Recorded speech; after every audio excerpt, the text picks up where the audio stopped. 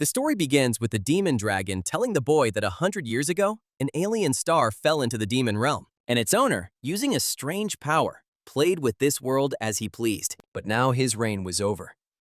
The boy coughed up blood, clutching his stomach as it gushed out. The dragon asked him what his wish was and what he craved. With difficulty speaking, the warrior muttered that he wanted to go home, that he was returning. The dragon remarked that for someone who had risked his life to challenge him, such a wish was rather trivial. And although it was an impossible wish, he definitely knew exactly where to go. The dragon then revealed that the power to return home was contained in the spatial sphere within his heart, which made Siu smile. He asked the dragon if he knew how much he had suffered to find her, claiming to have spent the whole 100 years on this damned alien world. The dragon raised its sharp claw and told him that, if so, he should be grateful, because his futile life would end here. However, Su only smiled and replied that he could finally put an end to this. The dragon brought down his claw, but at that moment, Su released a blinding light. The dragon was stunned to see his severed paw and demanded to know what this disturbing force was. Then he noticed that Su's wounds were healing at an incredible rate and realized that this was not just healing,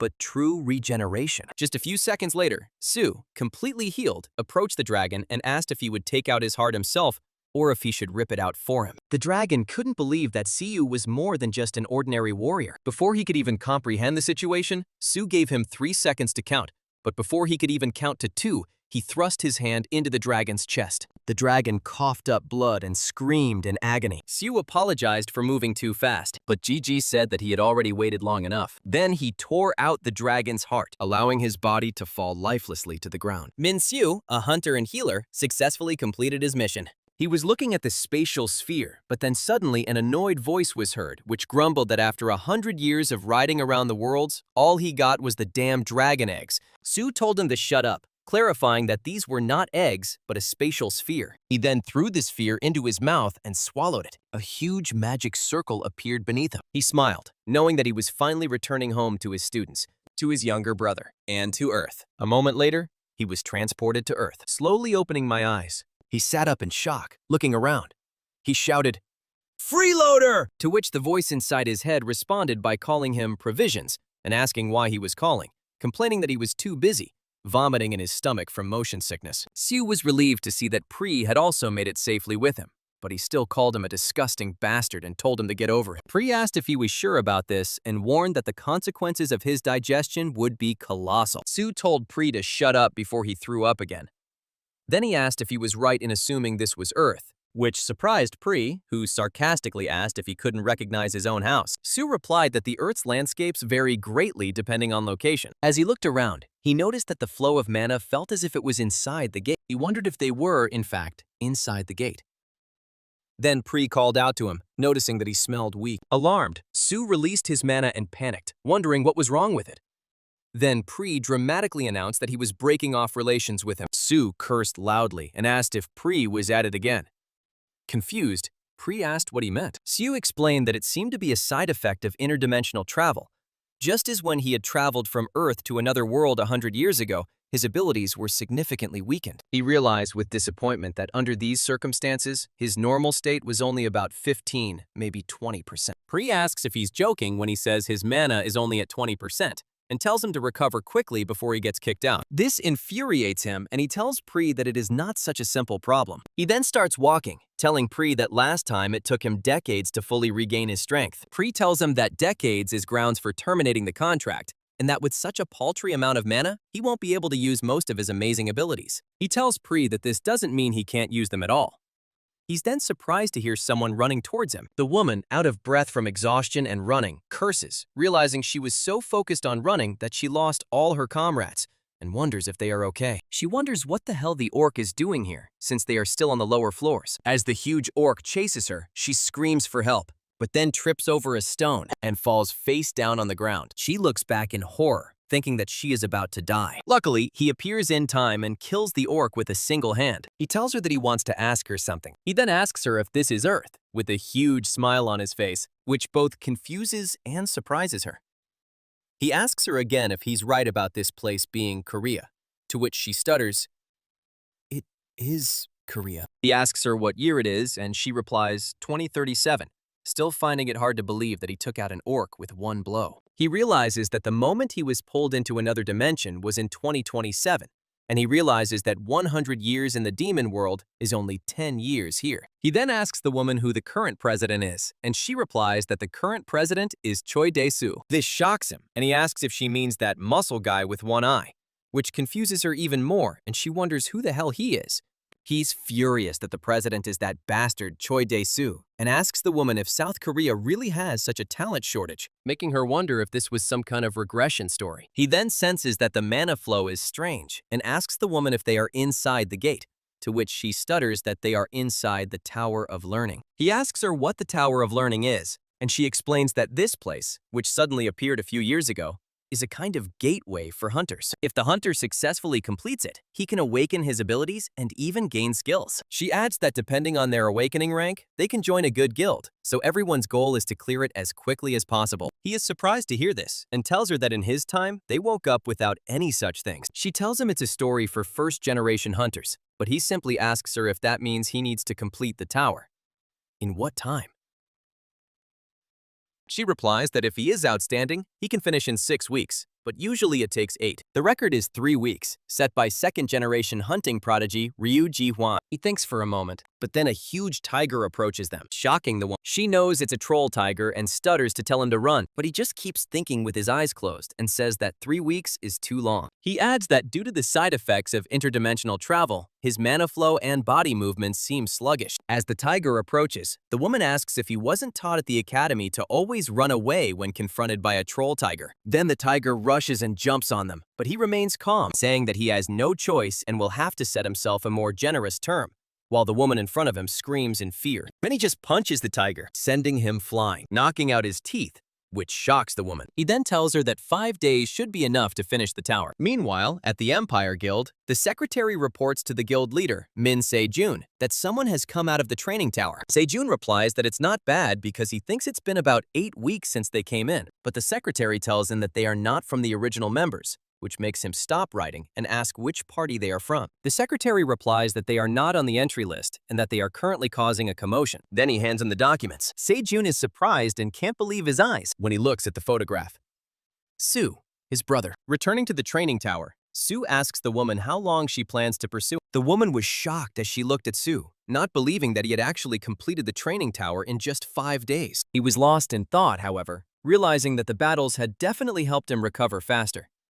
He estimated he'd regained 25% of his strength. The system's voice then announced that training was complete and that calculation of characteristics and analysis of skill compatibility had begun. However, the system suddenly declared that the measurement was impossible, which made Sue smile. Then the gates opened and he walked towards them. The woman, surprised, stammered and shouted for him to take her with him, but he just kept walking forward, thinking that he was finally back in Seoul. A moment later, on the other side of the gate, outside the Tower of Learning, a crowd of people were talking, when a huge man came up and asked why it was so noisy. One of his subordinates replied that the gate had just opened, but there seemed to be some problem. The man noticed the commotion and asked if they were the ones who opened the gate. He checked the login log and noticed a pretty face on the list. When the man approached, one of the officers recognized him as the commander of the 2nd detachment. The employee explained that the people had just come out of the gate, but Sue was not on the entry list. The man frowned, thinking this made no sense.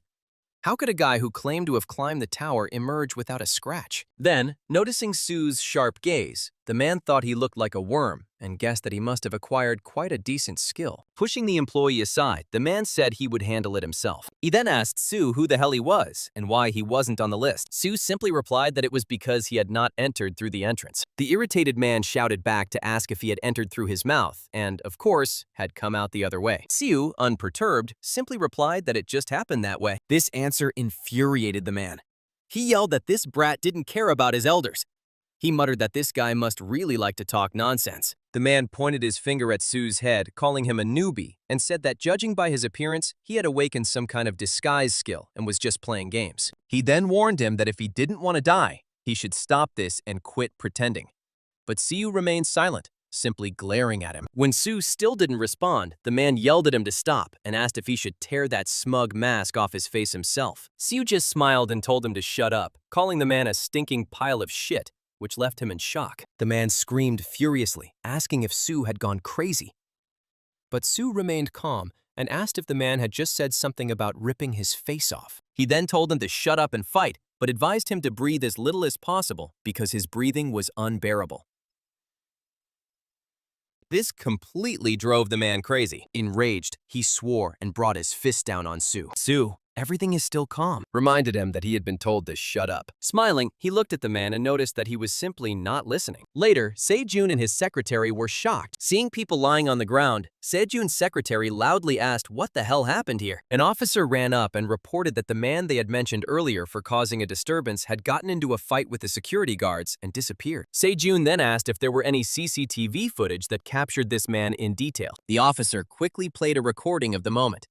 The recording showed the men simultaneously attacking Sue. However, Sue remained in place, effortlessly dodging and counterattacking with incredible speed, instantly cutting down all the opponents in front of him. The employee then explained to them that in just a few seconds, Sue had defeated 5 hunters and disappeared. The employee asked if Sue could be a hunter with the invisibility skill, considering he was completely invisible. However, Sejun replied no and told them that Sue was just moving quickly. This caused the employee to ask Sejun what he meant, but Sejun remained silent, confirming to himself that it was indeed his older brother, Sue. Sue looked exactly the same as he did 10 years ago. Sejun called his secretary HEALER and shouted out an order to issue a manhunt and mobilize everyone in the Empire Guild to search for Sue. However, they should under no circumstances engage in combat with Sue, but only inform him that they are from Min Sejun and bring him. Sejun's men rushed to carry out his orders, leaving him wondering where the hell Sue had been all this time to only show up now. He wondered if Sue had been kidnapped or was on the run,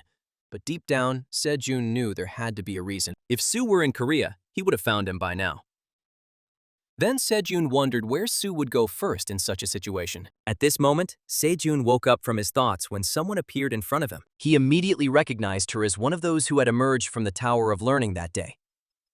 She told him that it wasn't she who had done anything to escape the tower, but that someone else had led them all out. Sejun replied that he understood and guessed that she must have come out earlier than expected, meaning she had probably acquired a decent skill. However, she replied that she wasn't sure yet whether it was good or not, but at least it was an A-rank skill. This made Sejun think that the final evaluation had not yet been completed, but getting her support in advance was the best option. He then asked the woman if she would consider signing a contract with the Empire Guild, assuring her that they would work out the best terms for the contract. She couldn't believe it, but at the same time, she was excited. She then asked Sejun if he was serious and said that if he really proposed, it would be an honor for her and her family. At this moment, someone appeared behind Sejun and noticed that, despite the fact that he called his guild the Empire, his actions were more like those of a bandit. Sejun turned around and warned Hunter Ryu Ji-hwan to watch his words, but Ji-hwan teasingly asked if Sejun was offended by his choice of words. Ryu Ji-hwan, an S-rank hunter and the guild master of the Diamond Guild, then commented that Sejun was surprisingly sensitive. Another S-rank hunter and White Lion guild master, Choi Sun-gil, then chimed in, saying that it looked like he had gotten ahead of Sejun. Sun-gil added that the entire security team had been wiped out and asked if this was the work of the unregistered awakened that the association had mentioned. Ji-hwan knelt down to get a closer look at one of the beaten men and laughed, noting that Sue was quite the impressive guy for causing such chaos the moment he stepped out. Sun-gil agreed and noted that they didn't know who Sue was, but they had better find him quickly. Judging by his strength level, he must have awakened a high-level skill, meaning he has the potential to become an elite fighter.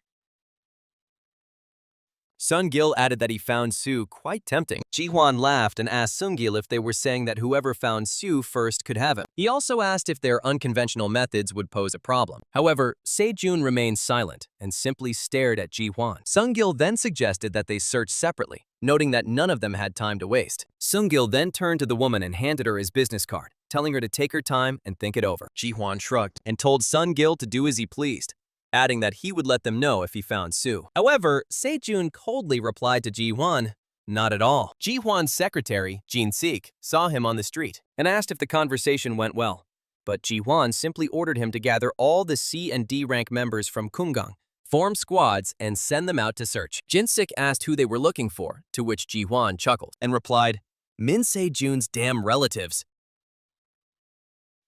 Meanwhile, in some restaurant, Sue was holding a large, tender, and juicy fried chicken in his hands. Pri incredulously tells him that as soon as he returned to Earth after 100 years, the first place he visited was just some chicken joint. But Sue just tells Pri to try it, and he will understand why he ran here like a dog. Pri screamed that this was madness and that he had wasted his whole life.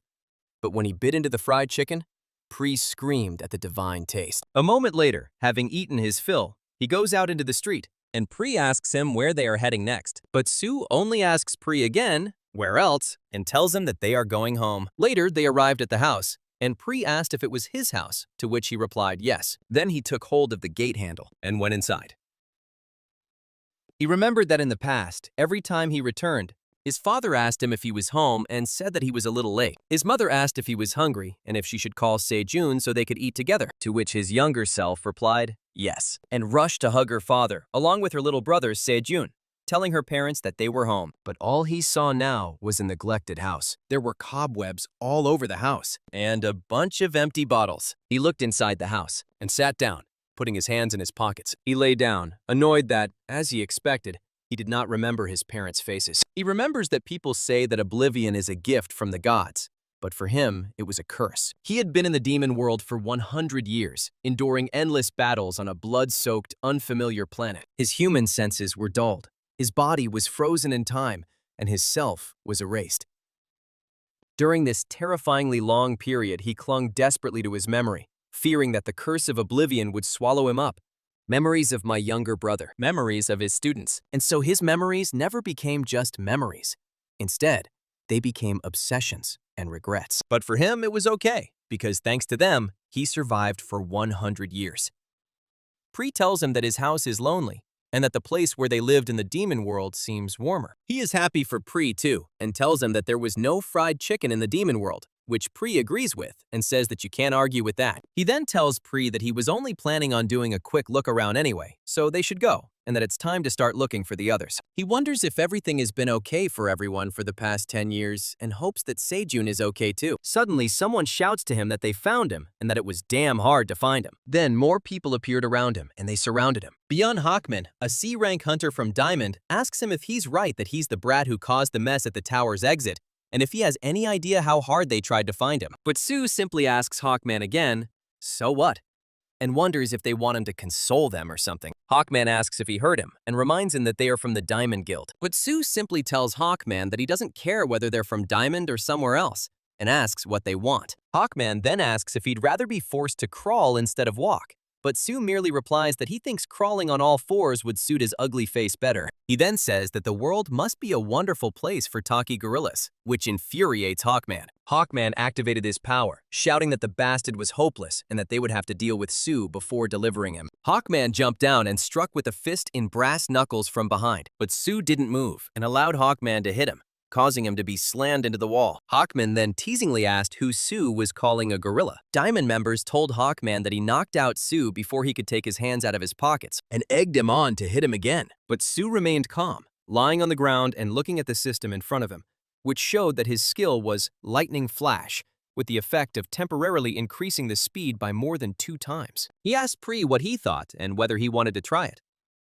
Pri replied that it was the first skill he'd absorbed since arriving on Earth, and that he wanted to try it. Sue stood up, answering well, which confused Hawkman. Hawkman was about to speak to him, but before he could, Sue was instantly behind him. Before Hawkman could ask how the hell he did it, Sue slammed him face down into the ground, causing Hawkman to scream in pain and shocking the rest of the Diamond members. There was silence for a moment before Sue raised his hand, calling Pri the Predator and telling him to eat. A dark magic circle appeared beneath them and successfully extracted Hawkman's skill, Lightning Flash. Sue was surprised it worked on Earth, too. Pri told him stealing skills was nice, but it didn't taste as good as fried chicken. Hawkman's team members, seeing him lying helplessly on the ground, they became enraged and everyone rushed to attack. Sue calmly told Pri that they should try out the skill they had just acquired, to which Pri replied that he understood. Then Sue used Lightning Flash to attack the crowd of people around him. One of the men managed to get close and swing his sword at Sue, but he didn't move and simply hit the man in the stomach with his knee. Then he saw that the man's skill was weak point critical hit. Sue told the man that his blade had become completely dull and scolded him that a swordsman should at least sharpen his weapon. Then he lunges at them with a knife, but just before he hits one of them in the neck, Sue stops when someone calls out to him. He looked back and was surprised, seeing Sejun behind him. Sejun called out to him with tears in his eyes, but Sue remained in shock until I could finally pronounce Sejun's name. 20 years ago, when the gates opened on a peaceful land, the world plunged into chaos. Monsters were rampaging inside the gates, and the first generation of awakened ones appeared, whose abilities manifested simultaneously with the gates, marked the era of savagery, when there was no policy or law to regulate the situation, and everyone was inexperienced. In such a chaotic world, Siu and Sejun, who lost their parents early, had to somehow survive. Siu, a first-generation awakened, dropped out of school to become a hunter and raise Sejun, who was still just a brat at the time. At that time, Sejun asked Siu if he was going to school today, and Siu replied that he no longer went to school because he was going to work. Sejun asked sadly if it was because of him, but Siu patted him on the head and explained that no, he was just a terrible student, so he decided on his career early. Then Sejun asked Siu when he would return and whether he would be late, but Siu simply told him not to worry because he would be back soon. Back in the present, Siu is at Sejun's house and tells him that his house is absolutely amazing. He then looks around excitedly and asks Sejun if this is the Han River, and if he bought all this himself without any loan. But Sejun simply replies that it's nothing, and that he earned the money using the skills his brother taught him. His room is here too. However, Sejun still feels like all of this is unreal, and he wonders if this is really his brother, the man who could not be found for 10 years. Siu is shocked to hear that he has a room there too, and tells Sejun that raising his little brother now seems like fun, and that he has been through a lot. This makes Sejun grit his teeth to hold back his tears. Looking back, Sejun tells him that he was the one who went through all the hardships, so seeing him joke like that makes him feel like he really is his brother. Sejun then asks if Siu knows how long he's been looking for him and where the hell he's been all this time. Sejun walks up to Sejun, pats him on the head, and says that they should sit down because he has stories for 100 years. Hours later, after finishing several cans of beer and a few packs of snacks, Sejun asks him if he understood everything correctly. To sum it up, 10 years ago, at the moment when Siu defeated the 4th Demon King, he was transported to another dimension by an artifact. In another dimension, he met a creature called the Predator, who could extract the skills of others, and Siu grew stronger using this ability for 100 years, while searching for a dragon with spatial magic. Eventually, he reached the Dragon King and defeated him, and used the spatial sphere in his heart to return to Earth. The Predator then tells him that the legs are delicious, which causes Siu to remember and tell Sejun that the Predator also came to Earth with him and is now inside his body. Horrified, Sejun asks if it's like a possession, but Siu replies that it's more like a parasite, causing Pri to threaten the boy with diarrhea. Siu tells Sejun not to take this too seriously. He knows it sounds crazy, but Sejun needs to believe his older brother isn't crazy. Sejun replies that she believes him because he's the one saying it. And besides, they no longer live in a world where such things sound completely absurd.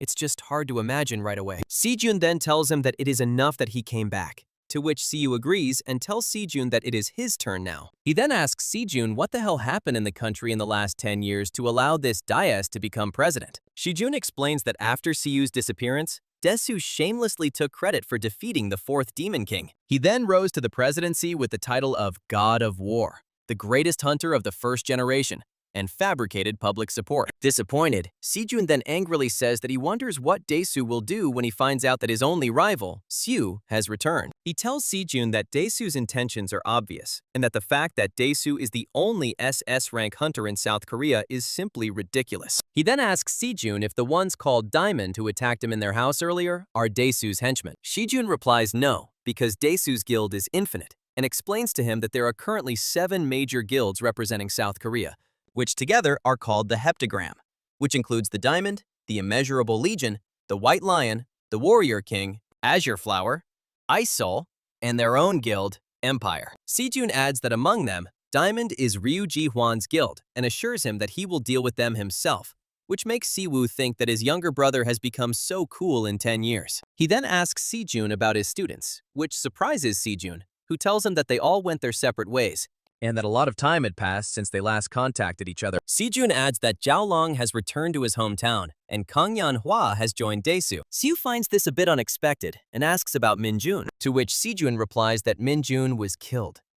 Siu is shocked and cannot believe that Minjun is dead. He asks Sejun who killed her, but Sejun replies that the body disappeared, so they couldn't identify the perpetrators. The only people who could kill a hunter were other hunters or unregistered awakened ones. So at that time, HMCS was involved in the investigation, but there were no leads. Siyu clenches his fist in anger and asks Sejun what HMCS is. Sejun replies that it means the Hunter Management and Control Department, an international agency that deals with hunting-related crimes on the front lines. Sejun also tells him that HMCS has the authority to investigate and arrest all awakened criminals. Simply put, it's the Hunter Police.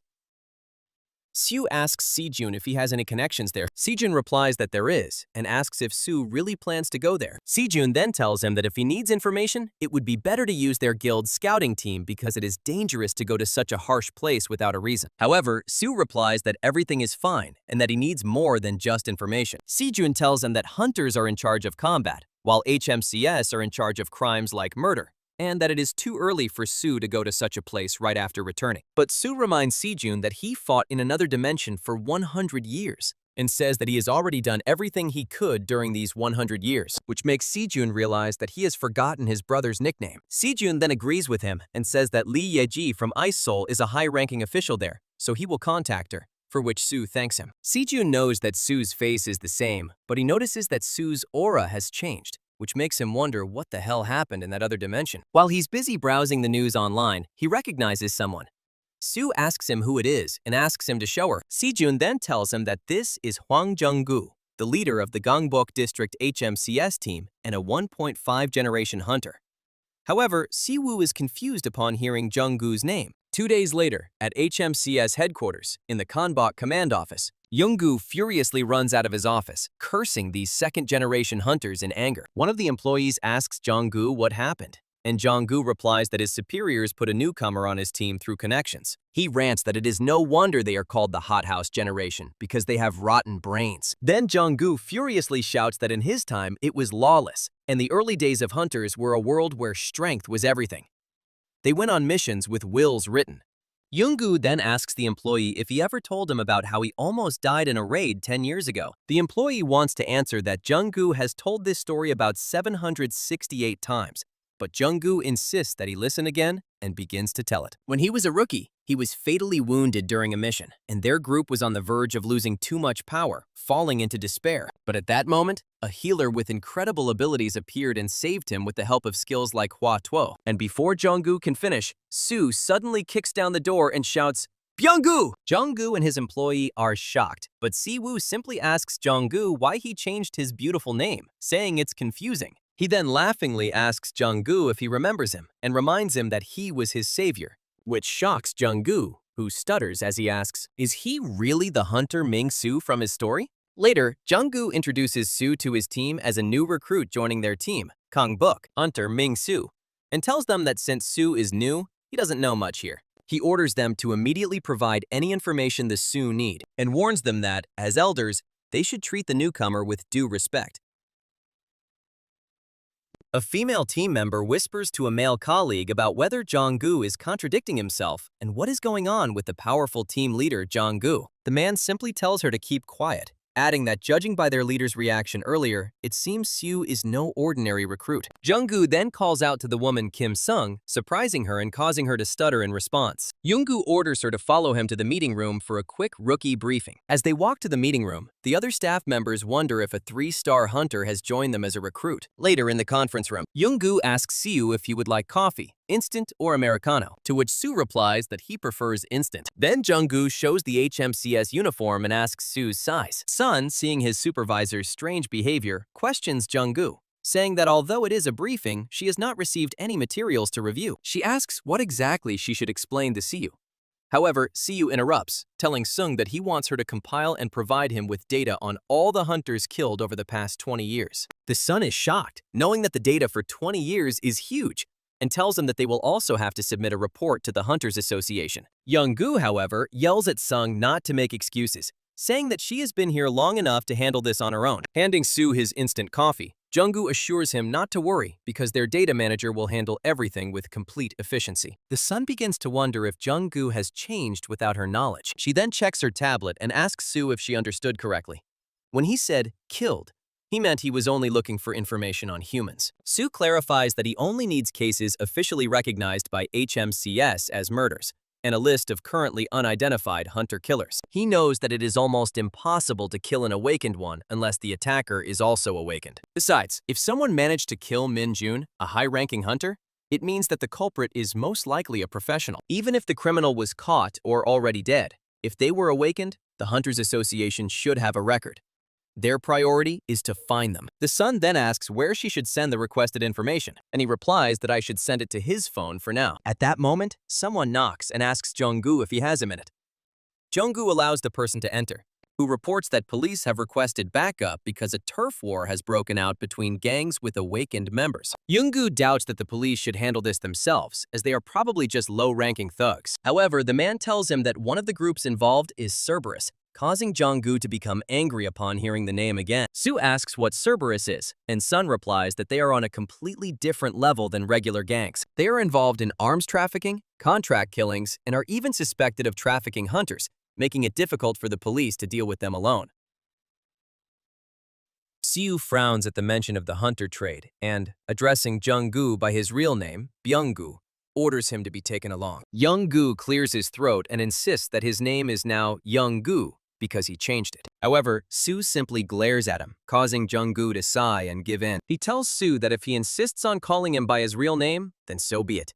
They have to go. Su agrees and stands up, putting on his uniform and noting that even as a rookie, he should at least have some training. Later at the scene, several men are found lying dead on the floor. Some people scoff, saying that the War Reaper's elite forces are not such a big deal. Kyung Hu, a Cerberus member and second-in-command, arrogantly asks if he is right that the elite War Reaper forces are nothing in front of Cerberus's shield, to which his henchmen immediately agree. Ji-chin, Cerberus's third-in-command, tells Kyung Hu that it's unfair since half of the War Reaper's elite forces were cut down by his cleaver. Kyung Hu smirks and asks Ji-kin if he feels left out, telling him to defeat him in a fight if he wants more recognition. Ji-chin replies that he should wait because one day he will surpass him. Kyung Hu laughs and asks what they would do without him, adding that it's good that he quit being a hunter and joined the organization. One of them asks eagerly if they should now start taking over their territory. Kyung Hu smirks and answers yes, declaring that from today on, this place belongs to Cerberus. Kyung Hu was about to order his men to turn everything over when something exploded behind him, scattering the others. Ji-chin panicked and shouted, asking if there were any more War Reapers left. He then approached them, asking what company they worked for.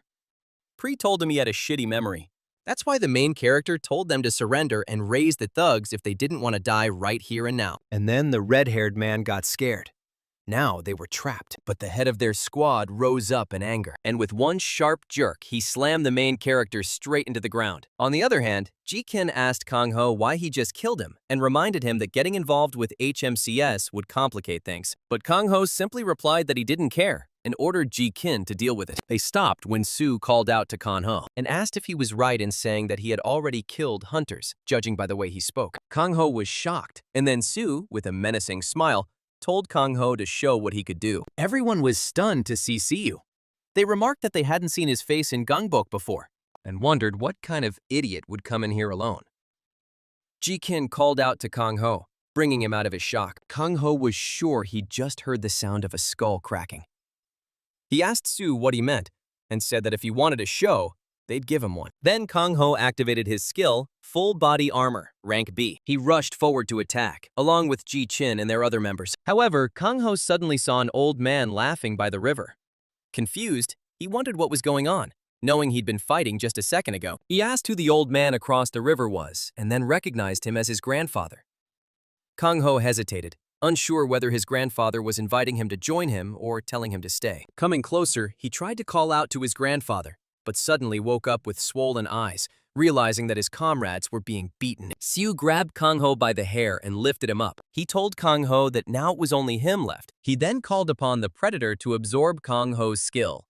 The Predator did so and commented that Kyung Hu's skill was quite tasty. Then Kyung Hu nervously insisted that they knew nothing, that they never killed the hunters because they were just pawns. Siu smiled and told Kyung Hu that he already knew that.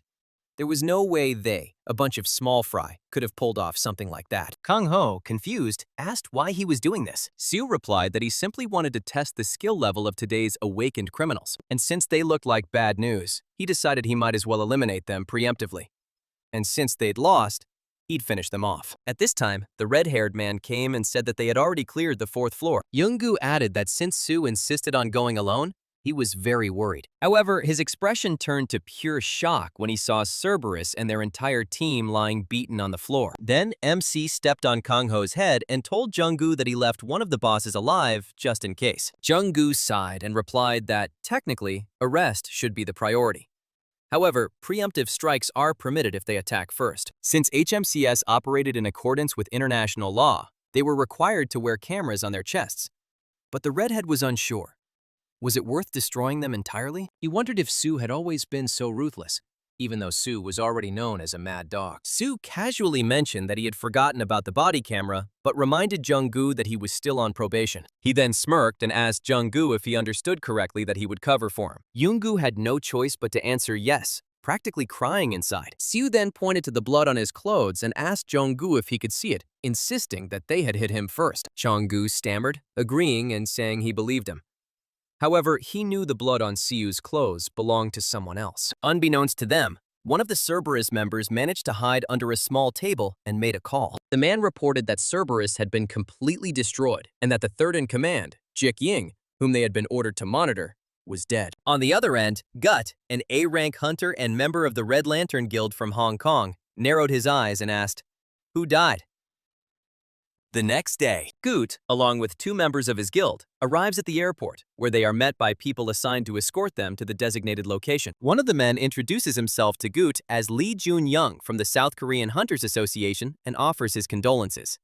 However, Gut simply asks where his brother is. Jun-young responds that the suspect's body, Ji-kin, is currently in the forensic department for hunters. He then informs Gut that they will take him there to identify the body, complete the necessary procedures, and escort him to the designated place of residence. But Gut, angry that Jun-young named his brother as a suspect, demands to know if it is true that the one who killed his brother was from HMCS. Jun-young replies that they cannot provide information on this matter. Gut then asks if it is possible to deviate from the planned plans, to which Jun-young replies that it is not allowed. He must remain at the designated residence until his pre-approved departure. He also warns that if Gut leaves without permission, he will be forcibly deported. He then tells them that they should proceed to the forensic department, which infuriates Gut even more. Frustrated, Gut asks if they are telling him to just burn the incense and leave. He then calls his member, Ryu Young-fung, a B+ rank hunter and a member of the Red Lantern Guild's Shadow Division. Gut orders Young-fung to find him, to which Young-fung replies that he understands. They then follow the officers of the South Korean Hunters Association while Gut mutters to Sue so that he would wait for him, and swears that he would rip out his heart while he was still alive. A week later, at the Empire Guild, Sue asks Sejun if they took all of Minjun's things. Sejun confirms and explains that about 2 days after Minjun's murder, his entire house was completely cleaned out. Sue asks if it is true that a hunter's mana is like a fingerprint, capable of revealing his code, affinity, and rank. Sejun nods, stating that investigators at the time believed the perpetrator took everything to erase all traces. Since Minjun was an archaeologist, he had tons of research materials at home, but there was not a single item left that could contain mana. Siyu then asks if Sejun is sure that there was a real criminal behind this and not just a random robbery, which confuses Sejun. Sue explains that if you look at the list of stolen items, many of them were valuable. Making such a mess actually increases the chance of leaving evidence, meaning that if the goal was to erase traces of mana, setting it on fire would be a much more reliable method. Sejun asks if Siwoo thinks that a random thief took advantage of the empty house after Minjun's murder. Sue says he checked the criminal records at HMCS and found more similar cases than he expected. He then starts walking, telling Sejun that they should gather some fences, like black market dealers, and interrogate them. Shocked, Sejun warns that trading stolen goods takes time, and since a year has passed, there's no way Minjun's things are still there. However, Sue insists that they won't know until they check for themselves, and tells Sejun that he will see him in the evening. Later that night, Sue finds himself in the black marketeer's lair, scratching his head in frustration as he remembers the confident words he spoke to his younger brother. Annoyed, he asks why there are so many damn thieves in this tiny country, lamenting that all his week's efforts have been wasted. Pri tells him that he has good intuition sometimes and suggests letting him lead. He then orders Sue to go right, but Sue angrily shouts that it is a dead end, calling Pri useless. Suddenly, he heard a man asking his boss if he had heard the latest rumors. He immediately headed towards where the voice was coming from and saw a man telling his boss that HMCS was conducting a massive crackdown on fences. Just yesterday, the entire Yeongdeung-po district was cleared. The boss, shocked, replied that this was nonsense because there were no reports or orders. The man, clearly concerned, told his boss that HMCS had global jurisdiction over all hunters, and even the right to execute awakened criminals on the spot. If they resist these guys with badges, they won't just end up in jail, they might become funeral food. But his boss dismissed his concerns, saying HMCS was just a bunch of civil servants. He confidently declared that they simply needed to kill them. The man agreed, knowing that high-ranking hunters could make much more money in guilds, and that institutions like HMCS didn't have many high-ranking ones. However, he then warned his boss that the guy who was raiding the buyers this time was not just your average crazy person. Considering that they specialize in stolen goods from hunters, he suggested that they move their warehouse before it was too late. As they walked and talked, Sue heard mention of the hunters' stolen goods and asked where the storehouse was. Both men were shocked and started screaming, demanding to know who was there. Sue simply told them that they were carrying out a warehouse confiscation, effective immediately. Horrified, the man told his boss he thought it was the same HMCS guy who had been raiding the fences. The boss immediately contacted his other men, ordering them to report to Zone 2 immediately due to an emergency. Sue demanded to know where the warehouse was again. He warned them that he was busy, so if they didn't want to die, they'd better just tell him. The boss then called a man named Hansen and ordered him to deal with Sue, but Hansen hesitated, replying that he was not the fighting type. At that moment, the boss's men arrived on the scene, asking what was going on, who the hell this guy was, and why the cop was there. Seeing the reinforcements, the boss became more confident and asked Sue if he even knew where he was. He then told his men that even if Sue was from HMCS, all they had to do was encase him in concrete and dump him in the sea. Sue smirked as he activated his power and sarcastically thanked the boss for gathering them all in one place so easily. He then turned to Pri and offered to use the skill, saying he hadn't done so in a while. Pri reminded him that the fee for using the skill was 1 chicken. Sue immediately agreed to the deal, and Pri activated his ability, allowing Sue to unleash his skill. A bright, stunning energy burst out of him, blinding everyone around him. He then released a powerful shockwave, attacking them all at once and causing a massive explosion. Everything around him collapsed, including people who were now groaning in pain and shock. Sue then approached Hansen and asked if he understood correctly that they would now show him where the warehouse was. Hansen, in tears, asked who the hell he was. Sue just smiled and replied that he was simply crazy. A moment later, Sue was inside the warehouse, surrounded by a pile of stolen goods. After tying the men up with ropes, he lifted the book, while Pri remarked that his intuition had been correct. Sue said it was just luck. Pri then asked if this was the book he was looking for, and if it was food, as it had a suspiciously scholarly aura about it. Sue confirmed it was the same book, recognizing it immediately. Looking at Minjun's research notes, he noticed a protective spell on them. Looking at the lock more closely, he realized that it was a formula that would not open unless activated by the owner's mana. Pri pointed out that the book wouldn't open and asked if Sue could read it. Sue replied that he didn't care about the book itself. He only needed the mana inside. He then called Kyung Hu, telling him that he had tied up a dozen awakened criminals and ordered him to come and pick them up.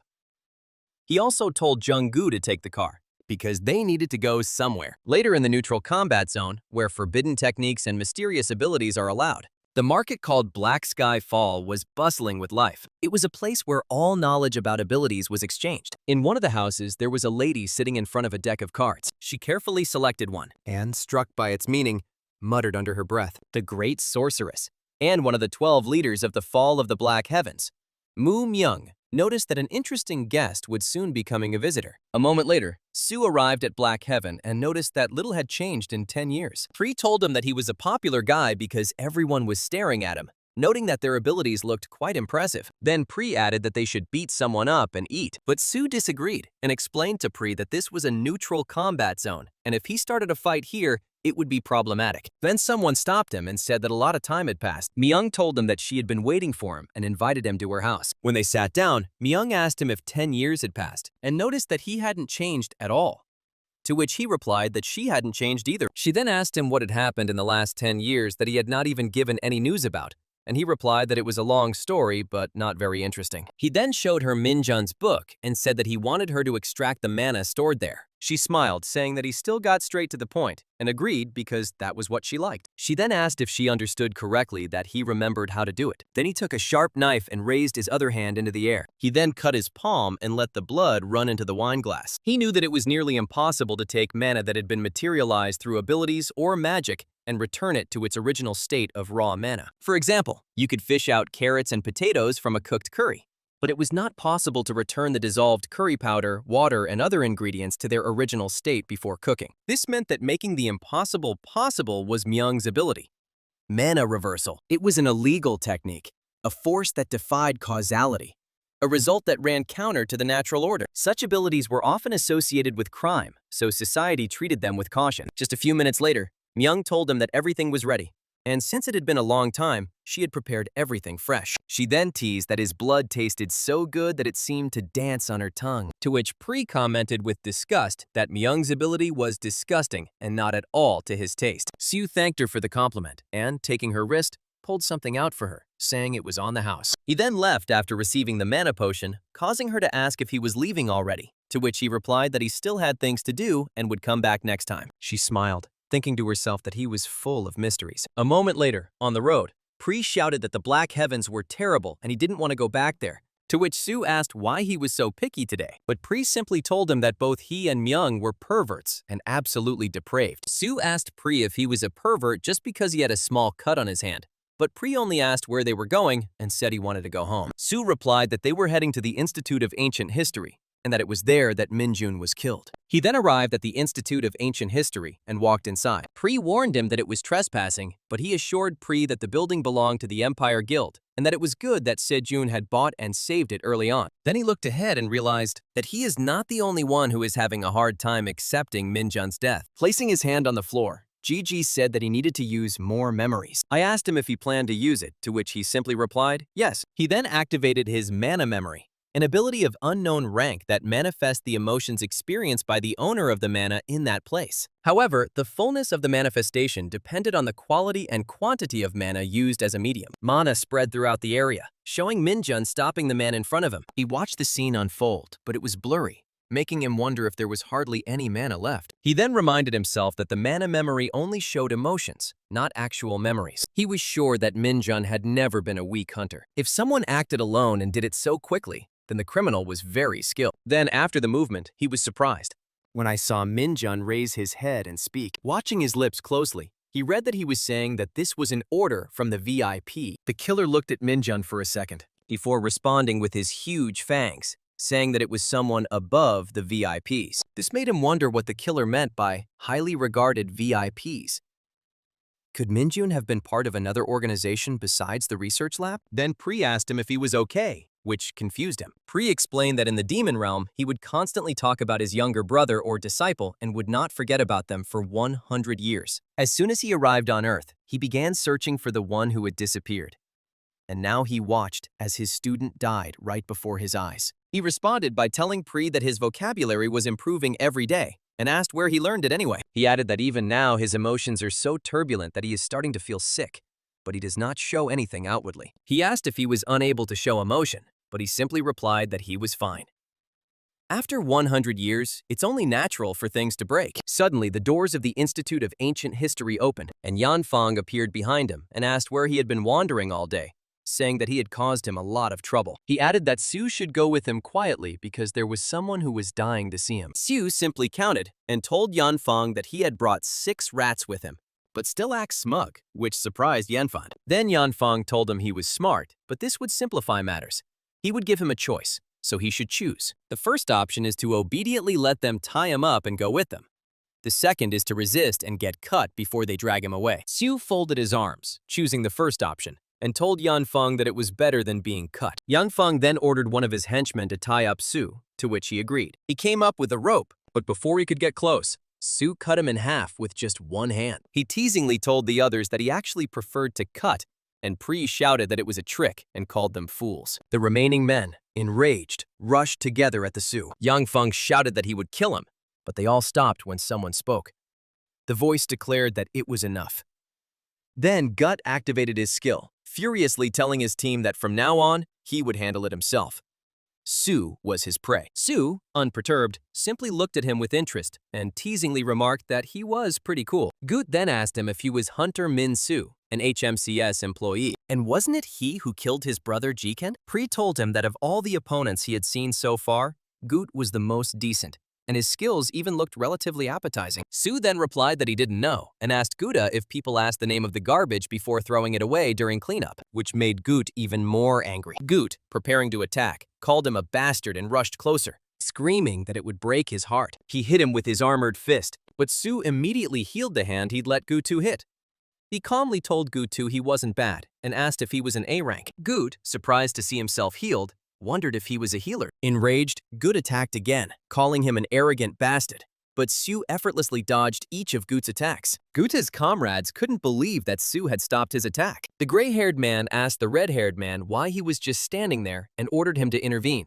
But before he could react, Su appeared in front of the gray-haired man and told them not to interfere. He then used his lightning flash skill, striking everyone around him with incredible speed, before saying that I haven't had this much fun in a long time. Yanfeng couldn't believe that a healer could use acceleration skills, and the others wondered what the hell he was as he lifted one of them up. Gut noticed that Siu saw all his escape routes and dodged with the minimum necessary movement. No acceleration-type hunter he had encountered in the gate had ever demonstrated such accuracy. Su, still holding the man, looked at Gut and told him that he seemed to be mistaken about something. He then scolded them, saying that if they had committed a crime, whether it was their brother or their child, they should be punished. If he killed them, it only meant that they were awakened criminals. He asked what was so unfair about this, and whether the citizens who had been harmed by Jiken should not feel offended. Gut, even more angry, shouted at him to stop talking nonsense.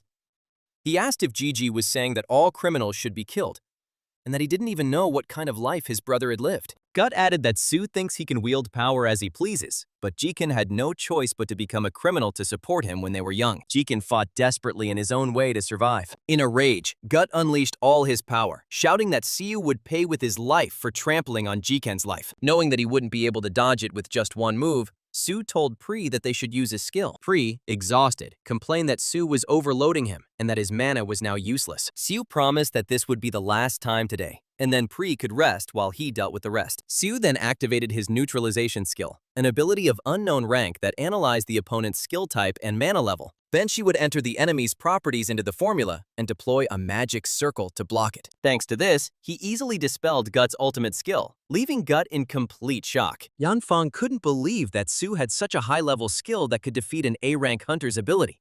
They had to run. Before they could move, Su appeared in front of Gut and asked him if he really thought that everyone who went through the same situation as his brother became a criminal. He told Gut not to trade in cheap sentimentality because it was outdated, and then kicked him in the chest. Gutu managed to block the blow with his hands in time, but the force of the blow still sent him flying back. His comrades became worried, but Gut shouted at them not to interfere. Gut then released more power into his armor, thinking that Su shouldn't be able to constantly use such a high-level skill. Deciding to finish everything in close combat, Gut concentrated Langya's 1,000 kills into a single strike. He then launched his spinning kick towards Su, but Su easily dodged it by jumping up. Su grabbed Gut by the hair and kneed him in the face, telling him not to use it. Every time Gut tried to activate his skill again, Su hit him again and again, reminding him not to use it. Finally, he slapped Gut hard across the face and explained that the building they were in was already dilapidated enough, asking if Gut would take responsibility if it collapsed. However, Gut still delivered a powerful spinning blow.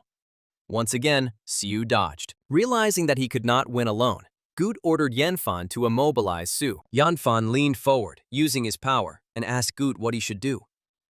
Gut had told him not to interfere, but now he wanted him to. Then Yanfang wrapped the chain around Su and held him tightly. Gut gave it his all and rushed towards Su, shouting that he would blow up his entire body so that he could not even be healed, calling him his brother's enemy. But Su only teased him, congratulating him on the fact that now both he and Ji-kun were criminals. He then used Lifesteal, an SS rank skill that absorbs the life force of all targets within its range. A magic circle appeared behind Gut, sucking away his life in a matter of seconds. Yanfang trembled in fear upon seeing this and stuttered as he asked what the hell this was and whether it was supposed to be a healer's skill. Su sank to the floor, telling Yanfeng that he had never been an ordinary healer. He didn't heal with mana. He manipulated the life force itself. He then proudly stated that he was a life spirit mage, and that was why he could do this. When he approached Yanfeng, he crawled back in horror, swearing that he would not resist. Su just hit Yanfeng on the back of the head and told him to shut up. Then he looked around, asking if everything was tidied up. Remembering the camera, he wondered if it was actually on this time. Looking straight into her eyes, he asked Chong over the phone if he'd seen everything, and if the recording was showing correctly. He then clarified that it was self-defense. Chong agreed that everything was displayed correctly, but admitted that instead of recording, he pressed the live broadcast button. 5,897 people are watching this right now. The next day, a man in the office mentioned that the situation was quite problematic for the Ministry of Foreign Affairs. He then asked, since when has HMCS been live streaming the suppression of awakened criminals? Another man responded that it started about 2 years ago as part of a video promotion initiative from HMCS International Headquarters to recruit talent. He explained that the process of eliminating the criminals was broadcast live via social media. But the project largely failed, and HMCS never created any decent recordings. The first man was astonished to see that HMCS had now acquired a truly incredible talent. A woman in the room intervened, asking if this was truly a problem now. She emphasized that the important thing is that the man killed in this live broadcast was the hunter Gut from the Hong Kong Red Lantern Guild, not a criminal. Suddenly, they all fell silent as someone entered. The man greeted them, saying he had kept them waiting. Seoul, Korea's president Choi Dae-soo then asked them what the problem was. A few days later, in the Empire Guild's dining hall, Sejun asked him if he was listening, which confused him. Sejun reminded him that he was talking about the video that had just been released on live TV, and asked if he understood correctly that he wasn't paying attention. Soo let it slip by replying that he was eating, but then corrected himself, insisting that he was listening. Siyu then commented to Sejun that the dining hall was on a whole other level, and that's why it was called a large guild. He asked if he could have lunch here every day from now on, to which Sejun replied yes, but told him to focus on what he was saying. Then Sejun told him that the live broadcast of the suppression of the Red Lantern Guild hunter Gut had caused a huge commotion. Luckily, the footage was captured on a shaky body camera, meaning Su's face wasn't clearly visible. However, if Dae-soo realizes he's returned, there's no telling what he might do. His mana hasn't fully recovered yet. Considering everything Dae-soo had done over the past 10 years to erase all traces of him, Sejun had come to the conclusion that it was best to lay low for now. Sejun took the egg roll, agreed with Sejun, and casually put it in his mouth. He told him that if he was that worried, he would keep quiet, as Sejun had suggested. So now, he should just eat his food. Sejun, chewing, asked if Siyu considered him a child, reminding him that he was almost 30 years old. Siyu simply replied that, to him, Sejun would always be a snotty kid. Suddenly, someone called out to Sejun. A woman approached, asking him what had brought him to the dining hall for lunch and who he was with. Su recognized her from the tower, but couldn't remember her name. She introduced herself as Hunter Shin Jisoo, a new recruit to their guild, and proudly mentioned that she had even awakened an A-rank skill, all thanks to Siu. Then Sejun asked if they were going to a joint seminar for new hunters today, to which one man replied yes. He introduced himself as Suk Tae-jin from the Empire Guild, and introduced Chu Ha-min from the White Lion Guild, and Yamato from the Ice Soul Guild. Tae-jin then told Su that he had heard a lot about him from Sejun, and knew that he had made great contributions to HMCS. He said he was looking forward to working with him, to which Su replied with a smile that he felt the same. However, Ha-min then asked Su if he was the famous newcomer who was causing a stir. He mentioned that he saw the video of Su killing Gut, and noted that Gut was something of a rival to him. Ha-min then said that it was complete nonsense, shocking Tae-jin, who stuttered as he asked Ha-min what was wrong with him today. Sejun angrily told Ha-min that he was being incredibly rude to a person he had just met, and more importantly, within the Empire Guild. Ha-min simply asked if he could even ask a question, and ridiculed the Empire Guild for being such bores. Tae-jin, becoming increasingly irritated, asked Ha-min if he had gone crazy. He was bringing shame to the White Lion Guild. Meanwhile, Jisoo and Yamato were already leaving the scene. Ha-min then teasingly asked if they were planning to play the fool and snitch to their superiors.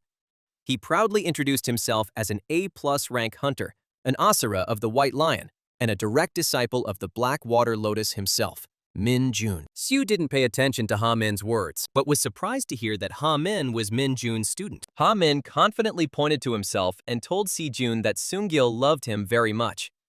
Siwoo stopped Ha-min, warning him not to make a scene in someone else's house. He told Ha-min that if he wanted to confirm anything, he should set a time and come to him directly. Apparently, Su added, Ha-min's master hadn't taught him any manners, and he was interested to see how well Minjun had taught him to fight. Ha-min was furious, perplexed by how Siu dared insult his master.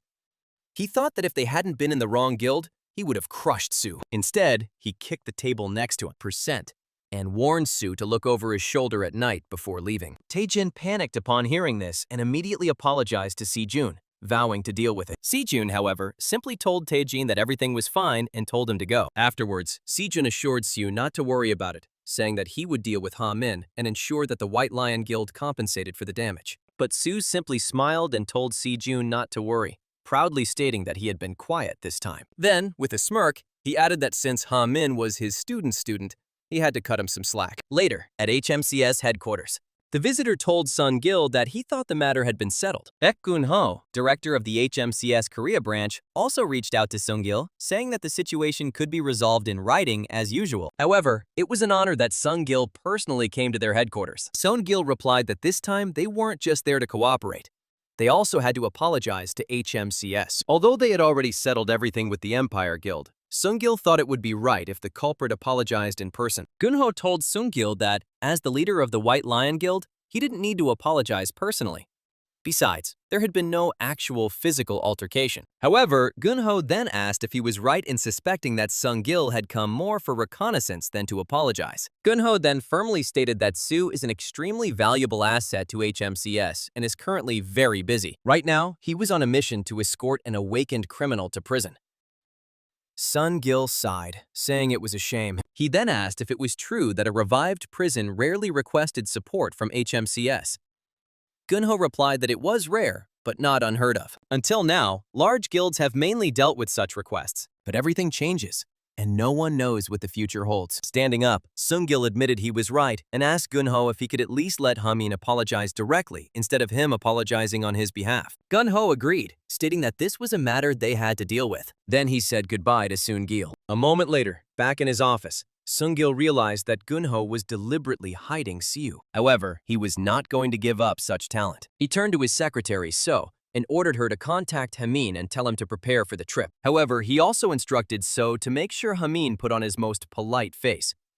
So confirmed the order and asked where she should tell Ha-min to go. Meanwhile, in Incheon, the police chief asked, "Is it true that HMCS received a request for support from their location? And why haven't they arrived yet?" The officer replied that they said they would arrive soon, but the boss angrily asked why problems had started after months of calm. Frustrated, he muttered about how criminals could never just get along. One of the officers glanced at Sherry Volk's papers and remembered that Volk had been arrested quietly.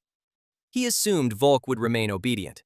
But suddenly, he went berserk. Even with minor restrictions, Wolf beat 5 people half to death. Wolf was a notorious criminal in the criminal underworld and was difficult for the authorities to catch. Sighing, the chief ordered his officers to quickly transfer Wolf to Gangwon-do before he caused any more trouble. The officers then headed to his special prison cell to pick up Sherry Wolf for translation. Meanwhile, Wolf recalled the conversation with the man who told him that the beast had a message for him. The man asked if the Wolf knew that the meeting was coming soon. He then instructed Wolf on the plan of organization, stating that they had already arranged everything inside the prison. If the Wolf wanted to get out, all he had to do was cause a disturbance inside. A minute later, Su arrived in Incheon and came closer, wondering if this is the awakened Incheon prison. A moment later, Haman arrived at Incheon prison and was shocked to hear that Su and Wolf had already left. Frustrated, he cursed, asking what kind of careless transport of prisoners this was. Noticing a blue bus on the road, he asked if that was the vehicle. The security guard confirmed it. Heyman rushed into his car, grumbling that now he would have to drive all the way to Gangwon-do. Cursing under his breath, he chased after the bus, vowing to make Sonil pay for his overtime and extra shift. Hours passed, and night fell. Shu stayed on the bus, peacefully sipping coffee while accompanying the Wolf during the translation. The Wolf called out to him, noticing that he was irritating to watch, and asked if he was enjoying his meal alone. Su simply replied, yes.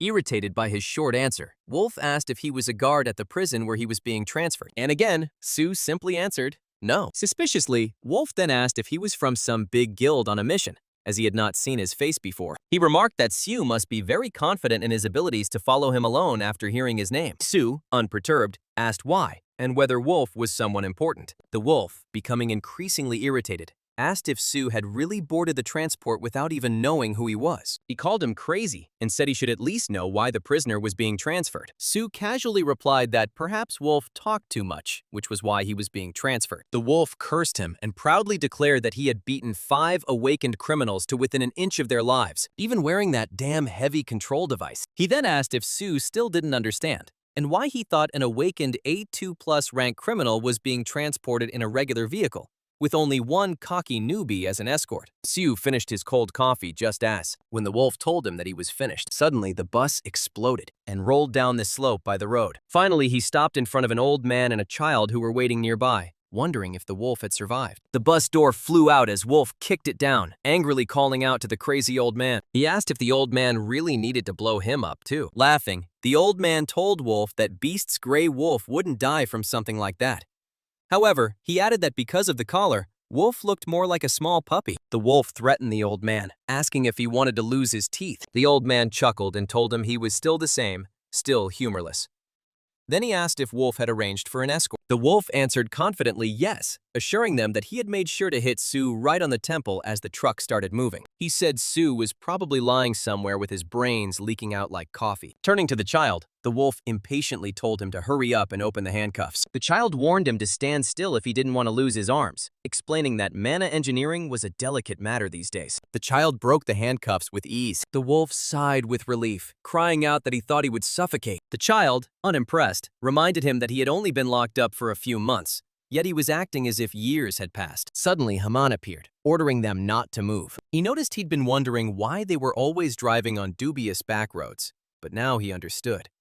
The Wolf had created a real mess. Then Haman thought to himself that if Sue really lost to someone like Wolf, then he really wasn't that good. Kamen glared at the group and asked if they were a gang of some sort, and if they wanted to talk now or after they were beaten and dragged away. The child recognized Haman and asked when he started following them. The old man noticed that there were no other hunters nearby, which meant that Haman was alone. The Wolf grinned and told them that it was perfect because he hadn't had a proper workout in a long time. Haman took up a position and shouted at them to stop whispering. He asked again who they were, but the Wolf simply told him that he didn't need to know because he was going to die soon. The Wolf then transformed into a bear wolf, an A+ rank creature. Haman was surprised to see that Wolf was a transcendent awakened, but he reminded himself that, in the end, even if he beat him, he would still be just a human. Without hesitation, Haman activated his skill, Asura's Diamond Barrage, an A-rank ability, which swirled the internal mana, forming an invisible armor around his body. Then Haman began to hit the Wolf repeatedly. The Wolf covered himself with his hands, wondering if it was an A-rank speed attack.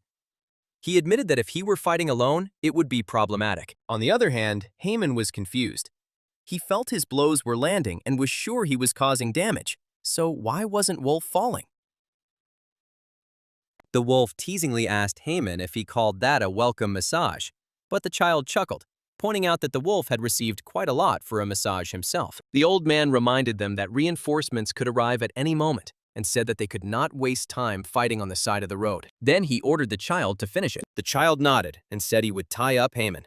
Then he activated his 10-headed snake skill. Haman noticed the attack and tried to run away, dodging the approaching snakes. Mocking the child, he asked him what he was going to do with such a toy snake. But before he could react, as if a snake had coiled around his body, preventing him from moving. Then Haman was shocked when the Wolf appeared in front of him and punched him, grinning that the white lion wasn't that strong. The Wolf's blow landed squarely in Haman's stomach, causing him to fall to his knees, shaking in pain. He smirked, suggesting that in the criminal underworld, Haman was nothing more than a weakling. Haman swore loudly, shouting that the Wolf was talking too much when it was 3 against 1. The Wolf ignored him and kicked him repeatedly, telling him to stop whining. He mocked him, saying he was an idiot for rushing forward when he should have been waiting for reinforcements. The old man then told the Wolf that they had no time and told him to finish off Haman. The Wolf nodded, saying that he understood. He sharpened his claws and asked Haman if he had any last words, but assured him that his answer was of no importance to him anyway. Haman clenched his teeth, knowing he couldn't leave like that. Luckily, something suddenly fell in front of Haman, destroying the snakes that bound him. The child coughed up blood from the blow. Sue then stepped forward and asked Haman if he really surrendered before the enemy dealt the finishing blow. He asked if Minjun had really trained him like that. Haman was stunned to see him alive. Sue casually explained that it took him some time to figure out the little camera. He then asked which was the live broadcast and which was the recording. Pri chuckled and asked Su if his eyesight was getting worse, telling him to buy himself some reading glasses. The wolf couldn't believe what he saw. He was sure he had crushed the Su's skull. The old man noticed that Su didn't even resist before dying. Even he couldn't sense any mana flow, which meant this wasn't an ordinary skill. Haman then shouted to Siu, telling him that he couldn't handle these guys alone and that he needed to wait for reinforcements. Su ignored him and turned to Wolf. He then calmly listed their crimes: assaulting a supervising officer, removing the seals from awakened criminals, damaging a prisoner transport vehicle, attempted murder of a low-ranking hunter, and, worst of all, interruption of his sacred coffee time. In accordance with the powers of the HMCS hunters, he hereby declares all three to be criminals caught red-handed. From now on, they will all be executed on the spot. He then releases his power and tells Haman to watch and learn from below. He lectures Haman about how Asura is not a skill for beating. He places his fist in his palm and prepares to demonstrate. But before he can continue, the wolf, thrown up by the old man's strength, shouts at him, demanding to know what kind of nonsense he is talking about. As the wolf approaches, he effortlessly strikes him in the face, sending him flying backwards. He then notices that Aura is a piercing skill, and then releases the black-armored Asura's blood dance wave, a technique of unknown rank, shocking Haman, who recognizes it as his master Minjun's technique. He rushes towards the falling wolf and comments that the meat needs to be properly bled before it can be beaten. However, before he can get any closer, the old man intervenes. While protecting Wolf with Thunder Wall Strike, Mahuraga uses an A2 plus rank skill. He stops at the very last moment to avoid the attack. Noticing how the old man skillfully uses double casting of spells in battle, he acknowledges his skill, noting that he has not lived his years in vain. Pri then intervenes, demanding to know what the technique is, saying he's never seen a skill like it, and asking if it's edible. He answers with a simple no, and explains that it works like a one-use scroll, where mana is applied to a spell imprinted by its creator. Haman then shouts out his name, demanding to know who he is and how he knows his master's skill. Before he can respond, Haman is slammed into the ground with force, the work of an old man. The old man warns him against making any careless movements if he does not want to see how the young one will be crushed by his gravitational formation. However, the main character remains calm, stating that he was interested in what the old man was doing on the sidelines while his comrades were being beaten, and he asks if the old man is threatening him. The old man replies that it's not a threat, but a deal. If they are allowed to leave unharmed, then Haman will also remain safe. Then the main character claims that the old man is right in assuming that the mission was nothing more than a casual participation for him, and hints that if he decides to leave, it's not too late. Looking at Haman struggling against his bonds, he asks the old man if he is right in assuming that Haman can recover through sheer willpower. The old man, visibly surprised, hesitantly asks if they are not on the same side as the prison. He then asks if the old man admits that they are hunter-killers from a powerful organization. As he approaches, he points out that the old man possesses several valuable artifacts, demonstrating mastery of awakened skills, and has enough influence to put someone in prison, which makes his suspicions obvious. He repeats his question, where are they from? Instead of answering, the old man increases gravity and responds with a counter-question. Who is he, and what does he want? Realizing that the old man already knows the truth but still asks, he mockingly asks if he left his hearing aid at home. As he approaches, the old man tries to activate another artifact with his staff. Before he can cast a spell, the main character releases his shockwave skill and swings his hand downwards. His attack hits the old man's staff, effortlessly breaking it into pieces. The old man jumps back, wondering if he caused an overload by using the same type of electrical skill. He knows that such a reaction should be impossible with the mana density of an ordinary person. Looking at his hand, now surrounded by mana, he feels about 40% of his mana return and realizes that the warm-up is actually having an effect. He then tells the old man to stop wasting his time, reminding him that he doesn't have much life left to waste. However, the old man shouts back that he doesn't know everything and asks if he really thinks they will tell him such information so easily. The old man explains that most members of such organizations take a vow of silence, an oath tied to the signer's mana. Anyone who reveals information about the organization becomes a target for elimination. At this moment, the wolf comes to his senses. The old man calls him a stupid bastard, saying that he has finally woken up. Sivu grinned when he heard the old man ask if they were afraid of death. He then demonstrates his healing power by telling them that if that is the case, they should not worry. After a few deaths, they will get used to it. The old man, alarmed, shouts at the wolf to do something,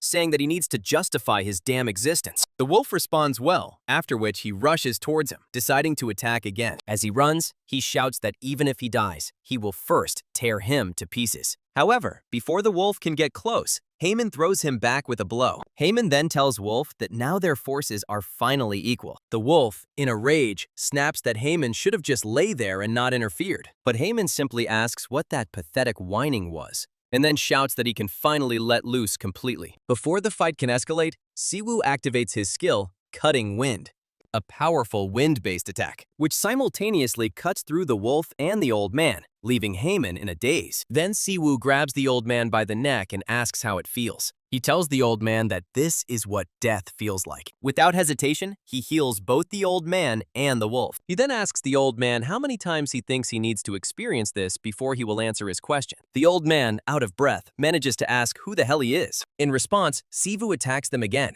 this time nearly killing them, only to heal them again. Haman, seeing all this, realizes how insane this is. Siwoo heals them, repeatedly bringing them to the brink and back again. Haman thinks that in their place, he would prefer to simply die. After repeating the cycle of near death and healing many times, Siwoo asks the old man for the third time where they are from. The wolf, broken and desperate, begs him to stop and urges the old man to simply tell Siwoo everything. The old man, finally giving in, stutters and pronounces the name. Beast. Siwoo smiles when he hears the answer, while the old man looks at him in shock. He had his doubts, but after seeing Siwoo's skill with his own eyes, he is now confident. Siwoo is one of the three masters who disappeared many years ago, the infamous mad dog Ming Shi-woo. Then Siwoo sits down next to the old man and tells him that now that their tongues are loosened, it is time to get down to the real topic. He creates an image with his mana and shows it to the old man, asking if they recognize the snake bastard. The Beast Assassination Organization is a small but elite group of hunters specializing in contract killings. Led by Raven, they are a force to be reckoned with, both in terms of skill and the huge number of tasks completed. The old man had spent years hiding in the shadows as a first-generation hunter, so when he received an offer from such a powerful organization, he had no reason to hesitate. For killers who belong to a group, secrecy regarding their comrades is the most basic rule. The moment they take a vow of silence, their life and death are in the hands of the organization. Loyalty is demanded until their heads roll off their shoulders. That is the law of their world. The old man knows that 15 years have passed since he joined the Beast, and he never imagined that he would betray them. And yet, having experienced real death several times, his lips parted of their own accord. Finally breaking the silence, the old man tells Siv that the man he is asking about, one of the members of the Beast, codenamed Black Mamba. Then Siwoo shatters the image of the Black Mamba in his palm and finally puts it all back together. They are from the same organization. Then Siwoo tells them that first of all, he has a question. He asks if they were ever involved in the assassination order for Hunter Yun Minjun. When they don't respond, he unleashes his killing intent, instantly stopping them in their tracks and leaving them trembling in fear.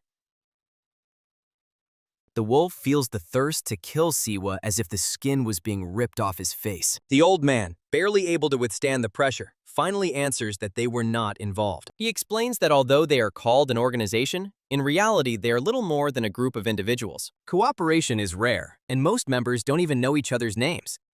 However, there is a reason they came to break the wolf out of prison. They did this because the organization's twice-yearly meeting was due to take place in a week. Their mission was to get Wolf out of prison and attend the meeting together. Bowing his head respectfully, the old man calls Siwa Great Master and tells him that if he wishes, they will reveal all the information. He then humbly begs Siwa to accept them as his subordinates. Haman, indignant, shouts incredulously, demanding to know what kind of nonsense this is. He then calls Siva boss and asks if he is seriously considering taking on criminals. Sivu, unimpressed, asks Haman since when he became his boss. Haman firmly replies that it was from the moment he used Asura, pointing out that anyone can understand his connection with Master Minjun. At the very least, he should be Minjun's fellow disciple, his senior, or perhaps even Minjun's master himself. Haman then insists that Siwa should not take in criminals and offers himself as an apprentice instead. He admits that he might be rough at first, but if Siwu accepts him, he will become his hands and feet. Sivu, indifferent, simply tells Haman to shut up for now. Haman immediately presses his lips tightly together, not daring to speak anymore. Sivu thinks for a moment. What he really wants is information about that snake bastard Black Mamba. If he leaves these criminals alone, the organization will most likely execute them soon. However, if they first report its existence to the beast, it will be problematic. After considering the situation, Shiwoo agrees. He tells them he will accept them as subordinates, shocking Haman. The old man, relieved, thanks Siwa and vows to remain faithful and never become a burden. However, Siwoo then declares that there is a condition. Even under duress, those who have betrayed once will betray again. Therefore, they must swear the Oath of Mana. Wolf is shocked to hear this. He knows that the Mana Oath is a contract that, if broken, seals the Mana Core, rendering the user powerless. He protests, asking why he should be bound by another contract. But the old man whispers to the wolf to shut up. He opens a magic circle beneath them and orders them to gather mana in their cores and say their names. The old man declares that he is the red ghost, and the wolf follows him, also stating his name. Then the main character tells the ghost and the wolf that from now on, they are his limbs, and the price of their loyalty is his protection. As long as they are under the oath, their lives will be safe. He asks if they understand, to which Ghost responds with obedience, forcibly bending Wolf's head down. Haman, indignant, shouts and demands to know why he accepts criminals but not him. He continues to shout that if he does not accept him as a student, he will go straight to the association and report everything. Sivu looks at him with a murderous gaze, causing Haman to stutter and quickly apologize, insisting he was just joking. He absorbs the contract into himself, confirming with the ghost that the meeting will take place in a week. Then he calls Haman and says that he will take him as a student. Haman, full of delight, asks if he's serious. Sivu explains that for the upcoming events, they need as many hands as possible. He leaves, leaving Haman behind. Haman, now smug, teasingly asks Wolf and Ghost if they saw it, and proudly declares that he is now a direct disciple of this great man. Sivu considers their numbers, knowing that 4 people are enough to cause chaos, but he still needs one more person to clean up after them. A few days later, Incheon Prison. The warden of Incheon Prison demands to know how it is even possible that the dangerous criminal Wolf escaped from the car. The chief's irritation grows when he points out that the guards are completely unharmed, meaning Wolf must have simply escaped. HMCS are just idiots. Junggu remains silent, remembering Siwoo's words about the wolf being too fast to catch. He thinks to himself that if Siwoo is going to lie, he should have tried harder, and wonders if Sivu really believes that a simple word to clean up is enough to fix everything. The chief then asks why the new escort officer has not reported yet, shouting that discipline is in disarray and that all responsibility lies with HMCS. Chungu replies that usually 4 to 5 officers are assigned to accompany such a prisoner, and in cases of transfer to prisons, more than 10. However, in this case, he specifically requested only 1 officer, not counting the driver, and the driver was from Incheon Prison itself. The chief, now visibly shaken, asks what Jonggu is hinting at, before quickly insisting that responsibility still lies with HMCS. He then reveals that just before his escape, the prisoner confessed to bribing his superiors in that very prison. The chief, now in shock, asks if it is true that the body camera was turned off, dismissing it as an obvious lie. Junggu stands up as several HMCS staff enter the office. He informs the chief that while they cannot take Wolf's word for granted, HMCS will conduct a full investigation, both in relation to the escaped prisoner and in relation to the prison itself. He then asks the warden for his full cooperation. Later, Junggu is stunned to see him, but quickly recovers and reports that, as ordered, he has settled everything related to the escort mission. He also confirms that an investigation has been launched into the bribery case of the murder group. He looks at Haman, an old man named Ghost, and the wolf, the previously escaped prisoner. All of them stand before him. Before he can ask anything, Siwoo covers his mouth and tells him to shut up and sit down, because there's a long story behind this. Once Jonggu calms down, Siwoo announces that they're beginning the mission briefing. Tomorrow, they'll infiltrate the beast's meeting.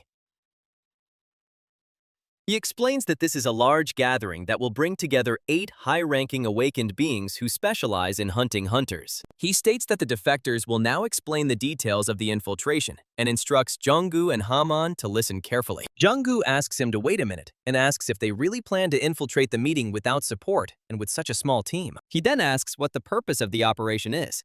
Siwoo simply replies that the purpose is obvious. This is the extermination of all these bastards. The next day, in the Beast's meeting room, all the members were sitting in their places. Wolverine noted that it was a rare sight, noting that the turnout today was unusually high. Tiger, however, pointed out that Red Ghost and Wolf were missing, meaning 2 members were missing, and the kid was dead. Wolverine chuckled and called Tiger a fool, explaining that he hadn't even counted the traitors. Hawk noted that neither Wolf nor Red Ghost seemed like the type to betray the organization, so their absence came as a surprise. Puma, unperturbed, simply stated that if they had turned their backs on the beast, then perhaps they should be eliminated. The porcupine, clearly angry, cursed the wolf, calling him terrible for abandoning their planned trip to the country of XX. She would kill him.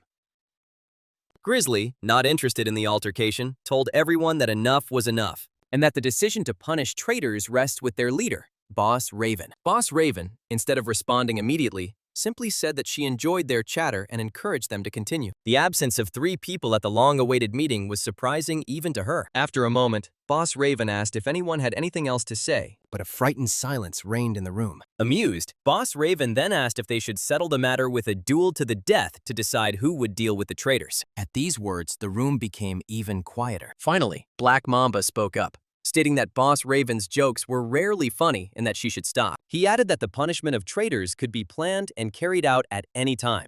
But the real problem was that they already knew the time and place of the meeting. Wolverine, nonchalantly, simply asked what the 2 nobodies could do, scoffing at the idea of them barging in right now. Suddenly, a system alarm blared, warning them of an intrusion. Unidentified movements were detected on routes 1 through 5. Boss Raven laughed when he heard the alarm and commented that he had jinxed it. Grizzly immediately instructed everyone that there were 5 entry points, instructing everyone to take one. The Tigress complained irritably that she had even put on new clothes today. 4 members stood up to deal with the uninvited guests, and Black Mamba reminded them to finish quickly and come back. Boss Raven told them that they would see each other later. Grizzly, embarrassed, asked if he, Porcupine, and Black Mamba would come too. Black Mamba dismissed the idea, saying he had no interest in messing around with small change. Porcupine, indifferently, pointed out that all the seats were taken anyway, so she would just stay and play the game. Boss Raven then turned to Black Mamba, remarking that he should have told them to at least bring the heads, or else those beasts wouldn't leave anything whole. Black Mamba replied that it was already impressive that Boss Raven had managed to put leashes on animals like them. Meanwhile, Kyung, hiding on the ceiling, watched everything that was happening in fear. He thought to himself that he had never won even 50 kopecks in the lottery in his life, and now, somehow, he had hit the worst jackpot of all possible ones. 30 minutes ago, outside the Beast's meeting room, Sivu and his team arrived at the Beast's headquarters, and Heyman immediately noted that they had indeed found themselves a decent anthill. The Ghost informed them that there were 5 entrances, each equipped with intrusion detection sensors. However, because the interior layout changed regularly, they could not tell where each entrance led inside the facility. The Ghost added that ultimately, all paths lead to the central meeting room, where their targets are located. The only difference is timing. With this in mind, the main character told them that each of them would enter through a separate entrance. If they all went through one, the targets might escape through another. He then asked Kyung-gu if he had brought the radio. Kyung-gu confirmed it and took it out of his bag. He instructed everyone to enter one by one and reminded them that there were sensors at the facility and the enemy already knew about their arrival.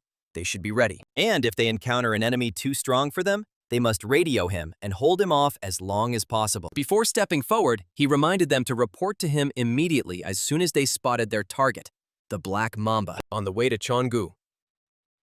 At first, everything seemed fine, but soon after Kyung-gu entered through his designated entrance, his path was blocked. Having no other choice, he headed for the nearest air duct, crawling through the ventilation shafts. Somehow, he reached the central meeting room first without encountering a single combatant. He wondered if they even had sensors along this route. He realized that every person in the room was at least A rank.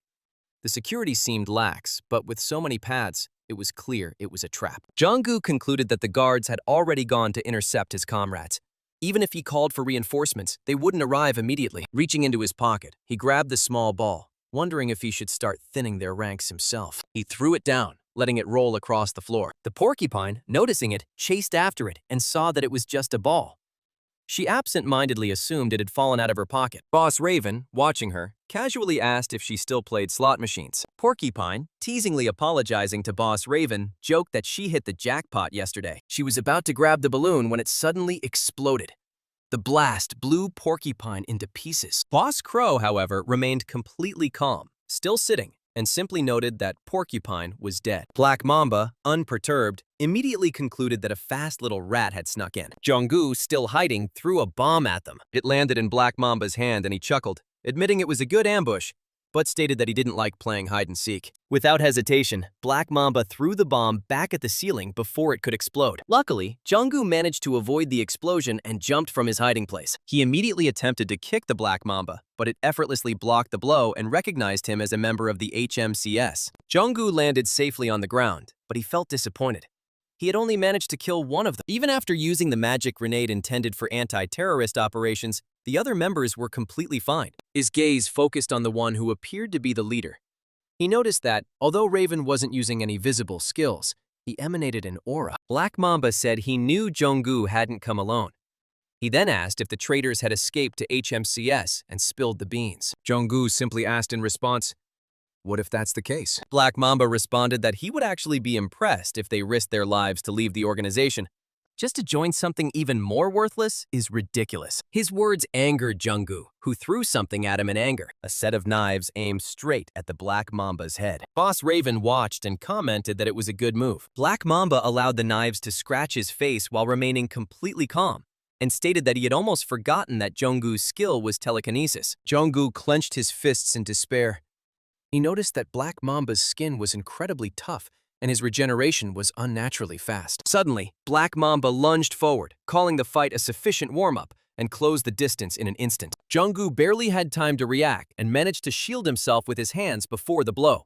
The force of the blow slammed him into the wall. Black Mamba said he didn't plan on leaving handprints on his vital organs, but since he was already bleeding out, he apparently had no choice. He then asked Boss Crow if he could kill Kyung Hu now.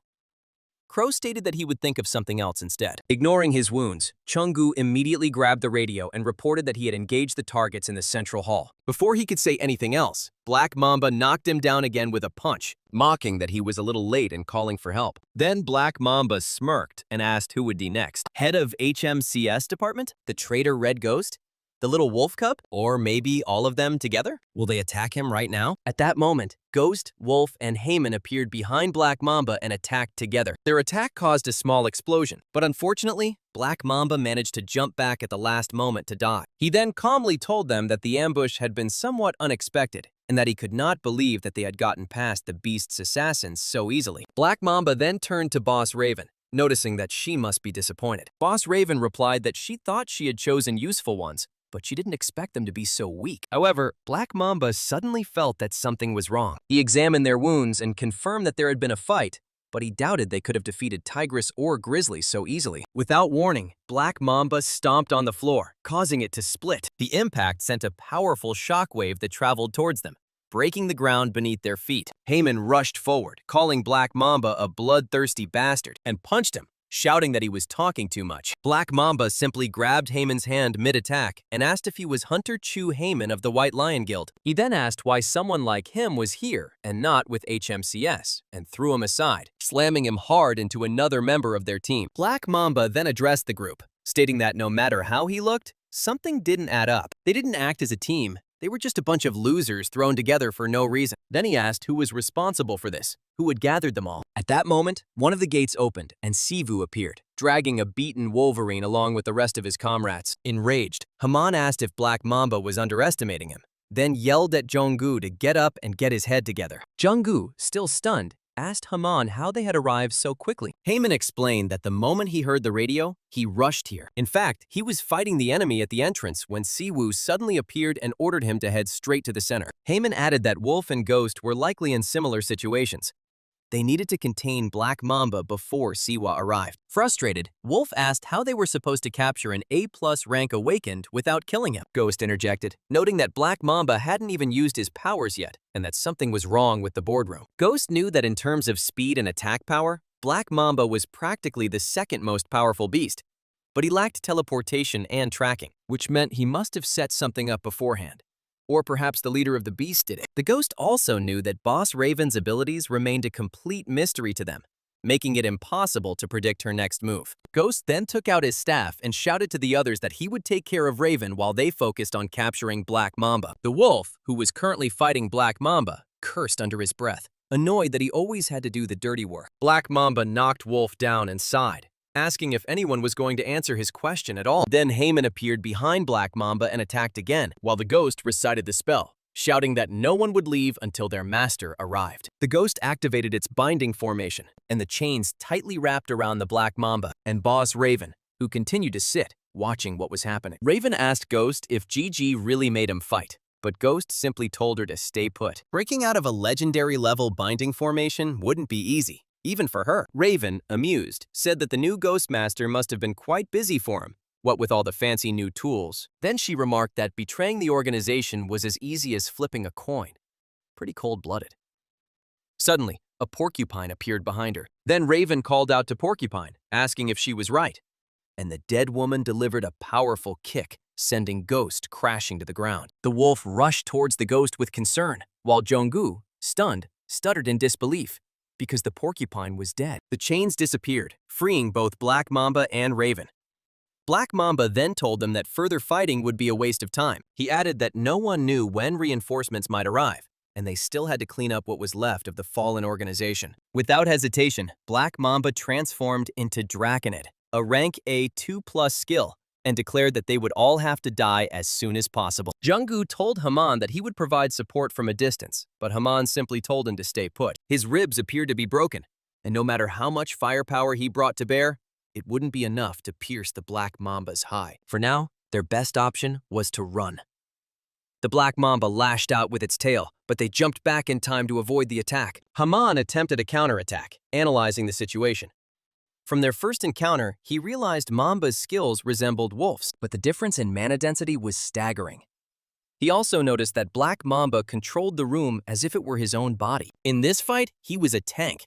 Black Mamba's durability was far superior, leaving him no choice but to stall for time. Haman noted that Ghost and Wolf were not doing any better, meaning that reinforcements were unlikely to be expected. Frustrated, he cursed under his breath, realizing that he had never been in a situation where he couldn't stand up for himself. Black Mamba suddenly stabbed towards Haman, but before he could connect, the knife pierced his arm, stopping the attack. However, Black Mamba simply healed himself, shocking Jung-gu, who didn't expect that he was also capable of elemental magic. The Black Mamba swung its tail again for a sweeping attack, but they again managed to jump away in time. Haman shouted to Jung-gu, warning him about the large rock above his head.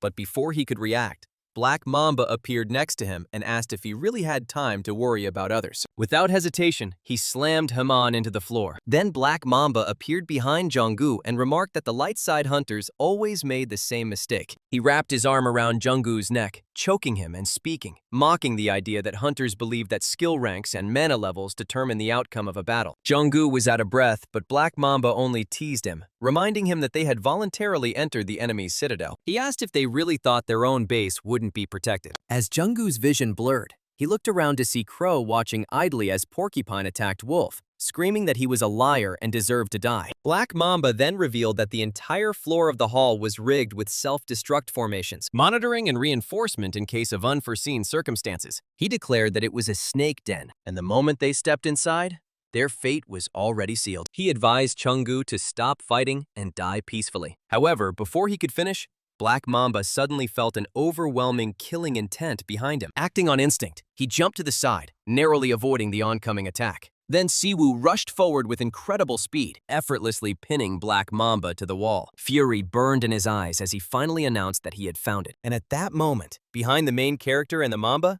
there was a wolf and a porcupine. The porcupine rushed towards the protagonist, screaming and demanding to know who the hell he was. However, before she could react, he easily killed her with a thunder-based attack. Raven, witnessing this scene, was amazed and asked if he had reversed all the magic circles in this space. He remained silent, only glaring at Raven while Priest screamed that this was only possible thanks to him. Raven clapped her hands, seemingly excitedly, and commented that the hall was worth billions, and he had reduced it to rubble in an instant. Black Mamba moved his hand slightly, stating that he was a little surprised by the rude intrusion, but now he finally understood everything. He then tried to hit him, but Siwoo jumped back in time to dodge the attack. Black Mamba then asked if he was responsible for eliminating the killers and gathering these people. Instead of a direct answer, he fired back furiously, demanding to know why Black Mamba was calling him the culprit when it had been his fault all along. Raven, now confused, asked if Black Mamba had been the target all along. Black Mamba, however, dismissed the idea,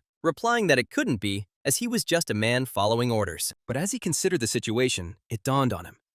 His adversary had come for revenge. The lizard admitted that whoever he killed would not have left any traces, meaning that his opponent was quite an impressive individual. Releasing his magic, Sivu confirmed that he had indeed come for revenge. But before that, he needed to find out something. While he was controlling his magical power, the ground beneath them shifted, trapping Black Mamba inside. Raven took a step forward, seeming to say something, but the ghost in the wolf immediately stopped her. The ghost warned her not to move, explaining that their master wanted to hear something. Raising both hands in the air, Raven assured them that she had no intention of interfering. Then she asked why they were so devoted to him. More importantly, who Siwu really is. All while watching Siwu effortlessly defeat the Black Mamba. The magical force pierced Black Mamba's thick skin again and again, causing him to curse under his breath. He never expected that the strengthening magic circle would be reversed and turned into a trap against him. He wondered if Siwa was using tracking magic, but after observing his skill in battle, he realized that was not the case. Instead, Sivu's attack speed was on a completely different level compared to a normal melee hunter. Sivu launched another attack, sending Black Mamba bouncing off the floor before crashing into the wall. As Black Mamba collapsed to the ground despite his wounds, he laughed and admitted that he had never met such people before. Black Mamba cast another spell, declaring that he was proud to know everything about high-ranking hunters. He then demanded to know who the hell Shiwu was. Releasing his magic towards Shiwu, he also asked what Shiwu wanted from him. However, Siwu easily dodged the attack and reappeared above Black Mamba, his leg raised to strike. Sivu told him he seemed to have misunderstood something. Before Black Mamba could react, Siwu slammed his head into the floor, reminding him that he wasn't the one asking the questions. He then asked if Black Mamba even knew how much he was holding back, because if he let up even a little, she would crush his head. Black Mamba, unable to withstand the merciless attack, began to beg him to stop. Sivu picked him up and in a cold tone reminded him of the phrase about VIPs. He then demanded to know who ordered the murder of Minjun. Black Mamba's eyes widened in shock when he realized that Siwu was talking about the archaeologist Minjun. Black Mamba laughed and asked how he even knew about this and if Minjun was his comrade. However, in response, he received a cold command to speak. Sivu reminded him that he wanted to live. Squeezing his hand tightly, Black Mamba stuttered and admitted that he was right and that he would tell him. But before he could say more, he suddenly activated his skill, opening his mouth and spitting dark saliva at him, screaming that even if he revealed the truth, his ears would melt before he could hear it. After letting him go, Black Mamba continued to laugh, stating that the main rule of a killer is secrecy regarding his clients. However, his laughter died when he realized his attack had failed. Shiwu's head hadn't melted. Furious, he asked if he just spat in his face. Sivu simply healed himself and asked Black Mamba in a serious tone if this meant he didn't want to talk. He warned him that he would force him to talk. Black Mamba, in shock, could hardly comprehend that his enemy was also a healer. In a panic, Black Mamba called out to Raven, but she only apologized, explaining that she was currently surrounded. Seeing no way out, Black Mamba looked at him, stuttering, and finally agreed to talk.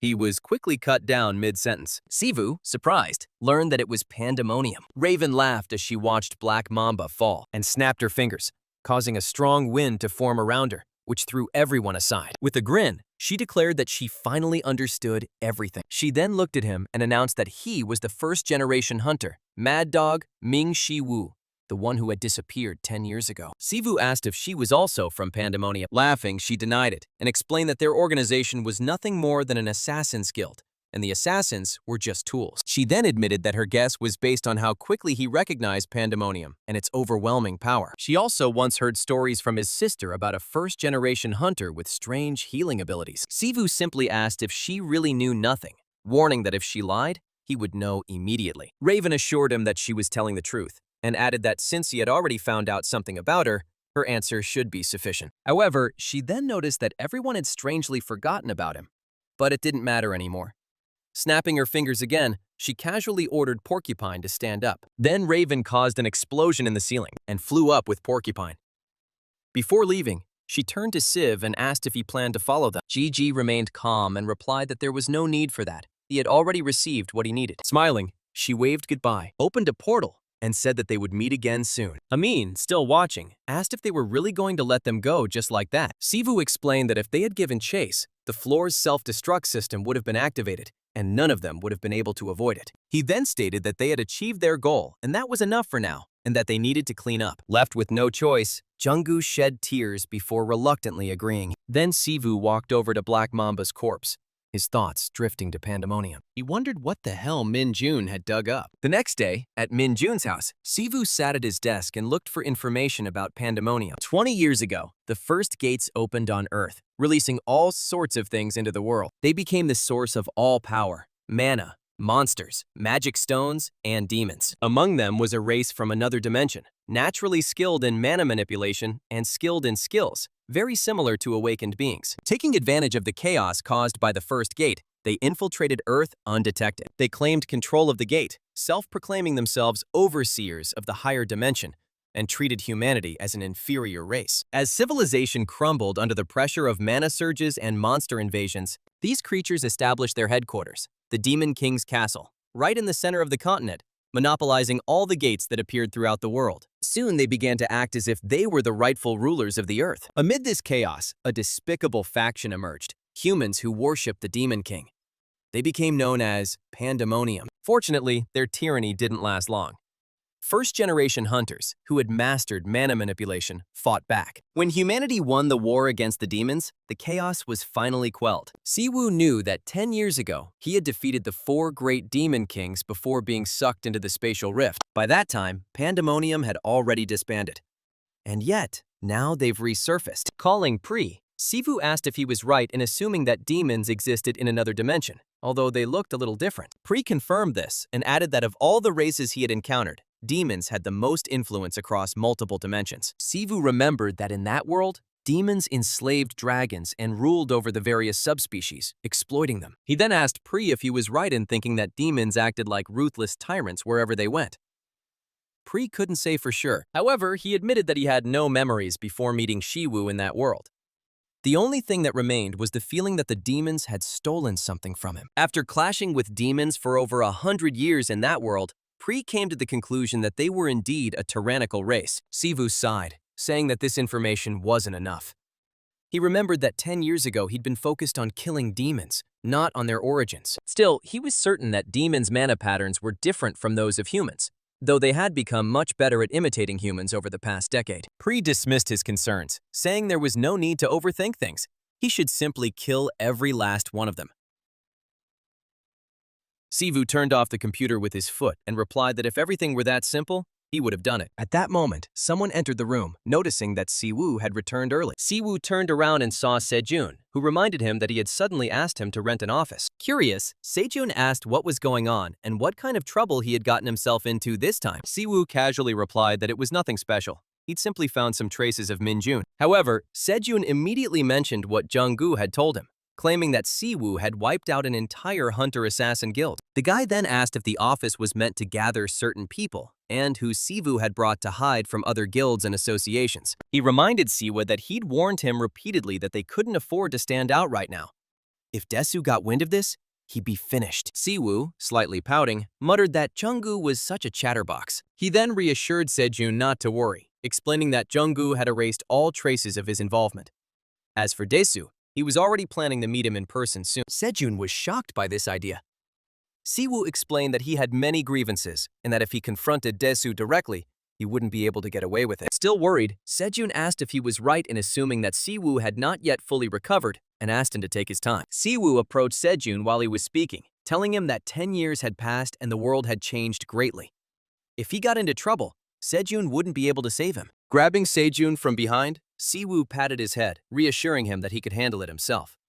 Then he teasingly asked why Sejun was so worried. Annoyed, Sejun yelled at him to stop, causing Siwa to smirk as he jokingly asked if Sejun was trying to fight back now. Sejun agreed, but reminded him to keep his promise, pointing out that he had agreed to train their guild's new recruits in exchange for office space. He then asked if he remembered Siwa Jisoo, the huntress, and mentioned that her awakened skill was quite unusual and difficult. Without much interest, Siwu agreed to look at her, and then changed the subject, saying that it was time for them to eat because he was starved. Surprised, Sejun asked if he was right in thinking Siwu had already eaten dinner, and if he was some kind of black hole. But Pri was hungry too. Siwu muttered that he felt like this whole famine was entirely Pri's fault. Before the conversation could continue, his phone rang. Seeing it was Jung Kook, he answered. The moment the call connected, Jungkook shouted, demanding to know why Siwoo hadn't mentioned his name in the incident. Irritated, Siwoo asked why he was shouting, whether he had already told everything to his brother, and whether he was tired of living. Jungkook, ignoring his irritation, insisted that that wasn't the issue and asked if Siwoo even understood how serious the matter was. He explained that this was the first time that a professional group of hunter killers had been exposed, and since HMCS dealt with them single-handedly, all the news outlets and agencies are now inundating them with requests for interviews and cooperation. He added that ever since the incident with Gat, Kyung Hu has been keeping a close eye on their team, and since Siwoo didn't mention his name, how can Kyung Hu now explain that he single-handedly dealt with all the killers? Siwoo simply ordered him to coordinate his story with the White Lion, since Koman was from that guild. Jungkook admitted that he had already tried, but the White Lion guildmaster, Seung-il, was completely different. Crying, Jungkook said that he understood that the Imperial guildmaster wanted to protect Siwa, but given the previous prison break incident, it would have been better if Siwoo had intervened himself. Siwoo agreed, but told Jungkook that he was currently eating. Wishing him luck, he casually said they'd talk tomorrow. Jungkook cried out in despair, calling his name, but Siwoo simply hung up. After leaving his office, Siwoo sat down on the sofa. From the kitchen where he was cooking, Sejun asked if it was Jungkook on the phone. Siwoo confirmed that it was him and added that Jungkook said he loved his job and was very happy. Then he looked at Sejun and asked how the demons had been behaving lately and whether they were the same as 10 years ago. Sejun shook his head and explained that after the disappearance of the 4 great demon kings, the demons actually proposed a peace treaty, and they seriously settled at the pole, founding a base there, universities, and so on. Since then, demons have not caused any serious incidents, and that some nations even cooperate with them in research. Some children even think that demons are nothing more than urban legends. Siwoo was irritated to hear that the demons actually presented a peace treaty. He shouted that it sounded like a joke and that it was funny when demons talked about peace. Siwoo felt the same way, but he also knew that they were also bad people and that not all demons were the same. And yet he couldn't shake the feeling that something was wrong. He noticed that the raven had mana, similar to demonic, but something about them felt different. This made him wonder if Crow was a half-breed between a demon and a human. It had been 20 years since the demons had appeared, so anything was possible. Taking their group photo, he reflected on everything that had led up to this moment. What started as a mission to avenge Minjun turned into something much more. The scene changed. Following Minjun's trail, step by step, making my way through the snow to the polar base of the demons. He had an uneasy feeling that this battle would last much longer than he ever expected. Later, Ghost, Wolf, and Haman gathered in his office. Siwoo ordered them to circulate mana in their bodies and concentrate, but at the same time they needed to be aware of their dantian. Haman, confused, asked what dantian was. Even after hearing the explanation, he admitted that it was not very clear to him. He asked if skill awakening was something that just burst out when the adrenaline kicked in. No matter how much he sat and meditated, it didn't seem to improve his performance at all. Wouldn't it be better to just move his body vigorously? Siwoo, clearly irritated, hit Wolf on the head and reminded them that they begged him to train them, and this is how they behaved. 4. He then asked if they seriously thought skill was like sweat, something that would leave them sluggish after just one drop. Frustrated, he asked if people these days were just throwing mana around without any control. The wolf then asked if all this difficult training was really necessary, arguing that if one blow was devastatingly powerful, wasn't that enough? Siwoo grinned and asked about the training tower. They first awakened their skills in the artificial gates, and now they are mistaken that they know something. He continued to lecture them, explaining that the power they gained was entirely dependent on how they burned their fuel. Man, the difference between controlled and uncontrolled mana use was like night and day. However, since they hadn't even mastered the basics of mana circulation, they only used their skills casually. That's why they couldn't feel their dantian. He explained that when a person first resonates with mana, a reservoir called the dantian opens within their body. The power generated from the mana circulating within the dantian is then awakened and manifested externally according to the individual's traits. However, the density of the skill depends on how effectively one can control the mana stored in the dantian. To demonstrate, he released his mana by rolling it across the tip of his finger. He continued, explaining that through training, the dantian could expand, allowing one to store even more mana. At an even higher level, additional dantians can open in the body. However, in their case, the people were exposed to mana for only about 20 years. Since it was still an unknown force, understanding its nature was even more important. Intrigued, Haman released the mana and stared at it. Then Siwoo told them that meditative training in mana control was the best method for understanding it, so they should shut up and concentrate. Pri, watching the unfolding scene, ridiculed Siva, saying that he was now pretending to be a know-it-all, although he himself had suffered for 100 years. Siwoo ignored him and instead turned back to his students and warned them that from the next day onwards, he would be pushing their bodies to the brink of death. Until they pay for their crimes, they will be trained to death. They both reluctantly agreed, stuttering. At that moment, Jung-gu entered the room, saying he knew Siwoo would be there. He also pointed out that Siwoo hadn't answered his phone calls. Siwoo casually replied that it was because Jung-gu called him at any time, and then teasingly asked if he was a stalker. Jung-gu replied that it didn't matter, and instead told him that he needed to report to headquarters immediately. The branch manager was calling him. A moment later, they arrived at HMCS headquarters and saw employees gathered outside. Siwoo turned to Jung-gu, asking why the branch manager wanted to see him and whether Jung had snitched on him. Jung-gu assured him he would never do such a thing. He suspected it might be connected to the corruption case surrounding the Insan prison transfer. Before they could continue, two men appeared before them. One of them turned to Jung-gu, asking if he was team leader Hwang. HMCS Gangnam's team leader Song Chang-won, accompanied by his deputy Ha Jun-tae, remarked that he heard that Jung-gu had pulled off something big. While they were on a business trip, Kanbuk's once-forgotten cabinet team suddenly became the subject of public discussion. Seeing that Chang-won had already returned from his business trip, Jung-gu was clearly irritated. He barked that if Chang-won was back, he should just go back to his place and work quietly. But why was he picking on random people? Chang-won, unperturbed, simply replied that it was just a friendly greeting. He then smirked and asked why Jung-gu was so sensitive and if the person behind him was the famous newcomer. Chang-won noted that Jung-gu, as the group's leader, certainly had excellent taste.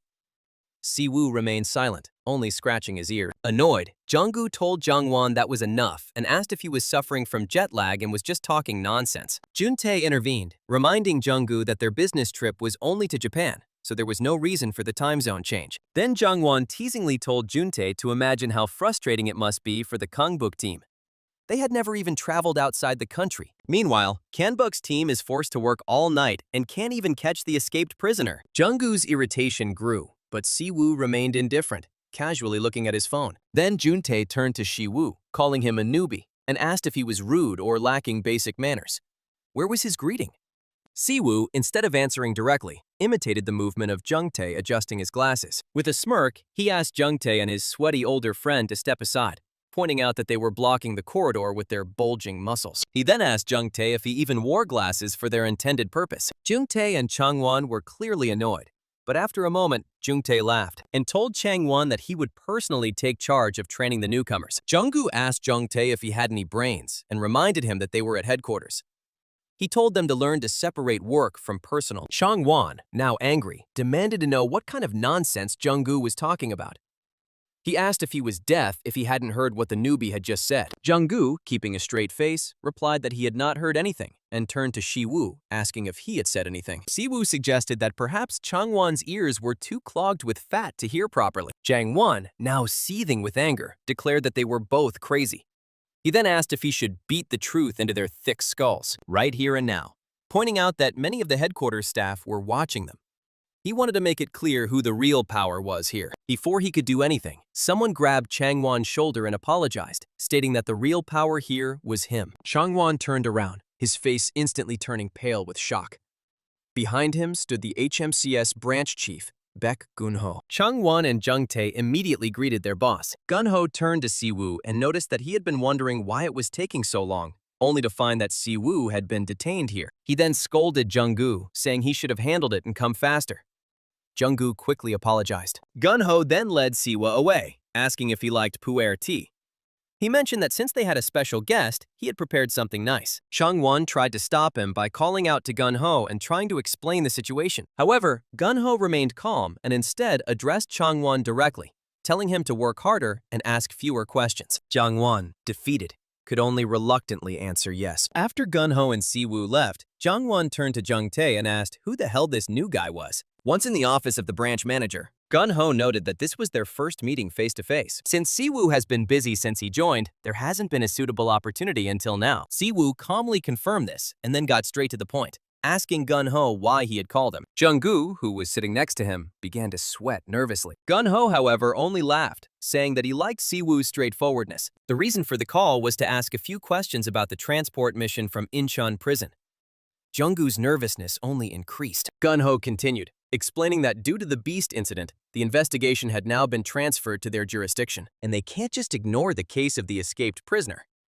Then he asked Siwa to explain himself. Gun-ho pointed out that it was hard to believe that someone capable of defeating Gat of the Red Light Guild could simply let the fugitive escape. He asked if Shiwoo was sure he knew nothing about the escapee's whereabouts.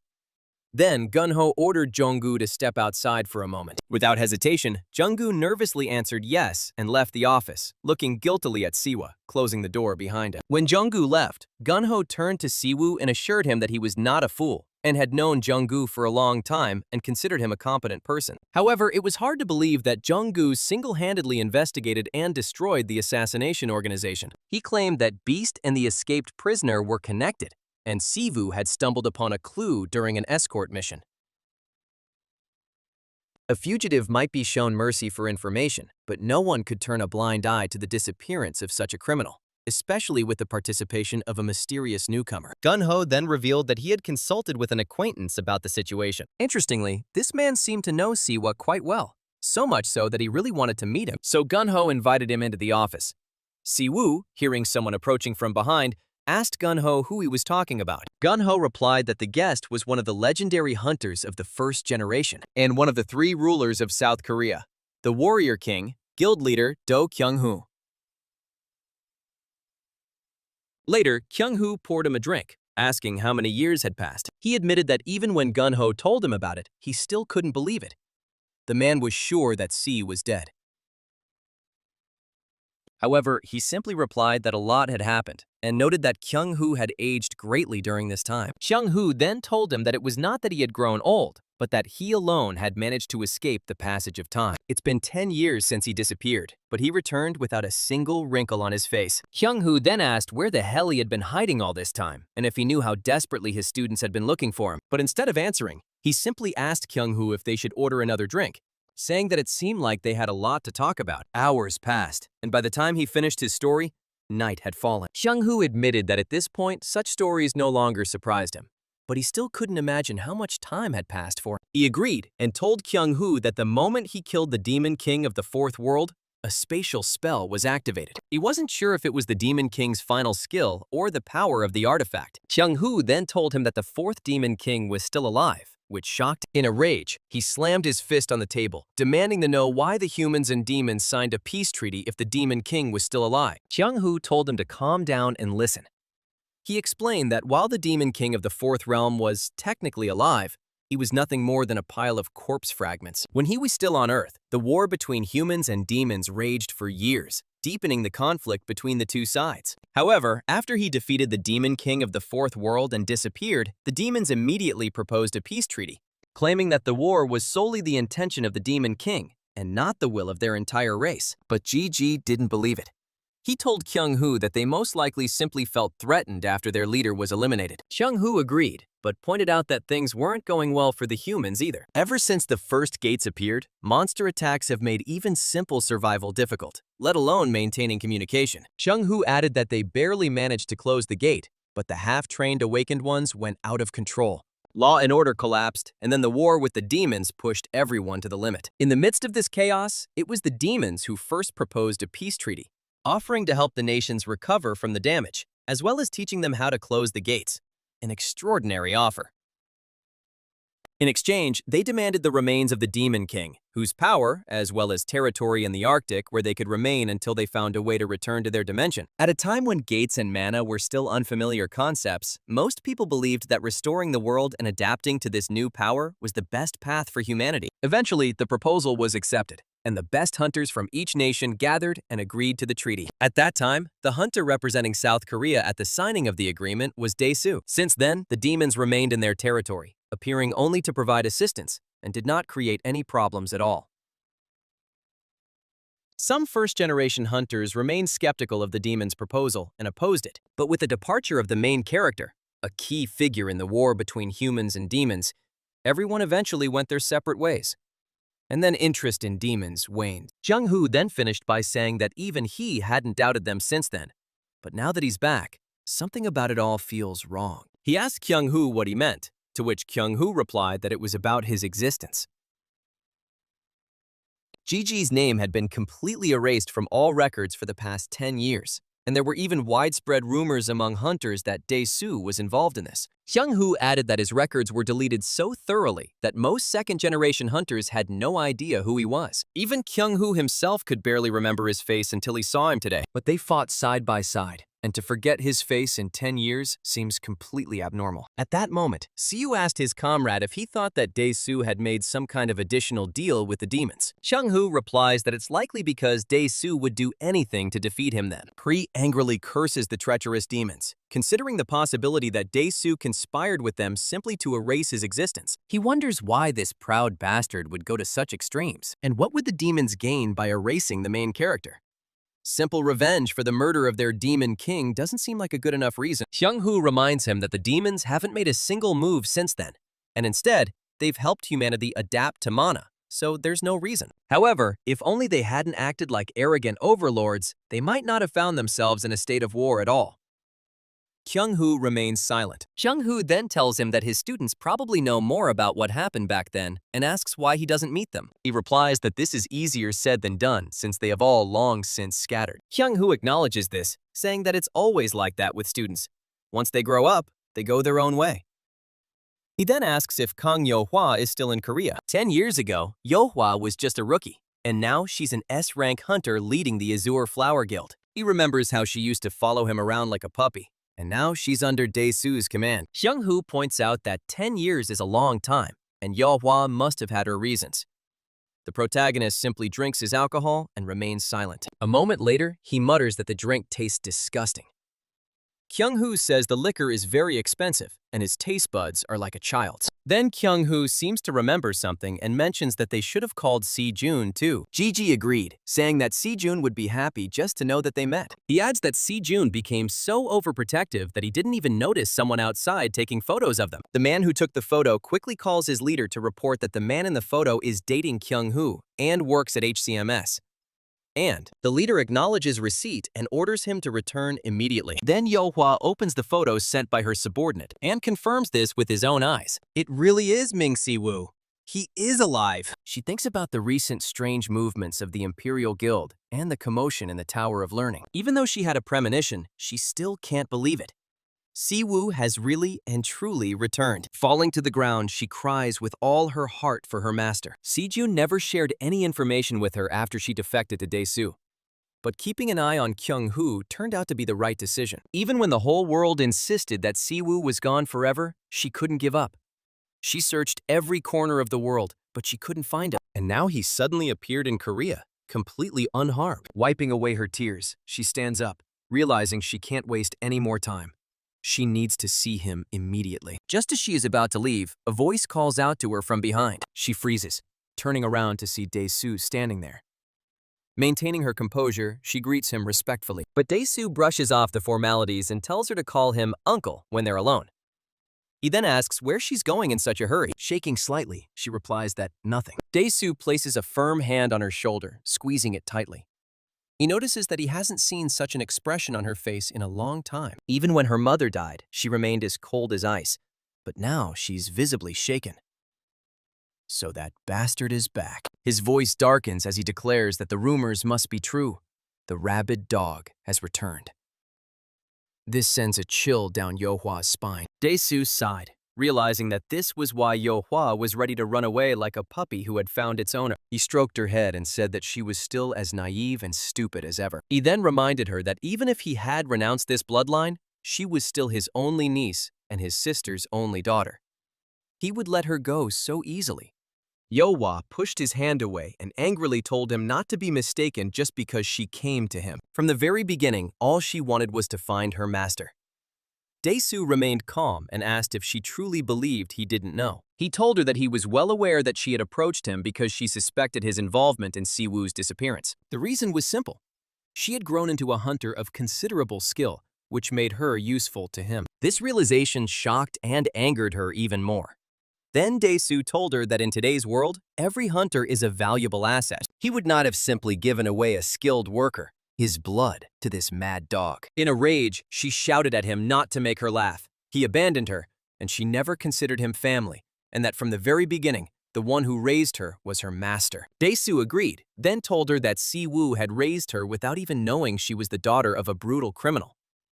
She froze at his words. As he passed her, he told her not to be stupid and reminded her that she had seen with her own eyes how merciless Si-woo was to criminal. He then asked how she thought Si-woo would react if he knew the whole truth about her past. Desau added that no matter how much she pretended to be noble, her roots would never change. He left, leaving her trembling with anger, while she cursed him under her breath. The next day, in the Imperial Guild, Jisoo met with the man who treated her wounds. She mentioned that she heard from Si-jun that he would personally lead the joint training and asked if the people around him would be participating too.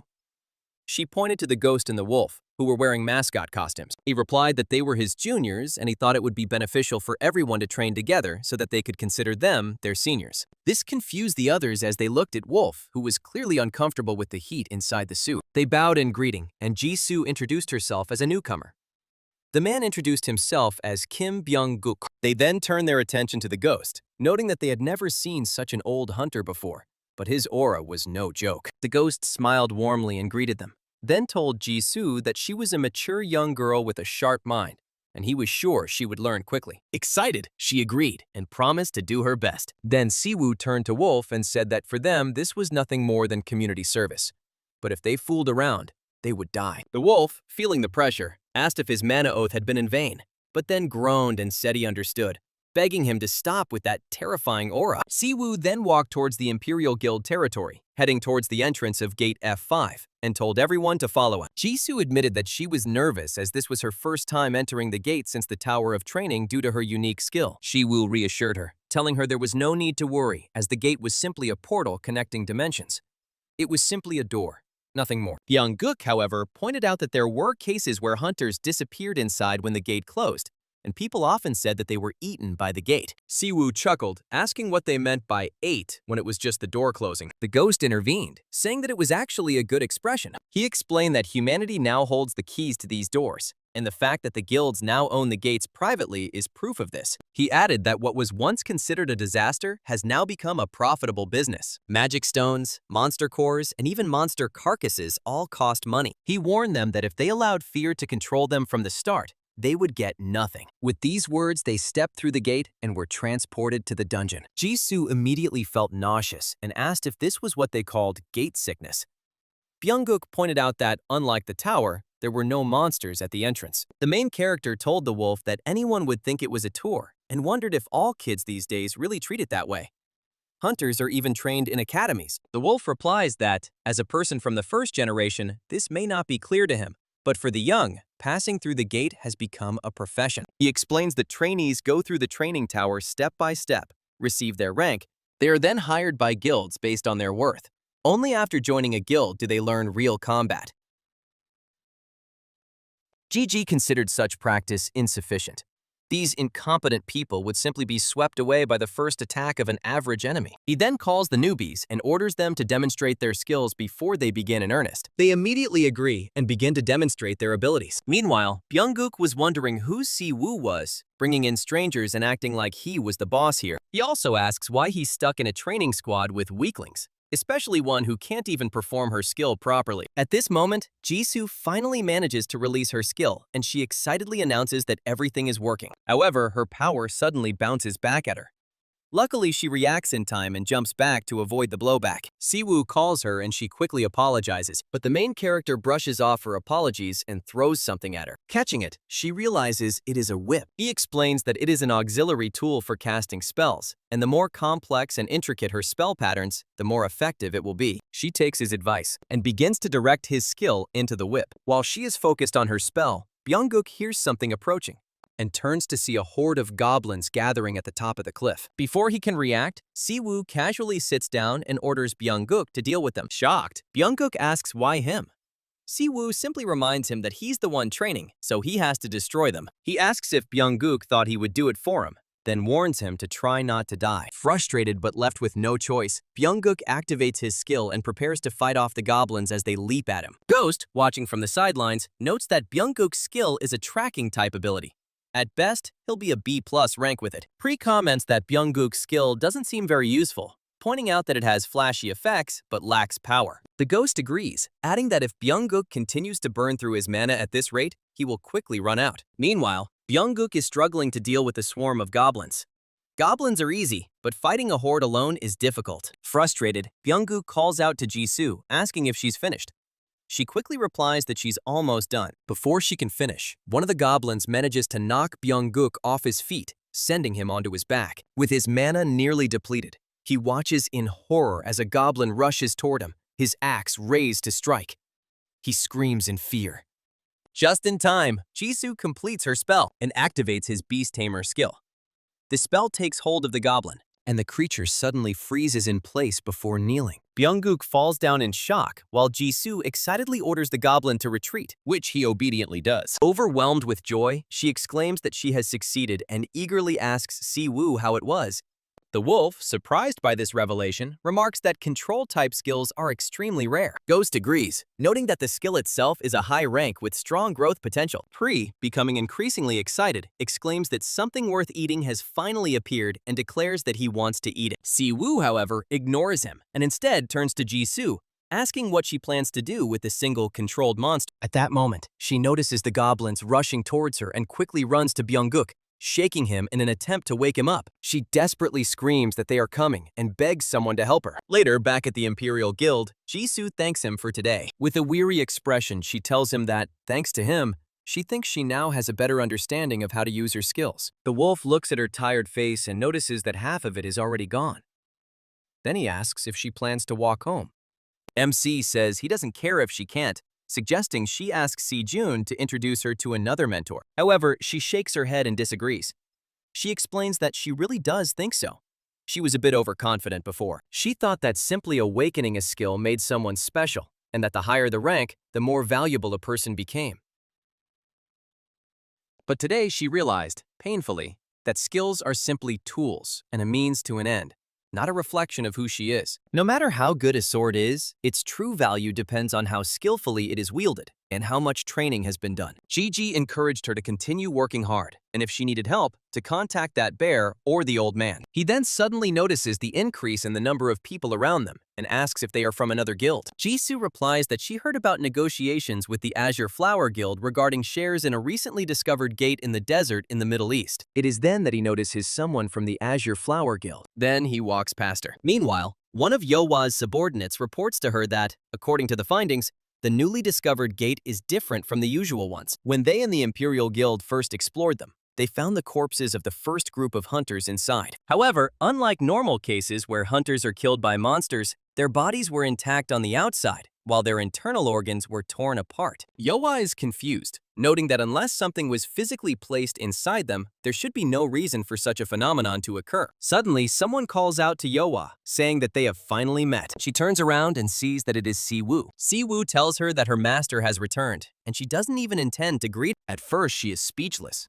but then shyly admits that he is back. He asks if she has time now, but she apologizes, explaining that she has things to do and will leave first. Without another word, she turns and leaves, her subordinates following behind in confusion. Pri teases Si-woo, saying that he was just rejected at the speed of light, and mockingly asks if he needs consolation. The ghost comments that Yohwa is a rude girl and asks if she was his old student. Si-woo confirms that there was, but then quietly asks if Yohwa cried. Many years ago, he found Yohwa crying in the corner. Noticing that she was hiding and crying again, he asked why she was crying so much and if something serious had happened. She yelled at him to leave, but he simply sat down next to her and asked if she was really that upset about losing the sparring match. After all, she and Si-jun were about the same age, and he asked why she always cried in hiding, because people would recognize it. Reaching out, he stroked her hair, but she immediately pushed his hand away. She told him that since Si-jun was his younger brother, it was obvious that he trained Si-jun better than her. She bitterly noted that she was just someone he picked up off the street, and while she should be grateful for that, she would appreciate it if he didn't interfere in unnecessary matters. She acknowledged that he was strong and had a big heart, but reminded him that he wasn't even her real brother. In response, he simply grabbed her head and stroked her hair again, causing her to sigh in defeat. It was his choice to be her brother. Then he told her that the world was bad enough already, so why couldn't he at least choose his own family? He then tells her that he will consider her his little sister, so she should just think of him as her big brother. He asks if this will make her less sad, but she shyly replies no, and asks who asked for that in the first place. He chuckles and tells her that even when he's nice to her, she remains cold, then asks if she wants an extra hard workout tomorrow. She snorts and replies that it's not like he doesn't do it every day anyway. Yohwa reflects on that moment, remembering that she said those words half out of embarrassment, but the other half was sincere. She didn't want to be Si-woo's little sister or just his greatest disciple. She wanted to stand shoulder to shoulder with him as an equal, to be a comrade strong enough to support the world he imagined. Along the way, she even dared to experience feelings she knew she shouldn't. She thinks of herself as the child of a terrible criminal. Even if she was abandoned, she still grew up on the money they stole. And these feelings were never meant for someone like her. Frustrated, she remembers Dae-soo's words and convinces herself that Si-woo should never get involved with someone like her. But even so, she refuses to sit back and do nothing. If she can't stand proudly next to him, then at least she will fight for him from the shadows until the very end, for the man who gave her a new life. Sejun is shocked when he sees her, immediately recognizing who she is. When he wakes up, he realizes that she is the master of the Azure Flower Guild and asks why she is here when the meeting is still far away. But she just calls his name and asks to give her a minute, saying that it is important. Meanwhile, in Dae-soo's office, Kyung Hu tells Dae-soo that it's not that he doesn't trust him. He recalls how, ever since the first gate appeared, the three lords have been at the forefront of the battle against the demons. In those lawless days when criminals, intoxicated with newfound power, ran amok, they fought to defend the dignity of humanity. Because of this, he will not go against his comrades. And if Dae-soo really did make a deal with the demons to restore human civilization and the nation, then that is a completely different matter. Dae-soo simply tells Kyung Hu that there is no need to beat around the bush. He already knows that Kyung Hu met with Si-woo and asks if Si-woo called him suspicious. He then remarks that even a mad dog like Si-woo becomes cautious after 10 years. Adding that he himself is no different. He tells Kyung Hu that everyone misunderstands him. What he seeks is not the country or the well-being of humanity. Such ideals are laughable. Dae-soo declares the title of Three Lords a joke. What he really desires is superiority, an endless thirst for power. He then asks Kyung Hu if they should not go beyond their limits and see what lies beyond them, given that humanity has been gifted with overwhelming mana power. For him, defeating countless powerful opponents and striving for even greater power has always been his only goal. No matter what deals were made with the demons, it was simply a matter of interests converging, interests that allowed him to stand where he was now. For the sake of the rapid restoration of the nation and the safety of its citizens, the leaders of every country, without exception, have united with demons. Whatever their ulterior motives, in just 10 years, humanity had not only recovered, but surpassed its previous civilization. Dae-soo then reminds Kyung Hu that even he must have seen negotiation as the best option back then. He asks if Kyung Hu intends to hold him accountable now, leaving Kyung Hu speechless for a moment. After coming to his senses, Kyung Hu finally asks if Dae-soo really made a deal with the demons regarding Si-woo, and if he was involved in Si-woo's disappearance and the erasure of his records. Dae-soo scoffs, calling the idea ridiculous, and states that he has nothing to hide. If Si-woo has returned, it simply means he finally has the chance to crush him once and for all. He then proposes to Kyung Hu a meeting between the three of them. Before Dae-soo can say more, he suddenly hears Si-woo's voice commenting that it actually fits perfectly. Shocked, Dae-soo immediately turns around and sees Si-woo hovering in the air. Si-woo tells him that he has a few questions too, adding that a lot of time had passed since their last meeting. He pointed his palm at the window, blowing it to pieces with a lightning bolt. Despite such a dramatic appearance, Dae-soo smiled widely when he saw him. Entering the building, he noticed that Dae-soo lived in such a high place, but going through the main entrance was a hassle with all the procedure. He decided to get straight to the point before Dae-soo's pesky bodyguards arrived. He asked Desa directly if he had teamed up with Pandemonium and sent him to another world 10 years ago. Dae-soo, unfazed, teased him, asking if that was all he had to say after making such a dramatic entrance, and laughed at how boring he had become. Frustrated, he threatened to turn the entire building upside down and, calling Desa one-eyed, demanded an answer to his question. Dae-soo laughed out loud, noticing that his arrogant demeanor hadn't changed at all. He noted that 10 years had passed without a single wrinkle appearing on his face, suggesting that the journey to another world must have been pleasant. Dae-soo then asked what was so unfair that he had to break in by breaking the window. Suddenly, he threw a potted plant at Desa, scratching his cheek. In anger, he asked if he should rip Desa apart and scatter his limbs across different dimensions. If he valued his life, he'd better answer the question. He repeated his demand, asking if Dae-soo had ever joined forces with the trash organization Pandemonium, or had anything to do with Yun Minjun's death. He furiously warned Desau that if he touched Younghwa or his students, he would be finished. However, Desau only smirked and burst out laughing, shouting that this was more like it. He missed the bloodthirsty atmosphere of the battlefield that he brought with him. Then Desau released his aura, because while he was cooling off in the other world, he used his position to fight powerful hunters from all over the world and become stronger. He confidently declared that the desire to kill his old rival no longer affected him.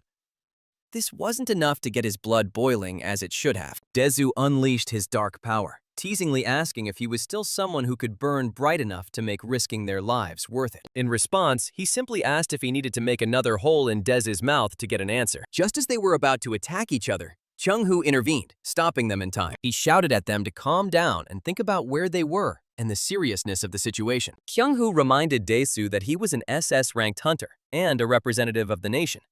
Starting a fight in a residential area was unacceptable. Turning to the main character, Kyung Hu reminded him that even though he was now with the HMCS and his safety was guaranteed by the Empire Guild, these were no longer the lawless days of the past. A fight between hunters would attract too much public attention. Kyung Hu warned him that if he didn't want his brothers to be branded as part of a guild that attacked the government, he should stop. This argument calmed him down a bit.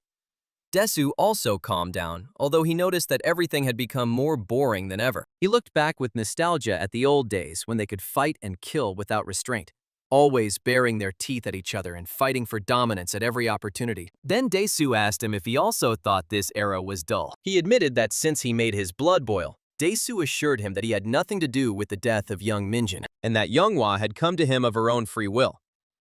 Teasingly, Desau asked if it was really his fault if his students turned out bad. With these words, Desau turned around and left, saying that if he had any more questions, he should find him properly next time. Desau promised to prepare a place where he could run amok to his heart's content. He remained silent, and Kyung Hu sighed with relief, glad that he had managed to prevent the clash of the two titans. A moment later, the elevator stopped on the 8th floor, and Desau stepped out. The guard nervously reported that they had detected an intrusion, but Desau interrupted him, reminding them that he had already told them that there was no one on the continent who was strong enough to threaten his safety. He ordered the guard to ignore it. The guard bowed and immediately apologized. Desau then ordered the guard to contact the Immeasurable Legion, prepare the A-rank gate, and bring Younghwa to him. 7 hours earlier, Sejun was sitting at his computer. He was watching the video when Younghwa walked in. He asked her what was wrong. She reminded him of the corpses recently discovered near the mouth. Autopsies revealed that all their internal organs had been severed at the cellular level. Younghwa guessed that the hunters either fought someone with a special skill or ingested something toxic. However, the real problem was that all the hunters were connected to a mysterious trading guild called IZ. She explained that IZ had been operating near the newly discovered gate and was so stealthy that she had never heard of it. There was almost no information about IZ, but there were rumors that the guild leader was a demon. This surprised Sejun. He asked where she'd heard such rumors.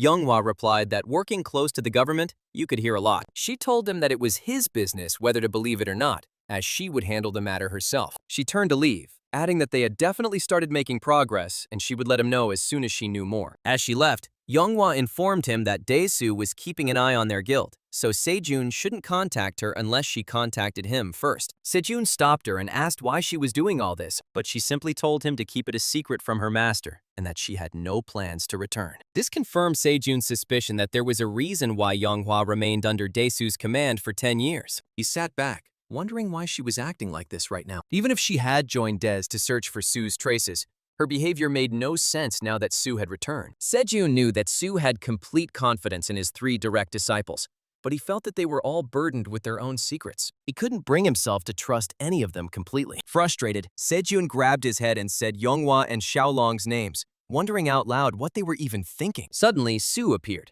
overhearing his question. Su asked what was going on with Younghwa, causing Sejun to jump in shock. Su pressed him, asking if Younghwa had said anything, and firmly told him not to hide anything. He demanded to know if something had happened to Younghwa. Meanwhile, on the street, Younghwa was preparing to leave when one of her subordinates approached her and apologized for disturbing her.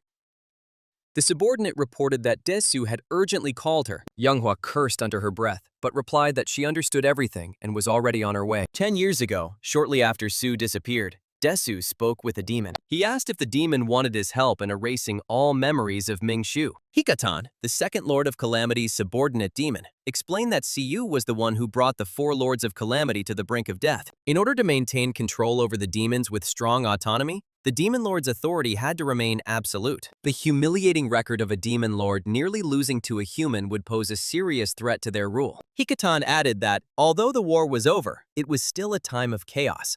Upholding their agreement and maintaining order among the demons would be beneficial to both sides. Desau replied that the proposal was absurd. Just because they accepted the terms of the treaty, the demons seemed to have forgotten that the humans had won the war. He wondered why they would even consider helping demons, who have now been exiled to the polar regions under a damage control agreement. However, Hikatan countered that they had been watching Desau for some time. They knew that deep down, he must regret the end of the war. Hikatan pointed out that Desau had discovered a new power with limitless potential. But the time when he could wield it freely, without laws or restrictions, was over. He told Des not to bother pretending, as the truth was that he simply wanted to fight stronger opponents. Hikatan assured him that they could help him reach the pinnacle of Mana's ultimate form.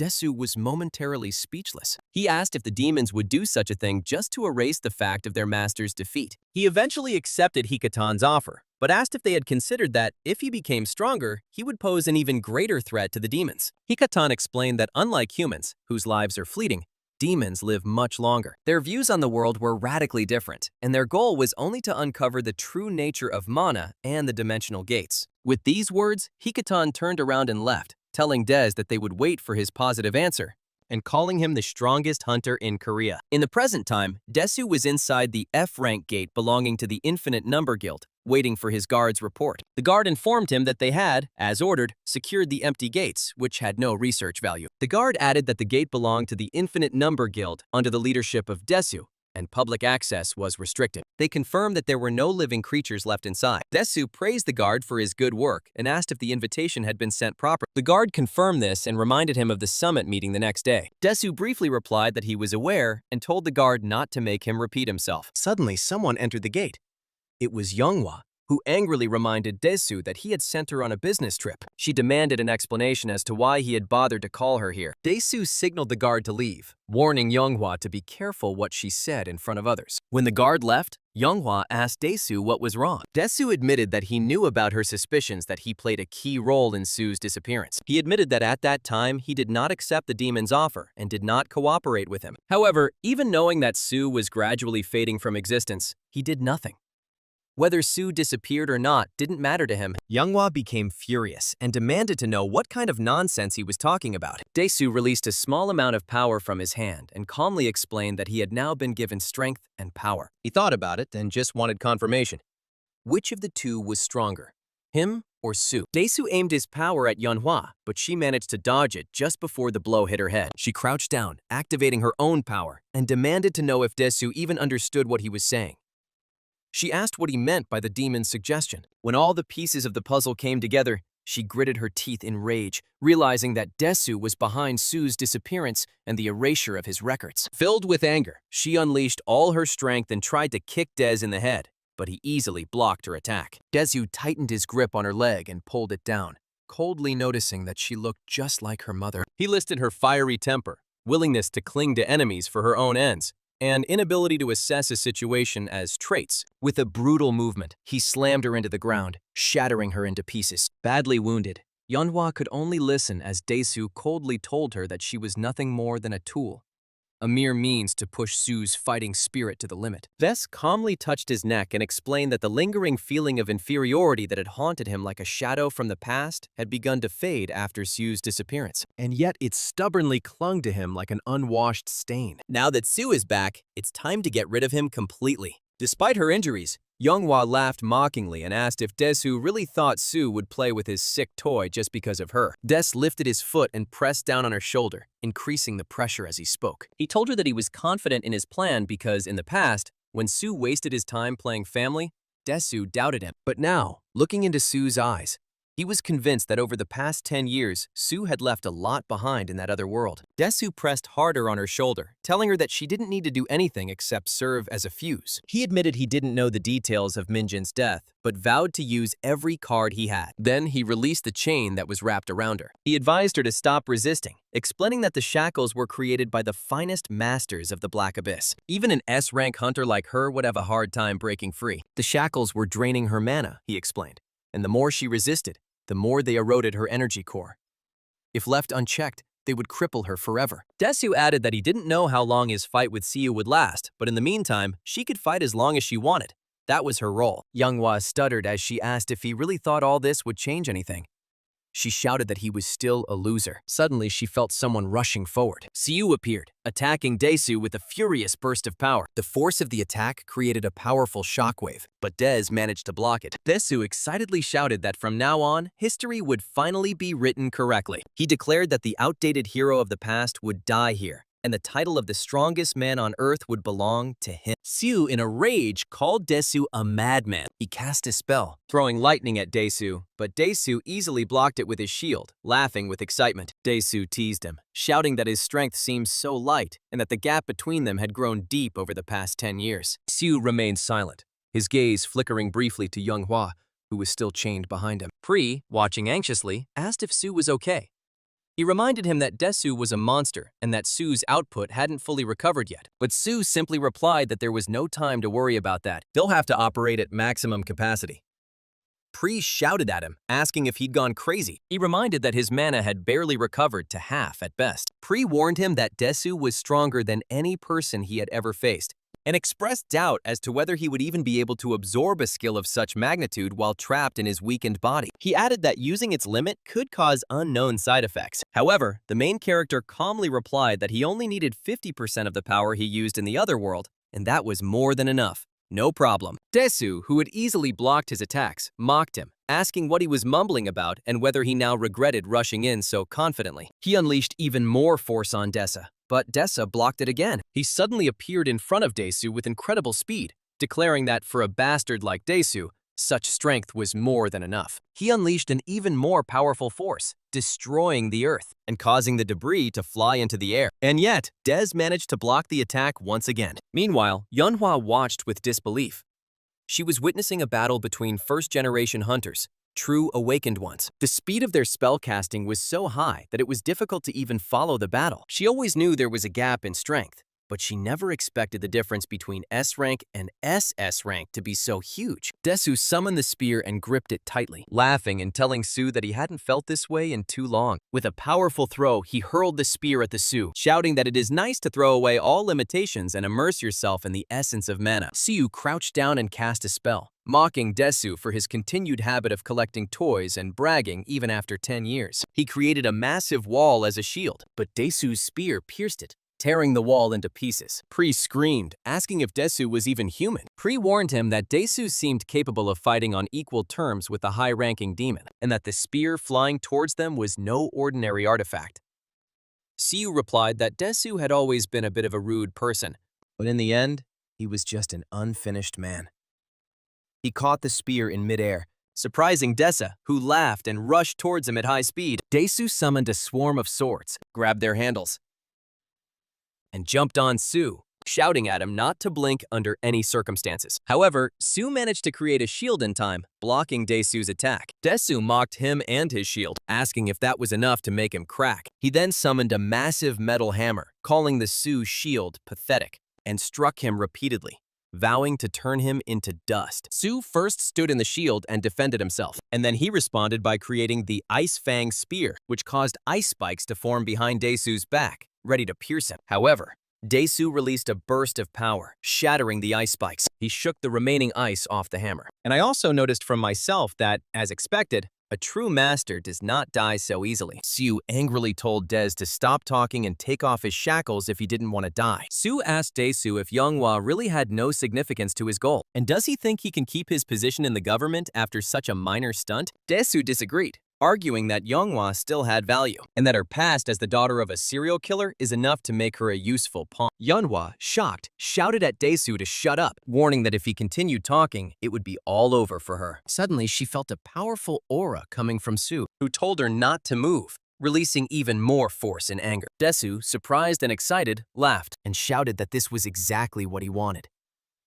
His skin tingled with anticipation when he summoned a shield and sword, declaring that it was time for them to start fighting for real. But before he could do anything, Su appeared in front of him in the blink of an eye and struck him, asking him to shut his mouth. Desau blocked it with his shield, but the force of the blow shattered the shield. Desau realized that Suyu's control and mana density had changed radically. Desau jumped back, summoning armor to cover his body. He noted that Su's skill output adjustment had changed and asked if his cowardly fighting style had evolved over the past 10 years. Su retorted by asking how Desau could criticize his tactics when Desau himself didn't even understand the strategy. Desau admitted that he was young and full of energy back then and threw the dagger near Su's feet. And he said that after the last attack, he realized something. He then activates the trap and chains appear under Su, wrapping around his legs. Then Desau summoned a huge sword, much more than before, and swung it at Su with all his might, shouting that Su was no longer his equal. The force of the impact cut through the ground, causing a powerful explosion. Younghwa, worried, called out to Su, but her voice was drowned out by the chaos. Then, to her amazement, she heard Su calmly tell Des that he was right about one thing out of all the nonsense he had said. They were no match. Su stood unharmed, simply holding the sword that Desau had swung at him. Su gripped his sword tightly, not letting Des pull him out. Desau knew that the sword he held was a legendary artifact, a two-handed sword capable of cutting through entire buildings. And yet, in Su's arms, he didn't even move. Su effortlessly picked up the sword and asked Desau if he had really fought for 10 years. Then, with a quick movement, he hit Desau in the side, declaring that he himself had fought for 100 years. The force of the blow threw Desau back, slamming him hard into the ground. Despite the blow, Desau laughed, admitting it was genuinely funny. He couldn't even remember the last time he'd bled. Desau stood up and asked if Su had been holding back his mana for that one blow. He showed his watch and told Su that if he was serious, he should respond with all his might. Su activated the power, and Desau explained that 5 years ago, all officially recognized SS rank hunters around the world were required to wear this bracelet. He limited mana, physical abilities, and skills to prevent massive damage to society. Removing the regulator without government permission instantly made them criminals. Desau then threw away his watch, freeing his stats from the restrictions. Gigi chuckled, calling the bracelet a dog collar and ridiculing Desau for being a beast that only knows how to fight. He asked if Desau had ascended to his position just to get government approval for dogfighting. Desau, clearly angered, told Siyu he was overestimating himself. Smiling, he asked if he'd thought that was the only reason he was here. He then released all his power, his aura splitting the ground around him. Desau shouted that there was simply no one worth testing his strength on. Until now, Su has calmly released his own aura, challenging Des to show what he's made of. Their auras collided, creating a destructive force, which swept across the surrounding area. The sheer force of their collision caused the ground to crack and the gates to tremble. Younghwa staggered as the entire gate shook. She realized that even the collision of their mana was enough to split the earth. At this rate, the gates will collapse and innocent people may get hurt. Determined to stop the fight, she forced herself to break free from the chains that bound her, knowing she had to intervene no matter what. Meanwhile, Su and Desau continued their battle at full power. They exchanged blows. Each attack was accurately blocked or repelled. However, it was Desau who was struggling to keep up. He used his hammer to split the earth, sending huge piles of rocks crashing down on Siyu. But Su dodged the lightning bolt attack, moving too fast for Desau to land a blow. Pri, watching from inside Su, noticed his stomach was feeling sick, but admitted the power felt amazing. Even at half its strength, the F-rank gate trembled as the overwhelming forces of Su and Desau continued to clash. Despite the lifting of restrictions, Desau struggled to keep up. He coughed up blood, realizing that even after the restrictions are lifted, the gap between them is still huge. Unable to accept this, Desau summoned a swarm of swords, laughing maniacally and cursing everything under the sun. He grabbed the dark weapon next to him and threw it at Su, ordering him to tear him to pieces. The weapon turned into a monstrous tiger, clutching Su's arm. Su recognized him as the monster sealed within the artifact. Without hesitation, Su created a magic circle and ordered Pri to activate the Tamer skill. The man looked at all this with interest. Pri obeyed, and the tiger immediately pounced on Desau, recognizing Su as his new master. Desau, enraged, called Su a bastard and activated a new form of power, ready to continue the fight. But before they could collide again, Yeonhwa appeared, yelling at them to stop. She demanded to know if they were both crazy and told them to look around. The gate was on the verge of collapse, and the massive amount of magic released could have catastrophic consequences if it reached the outside world. Yeonhwa warned Desau that even he wouldn't be able to escape responsibility if this happened. She reminded him that the magistrate's court would hold him accountable. Desau called her an arrogant girl, but Yeonhwa stood her ground. She revealed that while Desau was losing control, she contacted the Hunters Association and HMCS headquarters. They were expected to respond soon and open the gates again.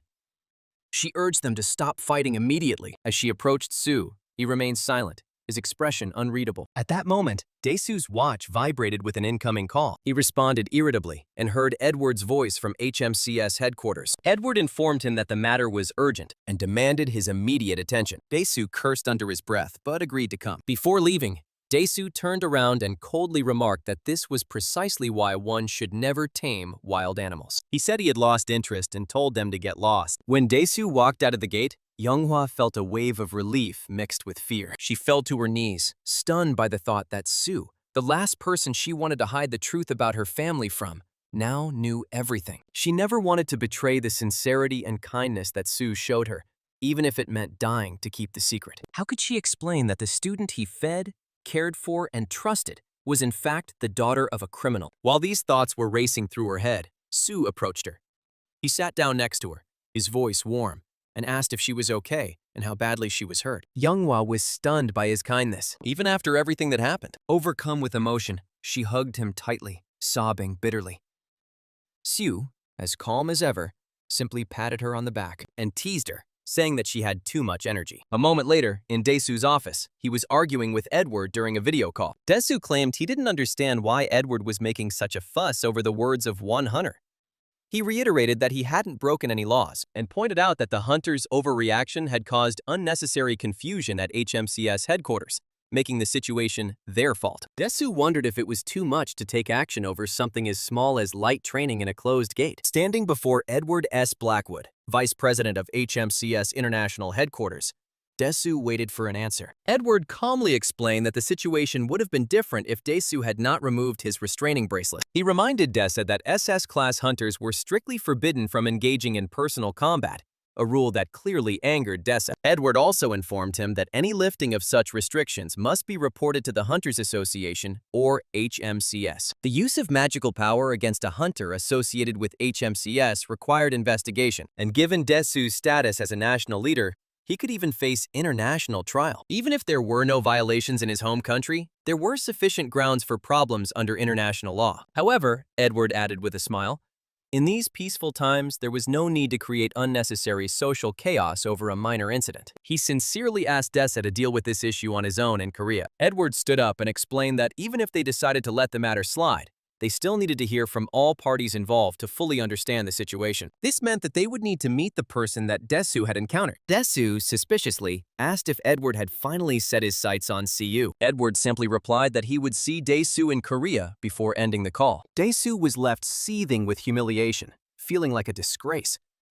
He reflected on the past, recalling how 10 years ago he had sensed the difference in strength between himself and Su. The gap hadn't been too great back then. He'd been close enough to reach Su's level. Desau was confident he'd surpass him this time. But in the 10 years that Su was gone, he became exponentially stronger, as if he had transformed into an entirely different being. Desau couldn't believe the staggering gap between them now. He wondered what CU had been doing all this time, and how long had it been since he last experienced the thrill of fighting without limits. Sitting up, Desau realized that the strength he had gained from being chained up was not enough. After all this time, he finally had a purpose again, one worth breaking free for. Desau welcomed the return of the mad dog Su. A week later, at the Azure Flower Guild headquarters, Su asked Yeonhwa about her absence. He asked why she hadn't come to greet him, knowing he was there, even if the reason was trivial. Yeonhwa shyly admitted that she had no excuses and said that it was enough for her just to know that he was back. Su sighed in disappointment and asked if she had managed to find out anything about Minjun during his absence. The question caught her off guard. Yeonhwa apologized, explaining that she hadn't found anything. She clarified that it was clear that no one in the country was involved, and that Desau had only kept her around for his own benefit. She added that she found no evidence to suggest that Desau had plotted against his brothers or students. Panicked, she insisted her assessment wasn't biased by the fact that Desau was her blood relative. It was based solely on circumstantial evidence and her own observations. Siu simply replied that he understood and gently stroked her head. He assured her that if Desau truly considered her family, he wouldn't have treated her so shamefully. Younghwa smiled and told him that she was okay now because he had already healed everything. However, he explained that it wasn't a matter of whether she was okay or not. It was a matter of breaking free from this pathetic lineage. Whether her mother was a criminal or not, she lived her own life and did nothing wrong. He encouraged her by saying that if she still felt guilty, she should live with pride and give back to the world, promising to help her along the way. His words reminded her of old times, and she laughed, tears welling up in her eyes. She smiled warmly at him and told him that she had never been truly alone because she had always had people like him to support her. Wiping away her tears, she admitted that she felt sorry for Sejun, realizing that she had been making him worry for nothing all this time. From Sejun's perspective, it must have been difficult to trust someone like her who hid so much. He scratched the back of his head and told her that Sejun was a cautious person, so she should sort things out when she saw him tomorrow. Younghwa was shocked and asked what he meant by tomorrow, especially since things were still tense between her and Sejun. He simply asked what the problem was, emphasizing that they were family. He assured her that he had already spoken with Sejun and added that although he didn't know how Desau had handled everything, at least it hadn't turned into a huge scandal. Checking his phone, he noticed a message from Sejun and chuckled, thinking that Sejun's intuition was something else. 9 missed calls from HMCS. Suddenly, Kyung Hu appeared, which made him ask why he came here, although he said that he would leave immediately after the business trip. Kyung Hu shouted that it was urgent and scolded him for not answering his phone, asking if he had any idea how long he had been looking for it. At that moment, Gonho arrived and informed him that he had received a call from HMCS International Headquarters. Edward comes to Korea to meet him in person. Gonho asked if he knew anything about it, but he only answered the question with a question. Did Edwin find out? He was clearly irritated to hear this news. When he asked if Edwin had given a reason for his visit, Gonho explained that a non-disclosure order had been put in place across the entire branch regarding the matter. Puzzled, Kyung Hu wondered out loud if Sue really knew the vice president of headquarters. Gonho added that Edwin had specifically mentioned Sue's name, so he assumed Sue would know what was going on. He also noted that this is the first time this has happened in the history of the Korean branch of HMCS. Gonho pressed for answers, but Sue apologized, explaining that if there was a non-disclosure order, he couldn't say anything now. Gonho accepted this and informed him that headquarters would contact him once they had a firm schedule, so he should wait for now. As Gonho dragged Kyung Hu away, he whispered to him to find out what was going on, either by sucking up to Sue or using all his connections. Gonho also whispered questions about Younghwa's relationship with Desau and why she and Siwoo were sitting so calmly together.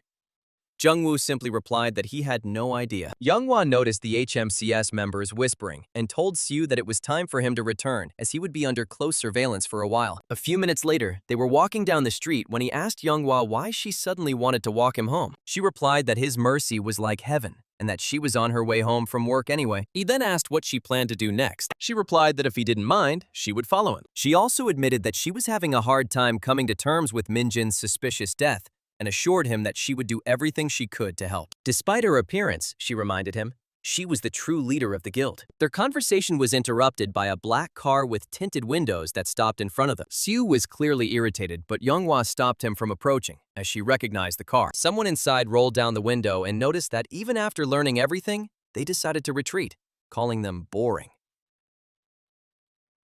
When the window was completely rolled down, they saw that it was Desau. Desau told them to get in the car, which immediately angered Younghwa. She demanded an explanation of what other nonsense Desau had started after his previous prank. However, Sue calmly asked Desau why he should follow him. Desau replied that if they wanted to continue their pathetic master and disciple act, they should listen carefully. Younghwa, furious, asked if Desau thought it was a joke, but Sue stopped her, saying that she should go no further. He assured her that he would contact her, and went to the car, opened the door, and got inside. The car drove away, leaving Younghwa alone on the street. On the way, in the car, Sue told Des that he had a lot of nerve and asked if he was ashamed after being beaten like a dog. Desau laughed, correcting him and reminding him that their fight wasn't over. If Younghwa hadn't intervened, he might have ended it forever. Desau added that things had only gotten more interesting because, thanks to Siu, he would soon create a legitimate international arena for them to properly settle the score. Siu chuckled, telling Des to go to hell, and expressed disbelief that someone like him could be president. Suddenly, Desau mentioned Pandemonium out of the blue, immediately catching Seiyu's attention. Desau explained that although the world believed Pandemonium to be destroyed, remnants of the group still existed, scattered across the globe. He admitted that after Su's disappearance 10 years ago, the demons contacted him through their network, even asking for his help in erasing any trace of the Su's existence. This meant that Pandemonium was also keeping an eye on the Su. Desau asked whether Su considered Pandemonium to be simply a cult dabbling in forbidden powers or secret dens of demons. Su remained silent, so Desau continued. After the fall of Pandemonium and the demons' expulsion to the far north, most traces of them disappeared. Despite this, world leaders, including Desa, kept a close eye on any demon activity. However, no significant evidence was found. Until recently, Desau revealed that there had been reports of a group of half-demons in the desert of the Middle East. Su asked if he heard correctly. Half-demons? Desau confirmed, explaining that these were people who had been in contact with demons for a long time, or children born from unions between demons and humans. Unlike pure-blood demons, they did not have horns or wings, but they wielded black mana. Officials said the harsher the terrain, the higher the likelihood of high-level gates appearing, making it difficult for foreign forces to investigate. Desau then asked Su if he had defected to the demons during the 10 years he had been gone, noting the black mana Su had used in their battle. Su firmly denied it, but Desau teased him, reminding him that he used to hate demons. Yet when it came down to it, Desau supposed, Siu was no different in his desperate quest for power. Siu asked if Desau really thought he was like that and ordered him to stop if he was finished speaking. The car stopped at the side of the road and he got out. Before leaving, he made it clear that Desau should not misunderstand his intentions. He explained that he had no interest in allying with dubious demons or indulging a battle-obsessed madman like Des. He advised Desau to stop this act, but added that if Desau ever wanted to die, he should call him. And at the same time, he should kneel and apologize to Younghwa. Desau, though, smiled and replied that he understood that Siu had his quirks, but it was ridiculous to waste time on weaklings who would never reach his level. With these words, Desau closed the car door, warning that one day, Siu would regret his choice. The car drove away, leaving him alone. Reflect on the revelations about half-demons and crows. The next day, the HMCS building was in a state of flux. The staff were surprised to see representatives from HMCS International Headquarters. Whispers were heard everywhere, people wondering if this was a routine inspection or something more significant. No one had a definitive answer. In the branch manager's office, Gano thanked Edward for his visit and introduced Su as the newest member of the HMCS gang enforcement team. Edward greeted Su gracefully, but Su casually asked what kind of circus this was, catching Gonho off guard. Gonho quickly reminded Su of his situation, but Edward intervened, asking Gonho to step outside and give them a moment alone. Gonho, though puzzled, agreed, knowing that interference could jeopardize his chances of establishing ties with someone at headquarters. He assured Edward that he would wait outside and that he should call him if any problems arose. As he left, Gonho had no idea what was going on, but he decided to trust Su. Once Gonho and the others left, Edward lost his temper, calling Su a bastard. When Edward grabbed him by the collar, demanding to know where he had been for the last 10 years, Siu asked Edward to calm down, and Edward finally let him go, muttering curses under his breath. Edward admitted that at least Su was back, but pressed him again, asking where he had been hiding all this time. Siu sighed, realizing he had no choice but to explain everything again. He gestured for Edward to sit down first. A moment after Su finished his story, Edward admitted that the idea of another dimension and a different timeline sounded far-fetched. However, given the gates on Earth, it wasn't entirely impossible. Edward reflected on how Su had once been a key figure in the world, but now his existence had faded into oblivion. Seeing Su again, Edward felt as if the fog over his memories was finally clearing. Siu noticed that Edward seemed to remember him quickly, considering he had just heard his name. Edward replied that he could never forget the one who had saved his life countless times in the chaotic days of the past. Siu thought Edward's words were a bit exaggerated and asked how he and Younghwa had gotten together in the first place. Edward explained that HMCS headquarters is currently conducting a joint investigation with various guilds around the world, and Younghwa's guild was one of them.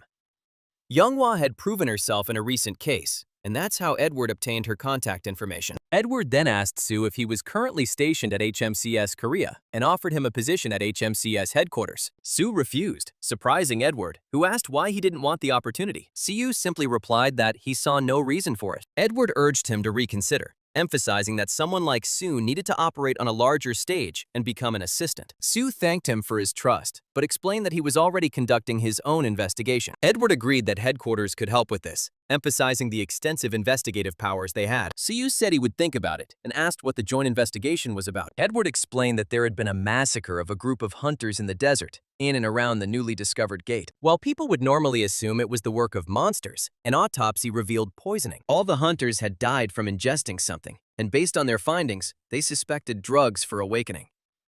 Sue was clearly surprised by this.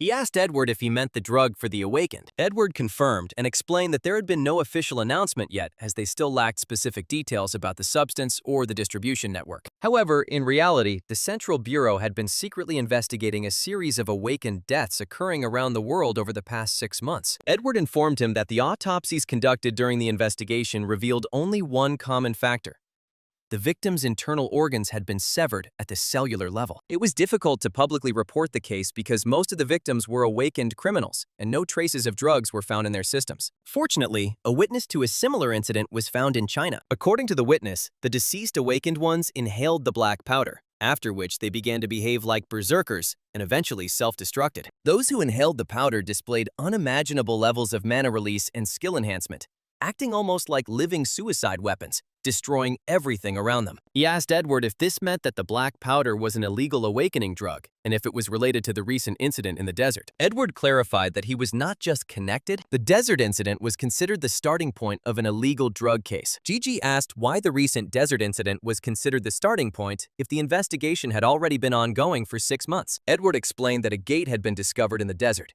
which had resulted in a huge number of casualties. At the entrance, the Azure Flower Guild was the first to discover the original form of the black powder. Near the gate, they also found a vehicle belonging to a little-known trading guild called IZ. Edward added that although the IZ Guild had no known illegal connections and appeared to be a small organization, something was off about it. He leaned back in his chair, lamenting why he always got himself into such troubles and thinking that this was going to be a real headache. Edward smiled and mentioned that he already knew that Younghwa was his student. Although the investigation was conducted in secret, Younghwa, as the first to discover the original form of the drug, could no longer get out of this case. Edward added that if he helped, the problems Younghwa was facing would be greatly reduced. He asked if Sue would really ignore the situation, knowing that his precious student was involved in a dangerous matter. Edward called him by his nickname in a serious tone, making it clear that he had already planned everything. Reluctantly, he agreed to help, partly because he also had business in the Middle East. This lifted Edward's spirits, and he enthusiastically promised to do his best to help if Sue would agree to lend his strength. Edward then asked what happened between him and Desau, mentioning that he knew about their unauthorized combat training. He offered to help resolve the situation, but Sue refused, telling Edward not to interfere. He explained that although Desau was a power-obsessed piece of trash, in the end, he still remained human. The next day at Sejun's house, he noticed him packing his things and asked if he would join the Central Bureau's international investigation. He confirmed, explaining that Edward had personally asked him for this favor. Sejun admitted that he knew Edward, but asked how he got in touch with him in the first place. He replied that it was a long story and suggested that Younghwa explain the details later, which surprised Sejun. Before Sejun could ask why Younghwa had suddenly surfaced, his phone rang. Sejun replied and walked away, asking Younghwa how she even got his number. Pri asked curiously where they were headed this time. He replied that their first destination was Europe, where their headquarters were located. Pri asked if there was chicken there, and Gigi suggested that there probably was. Pri then asked if he was going to push their mana to the limit again like in the last battle, which caught him off guard. He playfully asked Pri what difference it made, and if Pri was worried about his food supply running out. Pri angrily retorted that it wasn't a matter of mana reserves, but of an anomaly occurring within him.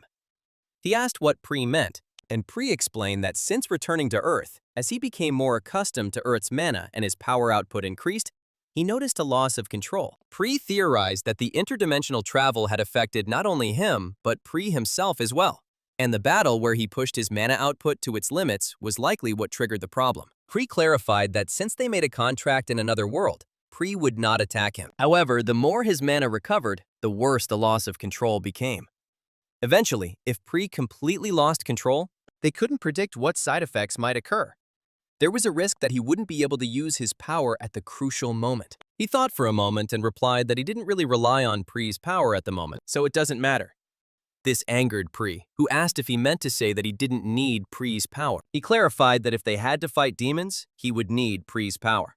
But for now, there was no need to worry too much about that. He stretched, thinking that his warm-up fight with Desau had been useful in the end. Looking out the window at the plane, his thoughts turned to the awakened enhancement drug, and he realized that it all seemed too familiar. 2 days later, in Europe, at HMCS International Headquarters, a woman remarked to her crew that Edward was something else. Despite the staffing shortages, she couldn't believe he was adding people to a secret international investigation without following proper procedures. Another woman added that Edward was always so unpredictable. Hayakawa Hikari, captain of the first investigation team of the Tokyo branch of HMCS, confidently stated that she alone was more than enough for the Asian team. She asked her brother Kumo if he agreed, and Kumo immediately supported her, praising her as the youngest recruit in the history of HMCS Japan, the first captain of the Tokyo branch crew, and the most beautiful woman in the world. Hikari laughed and told Kumo to keep up the compliments. Layla, captain of the first investigation team at HMCS European headquarters, intervened,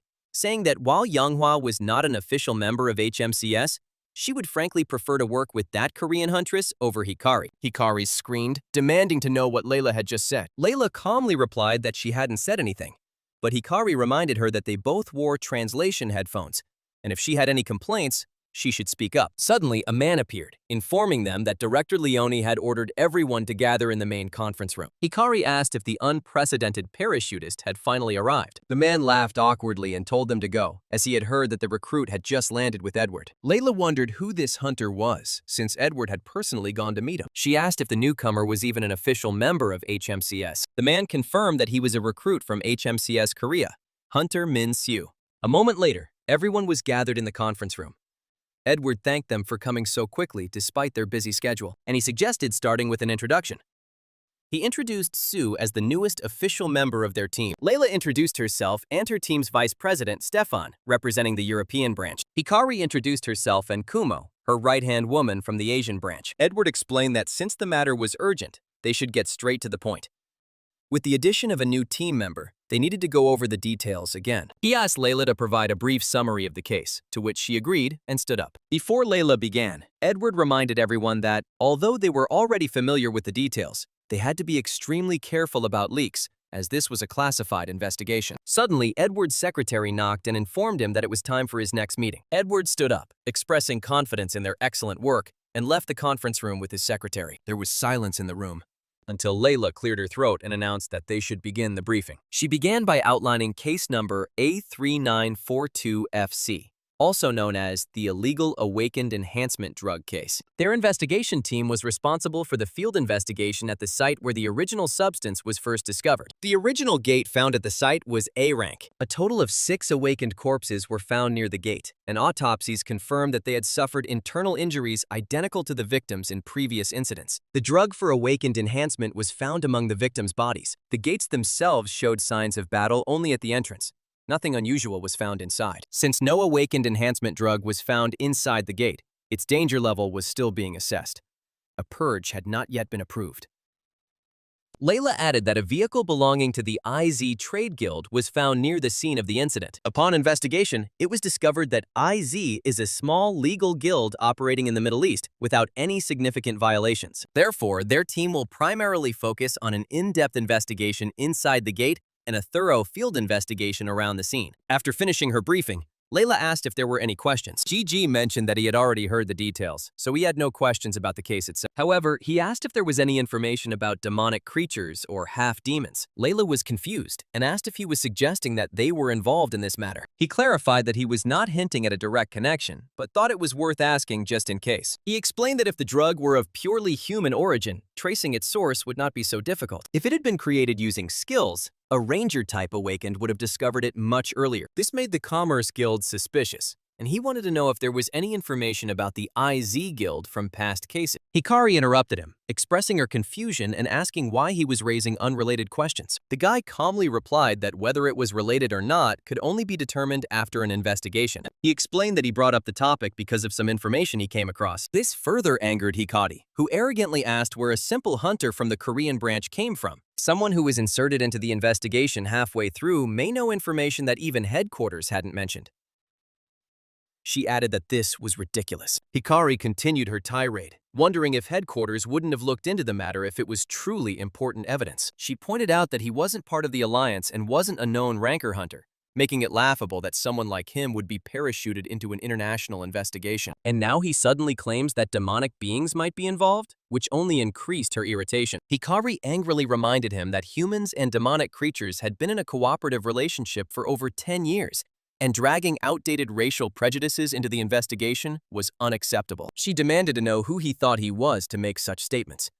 He remained silent, not responding to a single word. Layla yelled at Hikari to stop, and Stefan intervened, calling for everyone to calm down. He stressed that there was no need for such hostility at the very beginning of an investigation. Layla agreed, reminding them that as leading representatives of their branches, they must put business above personal conflicts. This calmed Hikari down a little. Layla then asked him to focus on the investigation itself, to which he agreed, stating that he understood everything. She went on to outline the plan for the next day's operation in the desert area. Hours later, Layla finished the briefing and told everyone to be ready for departure day. Layla, Stefan, Hikari, and Kumo left the conference room. Hikari, still clearly upset, wondered who Siyu was, where he came from, and how he won the favor of the vice chairman. Layla reminded Hikari that they would be working together for some time and advised him not to make a big deal out of it. Hikari was surprised and asked if Layla was on Sue's side. Layla clarified that no, but noted that Sue seemed more experienced than she expected. Meanwhile, Sue remained in the conference room, yawning and suspecting that the investigation might prove more annoying than he expected. Pre noticed that this had been noticed before.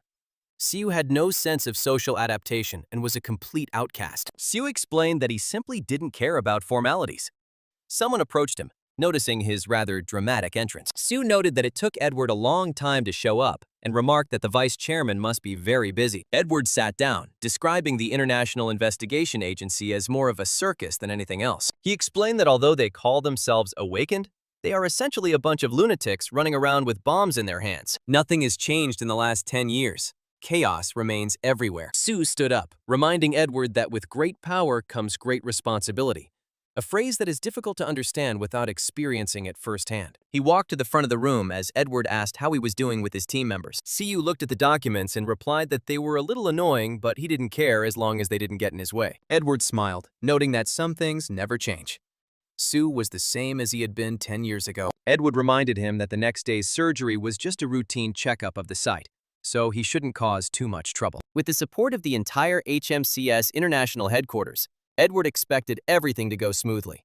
Sue acquiesced. The next day, they arrived in the east, to the HMCS Middle East branch headquarters, where a man met them. He informed them that their accommodation had been arranged in the main office building, and that a vehicle was prepared to transport them to the scene of the incident the next day. Layla thanked the branch director and asked for permission to access the gates at the scene of the incident. Sue looked around as Pri complained about the heat, calling it the worst place on Earth. Siyu noticed that there were no signs of demons in the city, and the mana density was stable, which made him wonder if Edward had sent them on a false trail. Suddenly, Hikari called out to him. She warned him to be on guard if he didn't want to die. Apparently, this investigation was going to be much more annoying than he thought. In the next scene, the main character stood next to a man and thought about half-breeds, creatures born from humans and demons. The Eastern guy had only heard about a village of half-breeds that was located somewhere in the depths of the desert. He reflects that half-breeds are almost indistinguishable in appearance from ordinary people. They can only be distinguished using a special magical energy analyzer. The young man recalls that after the war, half-breeds were subjected to widespread persecution. His informant wonders why half-breeds would reveal themselves if they couldn't be recognized anyway. Sue ponders his investigation, unsure whether to venture deeper into the desert. Pri sharply calls out to the guy, asking if he is an outcast. The man wonders why the monster suddenly starts to conflict with him. Pri asked why the guy was wandering around alone. Sue explained that he had some free time and was scouting the area. Suddenly, he is distracted by another agent. Layla asks why Hunter Min is here and not at the organization's headquarters. The guy counters the question by asking why the girl is also wandering around the city alone. The girl explains that her partner Stefan went to get a pass to the gate. Layla adds that their team hasn't even completed assessing all the possible risks yet. The girl asks if he is a Korean recruit who worked for an organization in his home country. The guy replies that he joined there just recently, which surprises the girl. The huntress notes that the newcomer has the aura of a seasoned 20-year veteran. Sue decides internally that he should come up with a plausible cover story. The guy modestly jokes, calling himself a very ordinary hunter investigator. The girl clarifies that her main area of activity is in Northern Europe. The guy remembered his collaboration with a hunter named Hans Schroeder from Northern Europe. The girl repeated his name out loud, and then she handed him the phone and asked if he was talking about this. The guy instantly brought up an image of this very same Hans Schroeder on his phone screen. The guy confirmed that it was him and noted his characteristic smile, which had not changed over the years. CU wondered if Layla was Hans's daughter, given her fond memories of him. Layla explained that Hans was her uncle and expressed surprise at her relative's connections to the Asian hunter. The girl also asked how he knew him, since he looked like her age. But the guy said he just had a baby face. The girl said that her uncle would be very happy if he heard the news. And she noted with sadness that her uncle had been in a coma for 2 years due to the so-called gateway syndrome. Sue asked with obvious interest about the term gateway syndrome. Layla began her explanation by describing Mana and the Gate as still unexplored forces on their planet. She recounted how her uncle lost consciousness during a raid in Gateway while searching for a missing colleague. Since then, Hans has survived only thanks to the constant help of hunter healers. In her spare time, Layla unsuccessfully storms high-level gates in hopes of finding a cure.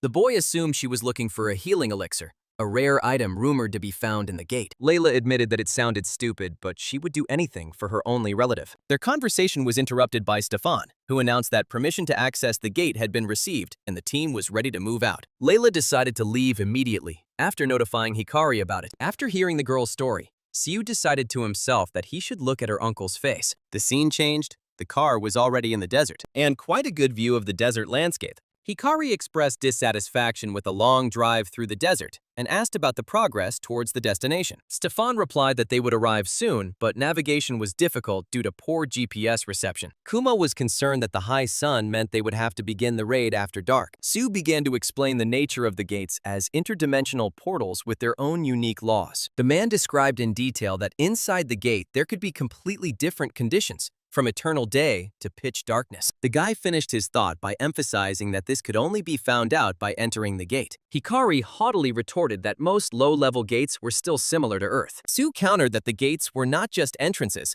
but also took something from the people who entered them. The blonde kept her eyes glued to the rearview mirror the entire time, watching the conflict. Hikari mockingly asked if he was talking about the gate syndrome that only affected losers. The girl added sarcastically that only complete newbies could lose their memory and themselves inside the gate. The tense dialogue was interrupted by Layla, who called for both to calm down and announced her arrival. The car stopped on the mountainside, and a portal surrounded by a fence appeared right in front of him. Kumo noticed the large size of the entrance and wondered why the gate's level had not yet been determined. Stefan confirmed that all external preparations around the gate were now fully completed. Sue noted that the traces of mana around the entrance had long since dissipated and were barely noticeable. The guy added that there was nothing remarkable on the outside, but there were signs of a thorough cleaning. Layla asked the purple ones where they were going. Hikari dismissively suggested that Siu continue her inspection, while their group heads inside the gate. Everyone was in a bad mood. These two were pushing forward too fast, but everyone still went forward after them. At this time, a group of some desert cowboys were watching them. One of them with purple hair chuckled and said that it only made the situation easier. Their faces became visible.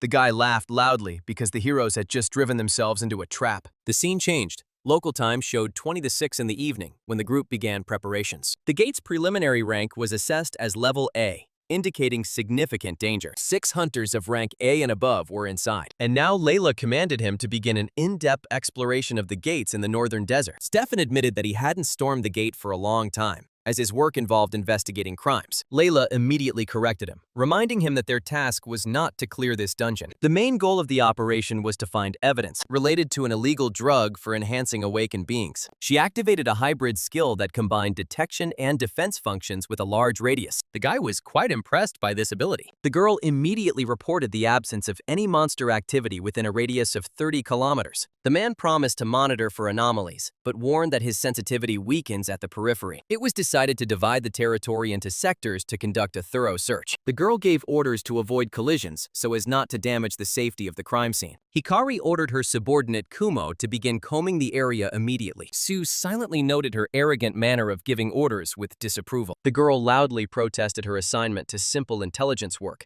considering herself too skilled for it. Layla gave the final order to disperse and begin searching, reporting any anomalies immediately. The girl dismissively replied that she understood everything, demonstrating her lack of seriousness towards the instructions. The guy continued to doubt to himself the advisability of forming such a disparate team. The scene shifted to a darker area of the desert. Pre noticed that his partner was indeed a complete loner by nature, but the man's attention was drawn to the earth, which looked as if someone had disturbed it beforehand and had been digging around here. He noted with disgust that the soil in that area felt unpleasant and sticky to the touch. Sue confirmed his feelings, sensing the unnatural mana that someone had intentionally placed here. The guy immediately determined that these were traces of demonic energy, but not ordinary energy, but some other kind. He quickly put his hand in his pocket for the phone, and he called the ghost. The main character, the master, asked about the current situation outside, near the entrance to the gate. An old observer reported the discovery of a suspicious group of 5 figures at the entrance to the dungeon. Orders were given to report immediately if this group decided to enter the gate. The old ghost offered his assistance, noting that the group looked like no easy opponent, but the order was to remain in place to guard the entrance to avoid being blocked and calling for reinforcements. Pre was surprised to discover the presence of an old man who had been quietly following them since their arrival. The old man was described as someone who was good at hiding his presence and moving unnoticed. It seemed like the guy was exploiting the old man,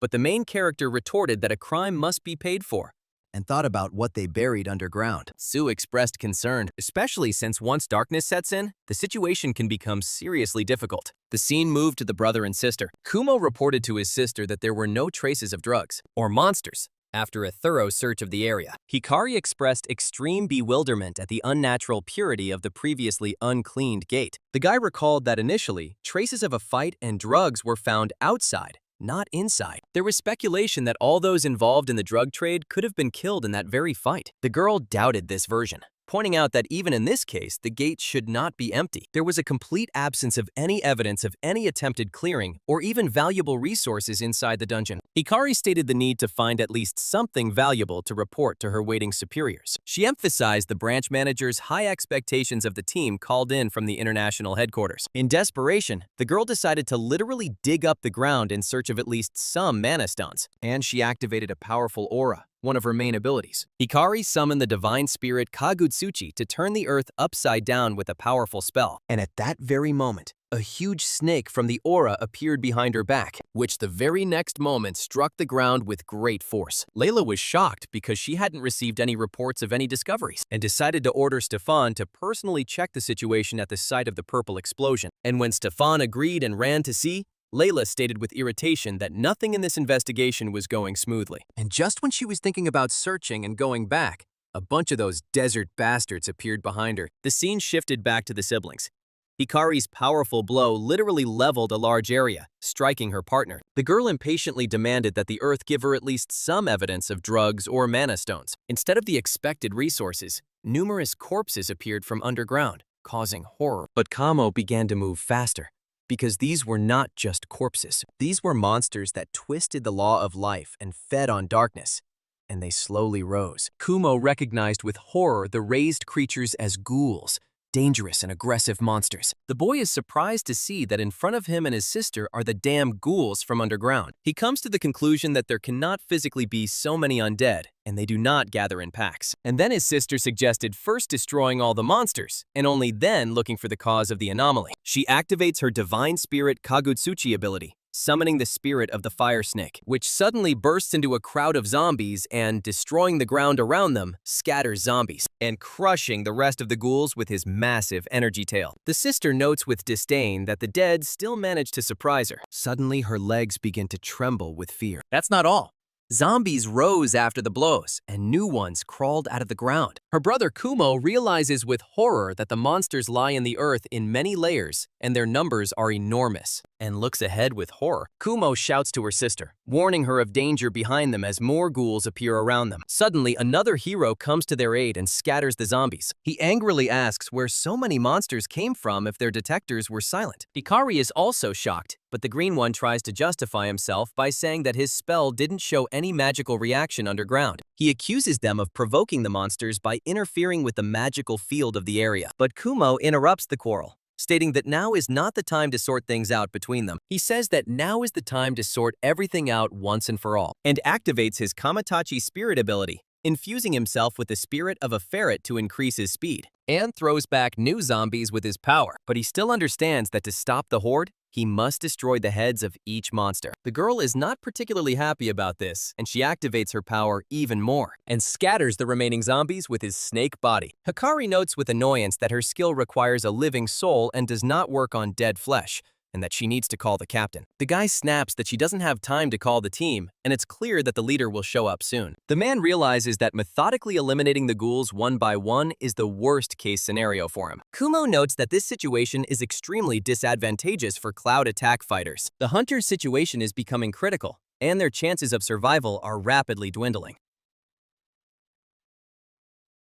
Suddenly, help appears in the form of a red aura and an active downpour technique, and in the sky appears a huge seal of technology and releases its tentacles, killing monsters one by one, accurately and quickly. Hikari is amazed by the boy's precision as he methodically smashes the ghouls' heads with one blow, and she sees the main character who is able to kill almost all the zombies with his technique. Hana can't figure out who this mysterious fighter is and what he even wants in this gate. The girl demands answers, looking in the direction where the stranger is fighting. Green finally gets a short break to catch his breath after the intense battle. The guy suggests retreating temporarily and returning with reinforcements at dawn for a counterattack. Kumo insists on retreat, but his sister fiercely resists this sensible plan. The young man tries to reason with Hikari, pointing out the senseless destruction of the place. Mingshu sharply asks why she worries about time but does not spare her mana. Suddenly, a new threat appears. Another wave of monsters moves towards them. The situation worsens with the arrival of another group of ghouls, identical to the previous one. Hikari is unable to contact her commander, who should have arrived by now in response to the noise. But the guy was sure that the leader had to appear in the middle of all this chaos. Minsu is furious when he realizes that they have left their commander alone in danger. The guy decides to immediately go to the rescue, leaving the rest of the zombies in the hands of the team of losers. The scene changed. The guy was running further through the desert and holding a phone in his hand. Mingshu contacts his ghost and orders him to enter the gate immediately. The ghost is ready to carry out any order and inquires about the immediate actions. Ming Su orders that the group that infiltrated the gate be tracked by the traces they left behind. He looks forward and freezes in silence at what he sees. The main character is alarmed to realize that one of their hunters was kidnapped during the chaos. The scene suddenly switches to a cave, a fire, and a tied-up girl with her mouth taped here. The huntress realizes that she has been completely caught off guard without any opportunity to prepare. She wonders how the enemy managed to penetrate the reinforced security at the entrance. One of the bandits asks the boss for permission to kill a woman whose gaze irritates. The leader orders them to restrain their emotions, as they need live bait to eliminate all witnesses. The boss reminds them that mistakes are unacceptable and promises the Lalmati group complete control over the underground market. He discusses how much low-ranking hunters are willing to pay for a forbidden power enhancer. The leader convinces the subordinate to put aside personal ambitions for the sake of the future power of the entire organization. Robert expresses outrage at having to hide and blindly follow the orders of an incompetent leader. He is pulled up short, reminded of the need to respect the boss, regardless of his appearance or manners. At that moment, a man with a magic seal stood outside, and he decorated his hands with cuts, giggling. After all, his trial is already begun, and the zombies continued to emerge from the ground. He was a strange guy with a creepy smile who could summon zombies, and the ghouls obeyed him because of this. It becomes horrifyingly clear that their leader is a necromancer, which explains his control over the dead. Necromancy is described as a technique that defies the mind through the manipulation of life. This ability allows the user to control the very boundary between life and death. Necromancy is considered one of the most dangerous and forbidden techniques among summoning skills. Possession of such a skill automatically makes one the object of intense scrutiny and fear. Even an experienced fighter who has seen a lot admits that he has never met a real necromancer. The gang leader needs this man's connections to restore the organization inherited from his father. One of the bandits looks longingly at the bottle of drugs, wanting to try it immediately. The boss stops him abruptly, reminding him of the fate of those who died at the entrance to this gate. A small bottle is enough to explosively increase your strength to the level of an S-rank hunter, causing addiction. The consumer's body eventually cannot withstand the load and literally breaks apart from the excess force. The drug is compared to a flame that burns brightly for only a moment, only to then go out forever. The potion's composition is clearly made from mana, yet it is completely undetectable by normal skills. One of the squad members asks Ivan to reveal the source of the prohibited drug, insisting on his right to know. The necromancer replies with a grin that he cannot entrust such information to unreliable allies. Ivan accuses the guy of being unable to control his subordinates, which has attracted the attention of agencies. But the bearded man tries to justify himself, calling the leak of information an inevitable risk of the drug business. The necromancer retorts that he likes impudent people, but he will not reveal the sources of supply. He explains his refusal by the risk of information leaking from a stupid boss to his even stupider subordinates. Robert is enraged by such words addressed to his leader and is ready to attack immediately. The bearded man stops his angry subordinate, realizing the danger of conflict with the necromancer. Someone feigns concern and inquires about the cause of the noise that has arisen among his subordinates. It was a raven. She reminds us that loud noises can attract the attention of the scary investigators lurking outside. The necromancer's words are addressed personally to Ivan, whom she is trying to keep in suspense. The appearance of a new character named Raven immediately changes the atmosphere in the dungeon. Raven coldly remarks that the necromancer is engaged in completely unnecessary and risky activities. He warns that Ivan's actions threaten the entire organization of the anti-demon race. The necromancer mockingly asks if the old leader of the IZ group sent Raven here. Ivan suggests simply getting rid of all the witnesses if they're causing problems. He asks that this message be conveyed to their leader. Raven retorts that a necromancer who plays with corpses has little understanding of living people and their connections. She looks at the hostage girl with obvious warning, sensing the danger emanating from her. Raven openly states that further continuation of this adventure will be extremely dangerous. The necromancer decides to leave the female investigator alive until he has dealt with all those involved. But the Raven quickly rejects this idea. Raven clarifies that her warning is not addressed to her, but to Ivan personally. He suggests the necromancer consider the situation carefully, though it may already be too late.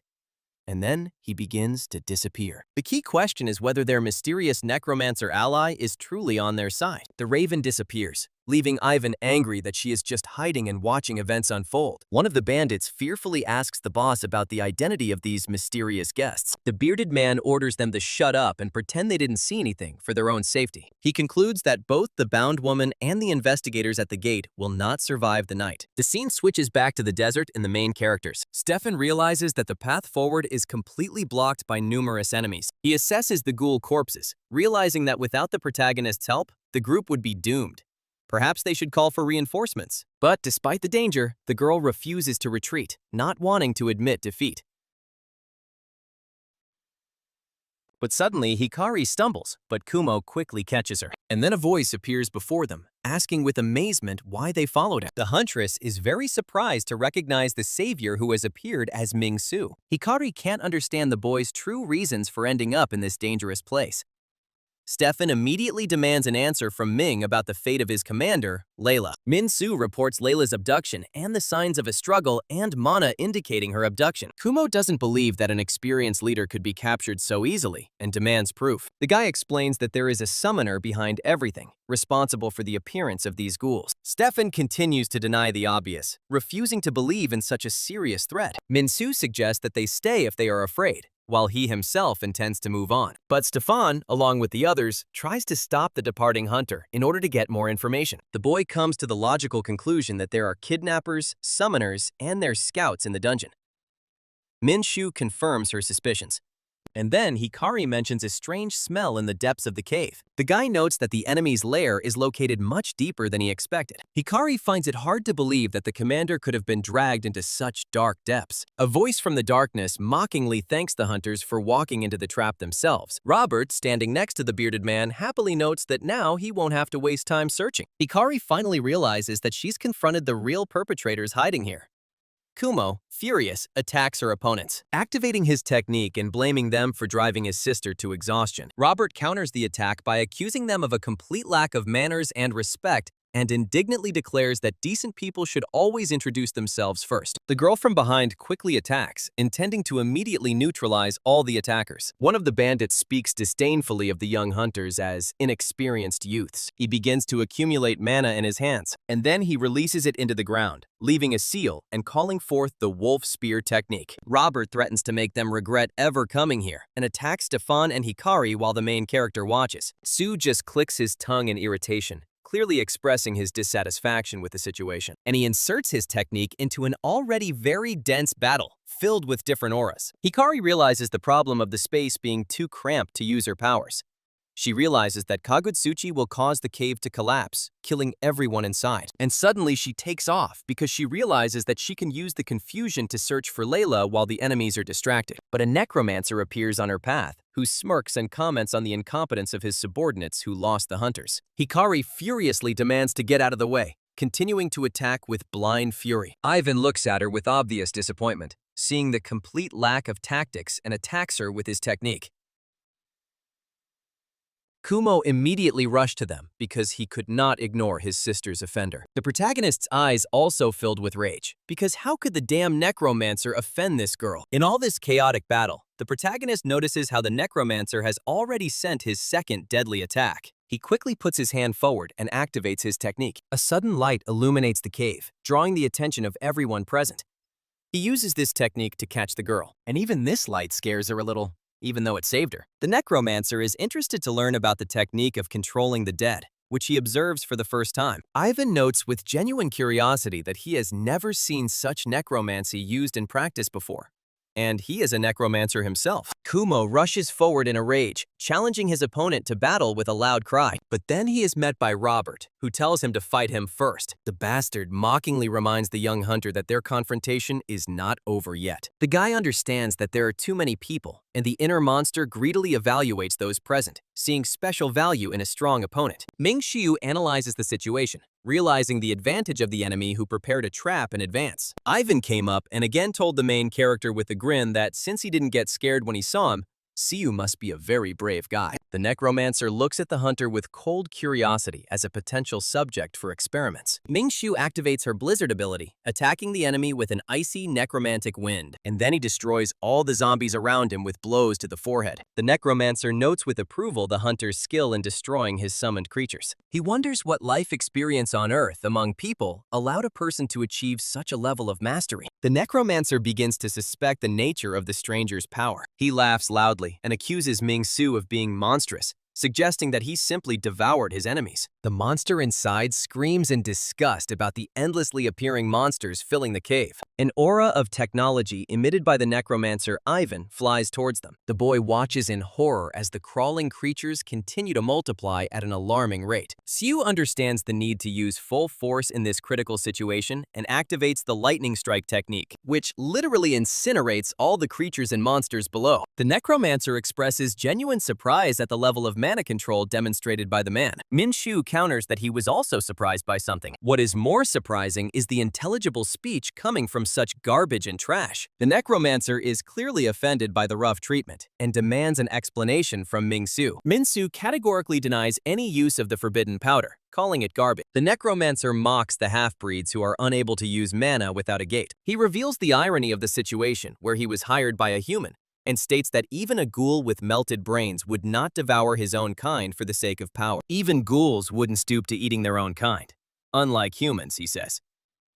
The necromancer justifies his actions with the noble goal of giving the scum a chance for rebirth. Those who use the amplifier, as he claims, become especially valuable material. And while the zombies are attacking, Ming-Shu does not feel the demonic energy and understands that the drug was created by someone else. The boy disgustedly calls his noble goal as stinking like rotting dolls, and destroys them all with a single attack. The necromancer is offended that such a creature dares to criticize him. Ivan menacingly declares that the moonlight gives him unlimited mana for creating ghouls, so his powers won't run out anytime soon. Minju ironically notes how the necromancer is busy with petty matters instead of real combat, and the main character turns to Ivan with cold calm in his eyes. And then, in a rage, she asks how long he can maintain that arrogant expression, and absorbs a little of his energy. Then Ming-Shu makes a key observation about mana in his attack.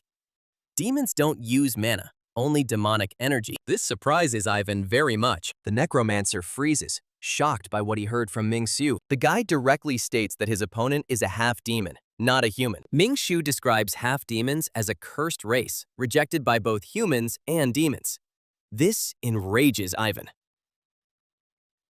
He accuses the necromancer of lying and hypocrisy, using demonic power, and asks which of them is the real Kerr then. The necromancer is enraged by Ming-Xu's words, and his demonic energy condenses to a dangerous level. The monster notices this, but Su calmly assesses the situation, noting the increased strength, but also the greater predictability of the attacks. The boy warns Frey about the need to use full force to confront him. The monster worries that he's about to overload himself again using the forbidden technique.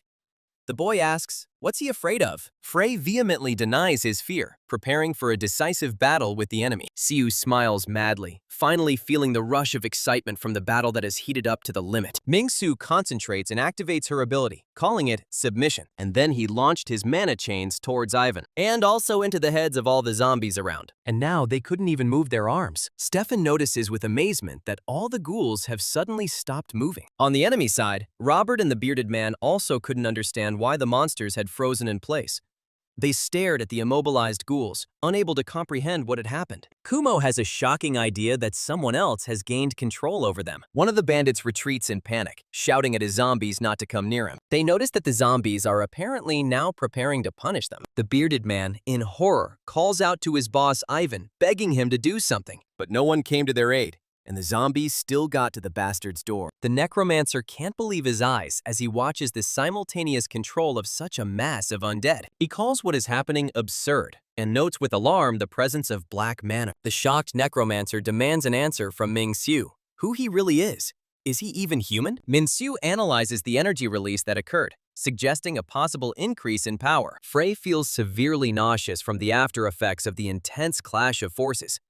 Ming-Shu suggests he rest, taking on the task of ending the conflict. With irony, he offers the necromancer to reunite with his ancestors. Ivan had no choice but to run away and shoot at his dolls, who no longer obeyed him. And then a huge explosion thundered, destroying all the last dolls. The necromancer decides to stop holding back and use his full power. Min-Shu asks with cold curiosity if the enemy has anything left to show. The necromancer is amazed by the sudden increase in speed of Ming-Shu, whom he had not noticed. Min-Shu sarcastically thanks him for his unwitting assistance in destroying the cave wall, and again he blinded him with his miracle technique. Then, after his quick attack, only a huge explosion of energy remained in the sky. The sudden appearance of the Raven immediately interrupts the fight. She greeted Ming-Shu like an old friend. She shielded Ivan's body, protecting him from the blast. The protagonist pronounces the name of the newly arrived girl, confirming their acquaintance. Ming-Shu is surprised by Raven's intervention, breaking his rule of non-interference. Raven explains that the necromancer is an important figure, despite his appearance. She asks for his life to be spared while he is useful, offering a compromise. Min-Shu is mentally insisting on eliminating the necromancer due to his key role in the drug trade, but he also recognizes the need to prioritize and focus on the main goals, keeping the team alive. Ming-Shu estimates the power of the crow to be superior to that of a necromancer. And then the guy demands an answer as to why the leader of the anti-demon faction is involved in dirty business. Raven retorts that Ming-Shu knows a lot about them, but is seriously mistaken. Raven explains that the moderate wing has long been in charge of the anti-demon faction. She claims that the incident occurred at the initiative of a necromancer acting without sanction, but she still didn't even know who the request came from. Min-Shu asks skeptically if they really didn't know who the customer was when they intervened in the situation. Raven insists their group was merely rescuing a member, not participating in his activities. She claims he only recently learned of the necromancer's activities and was unaware of what was going on. Raven admits that Ming-Shu has many questions, but she herself has minimal information. The protagonist first looks away, thinking about the girl's arguments, and his eyes catch sight of his entire squad of surplus comrades heading to the base. And now he reluctantly agrees with his arguments, considering the necromancer not the main culprit.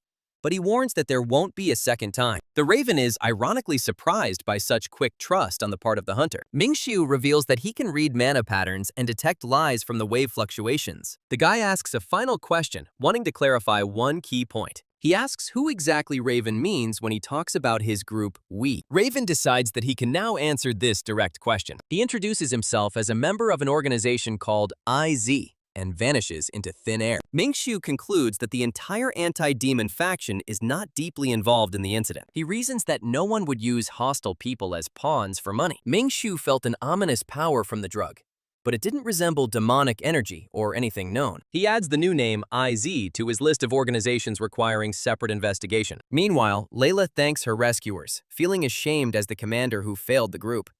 She insists on an immediate exit from the gate, pointing out the dangers of prolonged exposure. Minsu approaches them and begins by saying that they first need to deal with the consequences of the incident. Hikari immediately asks about the necromancer's fate, expressing obvious concern over his disappearance.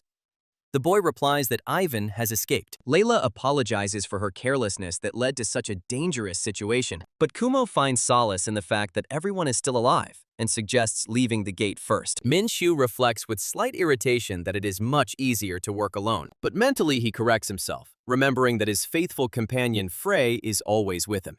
And he turns to him, but for some reason, there was no answer, and he looked at the horizon in confusion, wondering where this monster had gone. The scene shifts to HMCS headquarters, where a report has been received about the ghoul incident. Edward finds it hard to believe that necromancers exist and that they weren't the main clients. Minsu confirms his guess, suggesting that this is just the beginning of something bigger. The blonde reproaches himself for his complacency and thanks Mingsu for saving the entire team in such a difficult situation. He tries to console him, saying that no one could have predicted such a trap in the empty gate. And everyone survived. Edward dryly notes that thanks to his actions, everyone was able to quickly return to work. Hikari, in particular, could have been hurt, but the protagonist prevented that. Edward speaks admiringly of his skills, reminding him of his former nickname of Mad Dog. Minsu suddenly announces his immediate return to Korea for his next case and asks to call when he has any leads. The blonde is surprised by his haste and asks him to at least say goodbye to the rest of the team, but the guy says he's too busy for that. The scene changed. The guy was already walking down the street when he stopped with a surprised face. After all, that same rude Hikari was already standing in front of him. He looked at her questioningly. Hikari came to thank him in person, embarrassed by her less-than-ideal behavior. She promises to be a more useful and reliable ally in battle next time, and then passes the protagonist by. Minshu accepts her gratitude with a slight smile, showing no particular emotion. But what worried him more was that from that day on, his companion Frey stopped responding to his mental appeals. Mingshu tested his skills, feeling no problem in using the abilities he received from Free. He tried to shout to his silent companion with anxiety and irritation. When was that bastard Frey going to wake up? The scene shifts to HMCS headquarters, where a meeting is being held to summarize the investigation. According to the report, Almaty's organization targeted investigators and was involved in drug trafficking. It turns out the group wasn't producing drugs, and the death of its leaders severed the supply chain. However, remnants of the group are still active on the black market, requiring continued investigation. The meeting participants are interested in the current state of the gate, where the main events took place. The gates were seriously damaged during the fighting and no longer have any value. There is a fear that the former chairman's faction will accuse them of destroying the crime scene. Vice Chairman Edward reacts with irritation to the constant political intrigue. He is reminded that the former chairman's faction now practically controls the headquarters. A particular threat is posed by Cargill Huang, a semi-specialist ranked hunter who is aiming to take his position. He will definitely take advantage of this incident to create problems for the vice chairman. The secretary expresses an understanding of the need to minimize any grounds for criticism directed at her. At this moment, Cargill Wan himself enters the office without knocking, introducing himself to the vice chairman. He introduces himself as a semi-specialist ranked hunter from HMCS Central Office. Cargill feigns concern for the progress of the investigation, hinting at its failure. Edward demands to know what exactly he means by his caustic comments. Cargill accuses him of assigning an unknown hunter from an Asian country to the team. He states that the team returned empty-handed, having only destroyed the crime scene. Edward counters that the team was attacked on the spot, which justifies their actions. Moreover, the team not only survived, but also managed to neutralize the attacker. Cargill sarcastically remarks that they have only managed to uncover a small organization, not the sources of supply. He notes with mock respect that Edward would not have appointed a random hunter without a reason. Cargill still expresses concern that the investigation has dragged on without any visible progress. He moves on to his main proposal, which he intends to bring up for discussion. Cargill suggests making the investigation into the banned amplifiers public. Edward chuckled. He warns that publicity could lead to a sharp increase in demand for these drugs among the population. Edward points to the risk of widespread interest in drugs among ordinary people. He asks if Cargill is ready to take responsibility for such consequences of his actions. Cargill is confident the problem can be solved by quickly identifying and destroying the source. At this rate, people will find out anyway, even without publicity. He suggests consulting with other semi-specialist hunters to settle the dispute. I wonder whose opinions they'll listen to. And then Edward angrily slammed his hand on the table. The scene shifted, and Edward informs Sue of the high probability of the amplifier case being made public. He predicted major international upheaval should this unfold. The guy admits that the roots of the case go deeper than he expected, and there is little time left. At this moment, the old man, with surprise, confirms the existence of necromancers, whom he saw with his own eyes. Meanwhile, Edward reports on the difficulties in tracking the Pandemonium and IZ organizations. Minsu is not surprised by the lack of quick results, and Edward changes the subject to the gate. He confirms that the follow-up expedition found nothing of value in the gate, and it reminds us that the initial high estimate may have been based on the corpses at the entrance. But Edward is alarmed by the gate's anomalous emptiness, where there were no monsters or resources other than ghouls. He suspects that the Necromancer and the Almaty members cleared the gate for their own purposes. He asks Ming Xiu's opinion on this version, expecting his professional assessment. The guy explains the nature of the gates as interdimensional rifts that do not obey the laws of space. He finds it impossible to predict the appearance of empty gates for drug trafficking, even for a shaman. Ming Xiu puts forward a bold hypothesis that these gates could have been an elaborate forgery. He develops the idea that the empty gate could have been an illusion for drug trafficking. Edward initially dismisses this idea as too far-fetched and unrealistic. Min Shu counters that he's simply making a guess based on intuition. The vice president appreciates his instincts and promises to check this possibility, ordering him to continue the investigation. Min Su confidently assures him that she will cope with the task. After the call, he is interrupted by a proposal to have a 1-on-3 training fight. The old man says not to bother the master. He's tired. But Ming Shu, despite being tired, agrees to stretch a little and accept the challenge. One of the fighters immediately tried to refuse under the pretext of illness, but they did not let him go due to the risk to everyone. Min Su hopes that a little physical activity will help wake up his silent companion Frey. The scene moved to the streets of an Asian metropolis. People stood in a long queue at the establishment, and inside, the lucky ones were already having fun and dancing. But among the whole crowd, a guy with a large dragon tattoo on his neck was pushing his way through. Before entering the VIP room, he was stopped by face control officers. And now the red-haired guy asked to let him in. After all, he had business. But one of the guards immediately said something about shadows and blood. Apparently it was some kind of password. And the little dragon continues it, confirming his right to enter this VIP room. The guys immediately part in front of him and let him through the slightly open door of the VIP box. A guy in a robe and glasses is already waiting for him inside. He recognizes Dane as he enters and greets him, as they haven't seen each other for so long. Dane agrees with him and asks, "How are things with the bespectacled guy?" He confirms that everything is fine and asks if Desau has arrived with him. He announced a temporary suspension of all movements and transactions following the current operation due to the intensified investigation in Korea. The guy confirms his understanding and offers to provide an escort on the way back. Just as he is taking out a cigarette, his new bodyguard appears next to him. Dane agrees to the plan, citing the need to wrap up the deal. He expresses irritation at the new influx of goods and the increased police activity. Dane's appearance takes the man in red by surprise, and he also greets Zhang Qian, whom he has not seen for so long. Dane is surprised to see Clown arrive early and greets her with an old-fashioned greeting, asking Cho to present the goods for inspection. Meanwhile, Dane apologizes for the large batch that had to be rushed through.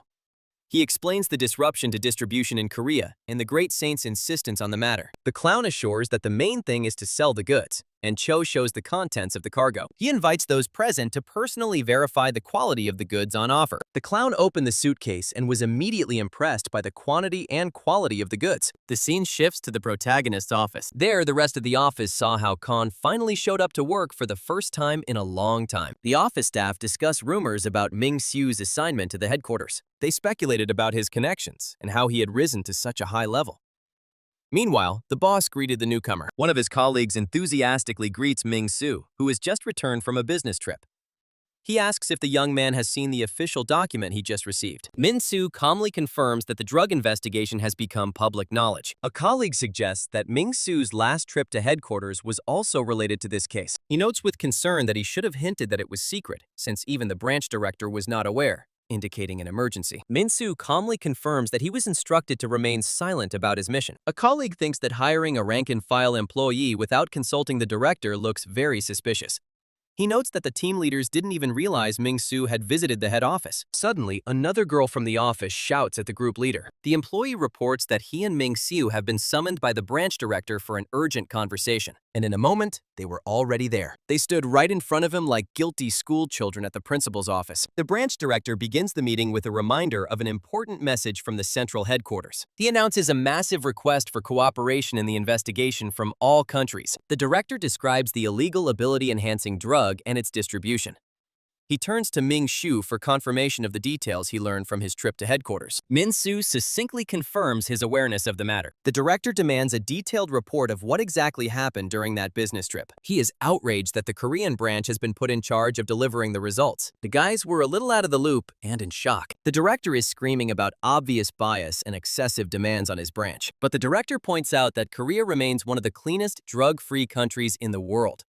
He doubts the possibility of significant achievements in such a small country. He is concerned that the request did not come from Vice President Edward, but from someone from the former chairman's entourage. He panics and realizes the threat to his career and possible promotion. Min-soo wryly asks if he should just resign from the organization. The director is categorically against this, understanding the value of a hunter even in a difficult situation. But even when he is transferred to the main department, he must not forget the Korean department, and now he is ready to take measures to investigate nonsense. The branch director announces the reorganization of Hwang Jong-gu's team into a special drug enforcement team. He emphasizes that the team's failure would be a disgrace to the entire Korean branch of the organization. The director clarifies that other teams will also be working, but the key tasks will go to the Konbuk team. This will provide an opportunity for advancement. Hwang Jong-gu tries to object, anticipating strong discontent from the other teams. But the director knows he doesn't really care.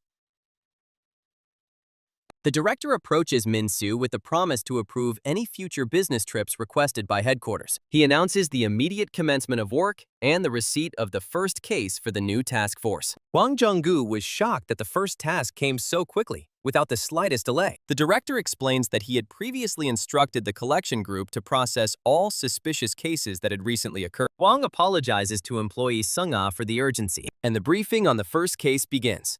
The director describes an old warehouse on Nangwa Island, long known as a drug den. According to him, a distribution hub has been established there, attracting clients even from other provinces. Recently, a fight involving awakened criminals occurred there, resulting in casualties. Hwang immediately admits that the forces of one of their teams will not be enough for such a large-scale operation. Therefore, the director reports sending a request for cooperation to a private guild, which has already been approved by headquarters. Min-soo asks with slight surprise about involving a private guild in the investigation. And in a couple of moments, they were already there. When meeting with the guild representatives, Min-soo confirms that he was expecting their appearance. He explains that the private guild is exactly what he expected to see as reinforcements: his brother and apprentice. One of the guild members confirms that their involvement in this matter was entirely predictable. Brother sighs softly and asks why Ming-soo always finds himself at the center of major incidents. The man grumbles that the head of the guild himself even bothered to come and didn't send an assistant in his place. The interlocutor coldly retorts that he did not come here of his own free will, and the girl said that the master's order is above all else. Sejun immediately asks where his comrades are. Where is the whole team? He explains that their men are spread out around the area, monitoring the situation. If they all came at once, they would only get in the way, so they're waiting to intercept anyone who tries to escape. Younghwa guessed that a good half of those gathered here were ordinary civilians who had come simply for cheap stimulants. Even tales of clashes between the awakened, he says, were most likely just squabbles between traitors or their guards. In any case, if we manage to catch the drug dealers at the same time, it certainly won't make things any worse. He nods to the side and remarks that it looks like that's where the main deal is taking place. It's worth checking. Sejun suggests not forcing their way in through the main entrance. They'll miss too much. Better to sneak in quietly and strike suddenly. But the girl objects. There is no time to mess around with this. It is wiser to immediately encircle everyone. Suddenly, the main character heard something important, and he ordered all his partners to shut up and follow him. They came up and listened. One of the merchants was disappointed. He came for the promised special goods, but in reality, everything was no different from the old one. His words about this amazing product immediately attract the attention of another. Someone angrily scolds the awakened ones, condemning the very idea of preparing drugs specifically for them. But the other one just smirks. This is exactly how you can make a fortune, and he's been living like this for 15 years. This angers the protagonist. The interlocutor sharply replies that such a way of life is short-lived and casually shares the news. Jang Chuan has appeared in Korea. He perks up and replies that he came here precisely for his sake, not even remembering how many months have passed since their last meeting. A third person eavesdropping on the conversation asks in surprise who Jang Chuan is. This frightens them. One rudely demands that the uninvited guests identify themselves, suspecting them of being ordinary drug addicts. Min-soo calmly declares his lack of interest in drugs, and the three of them say that their main goal is to get to the drug dealer himself. A moment later, the group finds itself in front of a broken door, and the question of what to do next arises. One of the fighters suggested two options: pretend to be buyers or begin an immediate cleanup. Yeonhwa favored the latter, but the Senju ordered everyone to come closer to coordinate actions before entering, and he takes a pen out of his jacket. It is immediately activated in the magic staff, and Sejun activates his concealment ability, using light magic to camouflage the group. The skill description indicates its highest rank and its dependence on the caster's skill. The main character is surprised to learn of the complex transformation magic used by his brother. Yeonhwa admires his skill, comparing the illusion to an advanced invisibility spell. Sejun explains that his elemental magic has many uses. He gives an example of how the conceal skill uses light refraction to camouflage. The guy ironically notes that his companion Frey would definitely want to absorb this ability. An ally asks about the location of this mysterious satellite, but Ming-shu evades the question. But still, Master Ming-soo proudly notes the significant growth of his brother's skills. Another team member reminds them of their accomplishments, wanting recognition from the master. But the main character has already moved on. Min-soo urges the group to hurry so they can complete the operation and return home faster. And now they were already inside. Inside the warehouse, a merchant advertises his goods, announcing a sale of the remaining stock. The buyer tries to negotiate, but the merchant refuses to lower the price. The customer, disappointed, accepts the deal, making no secret of his dissatisfaction. Somewhere nearby, there were already people lying heavily addicted to the substance. Yeonhwa notices that most of the warehouse's visitors are ordinary people, not awakened. They don't look like criminals, just poor souls. Sejun suspects the existence of a separate, hidden market specifically for the awakened.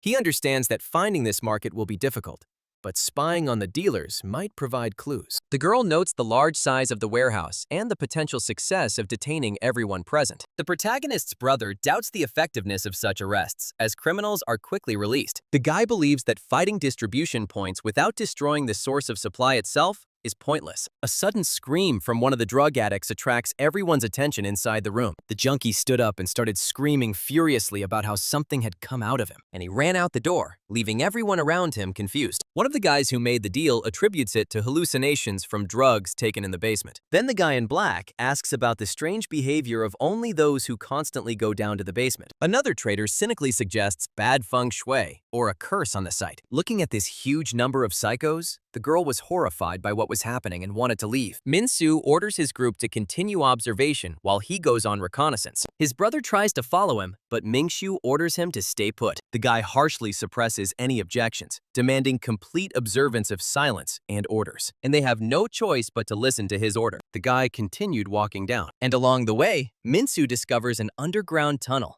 probably used for escape during raids. He feels a strange energy coming from the tunnel, not at all like a normal magical aura. The guy analyzes the energy and realizes that it is neither mana nor demonic power. He compares it to the feeling of being called upon he experienced during a recent investigation. Ming-shu concluded that he had encountered something resembling summoned spirit beasts.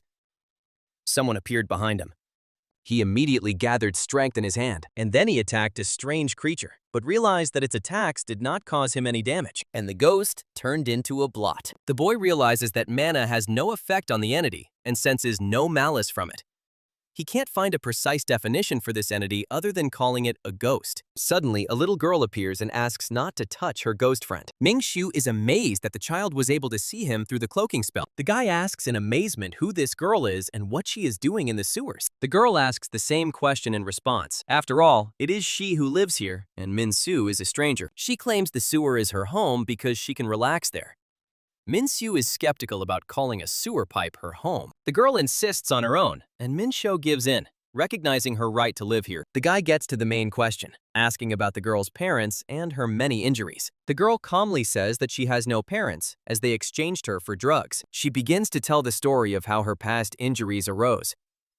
The girl explains that the injuries occurred while she was searching for food through a different exit from the sewers. The guy extended his hand to her and said that this was just madness.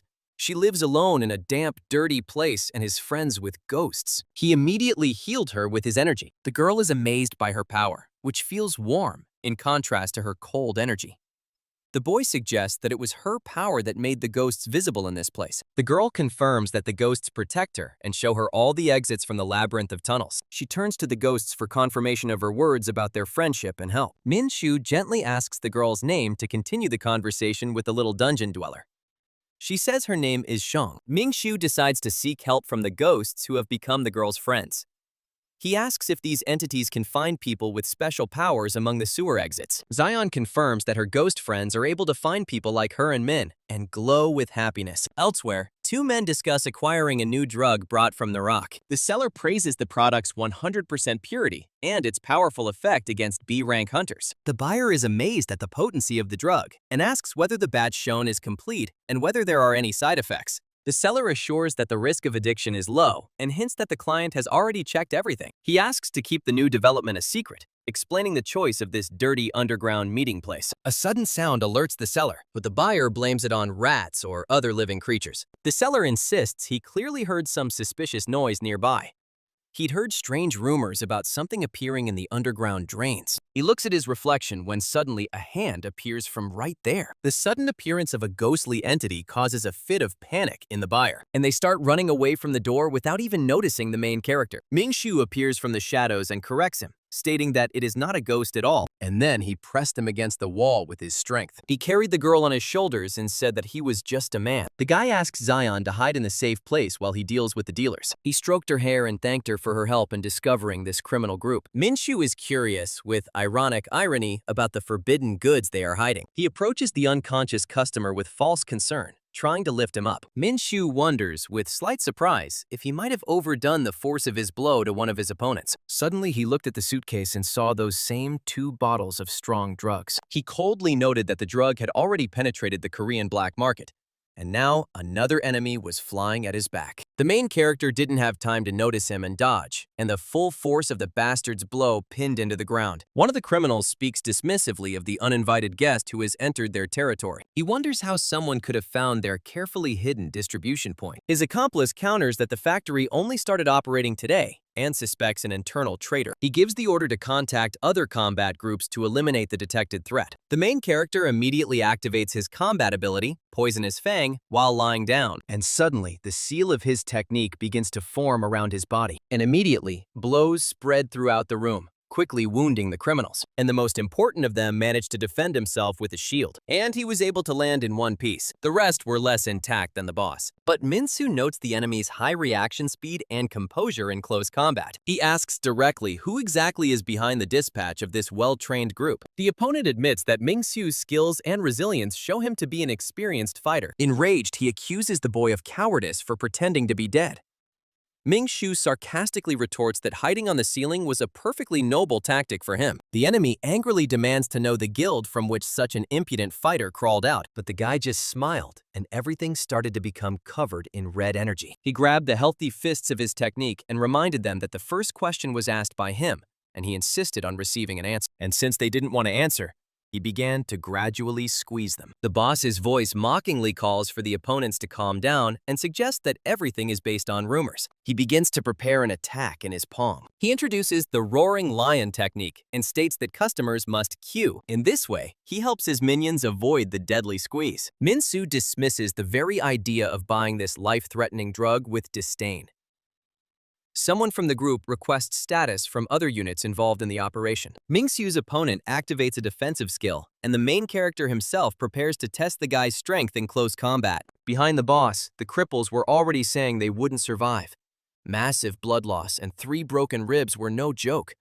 Who was this guy? The group leader calls on his men to show determination, seeing their obvious superiority in numbers. One of the henchmen reaches for the vial of drugs. They pick them up and get annoyed because they never thought they would have to use this piece of crap. After drinking this drug, their blood vessels expand and the body begins to pump with strength. In a rage, the enemy vows to tear Ming-Su to shreds. Their strength increases noticeably. One of them immediately makes a sharp leap forward for a deadly attack on the main character. The guy confirms a sharp increase in power caused by the action of a prohibited drug. The opponent threatens to pierce Ming-Su's skull, activating his most powerful attack.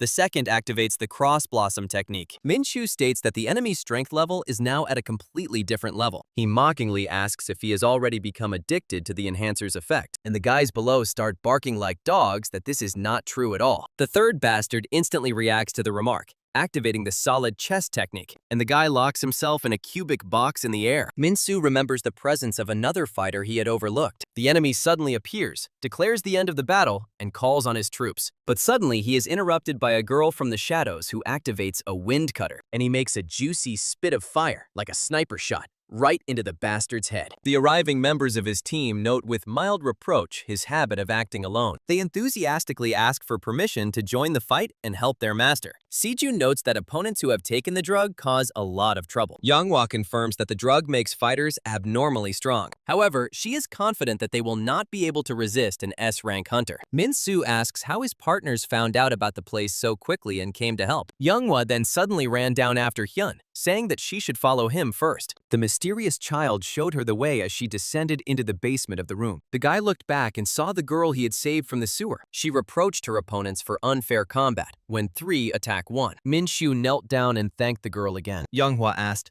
"What kind of child is this anyway?" He promises to talk about the child later, acknowledging the difficulty of explaining now. Everyone agrees that a child could not survive in such a place completely alone. The heroes note the sad fact that prohibited amplifiers are penetrating into Korea. One of them sees a drug user for the first time and fears his immediate explosion. Younghwa suggests a mechanism of action for the drug that leads to death by overdose. Some people mention the ghoul killers, but these fighters are more like ordinary mercenaries, but their strength exceeds that of ordinary guards.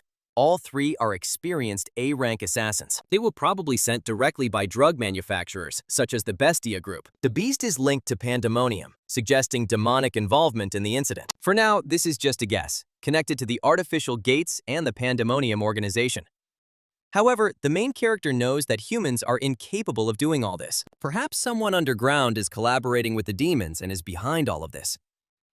Ming-Shu ponders, recalling key details and constructing logical chains. Younghwa recalls Mad Dog's strange disappearance from the public eye over the past 10 years. Sijun fears that the situation could escalate into a full-scale conflict and a resumption of the war with the demons. The guy notices that the attackers have numbers, which means there are at least 10 fighters. 2 drug dealers remain alive, allowing them to be questioned in prison later. Suddenly, the alarm goes off, and the girl warns the heroes about the approaching danger. The heroes don't understand what she's talking about. Suddenly, a huge explosion occurs, from which the main character again saves the girl. The new opponent accuses them of dirty work because they did not finish off their previous opponents. He threatens to show what it means to finish a case truly cleanly and professionally. Min-Su notices new numbered fighters and orders his team to hide immediately. The new arrivals have a much higher mana level, indicating that they are at least an A+ rank. Ming-Shu meets the drug dealers with cold fury when they appear at the perfect moment. He asks directly if one of them is the boss of this entire criminal network. Someone recognizes the leader of the Azure Flower Guild and is surprised by his quick appearance. The opponents realize they must kill the 2 S-rank hunters on the spot.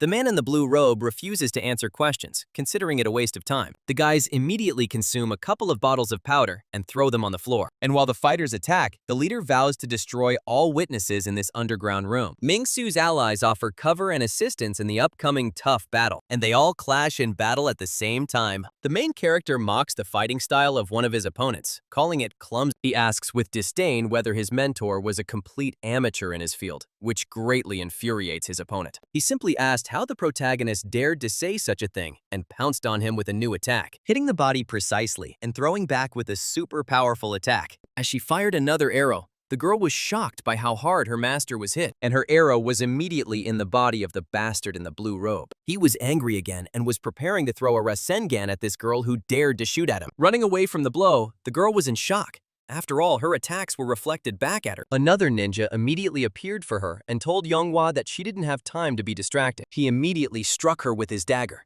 but a shield quickly formed in his path, preventing him from piercing the girl. It was Senju. He told the girl not to jump on the leader, but that they first need to deal with all the trash. He turned to his brother and told him to do at least something, but the main character was in shock. This guy had some very strange technology, and he was so fed up that someone nearby spoke up. He asked them to shut up and let him concentrate, but after a few moments, he smiled, as his body finally remembered what it was like to fight together. He remembered his youth, training and fighting alongside his allies and students.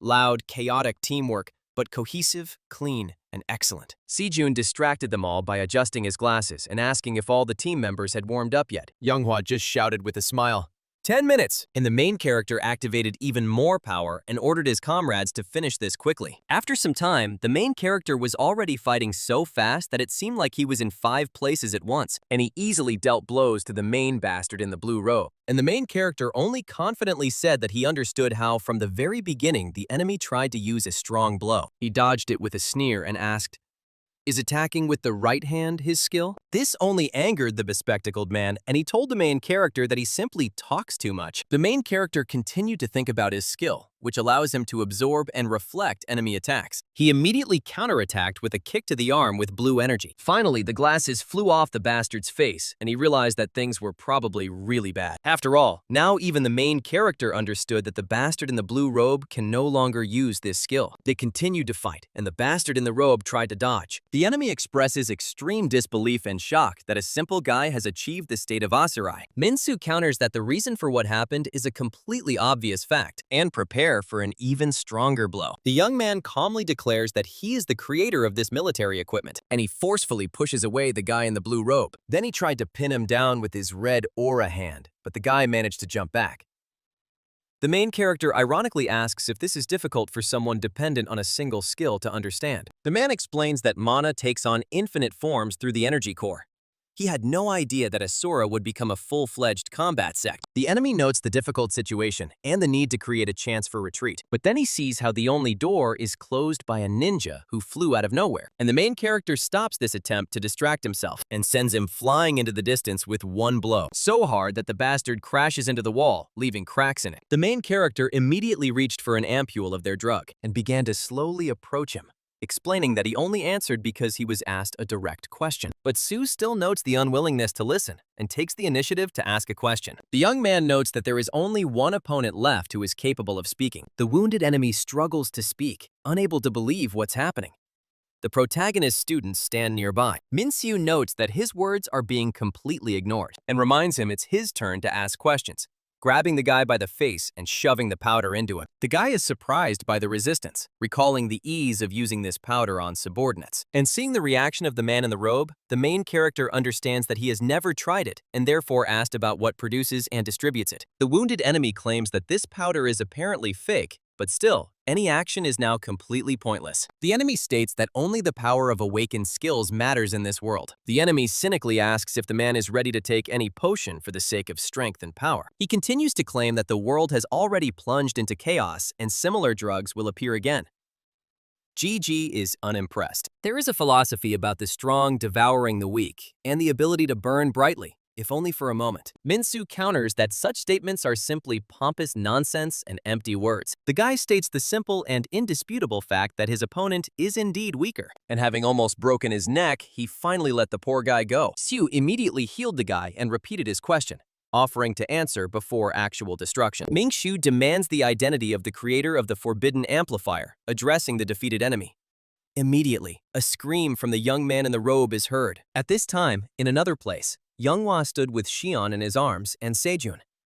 The protagonist's brother addresses the girl with understanding of her feelings after what happened. He wonders about the significant changes in their comrade over the past 10 years. The girl confirms that he has become much stronger and at the same time, much more ruthless. A hypothesis arises about the difference in the flow of time in different worlds and its influence. They discuss how 100 years of solitude may have changed their master and his inner essence.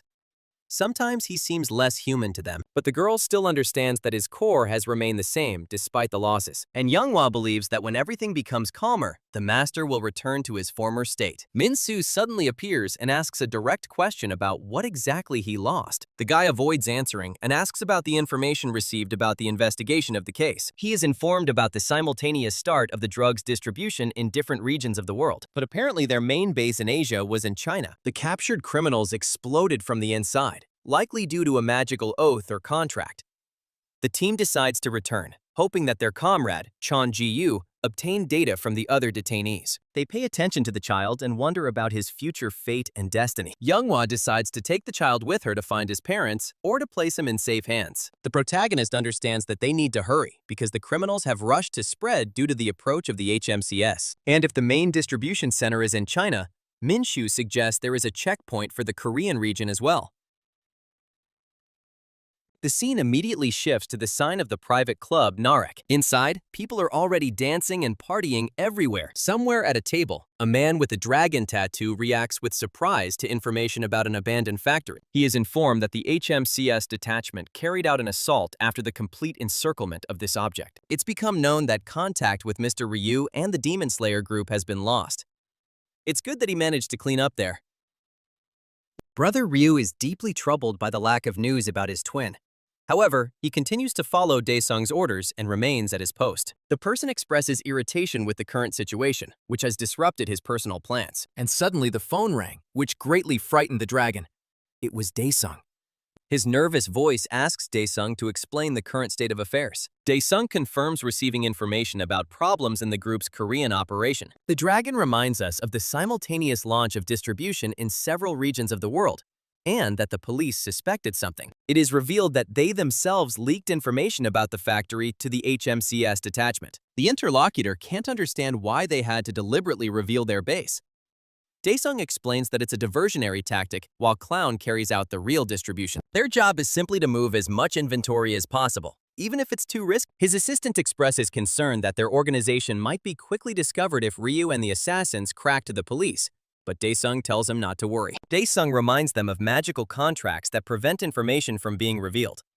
Furthermore, he confidently states that all capable hunters in Korea died 10 years ago. He told them to just stay with him. The scene changed dramatically as it became known that numerous dealers and users of the prohibited substance were detained during the police raid. Although the point of sale was destroyed, this achievement did not bring the expected satisfaction. The question arises about the complete destruction of the real sellers of awakened illegal drugs. The action takes place in the office of the HMCS branch director, where a tense discussion is taking place. The staff explains that they had no choice but to terminate the completely crazed consumers. Despite the failure, it was possible to seize samples of the drug and establish a Chinese distribution trail. The director criticizes subordinates for insufficient results despite receiving valuable information. Employee Zhang desperately asks whether he should have contacted the Empire or the Chonhua Guild. The director requests information on the results of the work of other operational groups of the organization. They report a lack of significant leads and a curtailment of criminal activity. The Southern team also failed, losing the suspect due to strong resistance. The angry director first took a deep breath, and then he started shouting, demanding that the employees finally start justifying their salaries. The employee expresses doubts about the reality of the threat posed by the circulating awakened drug. After all, they're already overwhelmed with awakened cases. The director reminds them of the crisis in the Japanese branch and the need for serious attention. The employee tries to object, but is interrupted by continued criticism of the department's work. The Korean branch is under close scrutiny and is unable to independently analyze samples.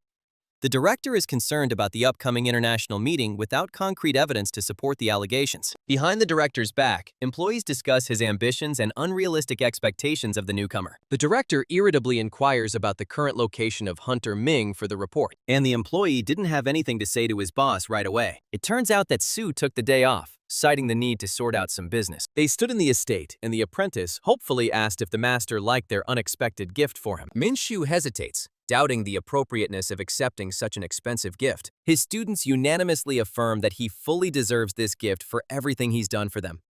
They remind him of all the years of education and training he's devoted to them. Sejun notes that it is time for the master to acquire his own home for his growing family. He adds that he now has people living with him permanently and will soon add a rescued child. Min-soo explains that he was looking for a place for the girl given her unique, awakened nature. but there was no such place. Younghwa is amazed by the rarity of the talent of an awakened being born without a teacher's tower.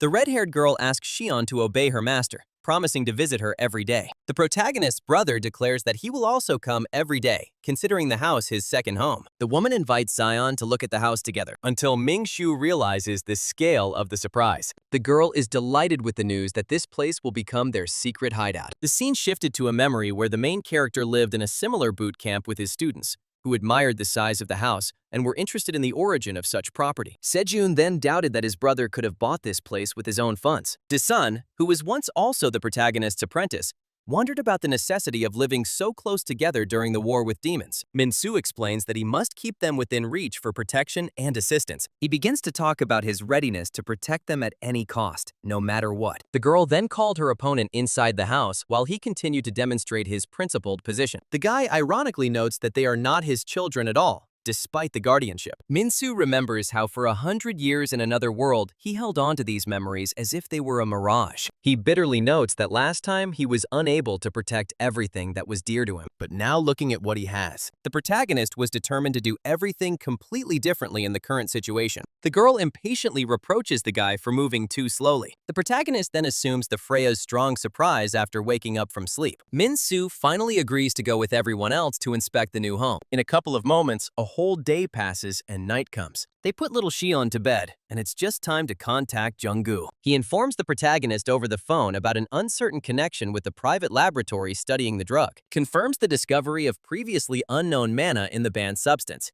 However, he considers the connection to demons based solely on the similarity of mana to be speculation. Even demonic mana is no longer a rarity on Earth after all these events. The headquarters laboratory is also skeptical of the demonic origin theory. Besides, it's risky to mention demons right now, after all. No country wants trouble over unverified rumors about demons right now. So the main character moves their meeting to headquarters. The main character notes with irritation the increased trust in demons over the past 10 years. The investigation reached a dead end despite all the strange coincidences and clues. There are not even any points of contact with the Pandemonium organization for verification. He recalls that Minjun had previously been researching demonic mana, moves a chair to the table, and sit down at it for further study of the information. A database entry appears linking demonic mana and the name Jung Minjun. A search engine reveals Jung Minjun's blog with a study on the connection between demonic mana and pollution. The guy is delighted. The blog is blocked for violating the platform's rules. What irritates the main character? A strange user ID has been detected associated with a private blog. IZ again. There is serious doubt about the randomness of all these coincidences with demonic mana. Zion suddenly appears and asks what her oppa is doing at night. Minsu was surprised that the girl had already woken up. He gently suggests she return to sleep for proper growth and rest. But Zion insists that the ghosts have already told her everything that's happening around her. Minsu reproachfully notes that this is an invasion of his personal telephone communication. The girl explains that she also heard men talking in the sewers before he arrived, and the guy asks what exactly she heard. The girl thinks for a second. Xion recalls the news of a certain John Chuyang's entry into the country. She also heard about the arrival of a shipment of goods from Narak for distribution. The party must be distributed throughout the country according to plan. The scene suddenly switches to an alley and a man with blue hair, who ran with all his might. Suddenly, someone pushed him with such force that he crashed into. Someone finally finds the person he has been looking for a long time, with obvious hostility. A guild member looks down on a C-class hunter who dared to stare at their gate. The hunter excuses himself by saying he urgently needed money for an important purchase.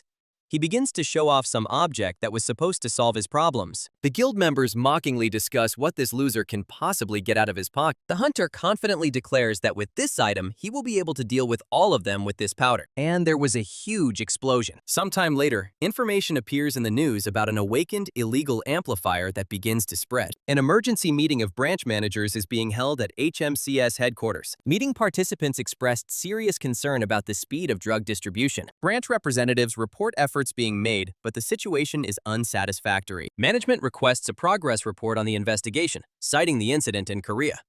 This is the first major incident since the events at the Middle East branch, but the agents found no leads.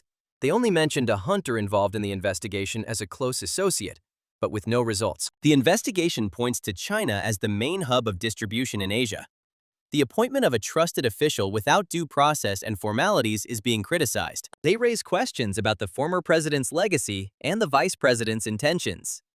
They consider such statements from agencies interested only in Vrata's business inappropriate. Some people are calling for not being too strict with the vice president, who has his own reasons. They propose to assign the hunter general management of the investigation in the Korean branch. A meeting participant asks Baek Lin-ho, manager of the Korean branch, for his opinion. Manager Baek shows noticeable hesitation in his response to the direct approach. 2 days later, the appointment of a leader is discussed at the headquarters of the Korean branch of HMCS. Kyung Hu expresses doubts about the official announcement of the appointment in the current situation. They discuss internal power struggles at headquarters and lack of expectations for success. A new Naraki keyword has emerged that requires immediate investigation and verification. This word comes from the testimony of a child who was at the site of an abandoned factory. The unknown location of Narak becomes an important key for the continuation of the entire investigation. The boy is surprised, as the investigation into the factory case hasn't been completed yet. They discuss the possible meanings of the word Narak, from the establishment to the group's codename. Min-soo sarcastically suggests checking drug dealer hangouts across the country. They note the difficulty of identifying illegal businesses without official registration and names. Narak may simply be a code name. Min-soo makes the final decision on his course of action in the current situation. He proposes to request official assistance in the investigation from 7 major guilds. His proposal evokes shock and bewilderment among the agency employees present. The employee hesitantly reminds them of the confidential nature of the investigation. Min-soo insists on the need to stop the spread of the drug at an early stage. Chung-go says that everyone else will be against it, but Gigi reminds him of his authority as the head of the investigation to overcome objections, and also notes Younghwa and Sejun's willingness to help. The guy says that this is all thanks to personal connections with him. Min-soo sharply cuts off doubts, reminding about the risk of addiction among hunters across the country. Min-soo orders to stop talking and start calling the guilds, taking responsibility for himself. The action moves to the presidential office, where an important meeting is taking place. The director greets Jillian, whom he has not seen for quite a long time. Jillian is introduced as the current guildmaster of the Unlimited Legion in this world. The director curiously asks if the reason for the visit is related to her guild. Jillian reveals that official requests for cooperation from HMCS have been sent to all guilds in the heptagram. Pirate Desau asks in surprise about the nature of the cooperation request. All detailed information is classified, but the request concerns awakened criminals.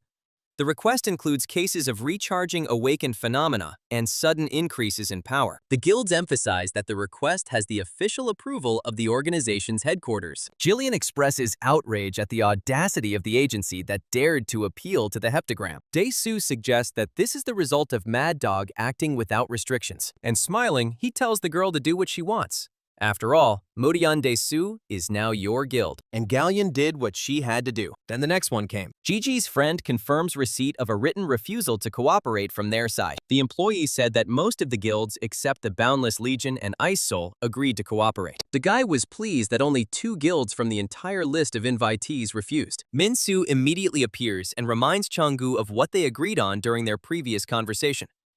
The guy hands over a list of the guilds that have agreed, and the main character asks about the transfer of hunters to HMCS. They tell him that such transitions between guilds and the agency happen quite often. They explain that some hunters value duty to institutions above guild money. The employee expresses bewilderment and asks for an explanation of the reason for such special attention to these guilds. 3 guilds named Diamond, White Lion, and Warrior King were added to the watch list. Min-chu orders his subordinate to closely monitor the members of these 3 guilds.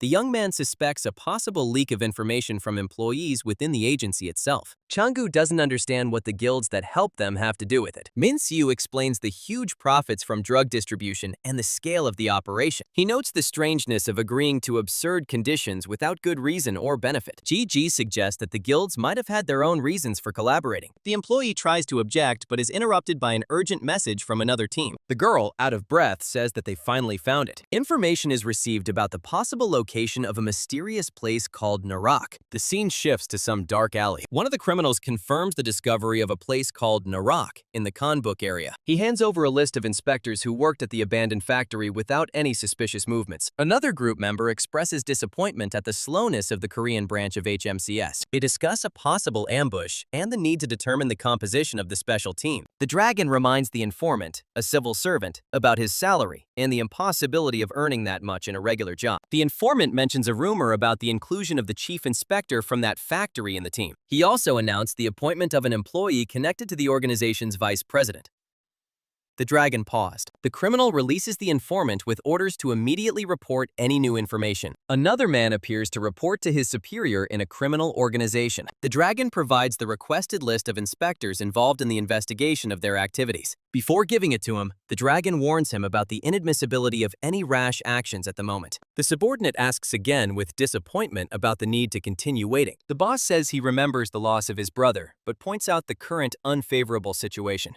He promises a more opportune time for revenge, and action will soon arrive. The subordinate hesitantly repeats the words about the best time for his plans.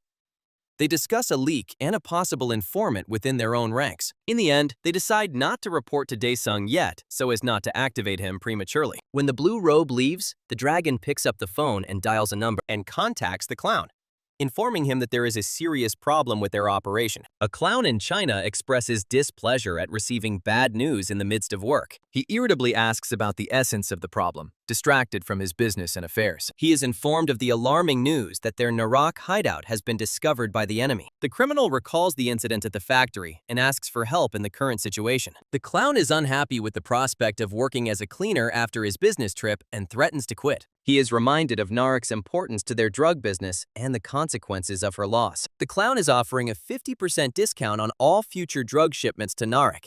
Then they'll help him. Dragon suggests discussing this proposal directly with Daesung to make a decision, and Clown suddenly decides to meet with Daesung in person to discuss the terms of the deal. And while the dragon is shocked by such a proposal, the clown is already standing near the building and says that he will now personally visit Daesung's boss. He goes inside. When they meet, the clown compliments Daesung on his impressive appearance in person and says that he is glad to meet him for the first time. The man just looked angrily at him over his shoulder. He notes the revelation of the abyss and the unexpected effectiveness of the Korean HMCs. Daesung abruptly interrupts him, demanding that he get to the point without unnecessary talk and chatter. He warns that they are fully aware of all his and his men's actions.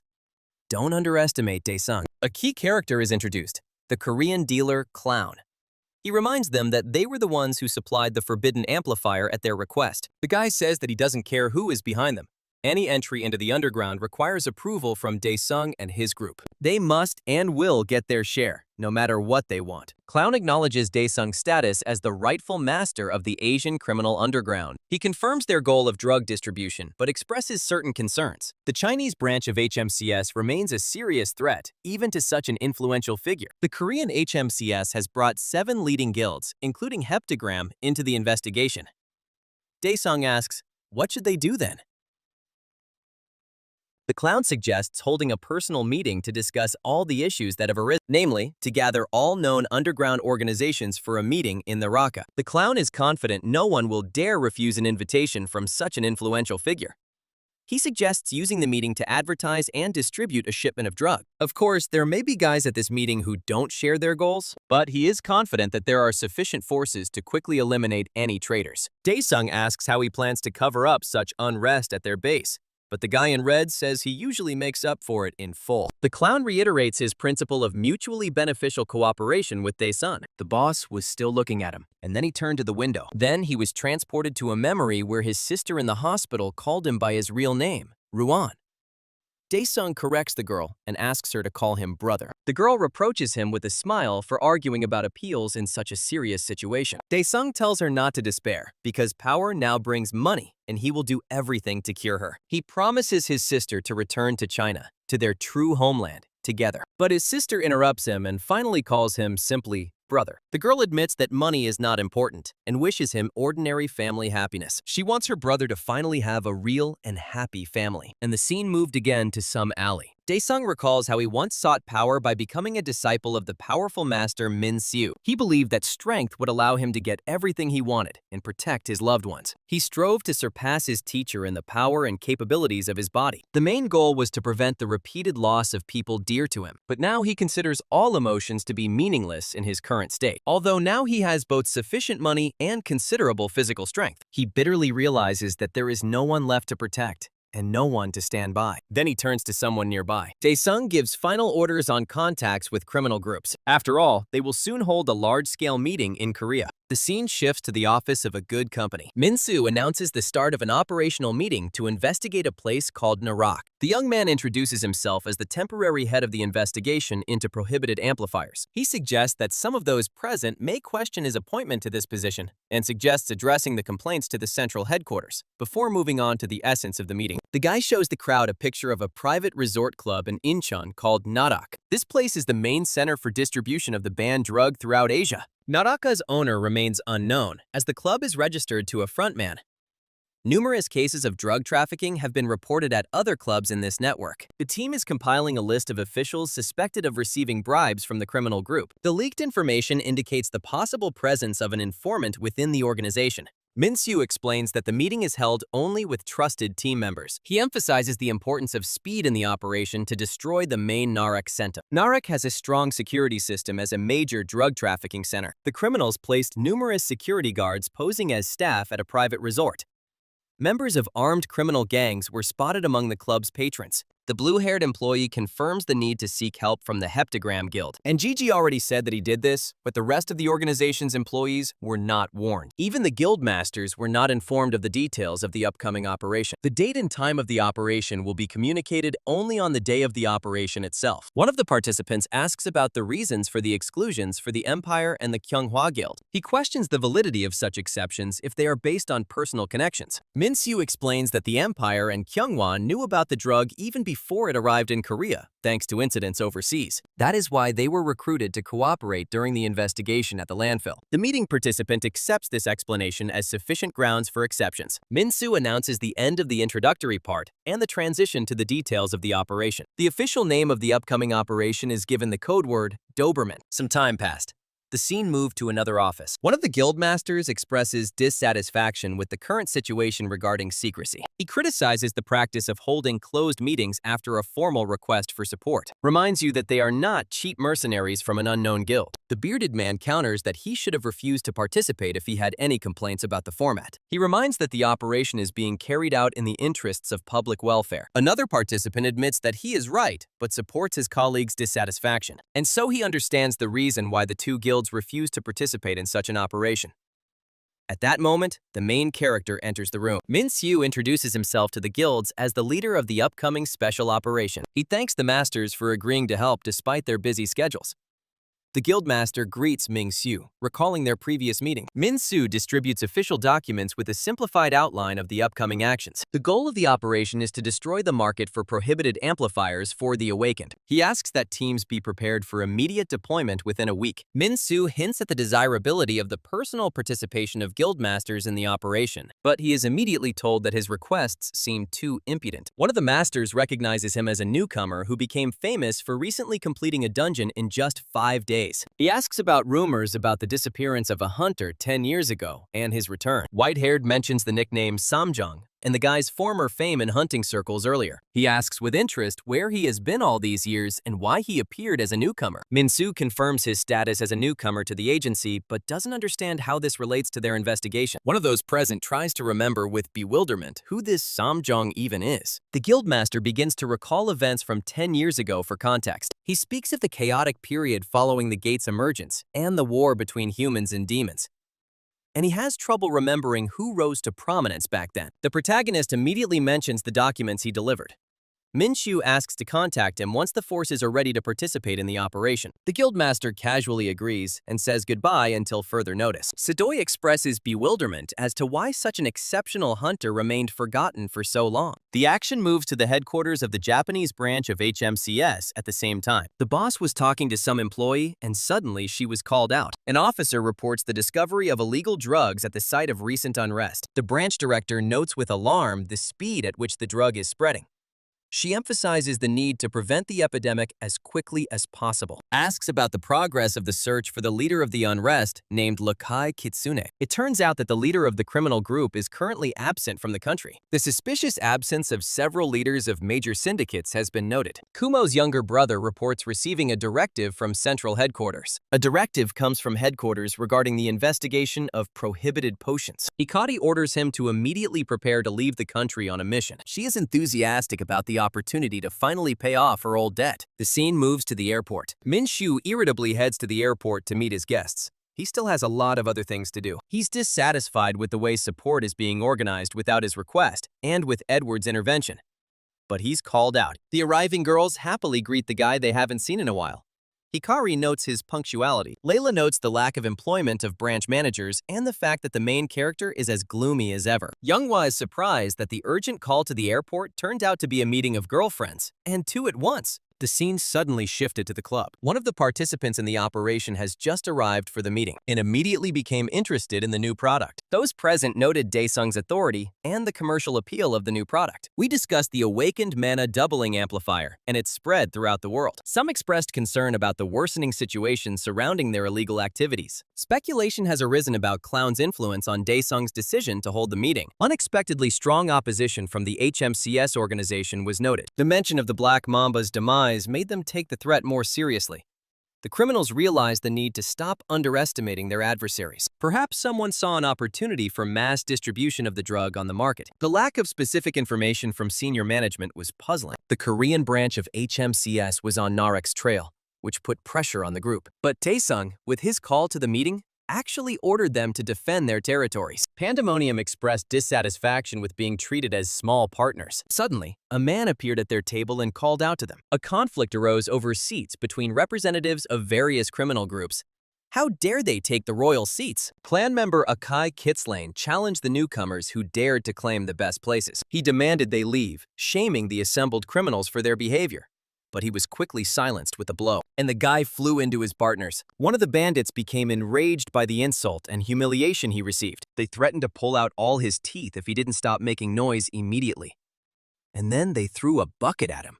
The girls spoke with disdain about the awakened people present at the meeting. The organizers demanded that the riots be stopped under threat of immediate expulsion from the meeting. One of the criminals aggressively demanded that a person unknown to him identify himself. He was reminded that even the idiot Chun Dobok should know the organization holding this meeting. The guy standing to the side was in shock and asked his partner why he didn't intervene, since their boss had been badly beaten. But the other guy thought even more about his future plans. Someone was surprised to recognize the man present.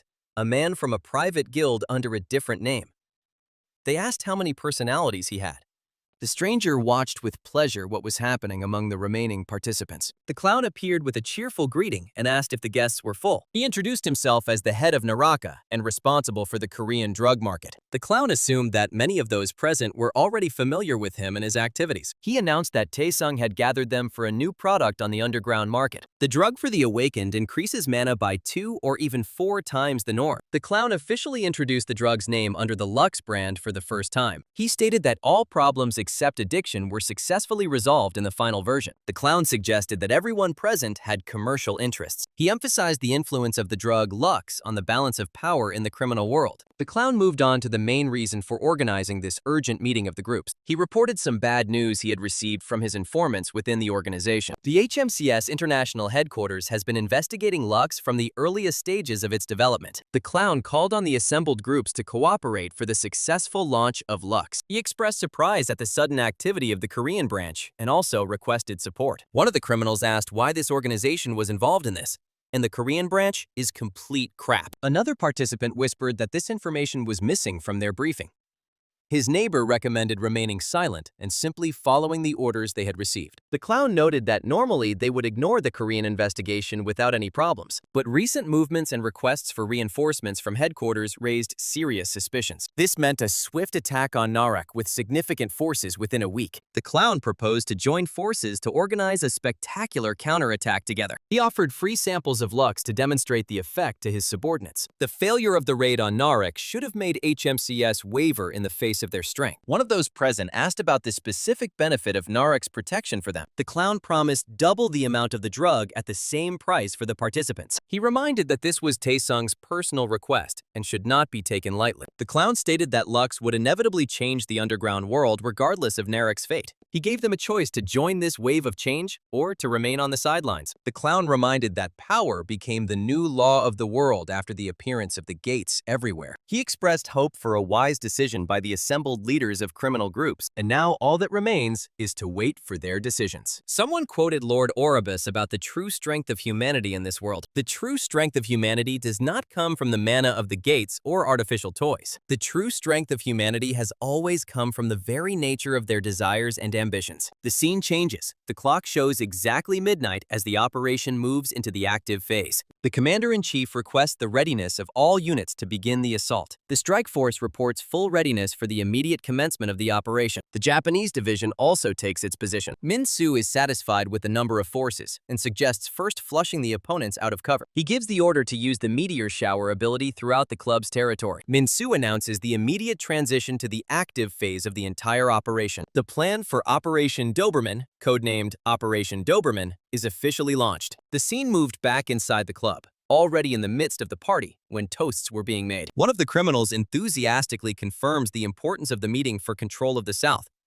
His accomplice shares his excitement at the prospect of making a fortune from the new drug. At this time, the biggest shots in this system rise to the VIP room. Entering the room, the dragon praises the clown's organizational skills for the preparatory work he had done. He cleared out warehouses, hired mercenaries, and even planted his man within HMCS. Dragon acknowledges Clown's business acumen and his contribution to the overall criminal enterprise. Clown modestly attributes his success to his collaboration with Daesung and his resources. The guy instructs the clown to take further action and is about to return to China. The dragon explains his departure by the completion of all the tasks assigned to him. The clown isn't surprised that Zhang Chuan is leaving since he's not really a fighter. But the fact that Chi-woo is also leaving, even though his brother's killer is participating in the attack, surprised him. Chi-woo only promises to meet Tae-sung. The clown only asks him to return quickly within 1 week. A sudden loud sound immediately alerted the criminals gathered inside the building. The clown immediately suspected something was wrong. Someone runs in and shouts about bombing outside and the complete destruction of the main entrance to the building. One of the bandits cannot believe that someone dared to bomb the city center. The clown reacts with hysterical laughter to the absurdity of what's happening. He's shaking all over. The scene shifted to the main character, who was talking on the phone with the guildmasters, who were in shock. The attack was planned for a week, but he was asking for a support team right now. Min-soo explains that the situation required urgent measures to ensure public safety. However, the White Lion Guild refuses to cooperate due to the changed conditions. Min-soo calmly accepts their refusal and offers to discuss cooperation in the future. His assistant reports on the successful penetration of the assault team to the first floor. Thanks to reinforcements, they were able to easily block all possible escape routes. The operation inside the building could be completed significantly faster than initially expected. Min-soo is pleased that the date of the entire special operation remains secret. The employee expresses disappointment at the small number of guilds participating in the assault.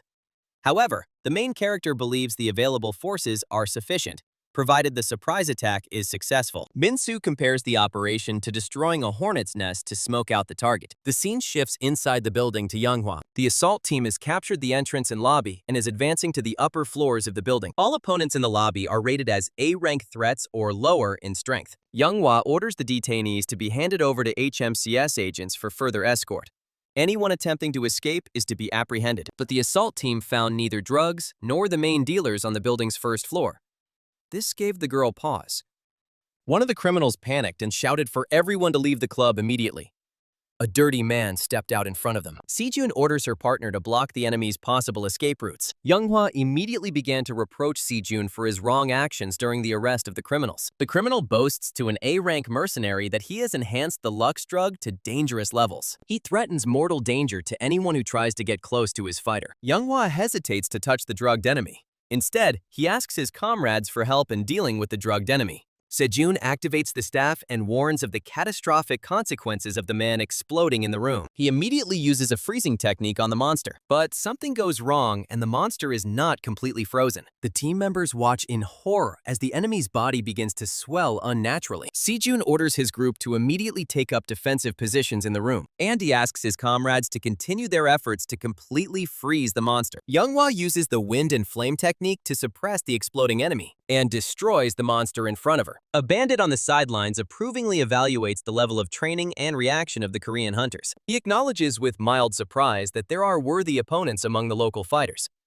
The hooded man introduces Sejun as the master of the Chunghwa Guild, and all the people present here as some of the few S-rank hunters from Korea who have entered the world rankings. The question arises about a possible informant who passed information to the clown from the guild. The guy denies his involvement and notes the absence of his guild in the operation. And the other guy also understands that in this scenario, the clown's plan has failed. Narak is clearly losing. Pandemonium decides not to interfere with the clown's failed operation in Naraka.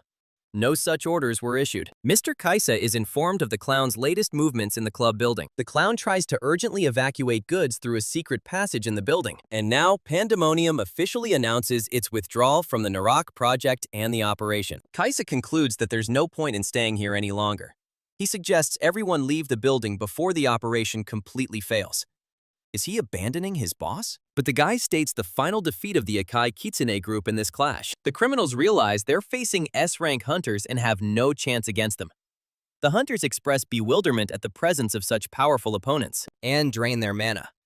They need to retreat back and unite with other factions. The Akai Kitsune group is enraged by the perceived slights from their enemies. The gang leader calls on his men to attack despite the superiority of the enemy forces. All the other members of the group admired their boss for his courage. The madman threatens death to anyone who tries to interfere with their operation. Sejun is shocked by how fast he is and calls out to Younghwa. Suddenly, the crazy guy is attacked by an attack with strange energy and stops him from hitting the heroine. At this moment, a bearded old man suddenly appears and offers to join the youth fight with a smile. On the upper floors of Narak, criminals are panicking and trying to find an escape route, and there were battles involving some kind of strong energy. One of the bandits experiences such a strong effect from the drug that he loses control. The news that the exit from the first floor is completely blocked comes as a shock to the criminals. The cheating guy suggests breaking the window and trying to escape using flight ability. A criminal under the influence of Lux is confident in his ability to destroy everyone. But suddenly, a huge purple energy tail rushes among them and strikes the criminals. The girl blocks the path of bandits trying to break through the window openings. Hikari suggests that they surrender without further resistance to avoid casualties. Kumo notices among the criminals individuals who are painfully familiar to him. Hunters recognize the detainees as internationally wanted criminals. They didn't expect to find so many big shots in this operation against the dealers. The girl gives the order to take all the criminals alive for subsequent interrogation. The scene moved to another fight, in which the guy already realized that nothing would work, and he kicked forward straight at the opponent. The unexpected arrival of criminal reinforcements changes the balance of power in the room. The new enemies suggest that their comrades retreat while they hold off the hunters. Hikari recognizes the uniforms of the newly arrived criminals from previous cases. This is the Chun Dobuk syndicate, led by Daesung, a giant of the Asian criminal underground. The girl now decides to test her new legendary Shikigami in battle, and he summons the snake Kugutsuti, which will attack these bastards. The appearance of the summoned creatures resembles animals from different species and categories. The bandit ironically compares what is happening to a zoo because of the diversity of creatures. The girl explains that the summoned creatures are not animals and divine spirits from another world. At that moment, some magical tentacles rush towards the bandit, and some kind of spiritual and energetic explosion occurred. Kumo is delighted to note the significant increase in his partner's strength since their last meeting, but the guy reproaches him for having time to look at her during a fight with an enemy. Kumo feels incredible pressure from the enemy's enhancement technique. The hunter decides to completely block the criminal group's possible routes of approach and repels all people around with his energy. Someone mockingly speaks of the enemy, comparing him to a squeaking rodent. The spirit in the form of a weasel is outraged by such disdainful treatment and insult. The spirit of the snake arouses particular hatred in another bandit,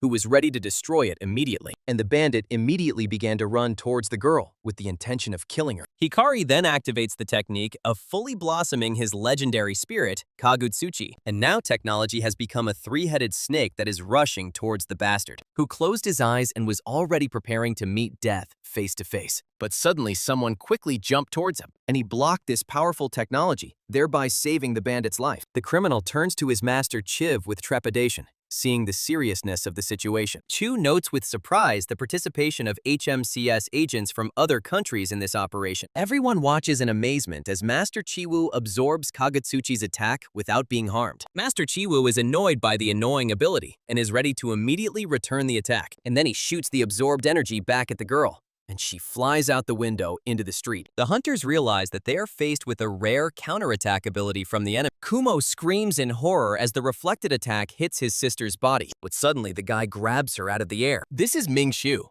who smirks as he chides his partner for trying to escape in the midst of battle. He believes that a fighter must complete any serious confrontation he starts, and Chivu recognizes in Ming Su a person connected to his past memories. He accuses the boy of killing his own brother during a previous confrontation. Min Su remembers the distinctive sunglasses the criminal wore.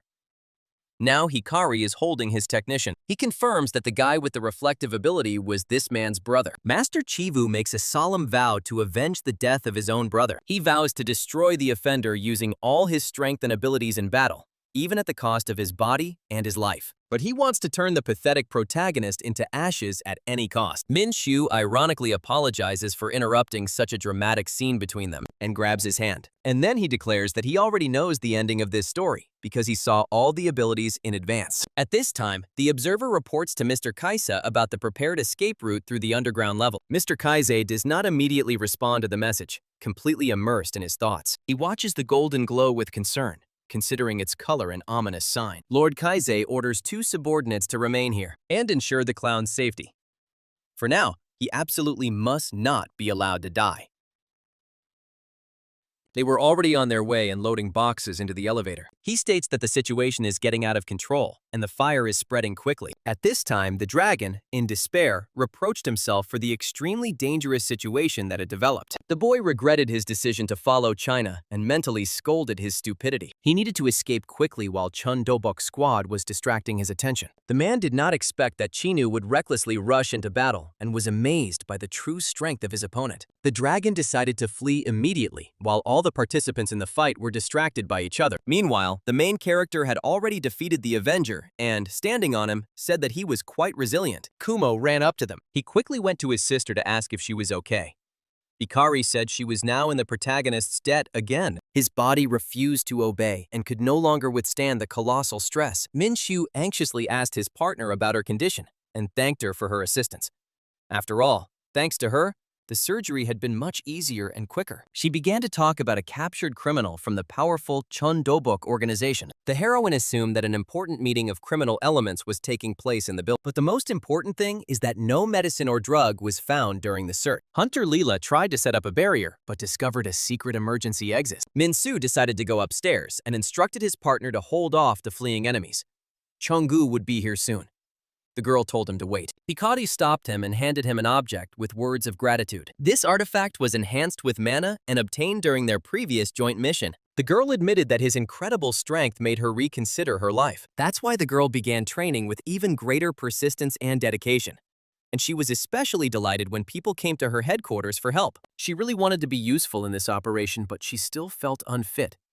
She resolved to work hard to improve herself. Her brother Kumo indignantly asked why she was giving Take Mikazuchi to this man. His partner was furious that the legendary artifact was so easily given to the first person she met. The girl began to vehemently deny the misunderstanding that had arisen regarding her feelings for the guy. She's simply paying her debt.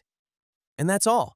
She still has a lot to do. In her mind, she continued to deny the possibility of falling in love because of the few lives she had saved.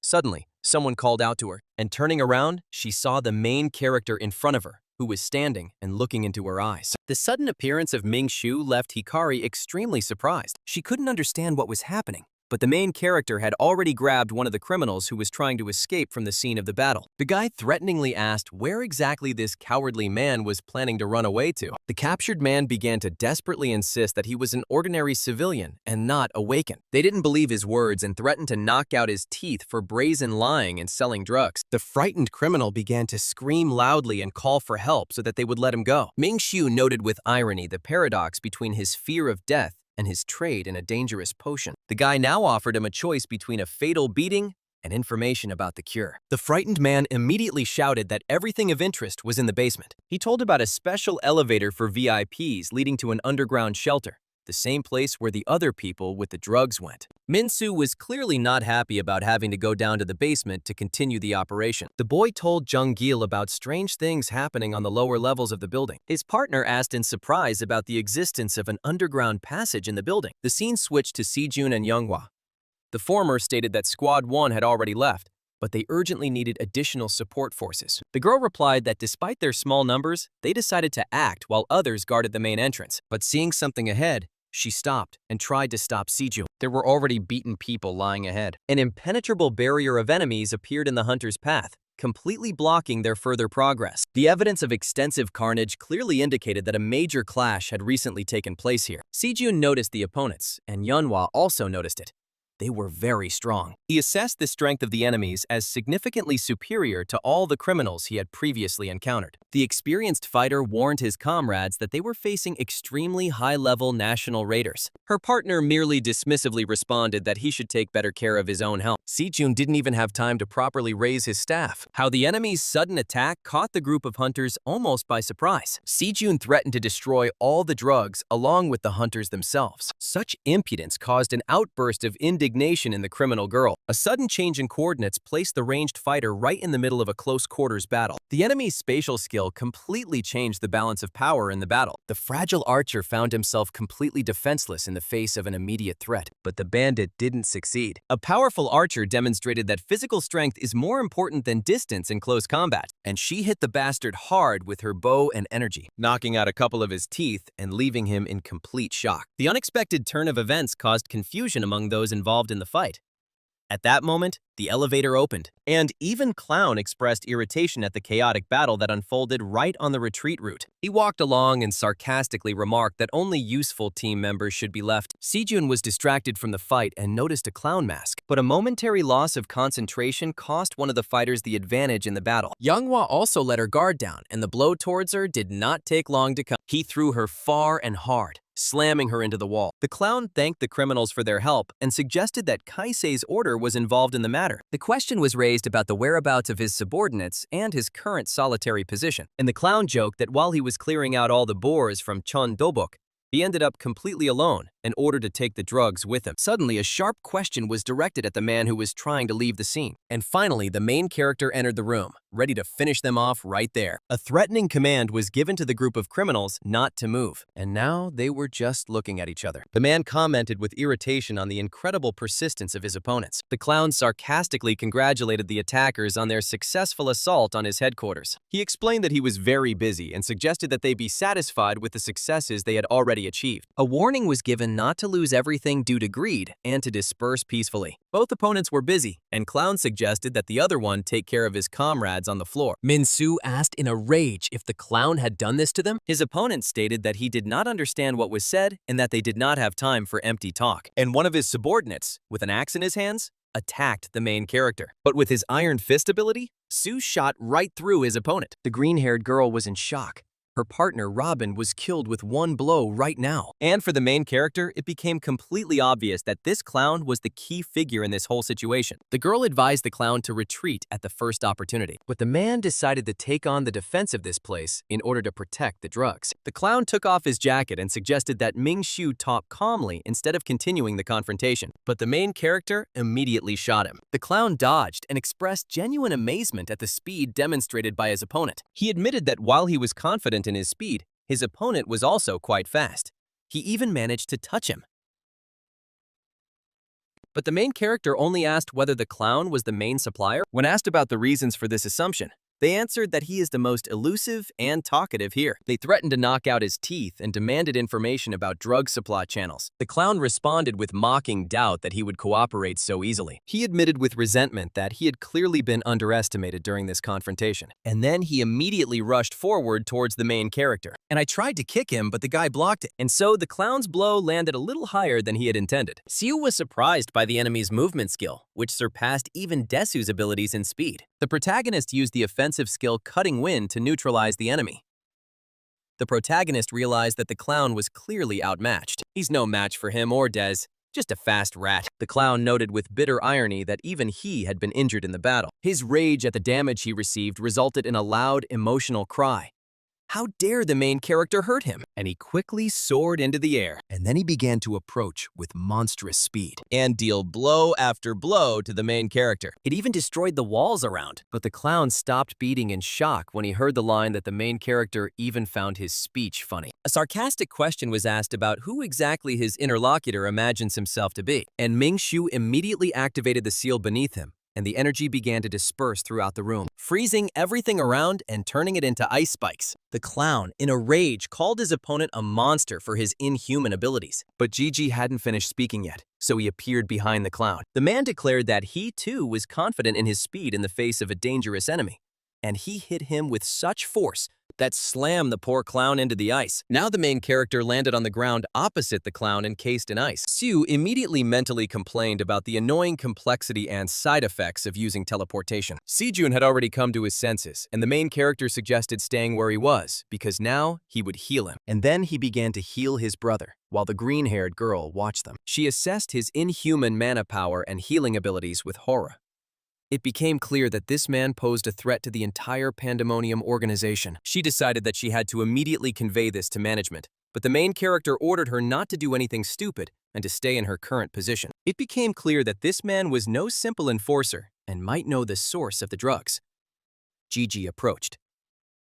Nay, and pointing his hand at her, he threatened to kill her if she did not begin to tell the truth about what was happening here. And the clown has already used an extremely dangerous skill associated with the creation of extreme heat. And while the hero was just loading his iron fist to shoot the girl, the clown burst into flames with a mad laugh, breaking free from the ice around him and releasing steam everywhere. The only question that came from the main character was whether these abilities were his true strength in battle. The clown said that since he had already seen this technique, they now had no other choice. In a rage, he suggested that everyone turn to ashes right there on the spot. The girl asked him if he had gone crazy and was planning to burn down the entire area around him, but she immediately noticed with surprise how Ming-Su already had fire energy on her. Gigi mockingly asked why he was so upset over a small scratch, and then he ordered him to cool down a little and immediately changed the energy to ice and released a stream at him like from a fire extinguisher. Immediately, ice spikes formed again, which threw the clown with force into the wall. Ming-Shu commented that his attack only tired the people and wasted their mana. Suddenly, he felt a movement of mana that had already jumped onto his hand with the bracelet, and the clown stated with satisfaction that this time, the main character was caught. The clown loudly demanded that his opponent finally understand the seriousness of the situation. The main character stated with despair that the flame absolutely refused to go out despite all efforts. His opponent gleefully declared that any attempts at resistance were utterly futile. The special penetrating flame had the ability to attach itself to the target's unique life force. It never goes out after contact with the living spirit of the victim, which is an extremely rare phenomenon. Ming-Shu turned out to be that rare user of the living spirit who wasted his energy recklessly. The clown made a caustic suggestion to turn into ashes along with his beautiful life force, but the guy only clenched his fist tighter and asked, "So what?"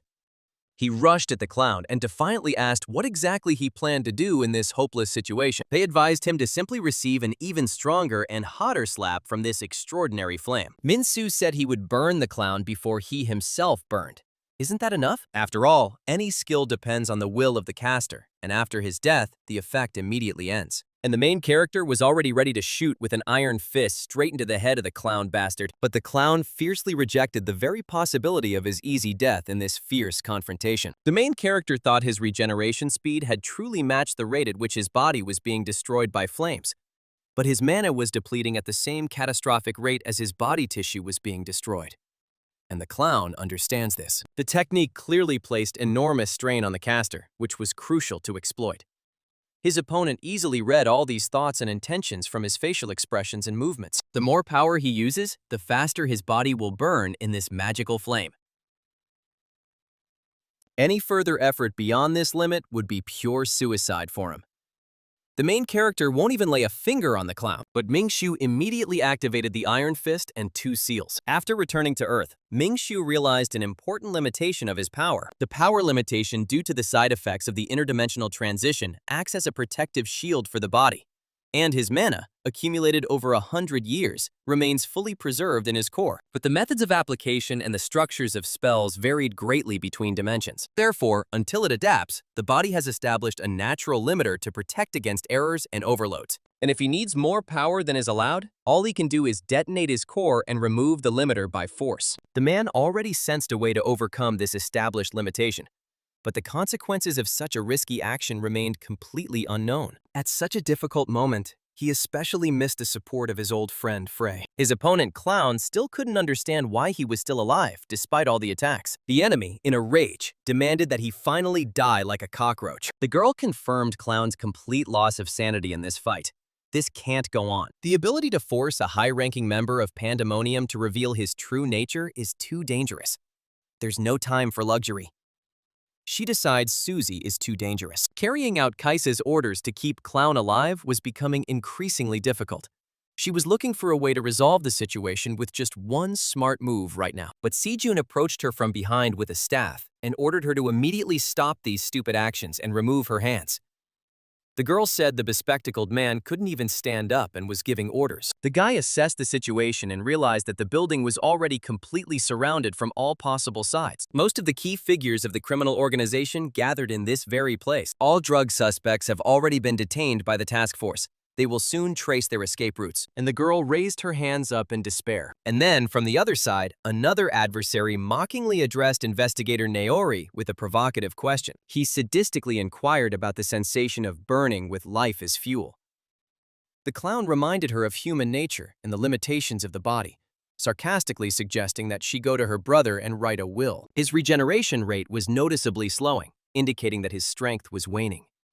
He didn't have much mana, and he still needed to heal Sejun and Younghwa. He considered the advisability of removing the limiter in such a critical situation. The potential destruction of the entire building from overload raised serious concerns. Suddenly, a question arose in his head about the reasons for his fear of the destruction of this delicate building.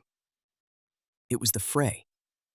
And then Frey himself decided to do it for him at any cost. What made our protagonist smile was that his inner monster had returned, and he burst out with renewed vigor, frightening everyone around. The clown didn't understand what it was and how it happened. Suddenly, horns and a head appeared from the manna, and Great Lord Frey demanded breakfast after he awoke from sleep. Now the demon himself summoned the seal and spread his aura throughout the area. The clown watched in amazement as his heat technique was absorbed by his opponent. Minsu noted with irony that Frey woke up only after all the work was completed. The main character still noted the impeccable sense of timing and asked the clown the name of the technique.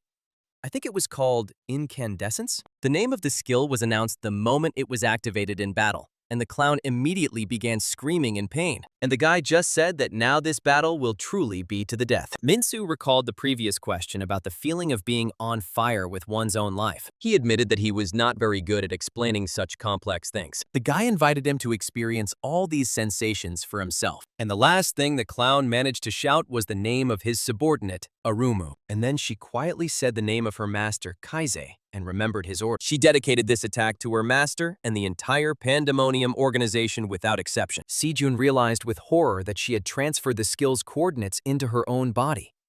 Now she was burning alive. And the clown himself stood there half burnt and pulled out some kind of thing. The enraged enemy promised that they would definitely meet again next time and teleported away. Minsu commented on the cowardly escape using a special tool. And Frey said he was quite brazen for someone who had been burned. Minsu inquired about Sejun's condition after such an intense battle. He said everything was fine. The girl's ashes were nearby. His brother noticed a strange creature that was next to them now. The protagonist pointed at him and said that he would explain now. The guy tried to find a suitable explanation for this unusual creature.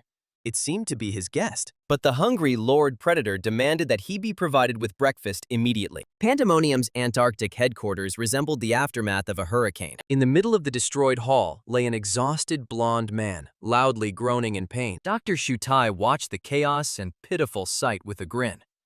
How the boy had been wounded by his own mana. The boy irritably demanded that the old man stop his smug grin. The enraged blonde stood up and shouted, threatening to kill the doctor. The response was a caustic remark that the screams only confirmed his recovery. The doctor asked pointedly if the clown remembered his very first instructions. He explained that transcendence was a poison, burning the user's body like a fuse. He recalled how he had to stitch up the guy's core to keep it from exploding. Therefore, he strongly recommended using this power extremely sparingly. The half-demon next to him immediately agreed with the doctor. The half-demon Kroll was outraged that such a famous hunter could become so weak and disgraced. Kroll recalled that he heard from Kaise about the failed operation and the beating by the HMCS group. Kroll sarcastically stated that while the boy was resting, Likshin was cleaning up the mess. The boy cut him off abruptly, rudely calling the half-demon a stupid bastard. Dr. Shutai suddenly intervened, declaring his irritation with their squabbles. He demanded they settle their differences outside, noticing their common origins. Shutai noted that people from there have always been prone to senseless conflicts among themselves. Suddenly, Hikatan burst into the room, loudly demanding the whereabouts of Dr. Shutai. He was a second-class demon. Nikawan respectfully greeted the unexpected appearance of Lord Kitan. The arrogant demon contemptuously ordered the human beings to bow to him. Lord Hitan approached the group involved in the failed Lux project. The people accompanying him reported with guilt that the recovery operation had been a complete failure. The demon sarcastically expressed his typical low opinion of people about their abilities. He revealed that Lux's true goal was to create tension among the hunters. The project allowed people to experience the potential hidden within demonic energy. Lord Kyton began explaining the demonic race's great mission in this world. The demon's goal was to enlighten humanity about the true way of using mana. Mastering this energy led to understanding the power of dimensions and control over the gates. The infinite energy of other dimensions could lead the world to incredible progress. But ignorant people started a war by refusing to accept this gift 10 years ago. The Lord bitterly stated that people had never learned to use mana correctly, and therefore they have no right to be responsible for the fate of this planet. If mana escapes, it will harm all dimensions. He stated that demons are responsible for monitoring humanity. It was the demons who were to assume responsibility and control humans. Lord Kyton proclaimed the demons an ancient race, guardians of the dimensional power. In response to the demon's high-flown speech, there was a skeptical grumbling about the absurdity of his statements. The conversation suddenly switched to discussing the artificial gate project as the main topic. It was announced that the upcoming gate would become a vessel for the incarnation of Lord Salasso. Dr. Shutai clarified that this was the incarnation of a second-class demon king. Lord Hitan confirmed this, noting the perfect timing after the S-rank gate's creation. He pointed out the well-known problem of S-rank gates being overrun with monsters without magic stones. It was stated that the Demon King's supreme energy would easily solve this problem after incarnation. The only problem that remains is the monstrous expenditure of mana and sacrifices for interdimensional incarnation. The ritual required a whole team of hunters of at least S-rank of the highest quality. The doctor hastened to reassure Lord Khitan about their readiness.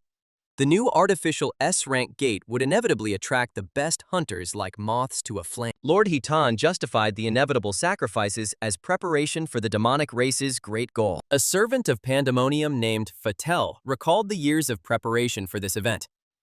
He directly confirmed that all preparations were made specifically for the Demon King's incarnation. Lord Hitan demanded guarantees that this time nothing could interfere with their plans. At that moment, a red-haired man appeared and approached Lord Hitan. He reported the results of the investigation into the Lux Project incident and the main culprit. The hunter who thwarted their project turned out to be the very same man who stopped the embodiment 10 years ago. And at that moment, Lord Hitan received the shocking news of the man's return from the rift. His interlocutor regretfully confirmed this incredible information. The doctor became indignant at the very possibility of a person independently returning from a dimension. There was some cursing about the terrible timing of such an event, and before leaving, the order was given to continue work on the gate project no matter what. On the way out, the red-haired man asked the demon what they should do. He proposed sending a team of assassins to eliminate the threat. Lord Hitan rejected this proposal, citing the failure of the previous similar operation. And then he turned to the red-haired agent and said that they couldn't just sit there. They needed to contact someone above the VIP level. And a moment later, in another place, Kaise regretfully stated the unpleasant state of affairs on the phone. His interlocutor expressed dissatisfaction with direct contact, citing the risk to both.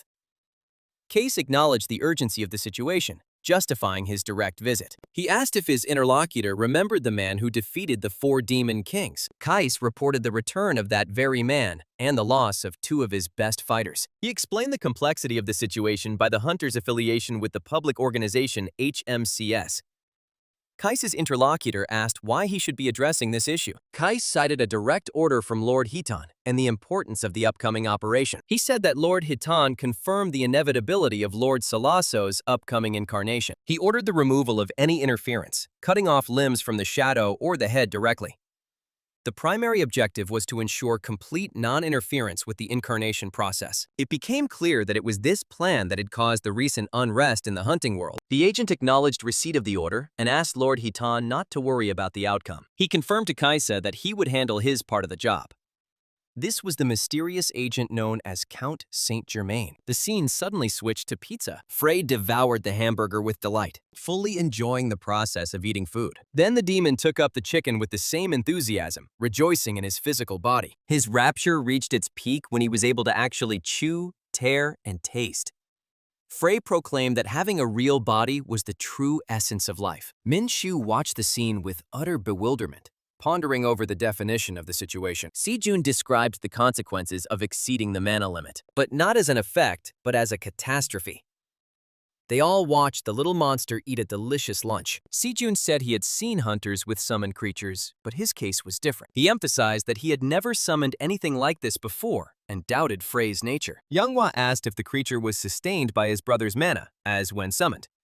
She compared the creature to a mascot, which immediately provoked a strong reaction. Frey indignantly rejected such a comparison, recalling his status as the Great Predator. He decided to explain the situation personally, calling the people around him fools. He explained the nature of his relationship to Ming Shu. They met about 10 years ago and signed a contract. The creature's situation persisted even after their return to Earth. Frey explained that their souls remained bound by the contract after their return to Earth. However, the boy's initially weak strength prevented the demon from gaining physical form.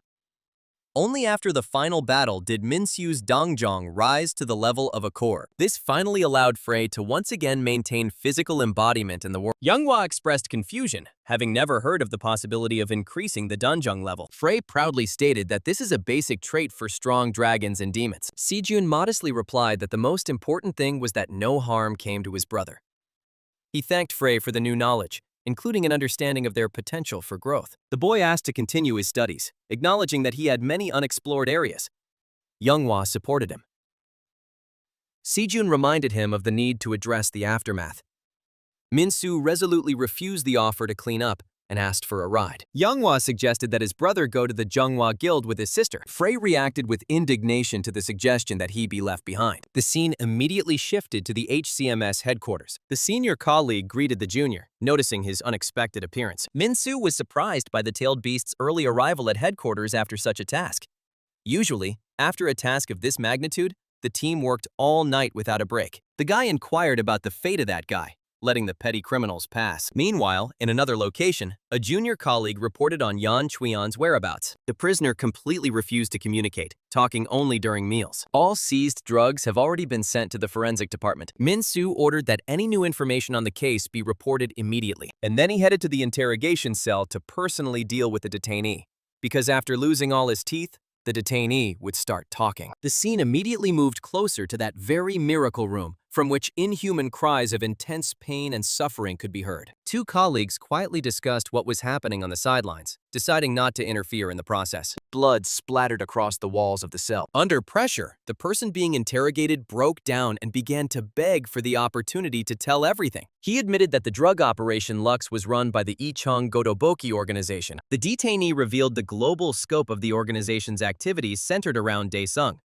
He confirmed that Clown was a major distributor on the black market. The plan involved spreading Lux throughout the region, using Naruk as a base. The defendant stated that this was all the information he knew about Daesung's shipments. He swore he didn't know the identities of those behind the drug's global distribution. Minsu asked a direct question about who exactly this mysterious Daesung was. An explanation followed about Daesung's sudden appearance in the criminal world 10 years ago. He quickly built an organization and seized control of the underground almost instantly, as well as founded a sect using Ashura's ability and created a large trading company. This dual identity allowed him to remain in the shadows and undetected. Ming Shu said that was exactly what he wanted to hear. Minsu decided that this was enough information for now and turned the interrogation to Clown's identity. The detainee swore that he did not personally know Clown and met with him only on Daesung's orders. He acknowledged that Daesung had proven to be an extremely capable businessman in his field. The decision was made to deal with this complex situation ourselves. The information was, as usual, useless. Minsu ordered his companion to rest and eat before meeting Daesung. He only exhaled nervously and heavily. The scene immediately switched. GG stood on the roof. The official ceremony recognizing his achievements during the recent project had begun. Minsu's promotion to semi-special class for his achievements was announced with an official ceremony. Minsu immediately clutched the document for promotion to the semi-special class tightly. The boy reacted to the new assignment with irritation, realizing that Edward wanted to load him with work. And then he immediately turned around and saw that his conscripts were already right there. It was that grandfather and the other disciple who respectfully responded to their master's challenge by appearing before him. The old man thanked him for the artifact, which had greatly facilitated his covert work. A question was raised about this rare and somewhat suspicious artifact. The protagonist mentioned his connections to the Black Sky clan in the context of the investigation, and announced a new task for the assembled agents. They were assigned to monitor certain people and report anything suspicious immediately. The old man only asked about the specific target for surveillance in this new assignment, and the protagonist mentioned a problem with information leaks during the last project. So they needed to find the hole and securely plug it. All employees transferred to HMCS from other guilds were subjected to background checks. In desperation, some suggested simply resigning to avoid the complications of the investigation. The investigation narrowed the suspects in the leak to 2 guilds in the committee library.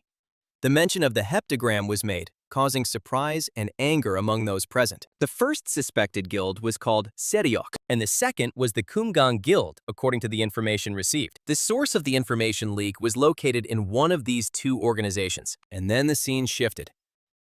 In the main hall of HMCS headquarters, the ceremony for the appointment of new investigators began. The organization expressed gratitude to all those present for their service and effort. The agents were expected to continue their outstanding work in his new position. The ceremony continued with a mention of the recent incident involving the Forbidden Awakening potion. It was noted that the first successful resolution of this case came from the Korean branch. They not only secured the dangerous potions, but also destroyed the distribution network.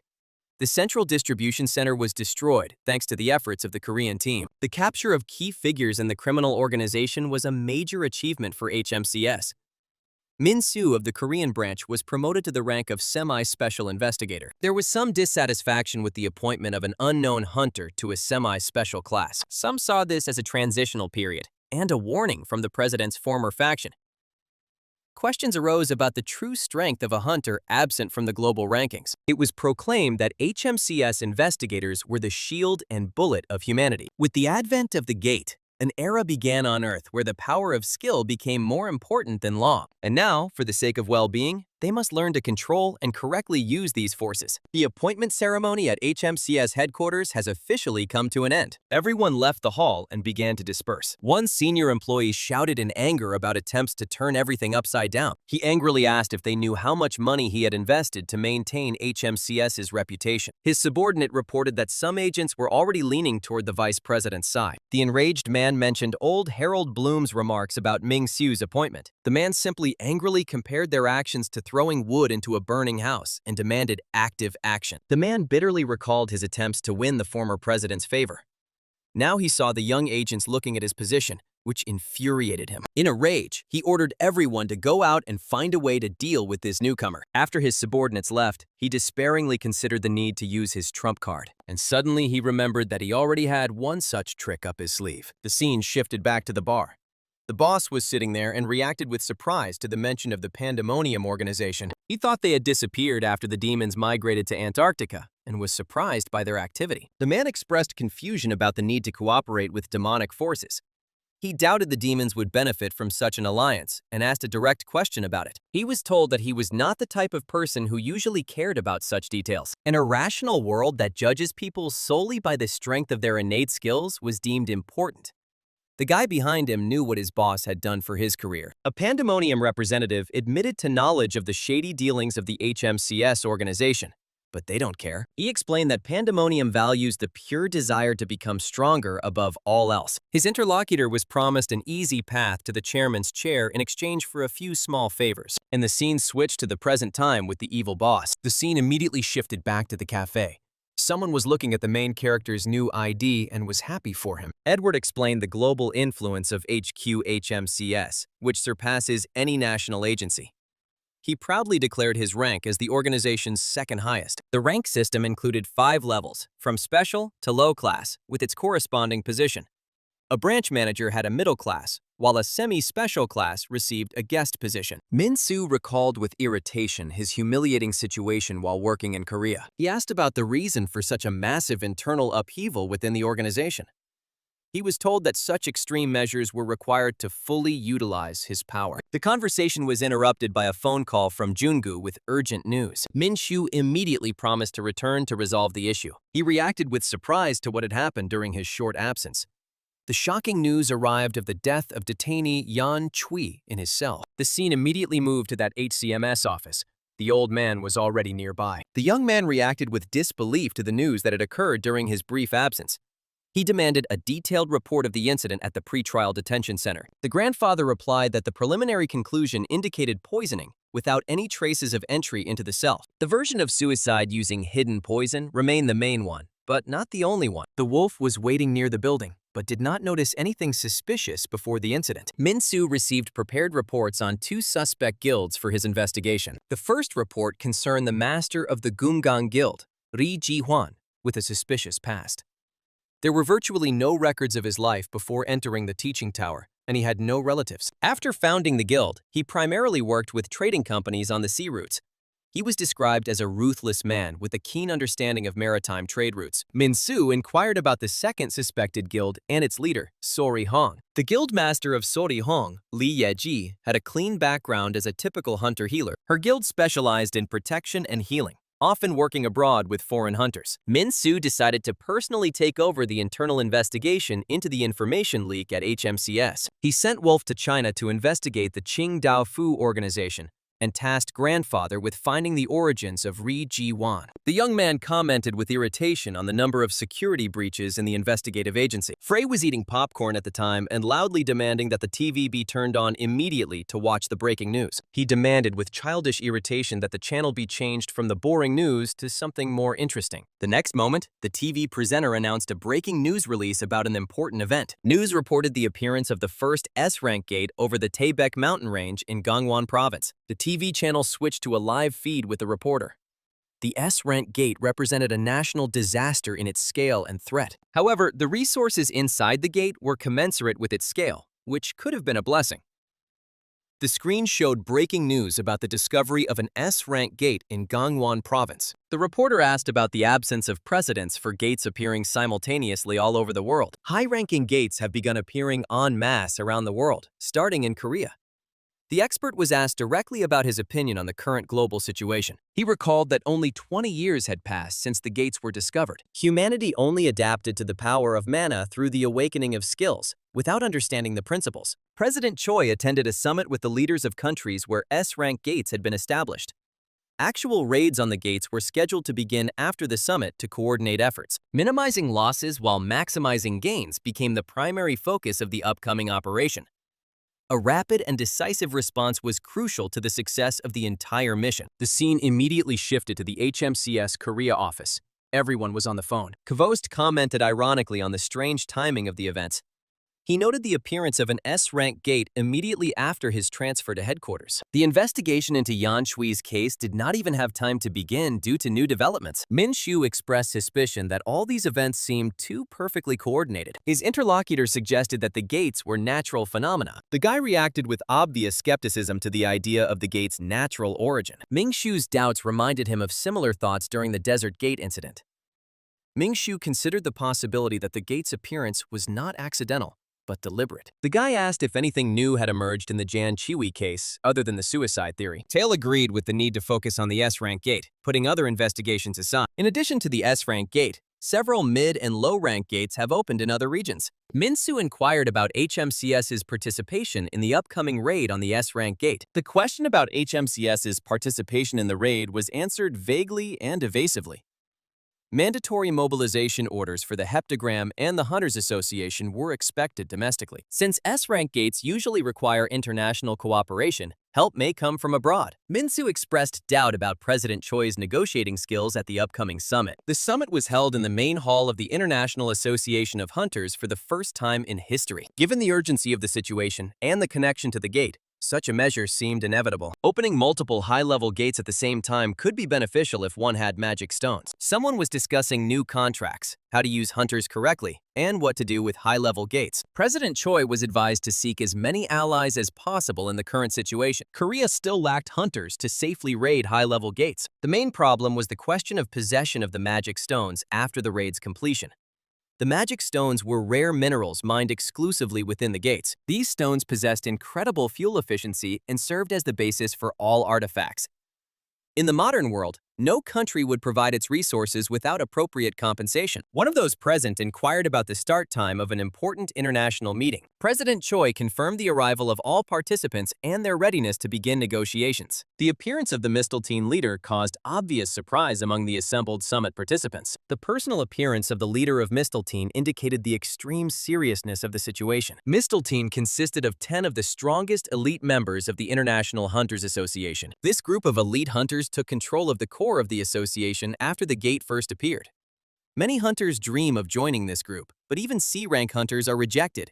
They require superpowers to join. He thought that they had even rejected his application a long time ago. Their leader, wearing an armband, thanked everyone for their prompt arrival despite their busy schedules and workload.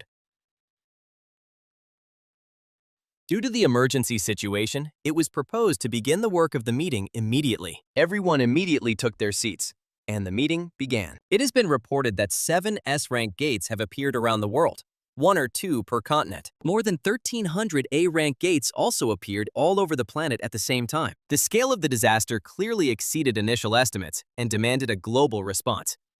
A direct question was raised about the true effectiveness of any potential international alliance. Summit participants were reminded of numerous areas for potential cooperation. It was noted that cooperation between neighboring countries could prove beneficial. One participant questioned the need for international alliances to resolve the crisis. Joint operations between several nations inevitably gave rise to disputes over resource ownership. Misteltein's representative suggested focusing on an independent solution to the gate issues. For countries with significantly low hunter populations, conflicts only exacerbated the situation.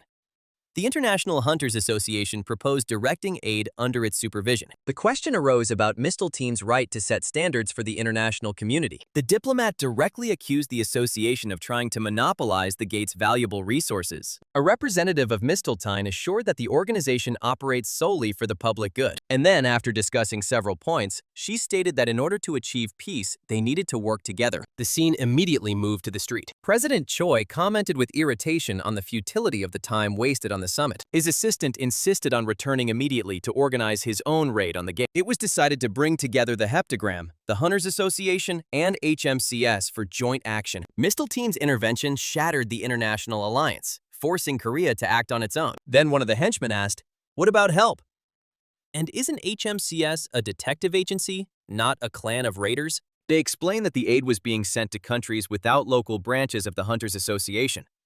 A reminder was given about the lack of sufficient S-rank hunters in the country. There was now a semi-special rank HMCS agent in the country to reinforce the operation. A decision was made to act in accordance with the prevailing circumstances and situation. A threat was made to force someone to work until they were completely exhausted and turned to dust. And the main character was already there, next to the portal. The scene shifted. A discussion of the situation was underway at the headquarters of the International Hunters Association of Korea. The reason for the meeting was the appearance of an S-rank gate in Gangwon province. Word came in that the raid would be conducted exclusively by local hunters. Rumors spread among those present about Misteltein's appearance at the conference. Natural doubts arose about the possibility of a successful assault using available hunters. An assertion was made about the Hunters Association's natural right to command the operation. Those present noticed the association's chairman approaching the meeting venue. Kim Eun-ju served as the chairperson of the Korean branch of the International Association. She was asked about any information from the association's international leadership.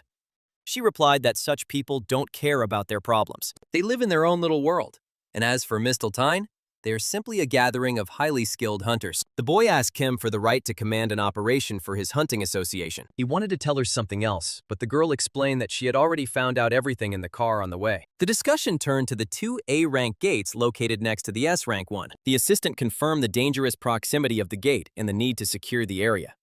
He suggested first sending a reconnaissance team to the S-rank gate. Kim's plan called for a full-scale assault to begin after the raids on the A-rank gates were completed. The assistant agreed that intelligence often determined the success of an operation against an S-rank gate. They came to an agreement, and the assistant agreed to write a detailed report. He also announced the participation of HMCS main branch in the upcoming raid on the gate. Kim asked irritably about the specific representative sent by HMCS headquarters, and the scene suddenly shifted to the gate, where there were already a bunch of organization agents studying the area. The bearded man noted the impressive appearance of the S-rank gate, noticeable even from a considerable distance. The bespectacled agent noted the uniqueness of the situation. which had gathered all the leaders of the Hexagram Guild in one place. Younghwa irritably wondered when the old man would arrive, reminding everyone of the emergency of the situation. Sejun saw that almost everyone had already gathered. The blue-haired girl immediately noted the missing member of the group, raising questions about the completeness of the squad. Someone noted the participants' early arrival with irony, suggesting selfish motive to take all the goodies. An exchange of barbs began between the participants regarding their motivation and timeliness when it came to money. The girl immediately rejected accusations of mercantilism, recalling the forced nature of mobilization. Blondin commented on the government's decision to hand over control of the operation to the association. It seems the government is doing whatever it wants. The presence of the HMCS investigative agency at the raid raised some eyebrows. The blonde man greeted Ming Xu loudly and congratulated the guy on his transfer to the main branch. Gigi noted with regret that rumors among them spread too quickly. All the key participants in the upcoming operation had already gathered on the platform in front of the gates. Shortly after, Kim Eun-ju arrived on the scene, announcing the start of the general meeting. The woman introduced herself as the head of the overall command structure for this mission. It was announced that all forces would be divided into 3 separate task forces. Within the restricted government zone, there was 1 S-rank gate and 2 A-rank facilities. Accordingly, the current target was an S-rank reconnaissance pass and a 2-rank A-rank force raid. Assistant Kim Eun-ju began announcing specific assignments to units. The first raid group included the guilds of Kumgang, Sorihan, and HMCS agents. The second raid group consisted of the guilds Empire, Salabai, and White Lion. The third, reconnaissance group, included Changhua, the Infinite Guild, and the International Hunters Association. As previously agreed, each organization could only deploy 1 platoon. The first group was assigned the Eastern A-rank object, and the second, the Western one. The third, reconnaissance group, was tasked with studying the main S-rank gates. This distribution left the blonde feeling dissatisfied and like a cleaning chore. Kim Eun-ju retorted that safety was always the priority, and that was the only priority. The manager reassured everyone, stating that there would be no assault unless absolutely necessary. Frey immediately asked the main character about the arrogant Kim Eun-ju. Min replied that he had never met her before. The conversation then turned to Choi Dae-soo, whom the main character accused of wanting to drive them all to their deaths. After the briefing was over, one of the senior hunters, Tail, gave Ming Xu the signal to move towards the eastern gate, and after a couple of moments, they were already on their way, when suddenly, the blue-haired girl turned to the main character. He noticed her, but didn't look at her with a very kind gaze. The leader of Sorihan asked the boy directly if he had thought about transferring from HMCS to their guild. Min-soo responded by simply asking a counter-question about whether they even knew each other. The girl noted that in their circles, it was now simply impossible not to know the guy. She began to extol the advantages of her guild, which specialized in healing, offering favorable conditions. Ming Xu's answer was swift and unequivocal. A firm and unambiguous no.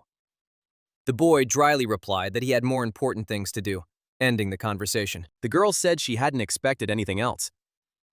At that moment, the scout reported to his master that the entrance to the gate was already visible. As he got closer, Blondie noted that the gate looked large for an A rank, but modest compared to an S rank. The blue-haired girl also noticed the unusual location of the entrance, which was located right on the ground. Without wasting any time, the gray-haired show-off commanded everyone to go inside, declaring the principle that whoever enters first is the owner of the spoils. His subordinates immediately rushed to carry out the order, forgetting that the distribution of trophies usually occurs after the raid.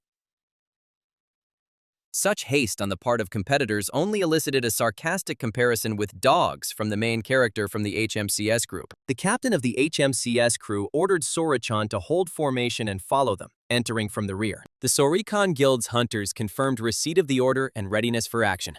Meanwhile, the protagonist had already plunged into the portal. Inside the gate, the group found themselves in an area resembling a hot tropical forest. Frey was also with them and complained about the heat, demanding cold drinks. The surrounding environment involuntarily reminded Ming Xu of his past experience in the training tower. From the ground, confirmation came from other hunters that the main forces had successfully entered the gate. Reconnaissance on the nearby approaches did not find a single trace of small monsters, which was strange. Chief Sarikon was just about to think that Kumgang's group had already managed to penetrate deeper into the forest.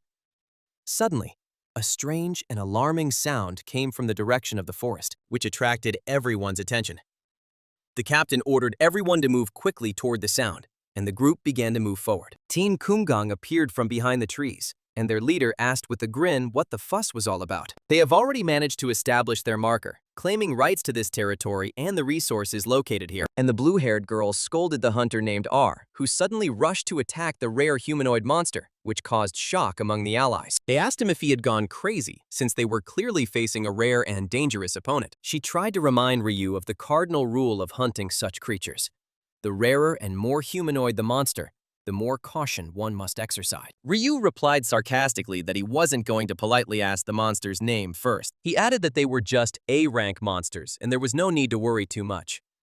His words provoked a sharp and angry reaction from the girl. Frey calmly identified the creature, noting that it was a minotaur, and he hadn't seen one like that for a long time. The protagonist also mentioned that he had previously only encountered them in the volcanic regions of another world. This particular specimen seemed to him even smaller than those he had seen before. It was suggested that it might be a cub, and a command was given for Hwang Jung-go's tail to reform its ranks. The hunter didn't understand what the most dangerous place during a hunt was. The answer was short. The most dangerous place is the area where the cub is located. Suddenly, something terrible happened, causing the hunter to curse loudly in surprise. The same strong vibration of the earth that had been felt a few moments earlier was repeated. Someone in a panic began to call for their guildmaster and run away, their voice trembling with growing horror. The cause of the panic was a giant monster that suddenly appeared in front of the group. The pressure from his roar alone was enormous, and small guilds with weak hunters turned out to be useless. The leader of one of the groups, Ryu, shouted at his own people, ordering them to shut up and go on the attack. And then a bunch of hunters from all different sides pounced on the huge minotaur monster. The girl hunter cursed loudly, not understanding why Ryu had acted so recklessly, because as soon as they came closer, the minotaur swung his axe, and with one powerful sweeping blow, he incapacitated many fighters and stopped the attack. The girl immediately gave the order to immediately activate the healing field in the square, and the subordinates confirmed the order, quickly covering their wounded comrades. Min-su calmly stated that the line of negligent allies was over, and it was time to act according to plan. HMCS. Captain Hwang ordered all his men to take up a defensive formation. The front line was ordered to block the axe attacks, and the rear guard was ordered to counter the sound waves. And now the Minotaur was about to strike again with his axe, but he didn't succeed, because now he was held by the energy chains of a couple of dozen agents. Min-shu assessed the actions of his allies with a slight smile, finding them quite good. And in a moment, the guy was already a step away from the face of the evil monster and was ready to attack the bastard. The boy cheekily asked the Minotaur what he was staring at with his cow eyes. Ming-shu gave a short command to those around him to cover their eyes, and then struck his cool death blow straight into the monster's face. He quietly asked his companion if it was time to use that very ability. The answer was affirmative, allowing him to use the prepared technique. But suddenly, the Minotaur started speaking in an unknown language, and the main character asked what the cow was muttering about, demanding a translation. Frey declared that he would translate this gibberish himself with his genius intellect, and it became clear that the monster was growling in pain. The monster began casting a spell, calling for the earth to rise and move. Immediately, a cry rang out that the terrain was changing, turning into a veritable labyrinth. The girl immediately gave a loud command for everyone to be on guard and not to be buried under the stones. Hunter Ryu panicked and asked what was going on, turning his attention to the floor. No one could believe that an A-rank monster was capable of using magic of such magnitude. The Minotaur called the hunters vile insects with disgust, and someone began to call for help in horror. The girl immediately asked a worrying question about Ryu's condition. The situation became critical, as the forward ranks of the defenders were completely defeated. The hunters, in a panic, began to beg their guildmaster for salvation, seeing their imminent death. But at the last moment, someone was able to activate the Iron Fist. It was the main character who was able to block the Minotaur's attack at the last second and save the guild leader and another hunter. He immediately commanded them to switch from defense to attack. The group leader was informed of the enhanced movement skills. Hunters with enhanced skills declared their readiness for decisive action. Hwang enthusiastically announced the attack, intending to put all his strength into the strike. However, he expressed doubt whether his power would be enough to defeat such a powerful opponent. Any doubts were dispelled when he unleashed a devastating psychokinetic blast, and it was like a bullet pierced the monster's head, while the protagonist still held his axe down. Soon, a triumphant cry rang out, announcing that the target had been successfully hit and defeated. The stone trap had been destroyed. The surviving hunters were in shock.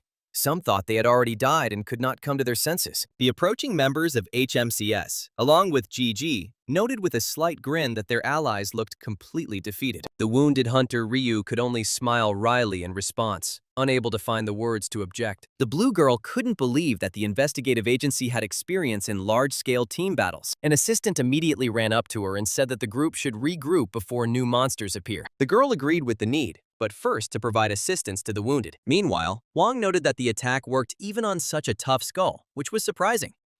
This confirmed the theory that the skill's power is highly dependent on support and timing. Suddenly, Ming Xiu began to leave, which caused a puzzled question about his plans. The man replied that he was only going to quickly reconnoiter the area. Frey asked him if he was going to check out the monster nest, which was a risky undertaking. The guy supported this idea, suggesting that there could be even more dangerous creatures nearby. Ming Xiu's companion confirmed with expertise that he could see the source of the anomaly in the distance. Suddenly, his attention was drawn to a strange object that appeared in his field of vision. But the Fry also saw it and exclaimed in surprise, clearly seeing, "This is another gate!" The scene moved back 3 hours, to the moment the reconnaissance team entered the S-rank gate. Then Younghwa Hunter guessed that the area resembled a volcanic area, but she wasn't sure. The surroundings were so strange that it was impossible to determine the time of day. Kim then decided to quickly scan the area and return, avoiding any surprises. The guild split up to explore different directions, with Chunghwa taking over the southern section. Younghwa then thought of a hunter from the Infinite Guild named Gil, who was always silent,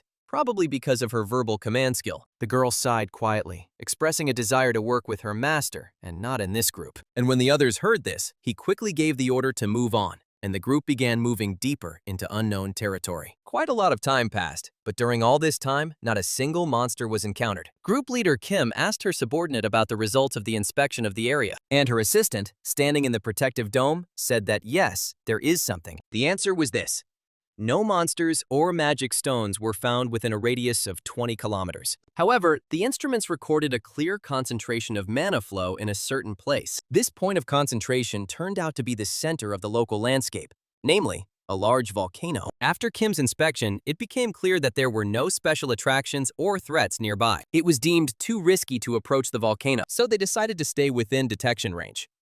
Yunhua climbed up to take a look.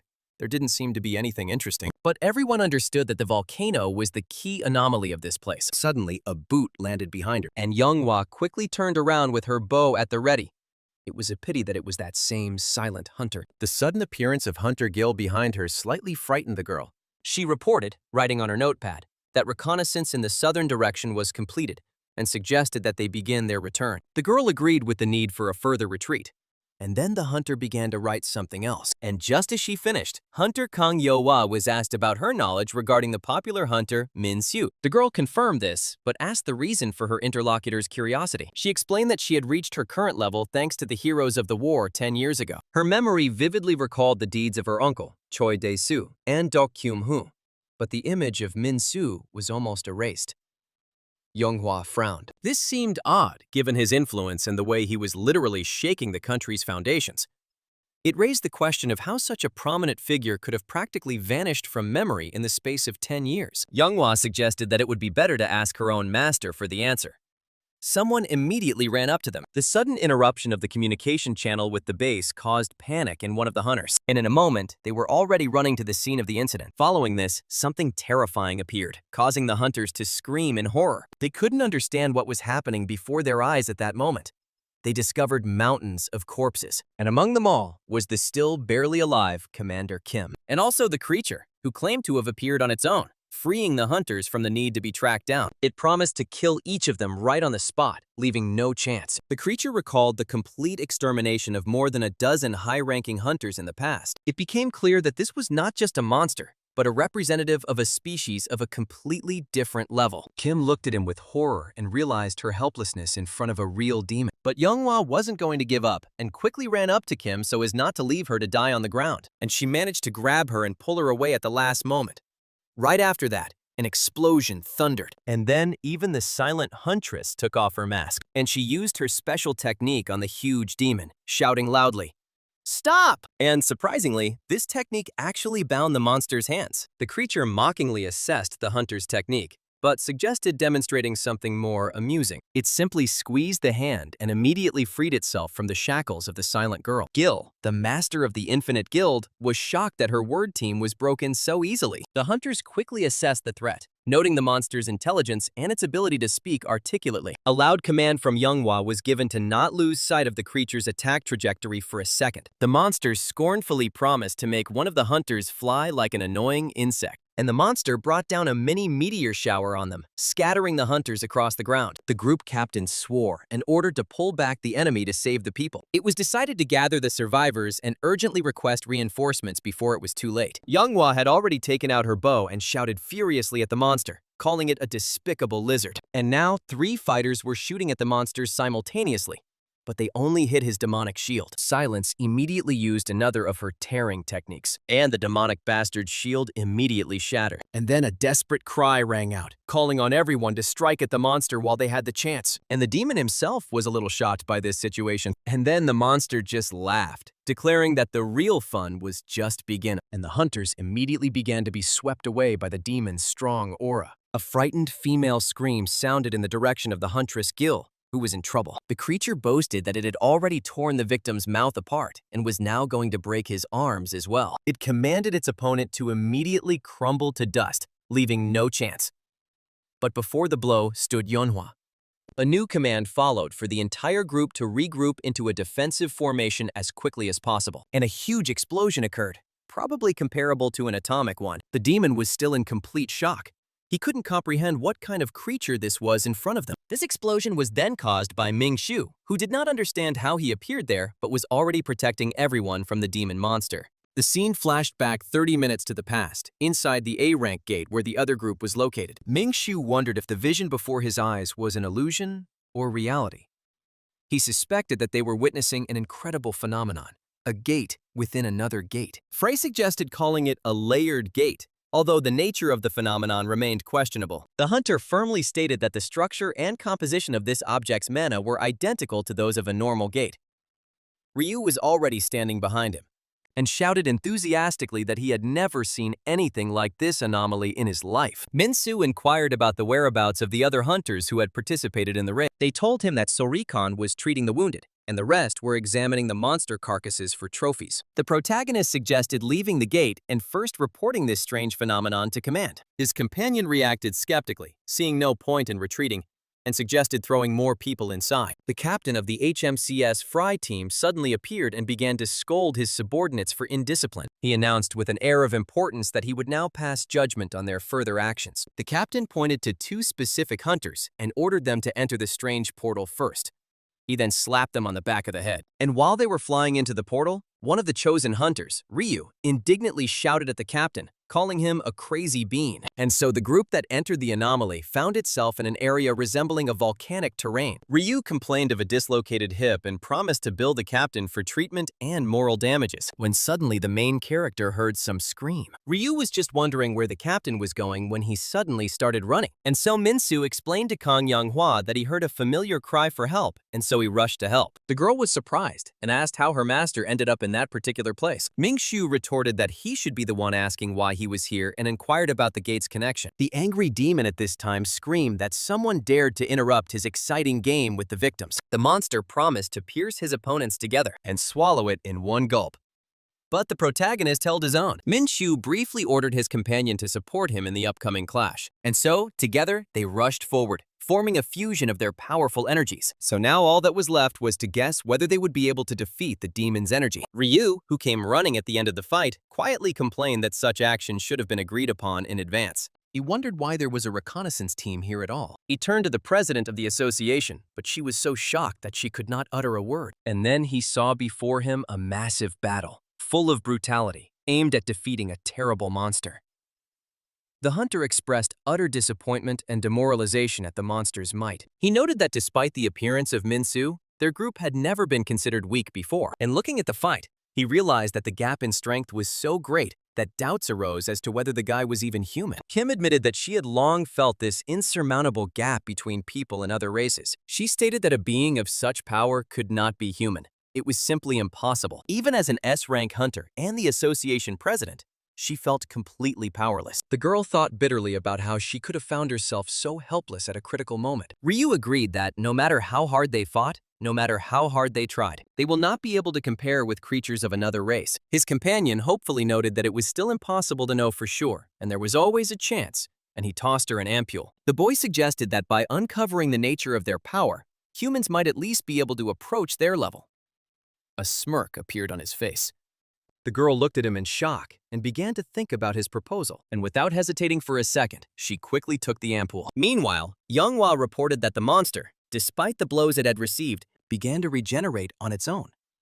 She exclaimed in surprise as she watched this restoration process, and also how the monster deals fatal blows and the main character miraculously dodges them. Ming-Shu explained that this creature was a Balrog, a rare, high-ranking monster. He added that instead of a Danhyun, demons from another world have the concept of a core or core.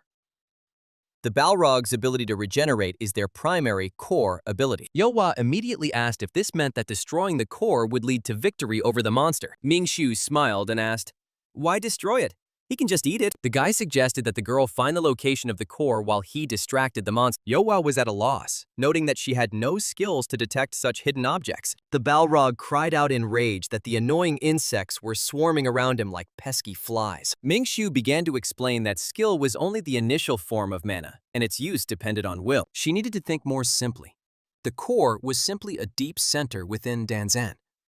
The girl did just that. He suggested visualizing the ignition of his Wind Hwarang skill to find the core. Concentrating, Yeonhwa found the point of maximum mana concentration within the monster, and she screamed loudly that she had finally found him. Min-Shu praised his student for accurately spotting the target, noting the benefit of her special vision. And Yeonhwa fired their arrow straight into the monster's back. There was a micro-explosion from such energy in one place. The Balrog caught the arrow and was furious that the insignificant insects dared to aim at his vulnerable spot. The enraged monster declared that this insolence forced him to bear his real weapon. Frey exclaimed with admiration that the Balrog with the sword Balmung was a legend even in the demon world. The hunter continued to examine the blade, especially when the demon swung the sword and commanded it to burn. Younghwa shouted the master's name in shock, because now there would be a strong attack, and the demon swung straight towards the main character, who didn't even move. And what the demon saw the next second surprised him greatly. Smoke filled the stage, and Ming-Shu felt a little awkward about his initial fright. Now he blocked the sword with his bare hands and only skeptically asked where the monster got this obviously fake version of the sword. In his past, Ming-Shu celebrated 50 years since entering another world and mentally expressed gratitude for this experience. The guy stated with slight irritation that he always encountered this in a volcanic zone. The man cursed silently as he looked at the same damn sword in his opponent's hands. Even among Balrogs, only those of high rank wield the fiery sword known in the other world as a Balmung. The Balrog armed with Balmung possessed strength comparable to a quasi-dragon class even in the demon world,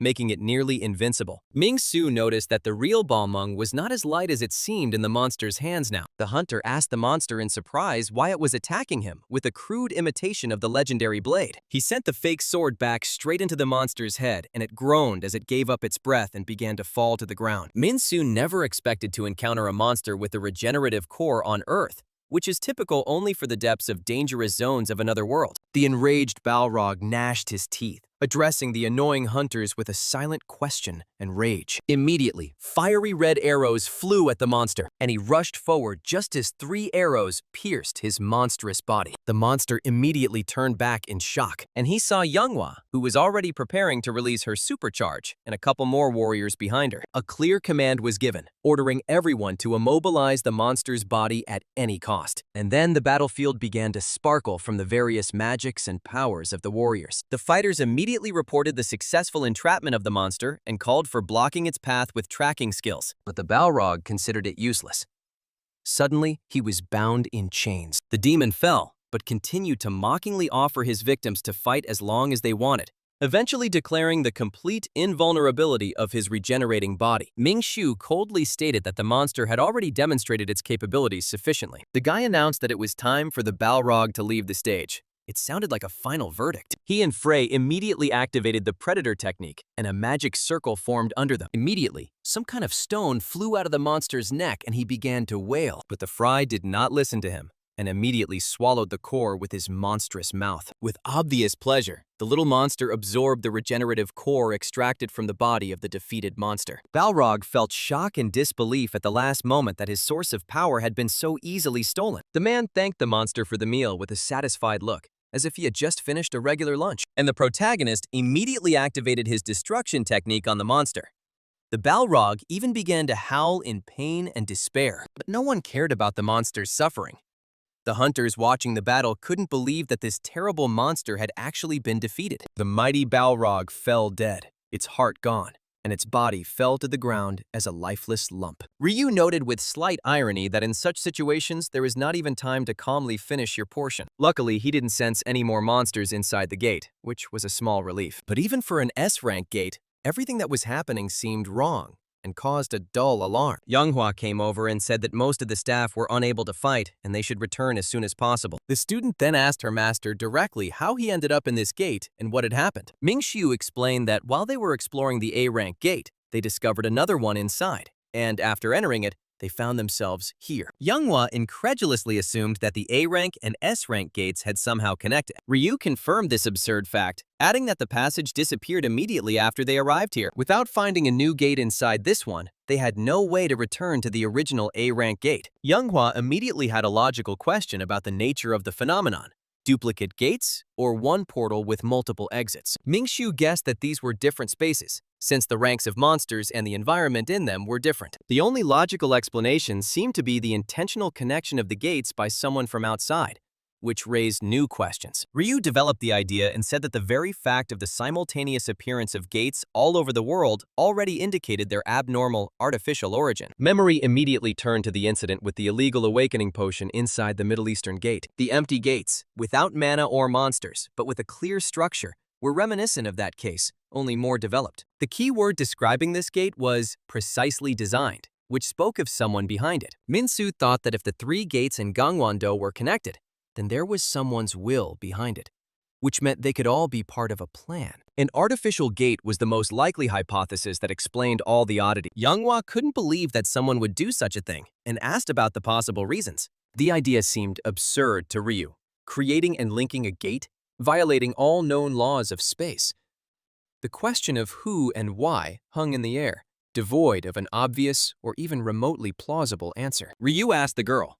From a technical standpoint, creating a gate was considered impossible, let alone an empty and useless one. Is that true?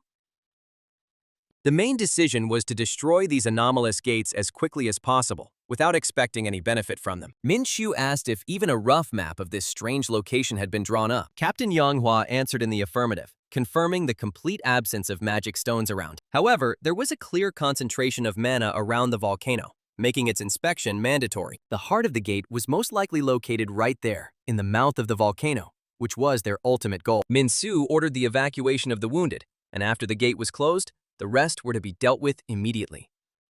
Ryu noted with some irony how the hunter habitually assumed the role of commander. The condition of Detachment A was more or less satisfactory, but problems could arise with Detachment B. Kyung Hu assured that Sejun went with that group, and the overall goal of all the squads was the same. The girl expressed confidence that the team would cope, since it was unlikely that they would encounter anything worse than a Balrog here. It wasn't that Captain Min didn't trust Sejun, but there was an involuntary worry in his voice for his people. The scene immediately switched to Sejun, his teeth clenched in tension. He stood in front of something huge, and behind him his entire team was visible.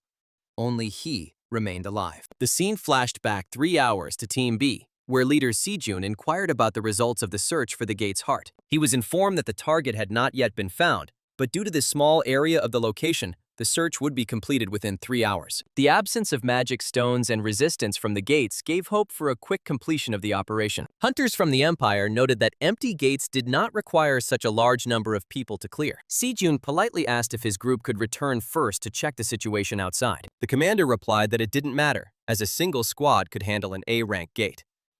Another hunter jokingly asked what would happen if, after they left, a whole mountain of magic stones were discovered. This prospect caused a light laugh, after which the decision was made to begin preparations for withdrawal. The command was given to the back hunter to prepare for return, to which he immediately agreed. The entire Imperial detachment was ordered to stop the search and immediately gather at the entrance to the gate. One of the hunters relayed the order to his partner, Byung-guk, to immediately begin retreating to the exit.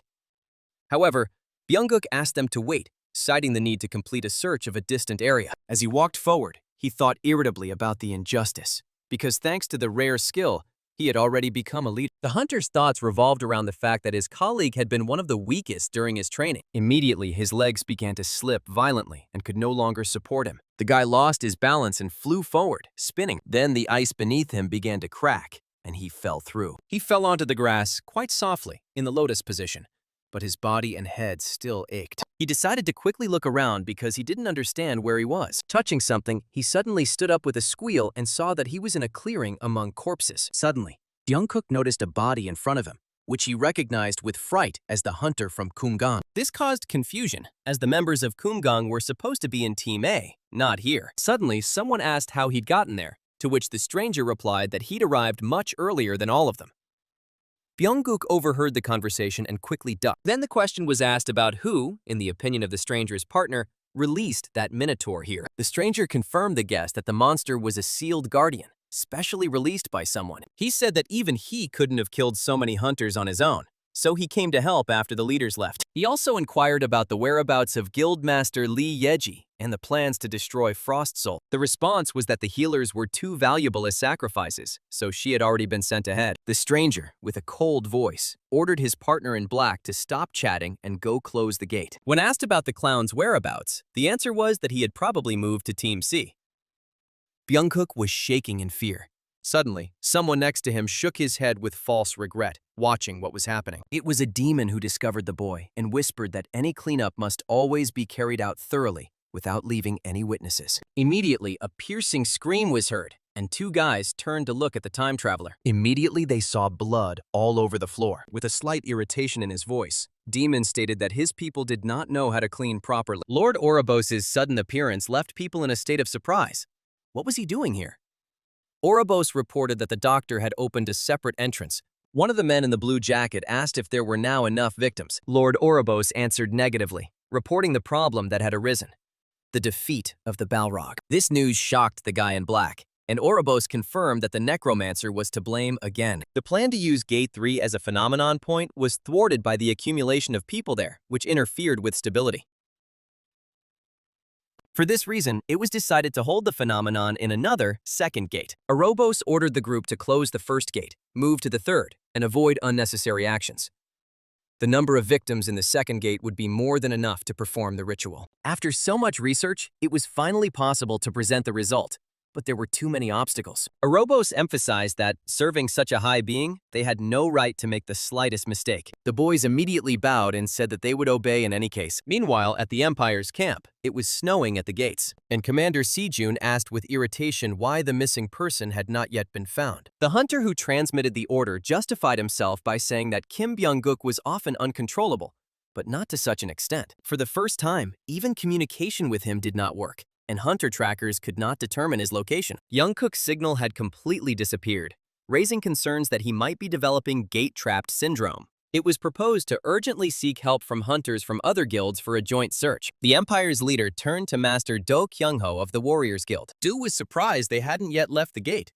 Sejun apologized and explained the situation with the missing hunter who needed urgent retrieval. Since his own trackers were unable to cope, he asked the warriors to lend them someone to help. Do Kyung Hu readily agreed to help and immediately ordered his men to take care of the matter. His subordinate quickly responded with agreement, and Do asked Sejun how he was managing this kindergarten. Suddenly, one of the Empire's hunters ran up to the master in panic with disturbing news. The hunter reported that multiple life signals suddenly disappeared, clearly indicating an attack. Do and Sejun immediately tensed up, and the grandfather asked, "Where is the attack being prepared from?" The hunter tracker determined that the attack signal was coming from a depth of about 200 meters underground, but almost immediately the instrument showed that something huge and fast began to rapidly approach the surface. The distance was shrinking at a breakneck speed, from 150 to 50 meters in an instant. Immediately, the earth exploded and boulders scattered around the area. The guild leaders were the first to come closer and were shocked by what they saw. Other leaders were also shocked by what emerged from underground. The earth heaved up, and from beneath it, with a roar, appeared the monstrous fingers of a giant hand. Panic broke out among the people. Everyone was shouting and asking each other if it was a monster in front of them. Do suggested that it might be someone's hitherto unseen skill or magic. But if it were a living creature, Its size and power would seem absolutely impossible for Earth. Suddenly, the hand clenched tightly and even caused a shockwave. And then the lines on the palm of the monstrous hand began to diverge, forming dark cracks. The bespectacled master looked at this in shock and tried to analyze it. Immediately, an endless stream of monsters poured out of these cracks, confirming the hunter's worst fears. The warriors stared at this in horror. Someone even screamed hysterically, but it was impossible to stay in place. The monsters rushed forward and the warriors began to run away from this delirium. The commander tried to restore order by shouting, calling on everyone to take a fighting stance in the face of the threat. However, the situation quickly descended into uncontrollable chaos and crush. The monsters' numbers exceeded the defense's capabilities, and the giant hands sowed panic, paralyzing everyone's will. Guildmaster Empire gave the order to Hunter Shin and his group to break through to the exit for help, and Sejun himself suddenly burst into a scarlet flame with his staff. It seemed he had decided to fight the undead. Hunter Shin nodded and immediately rushed to carry out this critical order. She ran with the others at the moment when Sejun and a couple of other hunters stood up to defend themselves from the maddened monsters. Many people had questions running through their heads about how the empty gates suddenly became the source of an invasion. Someone shouted, worried about the other teams, but their attention was immediately drawn to the new threat. The entrance to the gate, their only path to salvation, began to shrink in size at a catastrophic rate. Desperate cries for help began to be heard from all sides, gradually drowned out by the roar of the monsters. The monsters had already reached the rear, and the command was given to run to the exit, to crawl, just to get out. The girl immediately activated the tamer technique and purple magic chains flew into the crowd of monsters. The first attack was more than successful. The zombies were immediately chained and neutralized for a safe time. People were ordered not to look back and to escape the trap as quickly as possible by any means necessary. But a panicked cry came from the crowd. The exit, the gate, continued to narrow inexorably. Eventually, they closed, and the heroes found themselves trapped in the dimension along with a crowd of endless monsters. There was nothing else to do. People started fighting, and a warning was heard that the attackers were dominated by A-rank monsters. The hunters who retained their will to fight tried to organize at least some kind of line of defense. They held on desperately, unsure how much longer this endless stream of creatures would last. Sejun also fought, taking off his jacket. Master Do Kyung Hu stated with a grim smile that the situation had reached an extremely difficult impasse. The monsters continued to erupt from the palm without stopping, as if from a bottomless well. At the same time, the giant hand itself remained completely motionless, like a lifeless mountain. The bespectacled hunter wondered if this gigantic thing could even be considered a monster. The instruments detected an unknown type of energy, similar to mana, inside the cracks on the arm. The concentration was especially strong in the cracks from which the monsters were emerging, which led to the idea that it might not be a monster, but some kind of return gate. Such phenomena have not been observed since the very first appearance of the gate 20 years ago. The idea of a hand-shaped gate seems so absurd that it was met with denial by some. It was obvious that the source spewing out hordes of monsters had to be blocked at any cost. If you can't get to the root of the problem, you have to attack the breach in reality itself. The ongoing slaughter threatened to completely destroy the detachment long before reinforcements arrived. Master Do Kyung Hu approached the leader of the empire with a request to be lifted up for the decisive blow. The master said that he would end their battle with just one powerful blow. Sejun agreed, and in his thoughts, he noted with bitterness that over the years of peace, hunters had forgotten how to act in real danger. Civilization recovered too easily, leaving society soft and unprepared for threats. Sejun remembered his brother's words about how to truly master power, one must risk one's life. Only by fighting to the brink of death can one harness power and avoid being swept away by it. The guy closed his eyes from the overly powerful magic and shouted that he was ready. The hunters prepared for a powerful counterattack, gathering all their will and the remaining mana. And then Do Kyung Hu charged forward, releasing a huge amount of mana and energy in one blow. And the attack hit right on the hand, in that black portal from which the monsters were crawling. The magic crashed into and literally devoured the giant hand. After the energy ran out, all the consequences of Do's attack became visible, but the hand had no intention of stopping. The very next second, it emitted a monstrous shockwave that threw the master back. The command was given to stand firmly on our feet and prepare for the monstrous impact of the blow. So Kyung Hu barked at his men to use all their strength in their legs to stay steady. At the moment of impact, space shook, and the palm responded with a colossal release of energy. And then, from the black hole, more and smaller hands began to emerge. Many ugly pairs of hands. And suddenly, instead of a black, bottomless space, a huge eye rolled out from the middle of the hand. There was a moment of silence and everyone froze, wondering what the hell this was. At this moment, someone was hiding behind a tree. From the scattered cloud of energy and dust, something new, even more frightening, began to emerge. The Demon Lord's voice, full of awe and pride, whispered that he was now descending into this world. The culmination of the ritual has arrived. The manifestation of the Lord of the Second Kingdom, the Demon King, Solarso. The scene shifted back to the S-rank gate where Team C was located, showing a parallel development. Yeonhwa, surveying the area, noted that she saw no damage to the gate, but was certain it was somewhere nearby. Min-soo also noted that the number of hunters in the area seemed to have noticeably decreased. Yeonhwa explained that most of the soldiers were injured, so more than half had already been evacuated. Min-soo replied with slight irritation that he had given such an order himself, and suggested that the girl also leave. Ryu tried to protest that they were one team, but the man rudely interrupted him, telling him to get lost. Yeonhwa whispered that her master had always been cold, but now his attitude seemed especially harsh. The order was given to continue a cautious search of the surrounding area, but not to go too far. Yeonhwa accepted the order. But then someone called out to the main character and he asked what and who wanted from him. Kyung suddenly appeared and said with relief that he had been looking for Min-soo everywhere, wondering about his whereabouts. The guy immediately asked why Kyung was here and if Team A had finished clearing their gate. The man did not answer immediately, his pause and tone indicating the presence of serious problems. He began to explain that after Ming-soo's disappearance, it was decided to leave only some of the hunters inside. Yogu himself, together with Master Frosthorn, was busy evacuating the wounded to the exit of the gate. After successfully transporting the victims to the camp, they attempted to return inside the gate. To their horror, they discovered that the passage to the gate had already been completely and irrevocably closed. Min-soo reacted sharply to the news, asking about the fate of the hunters remaining inside. Junggu confirmed their worst fears. They were trapped, and communication was impossible. So the group rushed to warn the other teams and stumbled upon the evacuees from Team C. Junggu asked Min-soo to first sort out the situation outside, as time was critical. He insisted on an immediate exit, as this gate could also slam shut at any moment. Yeonhwa anxiously turned to her master, supporting the idea of an urgent evacuation. But Min-soo firmly refused, saying that he had to personally verify everything and check the situation. The girl ordered all members of Chunghwa to take a roll call and begin an orderly exit. The main character continued on with his friend. Ryu watched the whole situation with a slight smile.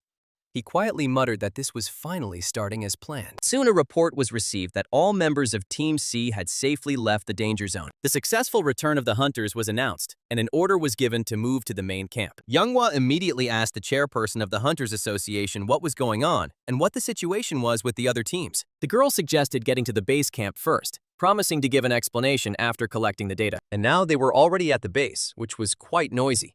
Everyone was running here and there, and the wounded were lying on the ground. An emergency briefing on the current status of the raid began at the camp, with all survivors gathered. Min-soo immediately inquired about Sejun's whereabouts, and then moved on to the report on Team A. The chairwoman said that it had become known that there were about 20 people trapped in Team A's gate, excluding the guildmasters. Team C, unlike the others, managed to evacuate completely, and their gate remained open for now. The report shifted to Team B, which included the Empire, White Lion, and Sarabi guilds.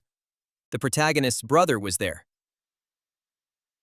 With the exception of 4 Empire hunters, the entire B team was trapped inside. Yeonhwa instantly shouted out in disbelief that 3 guildmasters were trapped in an A-rank gate. According to survivors, the cause was a monster in the shape of a giant hand that appeared inside. The Empire Masters sent a group to get help, and it was at that moment that the entrance to the gate suddenly disappeared. Hearing this, many of the hunters couldn't believe what was happening, their faces filled with shock.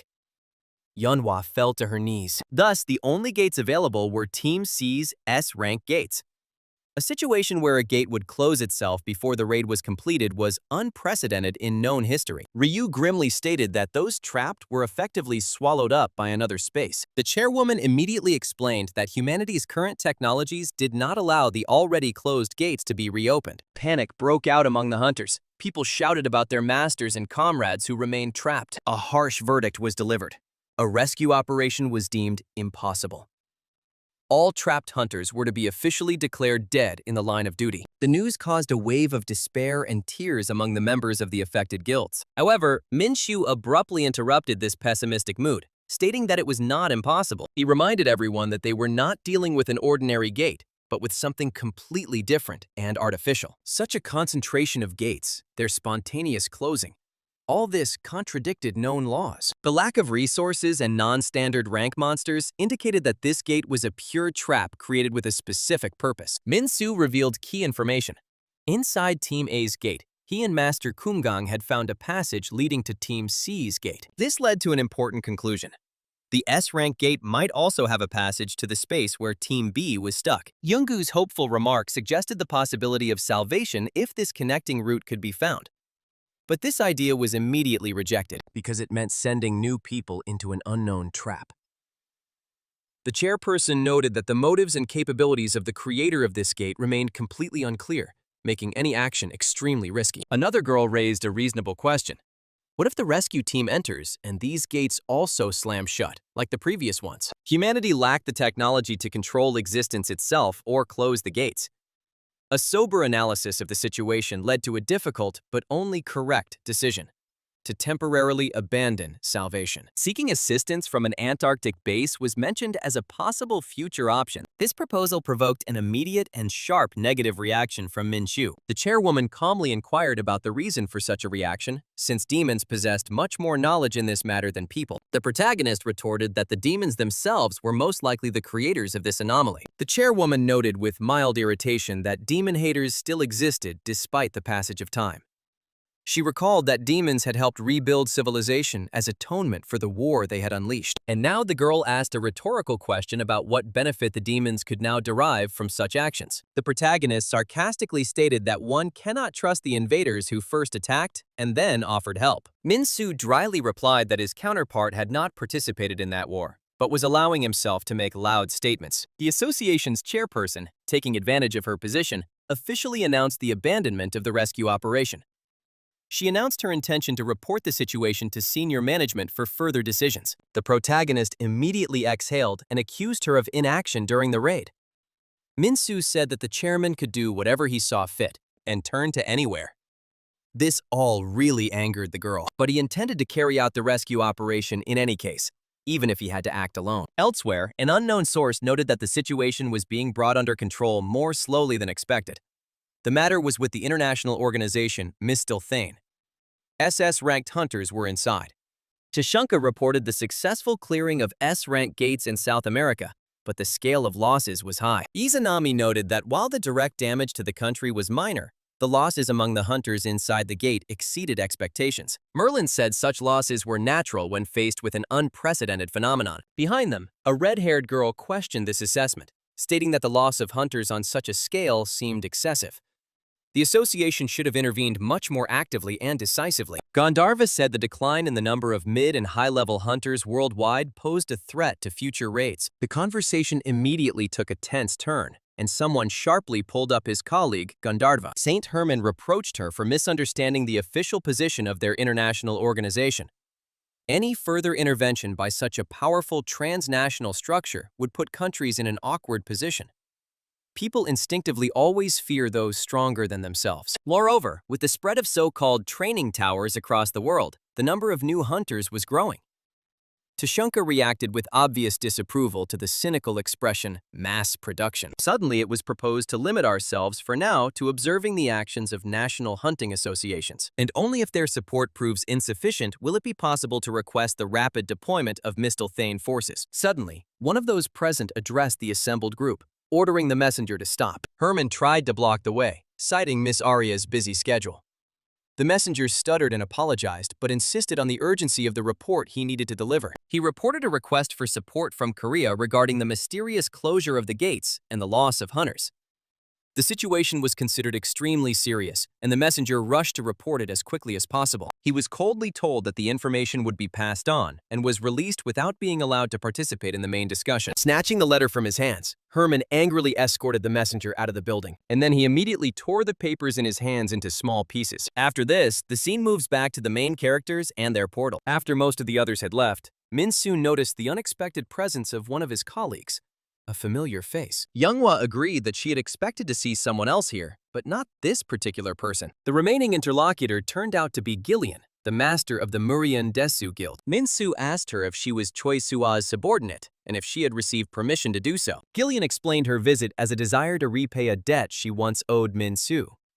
Due to old injuries, she was unable to use spellcasting magic, but her detection skills remained highly advanced. The government adopted a strict non-disclosure and withheld support until the S-rank gates were completely closed. This cautious stance was understandable, given the high-ranking position and the need to prevent panic. But the very fact that her participation in the rescue operation was approved spoke of an understanding of the seriousness of the crisis. Minsu declared that her presence did not bother him as long as she did not interfere, and ordered them to enter immediately. His men were supposed to guard the gate entrance in their absence. Finally, there they are again. An old man and a moron in a bear costume. Younghwa was surprised to recognize one of the guards as a familiar mascot costume, and Jungwoo called out to them. Minsu asked if his students had brought what he had asked them to get from Hukchunra. They confirmed that they came straight from there and reported that a woman named Moo Myung had tried her best. Younghwa inquired about the nature of the artifacts brought from Hukchunra. The old man began to explain that these objects were capable of forcibly supporting magical phenomena. He explained that in other worlds, such effects were called skill continuations or support. When applied to a magic circle or the caster, they would forcibly maintain the skill without spending mana. Since this gate was clearly created by someone's mana, it could be considered a type of skill. This gave them at least half a day's safety, preventing the gate from slamming shut suddenly. This only worked if their assumptions and plan proved correct. Frey immediately noted with slight irony that everyone in this situation had their own wonderful plan. Minsu gave his men at the entrance clear orders to keep an eye on things so that nothing suspicious came near, and then they turned around and went to the portal. The old man wished the master and the whole group to return back safe and sound. The scene shifted to the inside of the S-rank gate, where the main part of the rescue operation began. There was an unusual silence inside, and Jungwoo did not sense the presence of a single monster. Minsu assigned the tasks. He himself began searching around the site of Team A's previous portal. He ordered his companions to focus on inspecting areas that hadn't been checked previously. The key to finding the passage was supposed to be the flow of mana. The more concentrated it was, the higher the chances. Hunters were told to immediately report any oddities or anomalies in the surrounding area. Soon the group reached the site of the recent battle, but the surrounding environment seemed suspiciously changed to them. Gillian noted a discrepancy. The traces of the battle were still there, but the Balrog's corpse had disappeared without a trace. She suddenly noticed something and decided to take action. Amidst screams, she quickly pulled Younghwa away from danger by the shoulders. Younghwa screamed, confirming that it definitely wasn't there.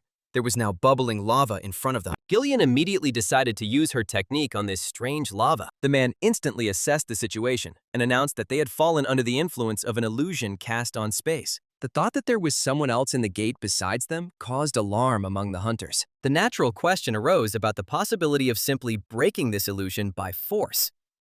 Gillian explained that this was difficult, as they were already deep within the trap, and awareness was only the first step. Trying to return to the place where the master was could lead them to a completely different place. All paths had already changed or were leading in the wrong direction due to distorted perception. These techniques related to skills such as spatial and conscious domination.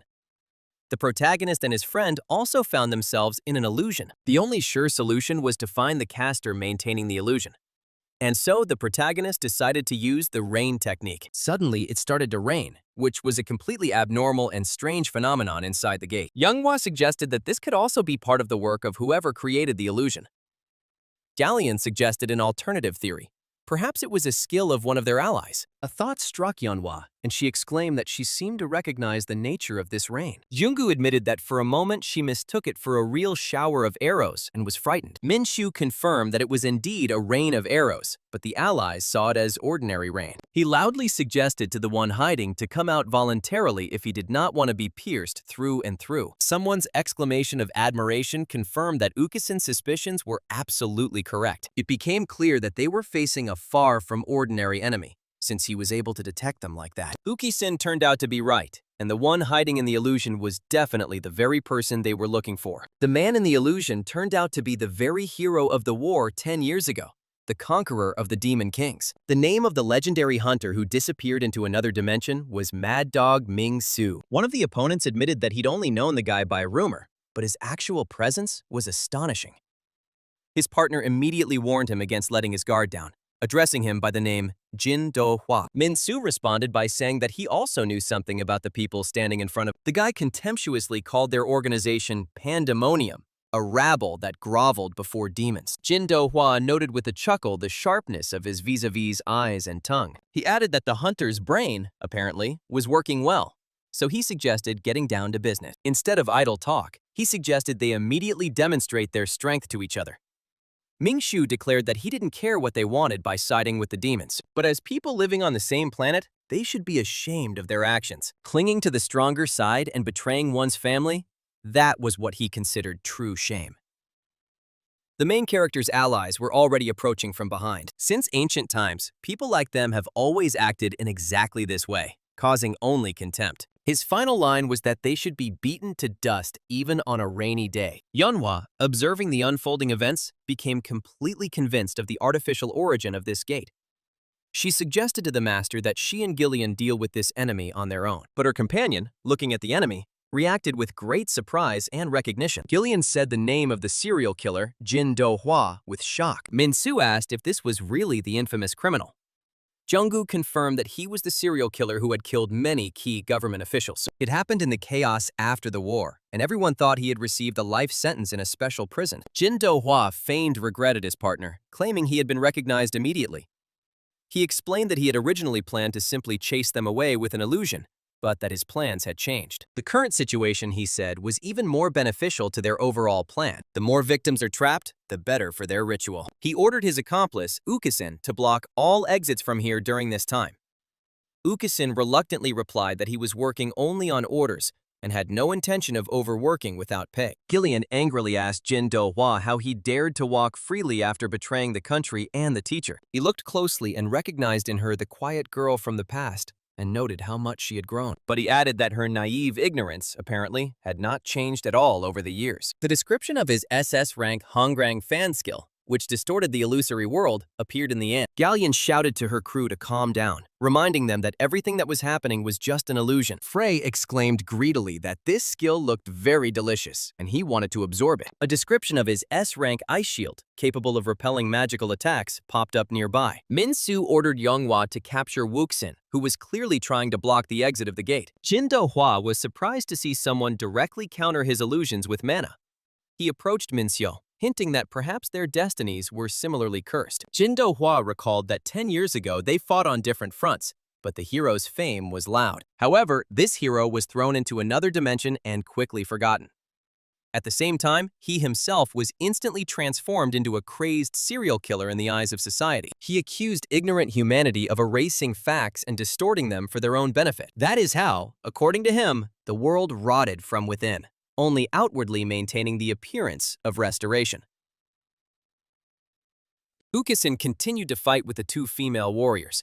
With their magic, they almost made a traffic light. Min-shu cut him off abruptly, declaring that he was not going to listen to these excuses. The guy emphasized that he never killed innocents for the sake of his ideals and did not grovel before demons. Jin Do-hwa retorted that his opponent only knew part of the truth and that he, too, did not kill innocents for fun. While Ming-shu was away, the world turned into a slaughterhouse, only pretending to be restored. He asked the main question. Would the hunter's straightforward determination change when he learned the whole truth? At least they won't find out this answer here and now, since time has almost been won. With these words, Jin Do-hwa turned to his partner, Ukisen, confirming the success of their plan. The character furiously accused Jin Do-hwa of betrayal, not believing what was happening. The illusion began to crumble, and a warning sounded to everyone around to be more careful. She all cracked and gathered into a ring of the serial killer bastard. As he was leaving, Jin Do-hwa promised Mad Dog to meet again next time. Frey noted with frustration that the tasty skill was slipping away through the time gate.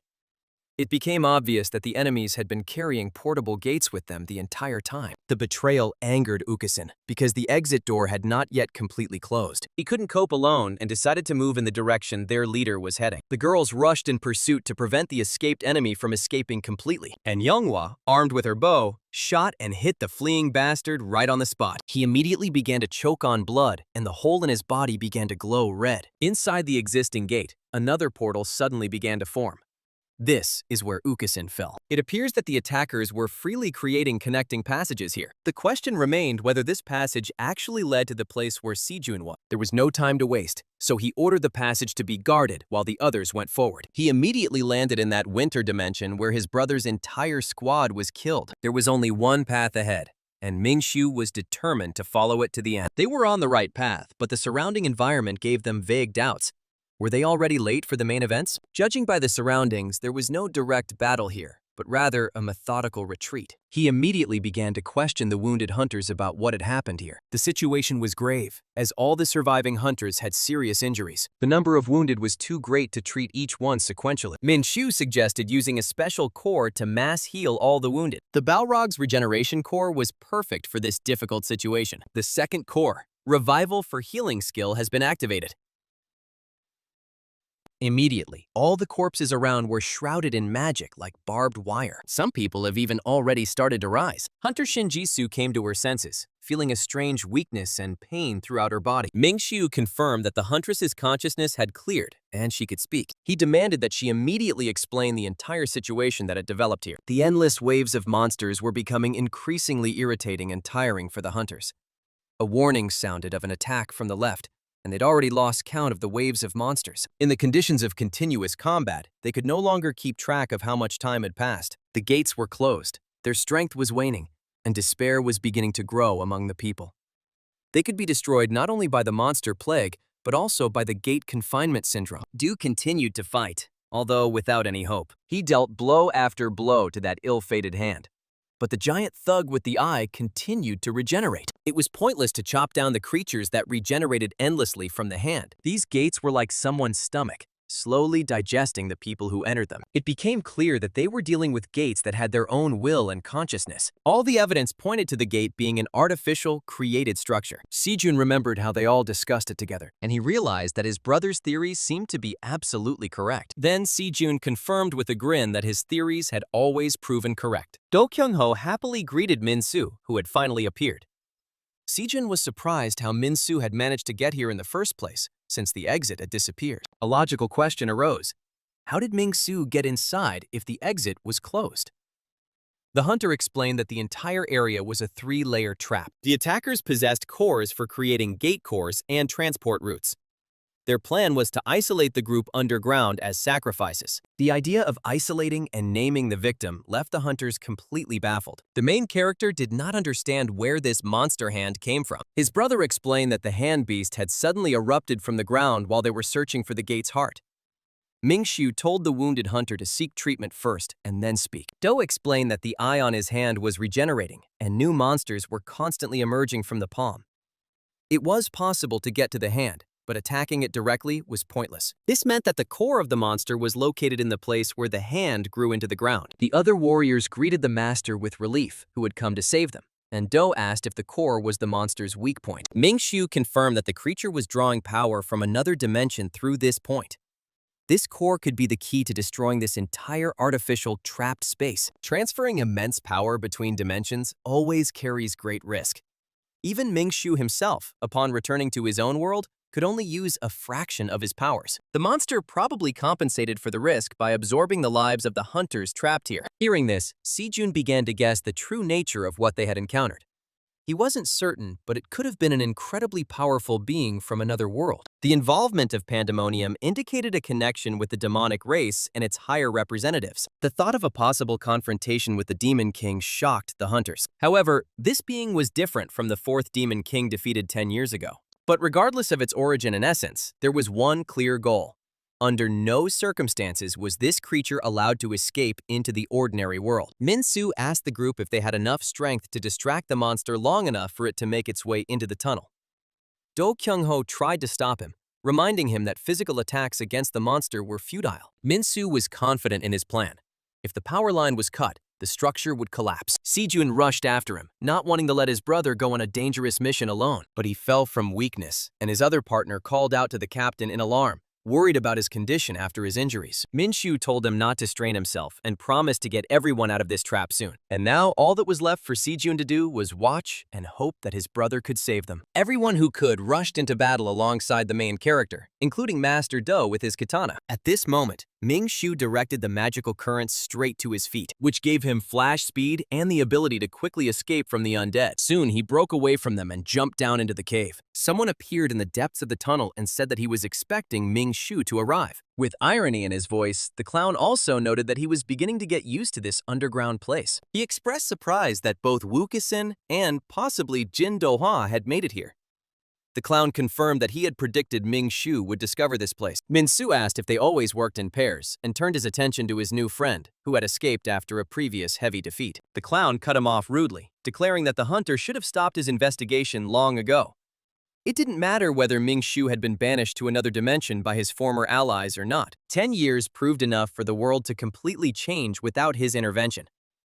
During this time, people had time to deeply study the nature of mana and gates, achieving new results. The artificial gate and the ongoing ritual were presented as the culmination of this research. According to him, humanity had reached its limits, and a new era was now dawning. Any resistance from the likes of Ming Shu was doomed to failure. Ming Shu countered that despite their defeat, his opponent wouldn't stop chattering.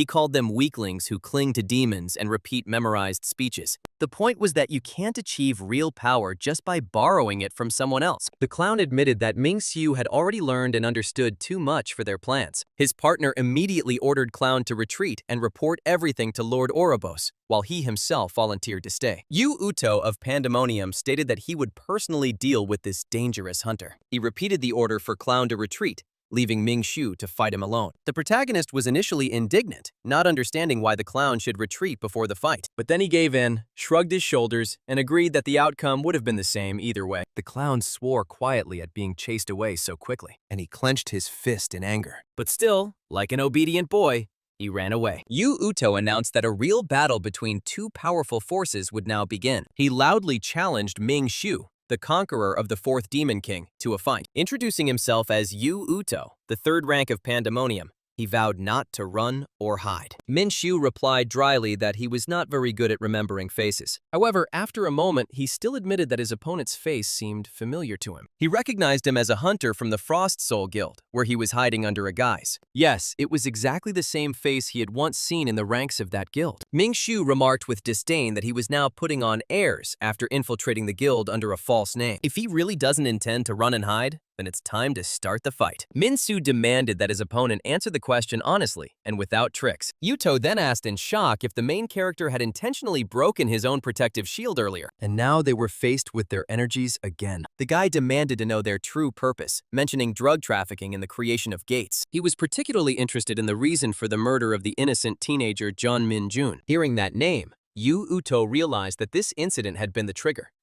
He noted with irritation that all sorts of lowlifes were always causing him problems. Ming Shu ordered him to speak frankly, without prevarication or concealing his true motives. But Yu Uto refused to reveal Pandemonium's goals, stating his unwillingness to do so. He suggested that Min Su ask Clown, who knows more, about Minjun after the fight. He swung his sword and put all his energy into it for a killing blow. However, this proposal was made on the condition that Ming Shu himself remained alive at that time. Ming Shu only cursed in response to his opponent's brazen self-confidence. Yu Uto admitted that his opponent possesses quite impressive speed, but the tricks that worked against Small Fry would no longer be enough against him. Ming Shu internally assessed the amount of mana remaining at his disposal.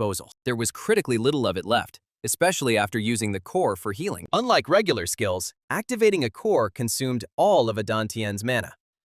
Even though he'd opened several Dantians equal to the number of cores, the side effects still lingered. Therefore, it was necessary to minimize costs and end the battle with one decisive blow. Yu Uto mockingly asked if this was all his renowned opponent could do. He stated that by tearing Min Su apart, he would prove his superiority over Jin Dohua. The main character then flew into the wall with great force. For him, this would be tantamount to a personal victory over that very Jin Dohua. Yu Uto admitted that Pandemonium's ideals about the true power of mana do not interest him. His goal was a lawless world that they would create, where only the strongest would rule. His dream was a society of endless war and total survival of the fittest. Ming Shu immediately grabbed his sword with his hand. We've seen this somewhere before. The protagonist was skeptical about this idea, considering it complete nonsense. Immediately, the sword in the bastard's hands began to crack. This surprised him greatly. Gigi said that if he liked the idea of living according to the wild so much, then he needed to go all the way. The guy suggested that for complete happiness, he turn back and become a naked animal. Blood immediately began to gush from the bastard's mouth, and the villain himself flew into the wall. Gigi added that it is precisely the most empty-headed idiots who dream of generals' epaulets in war. Minjun promised to leave only his chatty mouth alone and to smash everything else to dust. Yu Uto was enraged to see the damage to his legendary blade Muramasa. He shouted in a rage that his opponent was an ignorant piece of scum. At that moment, someone with long nails and black skin snapped their fingers, and then several black rods flew at Yuto, piercing his body from all sides. A new voice suddenly appeared and praised Minjun with respectful mockery. The stranger apologized for the rudeness and bad manners of the just-defeated Yu Uto. Frey exclaimed in horror that the figure that had appeared was clearly a demon. Minjun, unsurprised, stated that he had finally decided to show himself. The demon replied that he had been watching everything that had happened since they had entered here. He stated that due to the necromancer's abilities, their original plan had already failed. Minjun responded by suggesting that if he wanted to fight, they should stop chatting and get straight to the point. The demon replied that he had no intention of fighting, otherwise he wouldn't have killed his own servant. Instead, he came to make Minjun a concrete and lucrative offer. Part of this offer was to hand over the person who killed Jung Minjun. In conclusion, he directly asked Minjun if he would like to join forces with him. The question of a possible alliance was raised again, the demon clearly seeking an answer. He politely but firmly repeated his offer of cooperation. Minjun asked incredulously about handing over the killer, since he was one of their own. Frey cut the demon off abruptly, not believing his words and accusing him of lying. The demon objected that among his kind, as among people, there were different values. Minjun mockingly asked about the meaning of killing and creating gates if he was so different. He replied that this could be considered the beginning of a plan to summon true power. He acknowledged that the artificial gate's imperfections had led to unforeseen failures. The demon stated that any great success is built on many previous failures and mistakes. He believed that the opportunity to gain such a talented ally was worth any sacrifice. In exchange for the lost summoning, he promised to give Minjun something much more powerful. But the main character wouldn't listen. Minjun responded indignantly that he was clearly being taken for a complete idiot. He could not trust someone who so easily betrayed and killed even his own comrades. The demon stated with theatrical regret that the negotiations had reached a dead end. He stated that Minjun had just rejected the easiest way to solve his problem. The influence of Pandemonium is already deeply rooted in the foundations of society across the planet. Even publicly exposing their organization is no longer capable of fundamentally changing anything. In a world where those in power crave rank and resources, few would refuse the help of demons. As they parted, the demon suggested that Minjun contact him if he changed his mind. He called himself and his supporters merely guides, messengers of mana. Their sole purpose was to spread the true nature of mana throughout all dimensions. Minjun cut him off rudely, calling everything he said bright but useless chatter. Frey asked again with surprise and disbelief at the word messengers he had heard. Suddenly, the situation above escalated, and a cry was heard warning of a monster attack. One of the hunters ordered the hunters who were still able to fight to immediately block the passage. The entire space of the gate began to shake, indicating the onset of instability. Sejun noticed this and realized that it seemed to have begun. Du shouted at the demon in rage, asking what he had planned this time. Suddenly, after the attack, the eye on the hand began to bleed, and a crack remained, and the monster immediately let out a shrill cry of pain. Unexpectedly, their attacks finally began to damage the giant hand's body. The old master immediately realized that this was their chance, and it could not be missed under any circumstances. The order was given to ignore the small monsters and concentrate all fire on the main target. The other agents shouted that they would deal with the distracting creatures.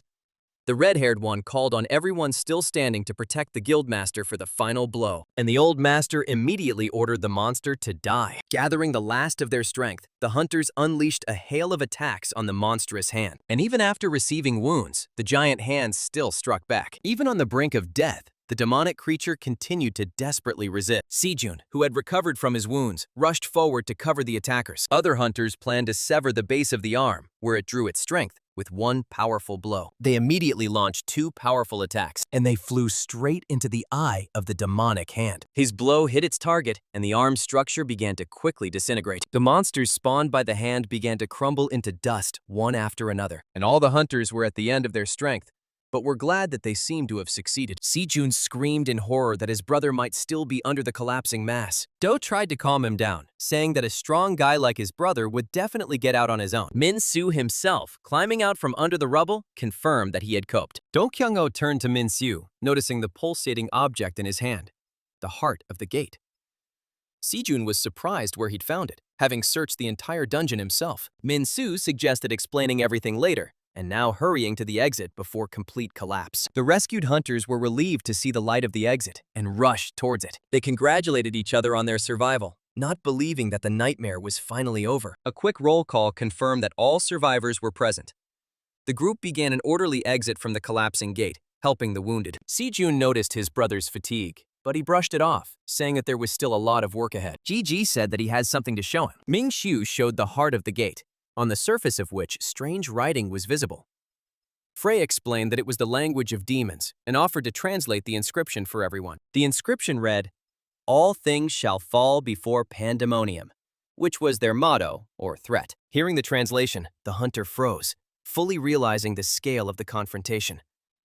Ming-shu grimly confirmed their worst suspicions about their true enemies. Now they knew exactly who they would have to fight in the very near future. Min-soo mentally promised the deceased Minjun to complete the work he had started. After making sure that no one was left behind, the group finally left the dying gate. Finally jumping into the gate, the guy exhaled, expressing complete psychological fatigue from these anomalies. The moment the last survivor left the gate, Korea's first S-rank invasion was officially eliminated. Journalists immediately began asking questions about rumors of an attack inside and who had devised the rescue plan. The next question concerned the most important thing. Were any mana stones retrieved from the gate? Ming-shu paused, searching for the right words to answer this pressing question. The guy complained of sudden dizziness, feeling very tired after everything he had experienced. That evening, an emergency address to the country's citizens was broadcast on all channels. Kim Eun-jul, director of the Korean branch of the International Hunters Association, appeared on the screen. She reported the successful destruction of 3 gates, one of which was of the rare S rank. It was announced that the quarantine in the mountainous region would soon be lifted and that additional research would be conducted. The director was informed that the full data was still being processed and asked for a loss report. Kim Eun-jul stated that the deceased hunters will receive compensation and will have a state funeral. Next came a crucial question about the scale of the resources found within the S-rank gate.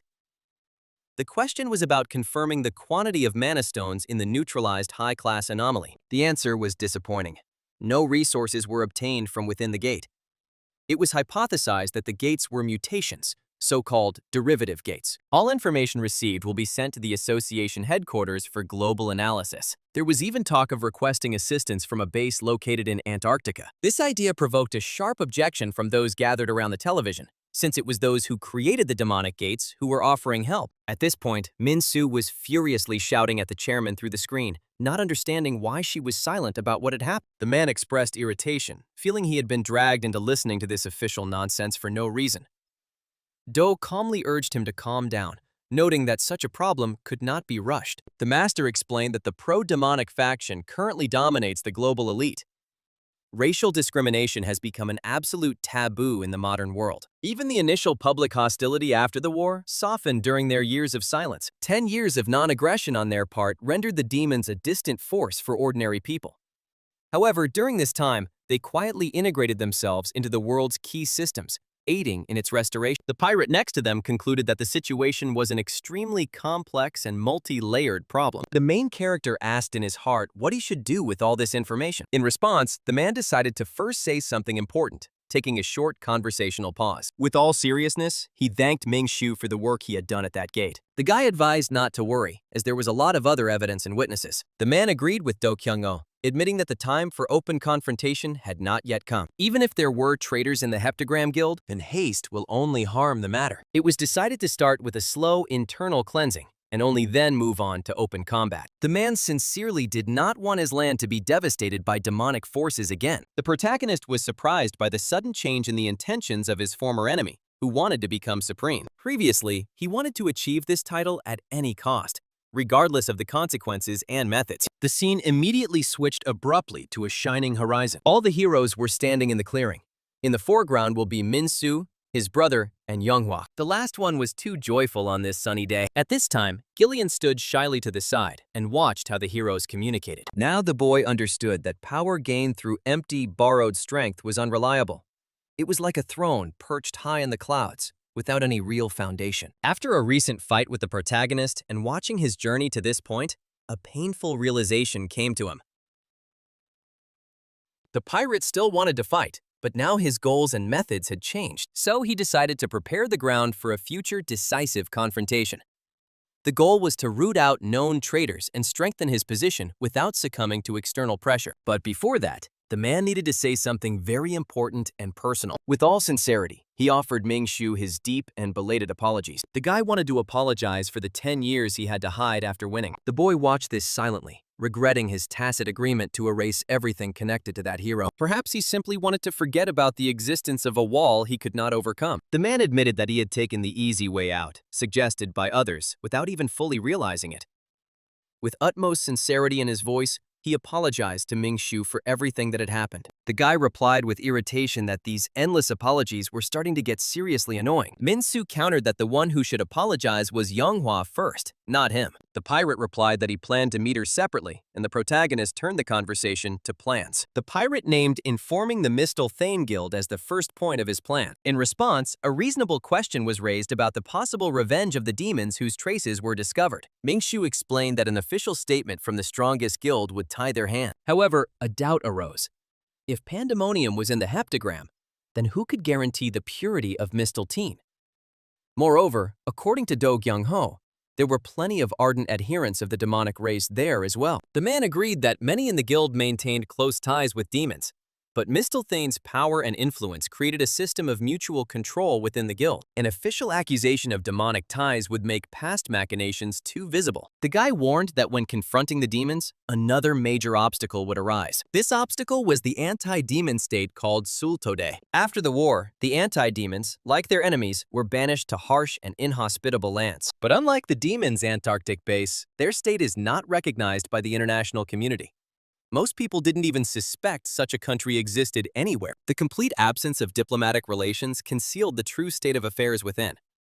The prevailing opinion among experts was that the anti-demons were under the control of the demons. The pirate explained that anti-demons are either children of mixed marriages or people who have been exposed to concentrated demonic energy for a long time. The guy doubted that such statistics automatically made anti-demons allies of demons. The question then arose: is the mysterious organization IZ connected specifically with the state of Sultode? The pirate replied that he was hearing this name for the first time and knew nothing about them. Do Kyung Hu also confirmed the complete absence of any information about this organization. But if the group IZ really was connected to the anti-demons, that changed things. The stage shifted to a desert-like setting. This meant that this was where key information or even potential allies could be found. But soon the scene shifted back to the city, and the South Korean S-rank gate suddenly disappeared. What happened seemed incredible. Such a powerful object simply vanished into thin air. No one could explain where it had gone. Of all the gates that appeared simultaneously, that anomaly was among the top 10 most powerful. The loss of such an object threatened serious consequences. The astonished interlocutors noted that everything had happened too quickly. They hadn't even had time to deploy Mistyland troops nearby for support. One of those present added that a key role was played by an agent from HMCS headquarters who worked closely with them. This person was part of the vice president's inner circle. The conversation turned to Kargil Wan, who, according to the speakers, was nervous. He'd been demoted in the Hunters Association and then gained real power at HMCS. But since the former official turned out to be connected to the Mistilton faction, the situation became more complicated. He wouldn't simply give up the chairman's seat. Without the involvement of that newcomer, everything would have long since taken a different course. Suddenly, someone remarked that the Korean branch had never worked so efficiently before. Such a prompt resolution was genuinely surprising. One of the men doubted that branch head Kim Un-ju truly possessed the necessary skills. Her reputation suggested otherwise. She was considered an outside appointee. An indignant voice was heard. Why even appoint a supportive hunter to the position of head hunter? She was essentially just a figurehead. The girl shushed her talkative colleague, urging him to keep his voice down. They were afraid their words might reach their boss. However, the assistant told Kim Un-ju to ignore them, but she ignored the gossip and let her subordinates continue chattering. She knew there was some truth to their words. However, the girl also didn't hide her bewilderment. Her requests for support had been ignored, and a report had been demanded immediately after the raid. The double standards were irritating. Kim Eun-ju asked about Chairman Choi Dae-sung, asking why he had personally attended this report. He alone was able to wear her down. Her assistant immediately reminded him of the chairman's long-held dream to reach the elite 10 of Misteltan. Ever since his days as a hunter, he had worked tirelessly toward this goal. But even frequent public appearances didn't guarantee the desired result. The girl understood that zeal alone wasn't enough. Even so, getting onto the coveted list was incredibly difficult. Competition among the strongest remained fierce. Mistelteen or not, the hunters were ultimately no different from one another. They were united by a common human nature. Even the most powerful weren't gods. The scene shifted to the conference room, with a bottle of water at every seat. Then the stern voice of the blindfolded girl was heard.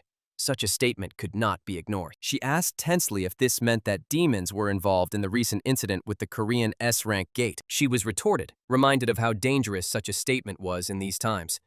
Jumping to conclusions could be harmful. The pirate also agreed, but pointed out that the evidence was too clear to be dismissed as coincidence. He was forced to reveal the truth. Pandemonium. The man recalled the traitors who had chosen to serve the demons 10 years ago. Now their traces were surfacing everywhere where incidents occurred. He could have laid out all his findings at the Leadership Council, but he saw a problem with that. Why not pass the information on to Mistelteen first, since they were already allies? The blindfolded listener acknowledged that the decision had been correct. This was not an issue to be dismissed lightly. The threat looming over the world was too grave. The situation did not tolerate frivolity. It could not be ignored. Even after so many years, the fact remained. Those people had betrayed humanity. Their guilt would not be erased by time. Pirate immediately recalled the scandal involving the illegal stimulant drug and the recent reports of artificial gateways. If all these cases are connected, the scale of the problem will be colossal. Urgent intervention was required. This would mean the direct involvement of the demons.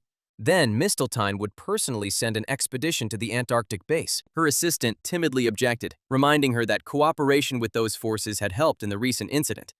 But her superior insisted on extreme caution. Until the situation becomes clearer, Mistelteen will continue to collect data on the gates on his own. To avoid panic among the population, she asked that what she had heard not be disclosed to anyone until further notice. They should first wait for their call. Once they have enough irrefutable evidence, then they can act. Only with a solid foundation will they be able to begin an investigation at the Antarctic base. She asked me to trust them for a little while longer and promised that everything would work out. All I had to do was wait a little longer. The scene shifted back to the city. A mocking voice was heard from a completely different place. The red-haired guy confirmed that the enemy was resilient. Despite everything, he was still breathing. Before him stood the weakest member of the Pandemonium, Clown. Now it sounded more like an insulting nickname. Surprisingly, this guy survived, while Ukasin and Yuto died in the operation. An indignant Clown retorted that the mission wasn't his at all. It turned out that Yuto was the one who ordered him to summon Lord Orobas. But the idiot didn't realize that the backup he summoned would kill him. Kaisei said he always thought that reckless dog would soon be thrown out. But he never expected it to be so pathetic. Suddenly, a man approached them. It was Zahn from Pandemonium, and asked the Clown if he had just returned from Saltrod. He looked far too relaxed. He was ordered to move faster because the top ranks of Pandemonium were disappearing one after another. Wasting time and men at such a time was unavoidable. The redhead was surprised by the rush. Their superiors were still alive and well. But his interlocutor merely clicked his tongue in irritation. The main problem was identified as Jin Do-hwa, the madman who had been released. The wild dog was of no use, no matter how strong he was. Apparently, this guy had failed the mission again and disappeared without a trace. This latest failure only caused irritation. The Clown then asked what exactly was being proposed. The answer was short. Reinforcements were needed. It was time to recruit new members to Pandemonium. The old cadres were no longer up to the task. Zakne asked if there were any specific candidates in mind. He himself said he had such a person in mind. The conversation turned to the great Dae-sung from Northeast Asia. He had no official rank, but on the black market, he was considered S-class. This guy was already indirectly involved in the Lux case, so it was expected that he would readily accept the offer. Upon hearing the name, Kaisei winced and admitted he hated the guy. It was impossible to communicate normally with him. He was told to stop whining and find another candidate himself, preferably someone with real power in the hunter world. The clown followed up with a follow-up question. Would anyone with an S rank or higher be suitable? Then he volunteered to handle the second recruit himself. This newcomer would be less of a problem than that Daesung. He remembered how Kim Un-ju had broken down that time. The interlocutor reluctantly agreed and added that it would be nice to be useful at least once. This especially applied to the clown. Kaise grinned and asked them to leave the boy alone. He was emotionally traumatized by the series of humiliations. But the answer was rude. Such scum doesn't get injured. Such trash doesn't change. Besides, it's not obedient enough. It seemed that half-breed demoness was to blame for everything. She was the one ruining the whole picture. Zahn decided to personally go to Soltrod next time. He intended to crush them all until they learned their place. Meanwhile, Red wanted to ask about the new batch of interdimensional mana stones. They told him that the person he needed was probably currently at a council of higher demons. He'd have to wait. They added that he promised to present new results of his research. The meeting was held precisely for this purpose. The scene shifted to a laboratory.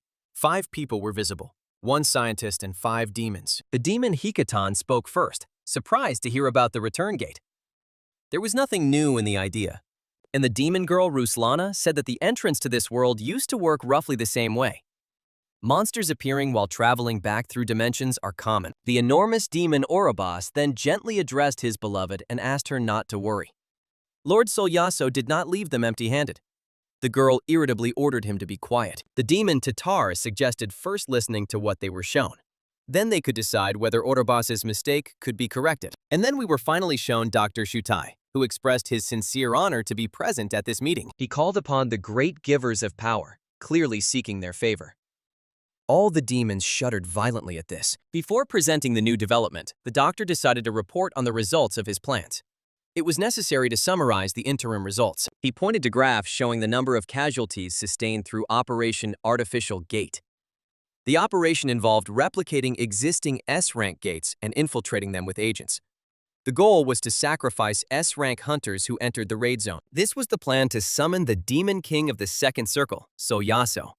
As a result, many hunters died, and the perpetrators successfully collected high-quality mana patterns. The plan partially worked. Unfortunately, an unforeseen incident occurred at the GX8 gate, which had been prepared for Solyaso's descent. This disrupted the process at the thought form formation stage.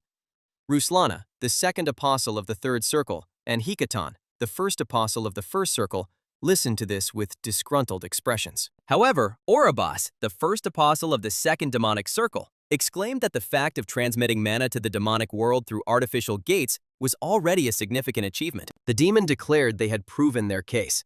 Their masterpiece would be completed on a grander scale. However, Tatar, the first apostle of the third circle, mockingly advised against making him laugh. Such pathos was inappropriate after failure. That's precisely why the failure was so painful. The potential was there, but the results were 0. They built a gate perfectly capable of summoning the Demon King's thought form, but the operation failed due to a lack of power. He also asked about the excessive traces left inside those gates. They couldn't be ignored. Orobas suggested dumping this whole mess on the Jude race, those damned half-breeds. At times like these, those half-wits could be useful. Hikatan said that half-breeds had become too brazen lately, so the current moment was perfect for such a setup. Tatar chided Orobas for not making excuses. The plan's slow execution was a real problem. A shout immediately rang out. Enough! The argument had gone too far. Ruslana countered that no one was suffering more from the failure to summon Lord Solyaso than his own apostle, Orobas. Orobas indignantly asked if anyone really thought he wanted to ruin everything. He smiled and placed his hand on his girlfriend. He tried to justify himself by claiming that this failure wasn't his fault. The reasons lay elsewhere. It all happened because of the killer of the 4th Demon King. However, Hikatan wanted to talk about Lux. The results were worse than expected, as progress was slower than planned.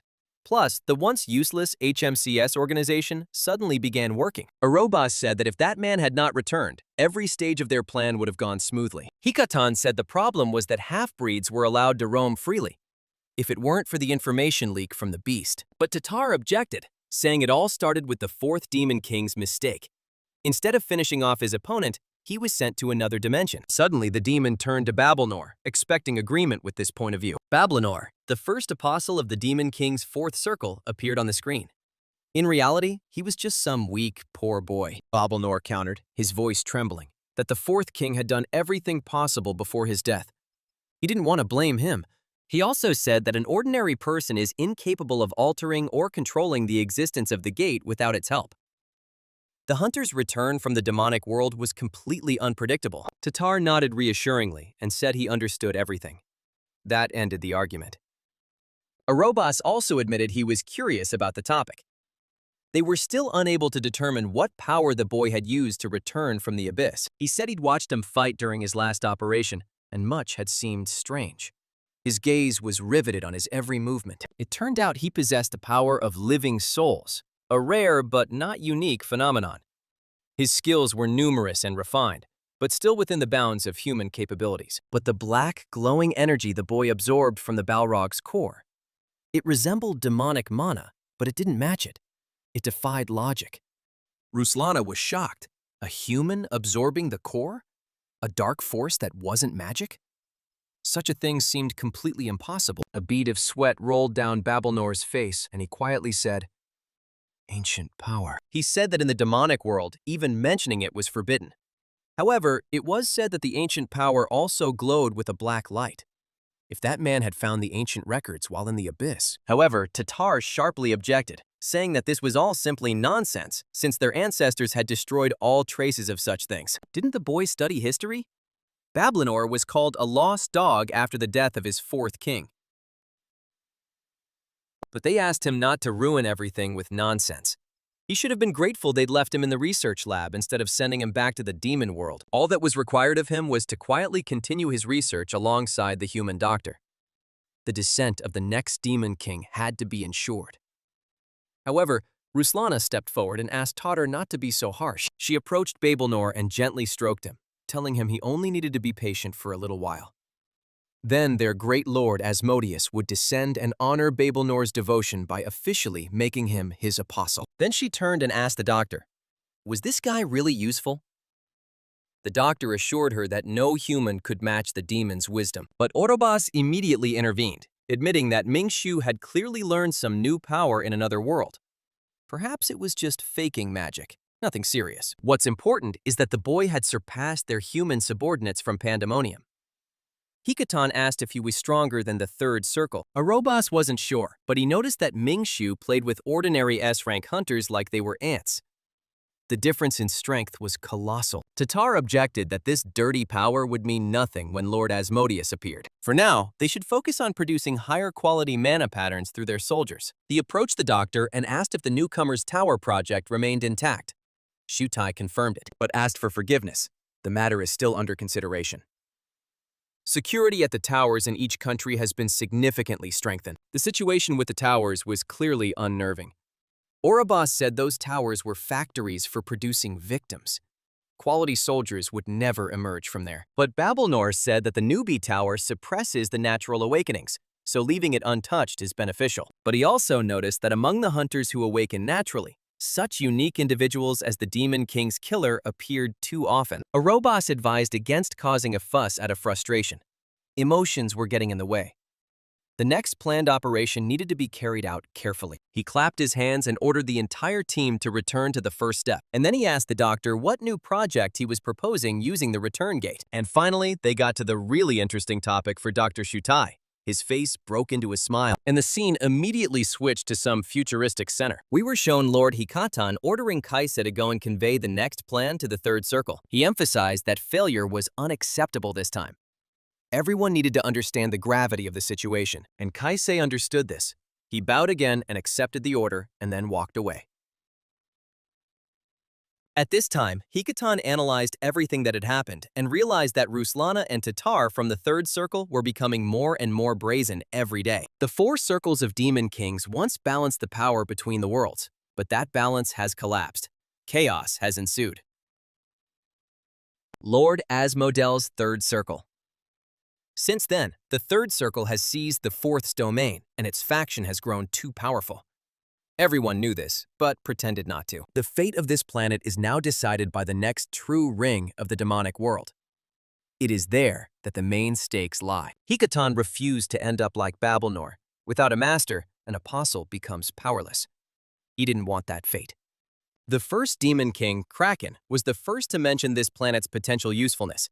It was worth remembering. And then he called out to Kaise and asked, "Is he still here?" Kaise immediately replied, "He is still here." And seeing that his red-haired assistant was still there, Hikatan ordered him to contact Diakon. The demon realized he needed to move his pieces early, without waiting for the situation to worsen.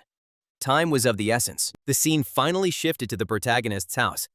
A girl and an old man were playing outside, and a surprised voice noticed that Choi Dae-soo, of all people, actually bowed his head. Sejun asked if he had contacted the main character again since then.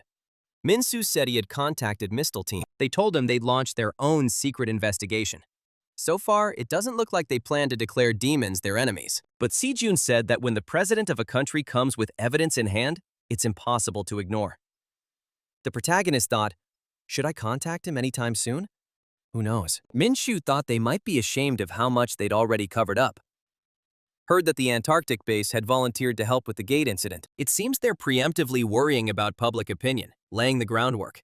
They've been helping with raids and reconnaissance in areas where hunters are scarce, and even cleared several A-rank gates. A news item about an Antarctic base that had gone live appeared on the screen. 6 hours ago, 25.5 million views. Remembering what had happened before, the main character thought that since they had already shown their faces, they had decided there was no point in hiding any longer. Now they were acting openly. Sejun immediately said that they'd have to wait, at least until the gate incident was over. When Misteltein announced its official position, then it would be clear. If they acted now, the desperate regions would see it as nothing more than a provocation. So the guys said they'd have to keep their eyes wide open and pretend not to notice all this mess. Sejun began to think further. Choi Dae-soo's apology was one thing, but submitting an official report to Misteltein from above would damage his reputation. An unexpected move. But our hero said that if he had any conscience, he needed to act now, not put it off. Delay would only make matters worse. Finally, Yeonhwa intervened, saying that she had recently contacted him as well. Of course, old resentments won't disappear overnight, but still, he remains her only family, so she still thinks about the possibility of reconciliation. Sejun advised not just talking, but shaking more land or property out of him. Make him pay.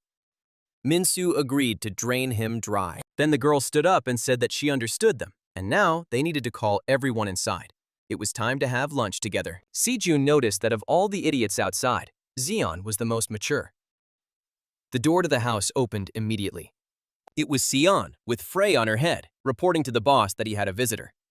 The visit was unexpected, and then a blonde man came into them, who immediately noted that the guy had built himself a pretty good shelter. The protagonist thought he looked familiar.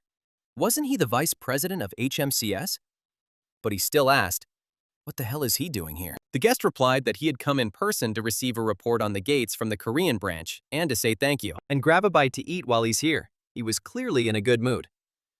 Gigi thought his silver tongue had become even more slippery. The guy immediately suggested throwing an end-of-year party and having everyone get some food. Minshu asked ironically, is this really his house? Maybe he should have asked permission before inviting himself over. He tried to laugh it off, though. Who wouldn't welcome Edward? Only ex-convicts don't like him. At the end, they showed two snowmen. It was the old man and his assistant, Bombko and Gaviakui, who hid like that. The scene immediately changed. Food was on the table, and Edward asked if they had heard the rumor. The cooperation of the Korean HMCS helped complete the raid in record time. He took a glass of wine and reported that, thanks to this, they receive requests for cooperation from all over the world. But unfortunately, the gate incident continues outside of Korea. In regions with weak hunters, things are dire. International aid is desperately needed, and the death toll continues to rise.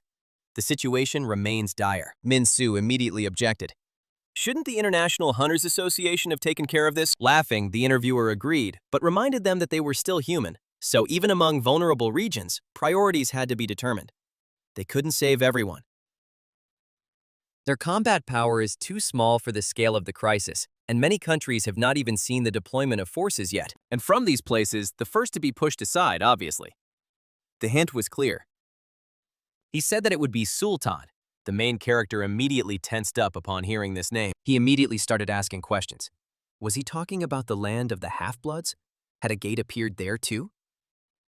Edward was surprised that the boy knew about Sultan. The blonde said it wasn't just A rank, but S rank. They were so closed off that they didn't even realize when a gate opened within their own borders. But recently, they did send a request for assistance to the HMCS Middle East branch. Younghwa was surprised. Why not the association? Such matters are usually resolved through them. Xion simply ate. After finishing his glass, Edward said the Hunters Association had a long history of ignoring problems. Trust in it had long been lost. The International Hunters Association usually manages the status of the gates and monitors them. However, Sultan is extremely reluctant to allow outsiders into its territory, so cooperation has been minimal. Moreover, they weren't treated as equals from the start. The discrimination was blatant, and with the rest of the world in such chaos, who cares about their problems? Younghwa realized that even if Sultan had asked for help first, he would still have been ignored. Sijun quickly added that the fact that such a place had turned to HMCS for support spoke volumes. They usually kept to themselves. Edward confirmed that this only shows how dire the situation is inside. He didn't have time to continue as the main character immediately volunteered to go there. Minsu realized that the guest had come all this way only for this question. He had business there anyway, so he agreed to take it on. It wasn't an unnecessary request. Edward immediately thanked him and apologized for disturbing him after such a major incident. Minchu immediately noticed that the boy was being completely overworked. It would be worth giving him a break. A question arose. Were they really that short of capable people? The scene shifted back to the city, and we could see a huge tower. Two agents stood next to her, discussing how there weren't a single S rank in this stream, and A ranks were practically non-existent. Apparently, talent was truly drying up. They discussed how today's children are overly coddled in hothouse conditions. And is the education in academies even adequate? After all, the youth arrive, receive a rank assessment, and leave without even saying hello. There's no hope for them, and their elders are disrespected. In the old days, the academy was a true school of survival. Back then, seniors were treated differently. At the sight of a senior, they bowed almost to the ground and reported in a loud voice. But then someone addressed them from behind. Two men approached them and asked if hunters were registered here. The more radical of the two turned to them and asked what these children were doing there. They replied that they had been told to come here for registration and skill assessment. They were rudely told that they needed to leave the training tower first and then come. Did they really think they could just walk in the front door and ask for a hunting license? It doesn't work that way. His colleague immediately wondered out loud how children are raised these days. It's a complete mess. The boys timidly noted that they hadn't attended the Hunter's Academy. Their abilities had awakened spontaneously. Hearing this, the senior hunter couldn't believe it. Did they just open their eyes one day and become awakened? That couldn't happen. But the boys confirmed that that's exactly what happened. Then the elders said that since they were naturally awakened, they needed to show what they were capable of. His companion was surprised again. Natural awakened ones? They hadn't been seen like that for many years. A rarity these days. The first one decided to guess their rank and dismissively called them complete trash.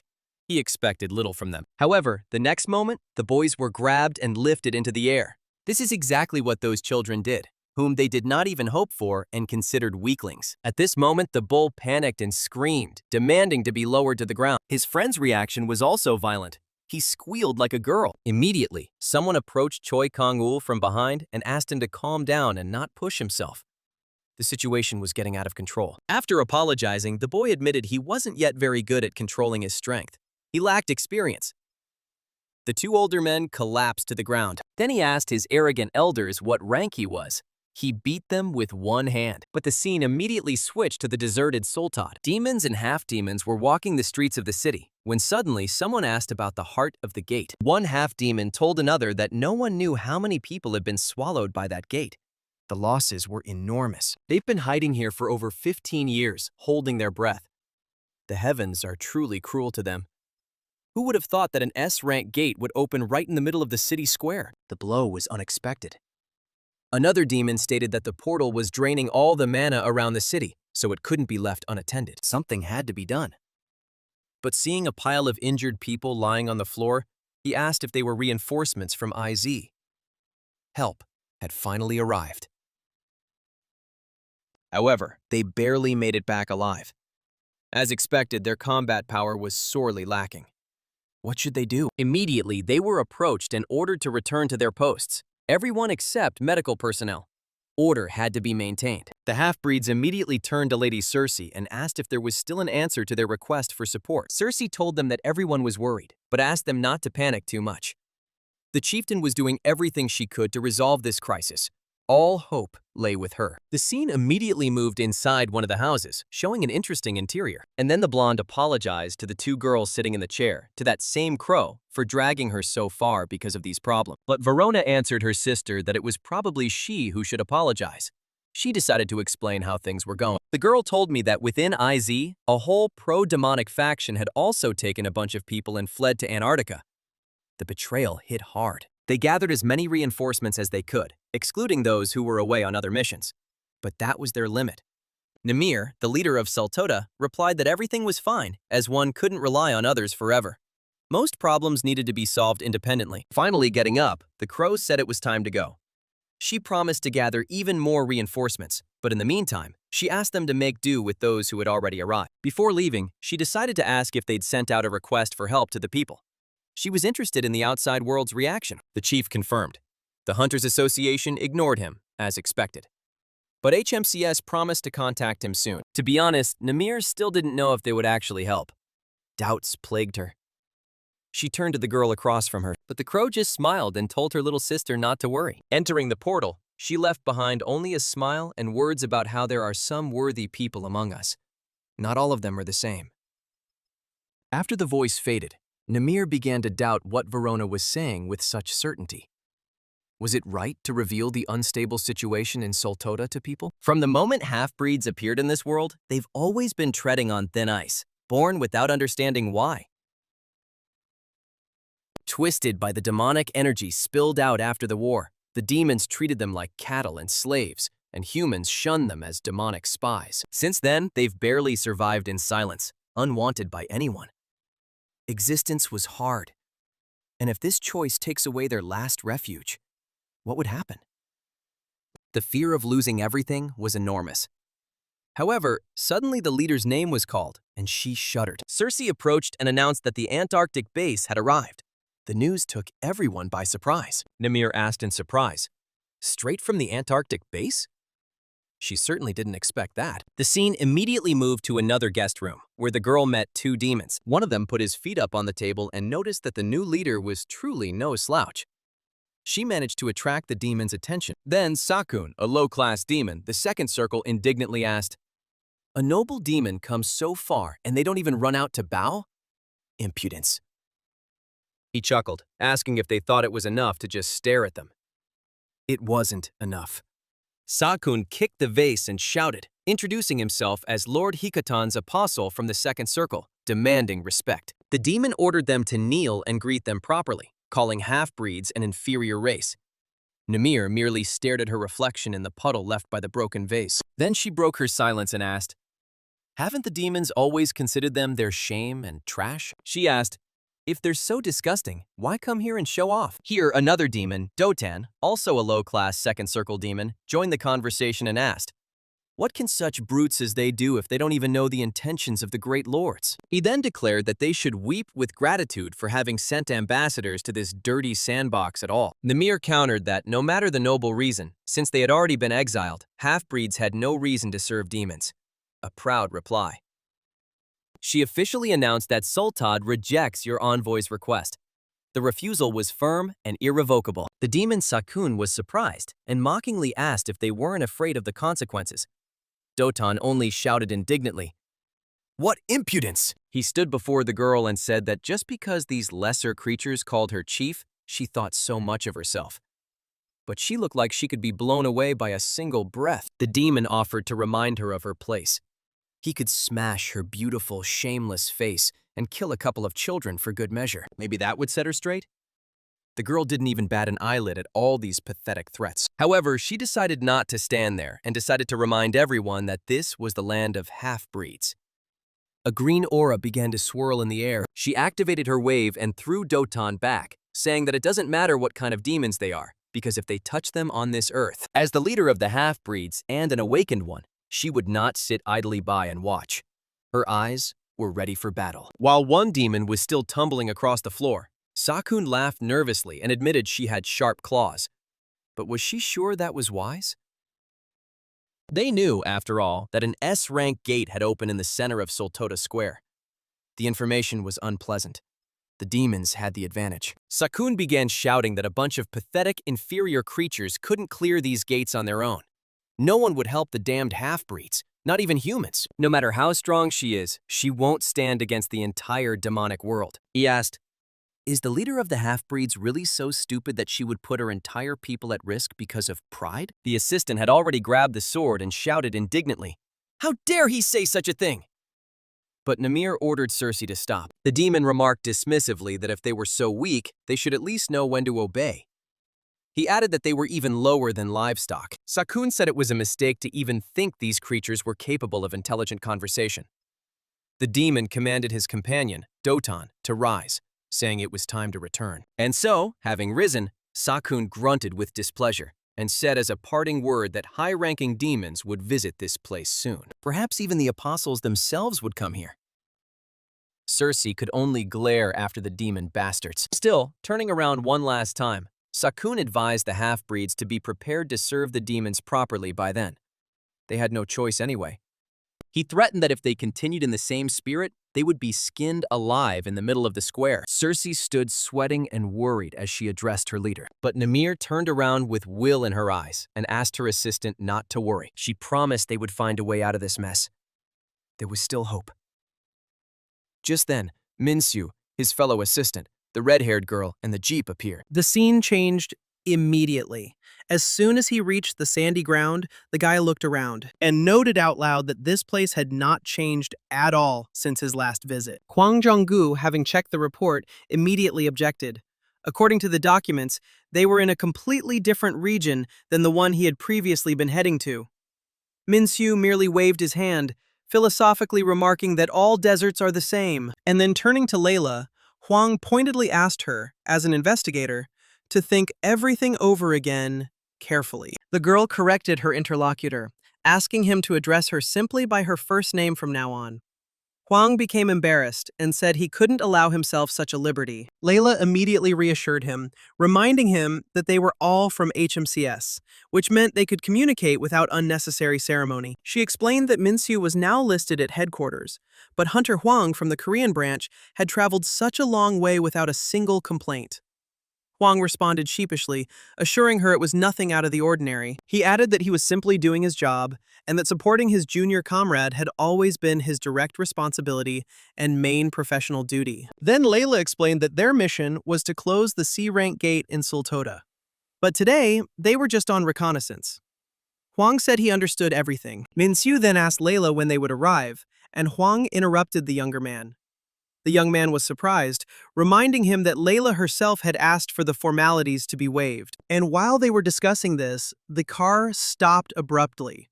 And if the guys hadn't been wearing seatbelts, they would have been thrown out of there. This was done by Layla, who smiled and told them that they had arrived. The red-haired girl got out of the car because she decided to show where they had arrived. Layla pointed to the huge city and said that from here, a 2-hour walk began, and the car could not go any further. Huang was amazed, and the main character asked why they had to walk if their car was perfectly suited for off-road driving. She explained that due to the prolonged terrorist attacks, Soltad has strengthened security, expanding the outer perimeter and banning entry for regular vehicles. Someone immediately approached them from behind and added that from this line, the territory of the half-demons began, and the entire city was surrounded by a powerful protective barrier of the leader, which reliably protected Soltad from uninvited guests. It was at the border that Cersei, commander of the Soltad forces, met them and warmly thanked the HMCS squad for their arrival. Cersei announced that her people would now take over the escort and lead the group deeper into the city. And then, once inside,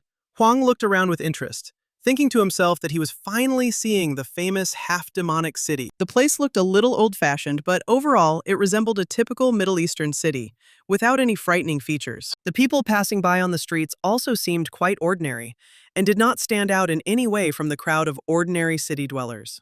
And the main character noticed that despite the fact that they were called half-demons, outwardly, these creatures really were no different from people. They had the same eyes, noses, and mouths, and they walked on two legs, which was considered a rarity in other worlds. Minsu thought that planets with a single dominant race and culture, like Earth, were extremely rare in the universe, and this was surprising. The rumors that the hunter Mingshu had once visited another world now found real confirmation in the eyes of his companions. Finally, they arrived, and the entrance to the S-rank gate appeared ahead.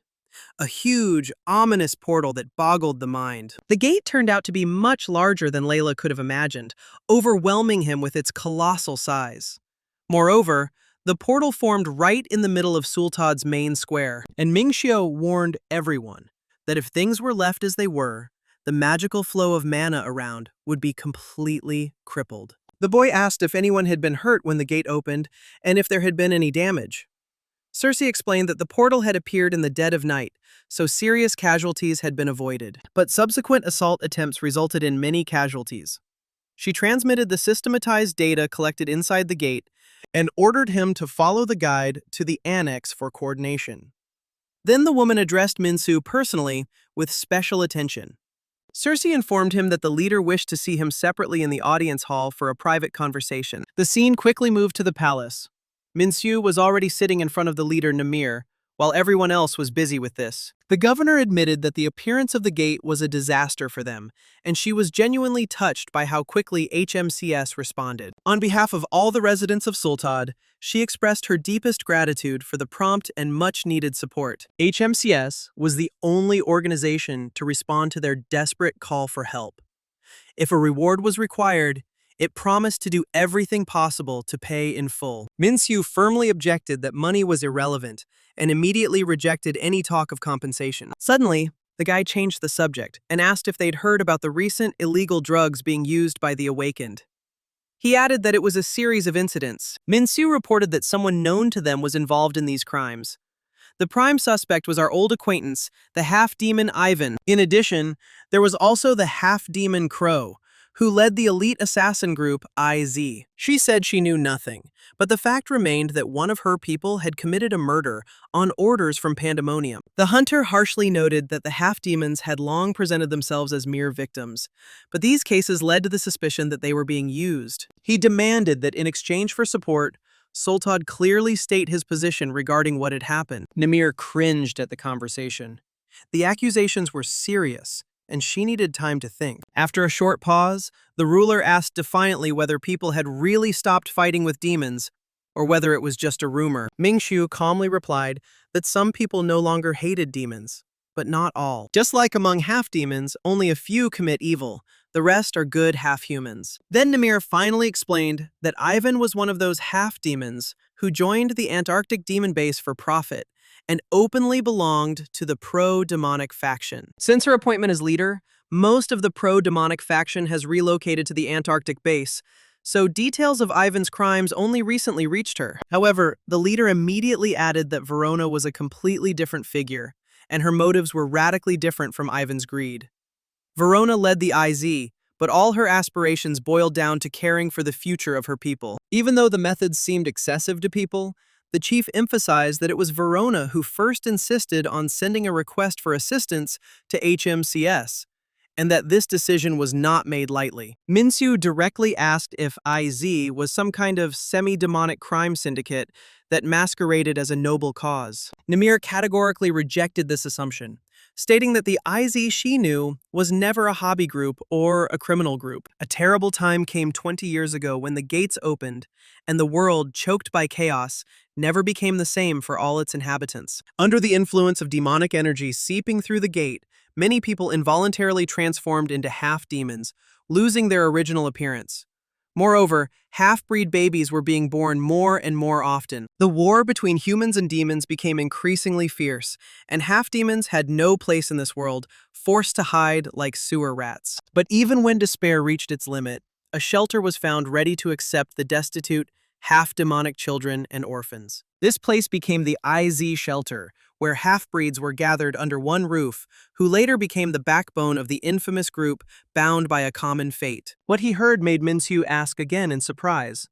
This meant that Easy's origins lay in an ordinary orphanage, and not in the criminal world. Namir nodded and confirmed that the establishment had originally served solely as a shelter for homeless children who had nowhere else to go. When Mingshu inquired about its location, the ruler honestly admitted that she herself did not know where the building stood. All the information she possessed was obtained from half-demons who had spent their childhoods within the walls of that very orphanage. Rumor had it that a mysterious assailant had burned the orphanage to the ground just before the end of the war. After the fire, not a single clue remained. No one knew the orphanage's location, the name of its creator, or the fate of its residents. When she herself transformed into a half-demon, she turned Soltad into a base of operations for the IZ group, which had rallied around Verona. The chief recalled that while discussing the request for assistance to HMCS, she had a remarkable conversation with Crow, who gave a special assignment. The leader of IZ had previously told Minsu to show a specific photo if he ever became interested in information about the organization and its past. Having finished her story, the chieftain handed over the photograph and invited the hunter to look at the children depicted in it for himself.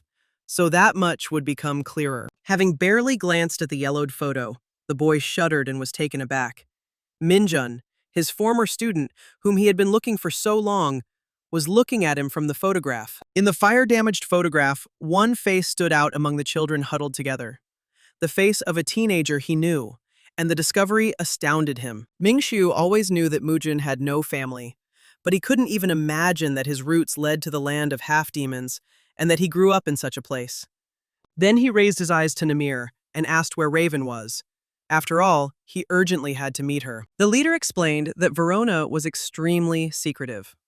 It was not difficult for her to find the ruler, while it was almost impossible for Namir herself to track her down.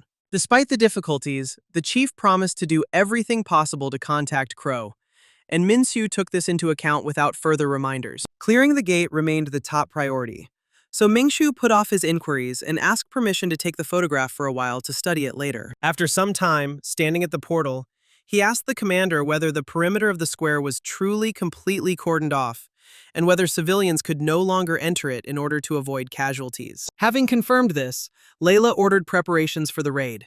Having studied the latest report on the scenarios in the gates and the risks, it was necessary to plan the operation and minimize losses. A small elite unit will deploy due to the terrorist threat. The main risk is the gate closing. Layla's outer group, consisting of mages and rangers, will block the mana. They plan to block the flow of mana around the gate to stabilize the exit, while Mingshu's group would take on the main cleanup inside. Minsu thanked them for agreeing to take on the most difficult task, promising to repay them handsomely, but Layla replied that it was no problem. Then the main character announced that their squad was entering right now, but Huang immediately called out to him. Just before entering, a senior comrade noticed that Minsu should take a look at the new recruits, young volunteer hunters from the Korean branch. One of them, a stocky young man, cheerfully introduced himself as Choi Kang-gyul from the HMCS mobile unit. The second volunteer, wearing glasses, introduced himself as Han Tae-chi from the systems team. Kang-gyul perked up and declared that dozens of guilds had invited them, but they chose HMCS solely to meet the legendary Elder Min, whom they admired. Minsu hadn't expected the young people to know about him. The new recruit excitedly recalled that very same sensational live broadcast and admitted that it was this that inspired them to become hunters and look up to him. Mingshu waved it off, noting that it was 100 years ago, but then looked at the elder with doubt. Leading inexperienced youths into the S-rank gate seemed pure madness. The elder explained that the newcomers were, like them, natural awakened beings with immense potential. One had an S-rank skill, the other a unique mythical skill, the subject of interest from many guilds. Hearing that even Heptagram had tried to lure these guys away, Mingzhu became intrigued and decided to take them on after all. The little beast Frey also licked his lips, eyeing the new recruits, and murmured predatorily that they looked quite appetizing. Hunter Mingshu introduced himself to the newcomers by name, and they simultaneously shouted out a joyful greeting, clearly flattered by such attention. The protagonist approached the gate and sternly ordered them not to die, ordering them to show right there what their natural gift was capable of. without succumbing to fear. Already inside the desert, Layla commanded her group to take up positions. She ordered synchronization with external personnel and blocking the flow of mana within a kilometer radius to stabilize the exit zone. The operation required prolonged concentration, so Layla warned that everyone needed to remain extremely vigilant and not be distracted for even a moment. She immediately activated her skills, and huge wooden trunks of magic began to appear around. The other 3 members of the squad immediately activated their seals, and water gushed out of the air. And so, immediately after the command, the protective barrier was deployed, cutting off the gate from the outside world. Smiling, Layla called out after the departing Minsu, calling him a semi-special rank, and wished him to return safe and sound. Minsu promised to handle it quickly. Ahwan assured that he was fully counting on Layla. Once inside, the newcomers were immediately struck by the sudden change in temperature. Outside, there was a cool night air, but inside there was a stifling heat. This was the young men's first raid. They were nervous, but they stuck with their elders. Due to the agency's focus on investigating crimes among hunters, they lacked experience fighting in the gates. Taking a closer look, the boys noticed that the interior landscape was almost no different from what remained outside, and this seemed strange and unnatural. Such similarity was rare for an ordinary gate.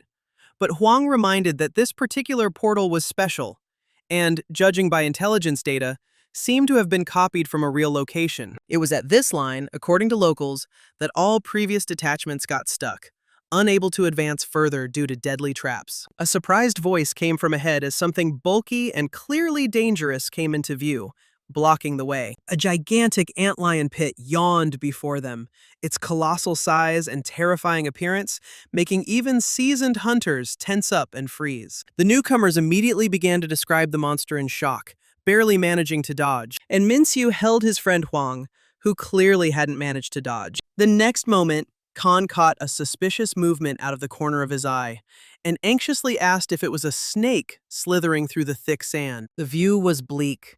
Quicksand was all around, and there was absolutely nowhere to step. Any false move threatened to lead to a fall into the abyss. Han then activated Sightlow, a highly sensitive S-rank detector that could read the slightest vibrations, odors, and pain signals from the area. The device showed that all the sand and terrain around them is essentially their nest, and the creature's mana is tightly woven into the soil itself, camouflaging the lair. The predators acted like spiders, detecting prey by vibrations, and as soon as they took a step, the entire pack would instantly become aware of the intrusion. Taking a closer look at the flashing carcass, the main character recognized it as a giant sandworm. The creatures divided endlessly within the nest, hiding the main body, and they could only be destroyed by finding and killing the main individual. Otherwise, they would reappear. After running his gaze over the dunes, Khan noticed that the main body he was looking for was nowhere to be seen. He wanted to call for help, but Huang rejected this idea, reminding them that everyone on the outside counts, and now they just need a solid foundation under their feet. Hanging in the air, Kang Yul confirmed that it was impossible to float constantly, and jokingly asked if they could blow away all the sand with one powerful gust. Mingxiu immediately ridiculed his idea as ridiculous and wasteful, because such a trick would only drain all his mana without a guaranteed result. And then he calmly declared that he himself would create the ground under his feet. The next moment, the squad gasped. A sparkling ice road stretched across the scorching desert, and the spectacle was truly fantastic. The light shimmered along the icy path. This is how the main character was able to divide the worms and create a battlefield. The colossal mana output required for such a spell showed the newcomers that their leader's level was simply insane. The man looked around the icy path with satisfaction and briefly praised himself. And without wasting any time, he moved on to the next step.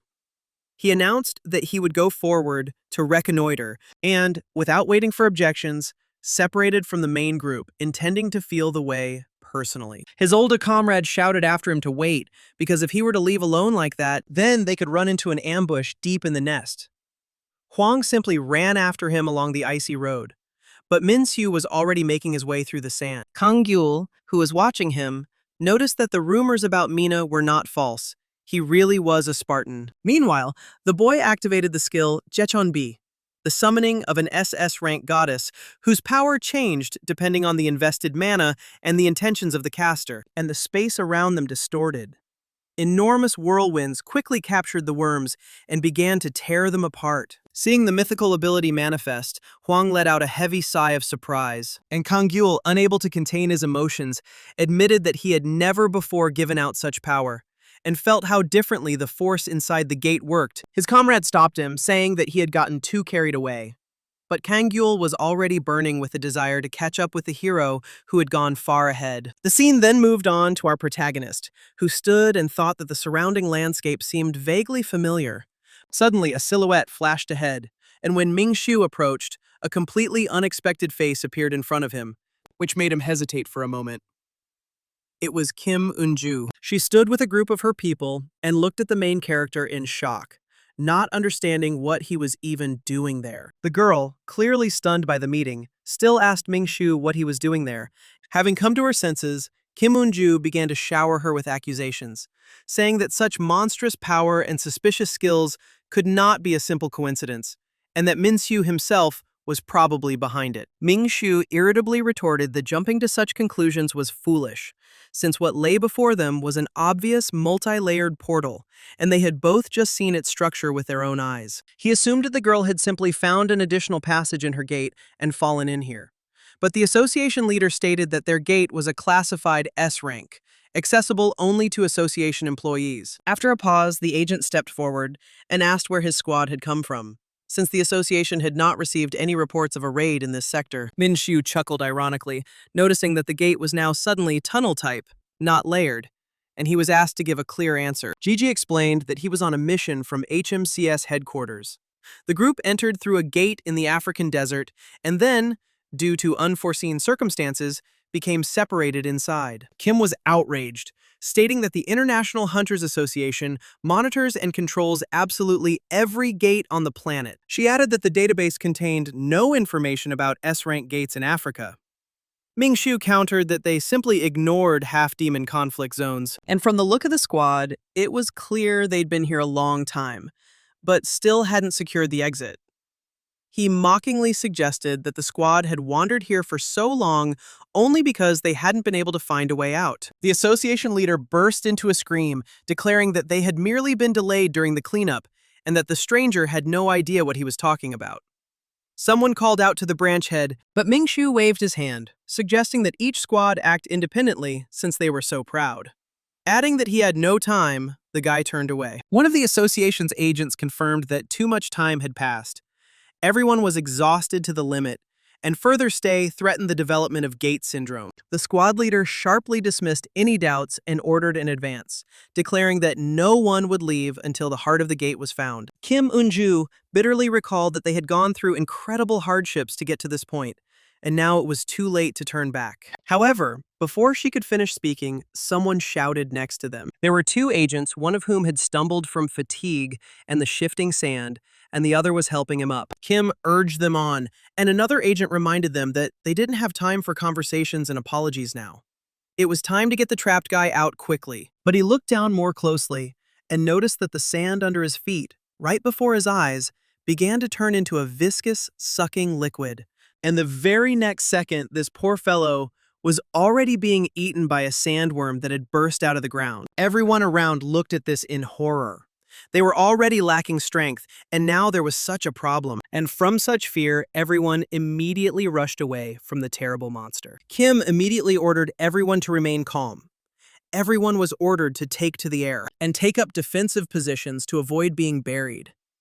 The earth was already beginning to move. Amidst the general confusion, someone screamed in horror that the ground beneath them was rapidly melting right before their eyes. Kim cursed as she took off. Her abilities weren't working properly because of the monster's fire. No one could figure out what kind of monster it was. It was becoming impossible to stay in the air, because mana was leaving at an alarming speed, and strength was rapidly melting away. And then the decisive moment came. The strength of all the agents was exhausted, and the monster began to suck them into its mouth. However, amidst the fire and crumbling sand, Ming Shu calmly said that he had finally found what he was looking for. He confirmed that he had found the worm's main body, which had been hidden deep in the sand. He immediately launched a flurry of energy needles at it. Having killed the worm and saved a bunch of people, he felt that someone was hiding in the depths.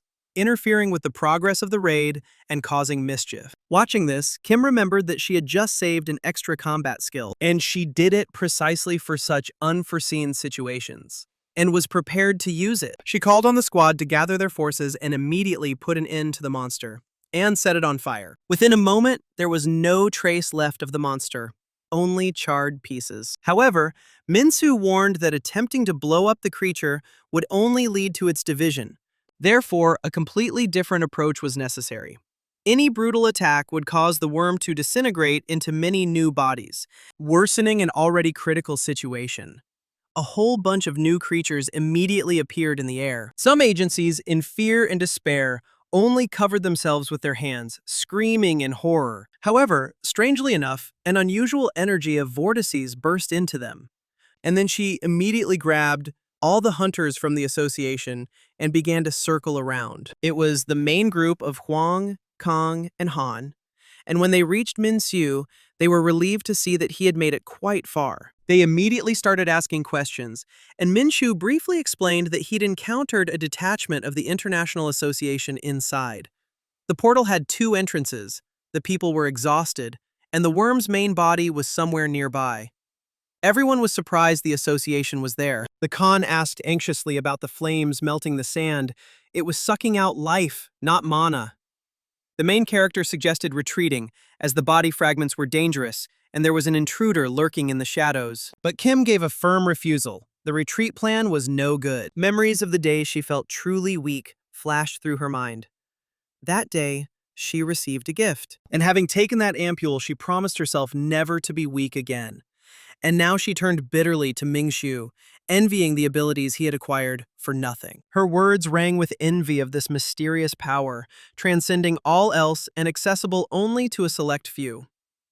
Obsessed with this thought, she screamed that she, too, was capable of wielding such might and released her aura. Khan was amazed at the sight of black mana, and the protagonist activated the shield and ordered everyone to immediately move behind him. A desperate cry rang out as a stream of dark energy engulfed the association branch manager, right before the eyes of his subordinates. As the storm grew, Huang stopped the agent and shouted that the entire squad would be sucked into the vortex of destruction. And then, a huge explosion thundered, quickly covering the area. And afterward, only dust and wind could touch our heroes. Khan stood with his hand over his face and coughed. When the dust settled a bit, the stunned hunters saw that the entire area had been completely scorched, and they couldn't figure out what it was. Khan was surprised by the power of Lux, which turned out to be far more destructive than the intelligence reports had indicated. The detector was silent. The worm's division had ceased, and the caster had disappeared with the main body, carrying the dangerous substance with it. Mingxiu concluded grimly, Lux was behind the chaos, and they remained the main threat. He admitted that he had not expected Lux to even penetrate the association, and the first thing he ordered was to deal with the survivors, evacuate the wounded, and check whether the main body of the worm had been destroyed. Along the way, Huang noted that the discovery of illegal drugs in the possession of the association's branch head himself would cause enormous chaos within their ranks. Mincho glanced at the prisoners and began counting them one by one, estimating how many were drugged. They were being watched the entire time. Ruslana noted that almost everyone in the squad was A rank or higher. She quipped, "Someone with such pitiful power had somehow assembled a strong group," to which the clown replied arrogantly that he turned out to be stronger than they thought. But Ruslana reminded him that if it hadn't been for that failure in Lux, he wouldn't have been demoted to a simple courier. They discussed an immediate retreat with the doctor, realizing that catching the guy's eye now would be fatal. Then Ruslana decided to have some fun and approached the clown with a joking offer to ask him one question, promising to raise his status in Pandemonium. She gave him a riddle about someone who crawls at night and during the day and in the evening, clearly enjoying the confusion it produced in the listener. When the clown hesitantly suggested that the answer was a worm, Ruslana triumphantly declared the answer incorrect, and pointing to the people below, he said that the answer is very simple. It is a person. Then, down below, the protagonist's scanners recorded a rapid increase in the concentration of demonic energy, which began to leak into reality directly from the distorted space. Huang anxiously assumed that one of the sandworms had survived somewhere, but the nature of the demonic energy indicated something far more dangerous. Peering into the gathering darkness, Mingshu didn't understand what he was seeing at first. And then, seeing a huge crowd of rats, walking one after another, he screamed in shock. Amidst the resulting confusion, Khan asked in amazement whether even rats lived in the desert. Khan sharply pulled him back, reminding him that they were inside the gate, and these were real monsters. And Huang, full of enthusiasm, confidently shouted out that he was able to deal with this little thing on his own. Without the help of his comrades, he activated his A-rank explosion-type telekinesis skill, compressing the air and sending out powerful impulses and sweeping away the advancing rats in 1 second. However, immediately after using the skill, his confused cry was heard. The rats were fine. The attack didn't work at all, and the realization immediately came that these were no ordinary monsters at all. Looking closely, Khan determined that the creatures looked more like clots of dust, concentrated demonic energy that had been given form by someone else's will. It became obvious that all these hordes were a deliberate summoning, not wild dungeon dwellers crawling out of the sand.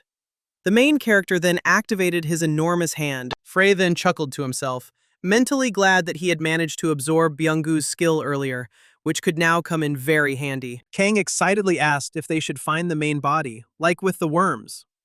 Mingshu explained that crushing them was useless. They dispersed instantly and reassembled without causing any harm. The only correct solution in the situation was to find the spellcaster himself, hiding somewhere nearby. In the meantime, he ordered all the creatures to be gathered into one tight group, and ordered one of the fighters to immediately lead the remaining people of the association to a safe place. Minsu also instructed Zhang to ensure his partner, while also advising him to try to stabilize the form of his telekinesis. At that time, Kang summoned Jechonbi, erecting a spiritual barrier in front of the advancing horde to hold back the first wave of the onslaught. Obeying the order, Huang created a high ice wall in front of the squad, and now in front of them was a powerful barrier, cutting off the rats from the people. But the rats didn't lag behind and didn't want to stand still. They started to mutate, and soon a huge toothy monster appeared before them, the second stage of the rat monster. Khan looked at this in shock and shouted that this was, in fact, a pure scam. Immediately, this huge monster moved forward and crashed into their barrier with all its might. After making a couple more of these ramming movements, the monster finally managed to break through their defense. While they were fighting, Ruslana stood by and declared that the mana used by humans was too primitive. She took one rodent in her hands and thought philosophically. If you imagine mana as fire, then human skills are nothing more than primitive flamethrowers in the hands of savages. And then she pompously said that demonic energy is a processed, strengthened, and elevated form of mana, belonging to a higher dimension. The clowns silently listened to her speech about how the pathetic organ that people called Dantian was only capable of accumulating mana, but was not able to purify and strengthen it. The demoness explained that it was thanks to the core that her brethren were able to transform mana and use higher skills, called powers or authority, rather than simple abilities. She concluded her thought with a comparison. No matter how widespread a forest fire is, it will never compare in power to the controlled explosion of a nuclear bomb, just as a person cannot compare to a demon. It is for this reason, according to the demon, that people are destined only to crawl at the feet of higher beings, never being able to rise from their knees. She turned to the clown and described with relish how frustrating and miserable the existence of those condemned to an eternal struggle with insurmountable limits must be. After all, people strive to the point of exhaustion and broken bodies, but never reach true heights due to the limitations of their tiny planet.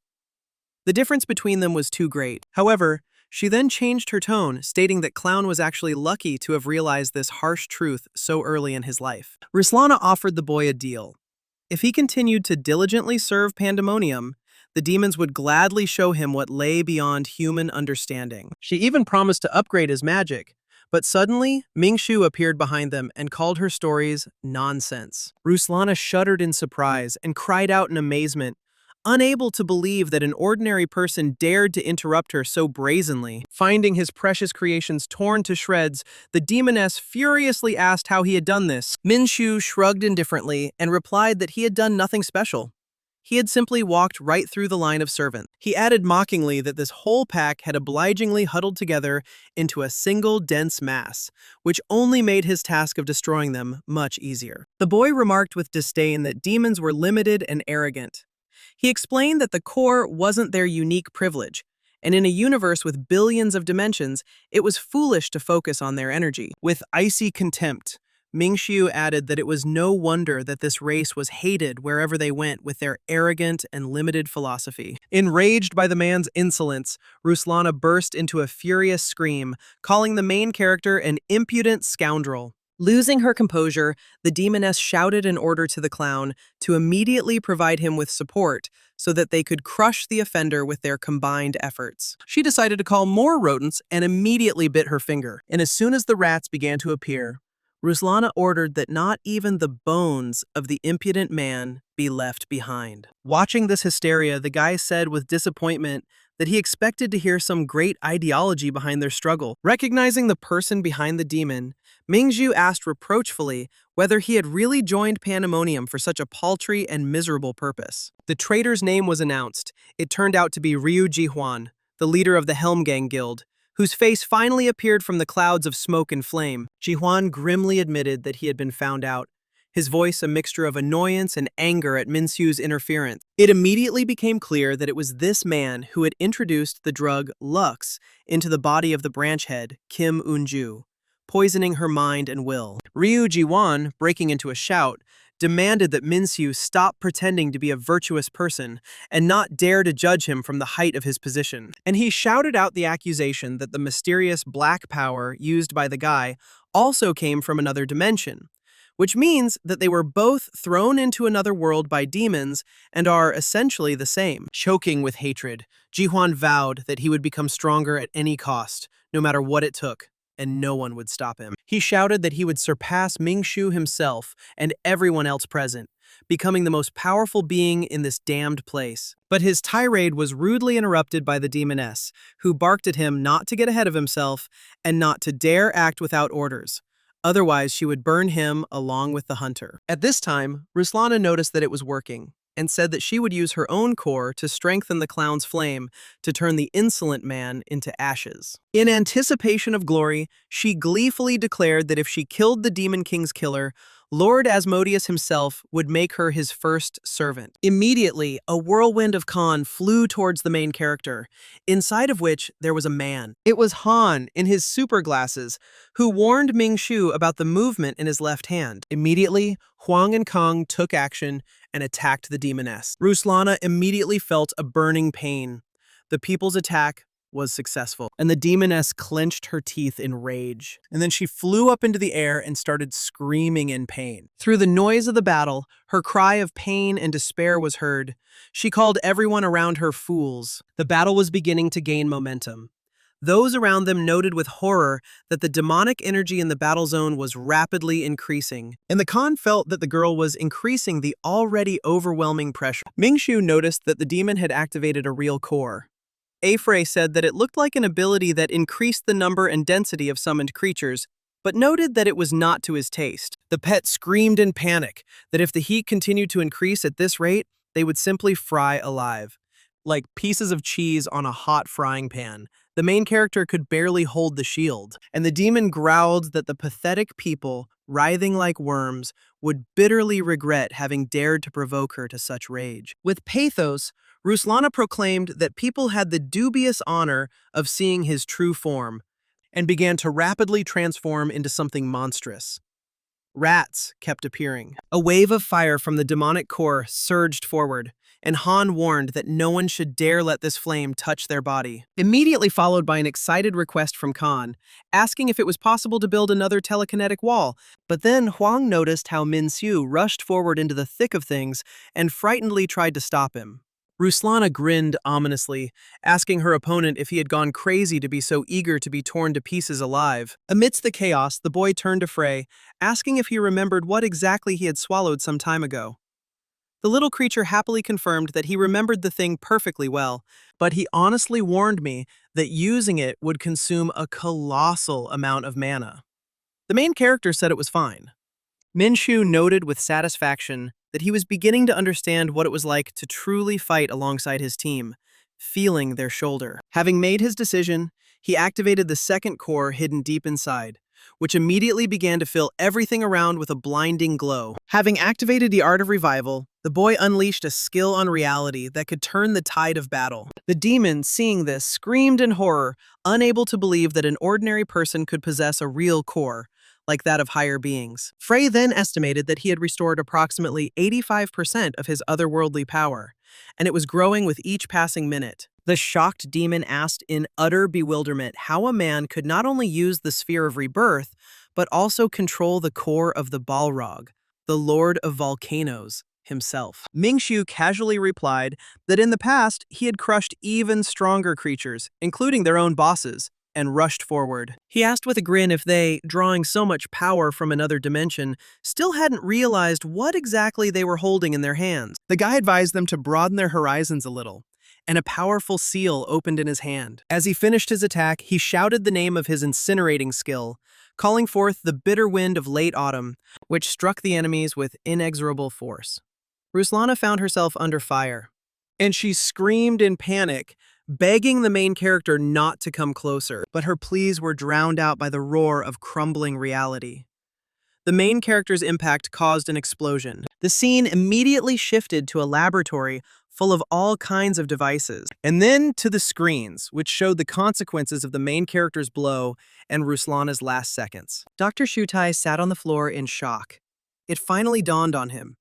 In front of him was the very same killer of the Demon King of the Fourth Circle. He realized that even Lady Ruslana had revealed her core in this battle, and Babelnor suggested that they temporarily retreat to the base before it was too late. Shutai muttered through his teeth that they had been so close to success with the return gate, but an unfortunate setback had set them back again. At this time, the weak demon looked at the screen and smiled, feeling the ancient power. When everything died down, we saw the main character cowering on the field, the clown bending over to the ground, and Ruslana in purple fire. Mingshu coughed up blood and admitted to himself that he could barely move, as using the core always carried enormous risks and side effects. However, Frey noticed that this time, there were almost no consequences left, although the first core was still just a little short of being fully opened. After analyzing what happened, someone on the side realized the true nature of his new abilities.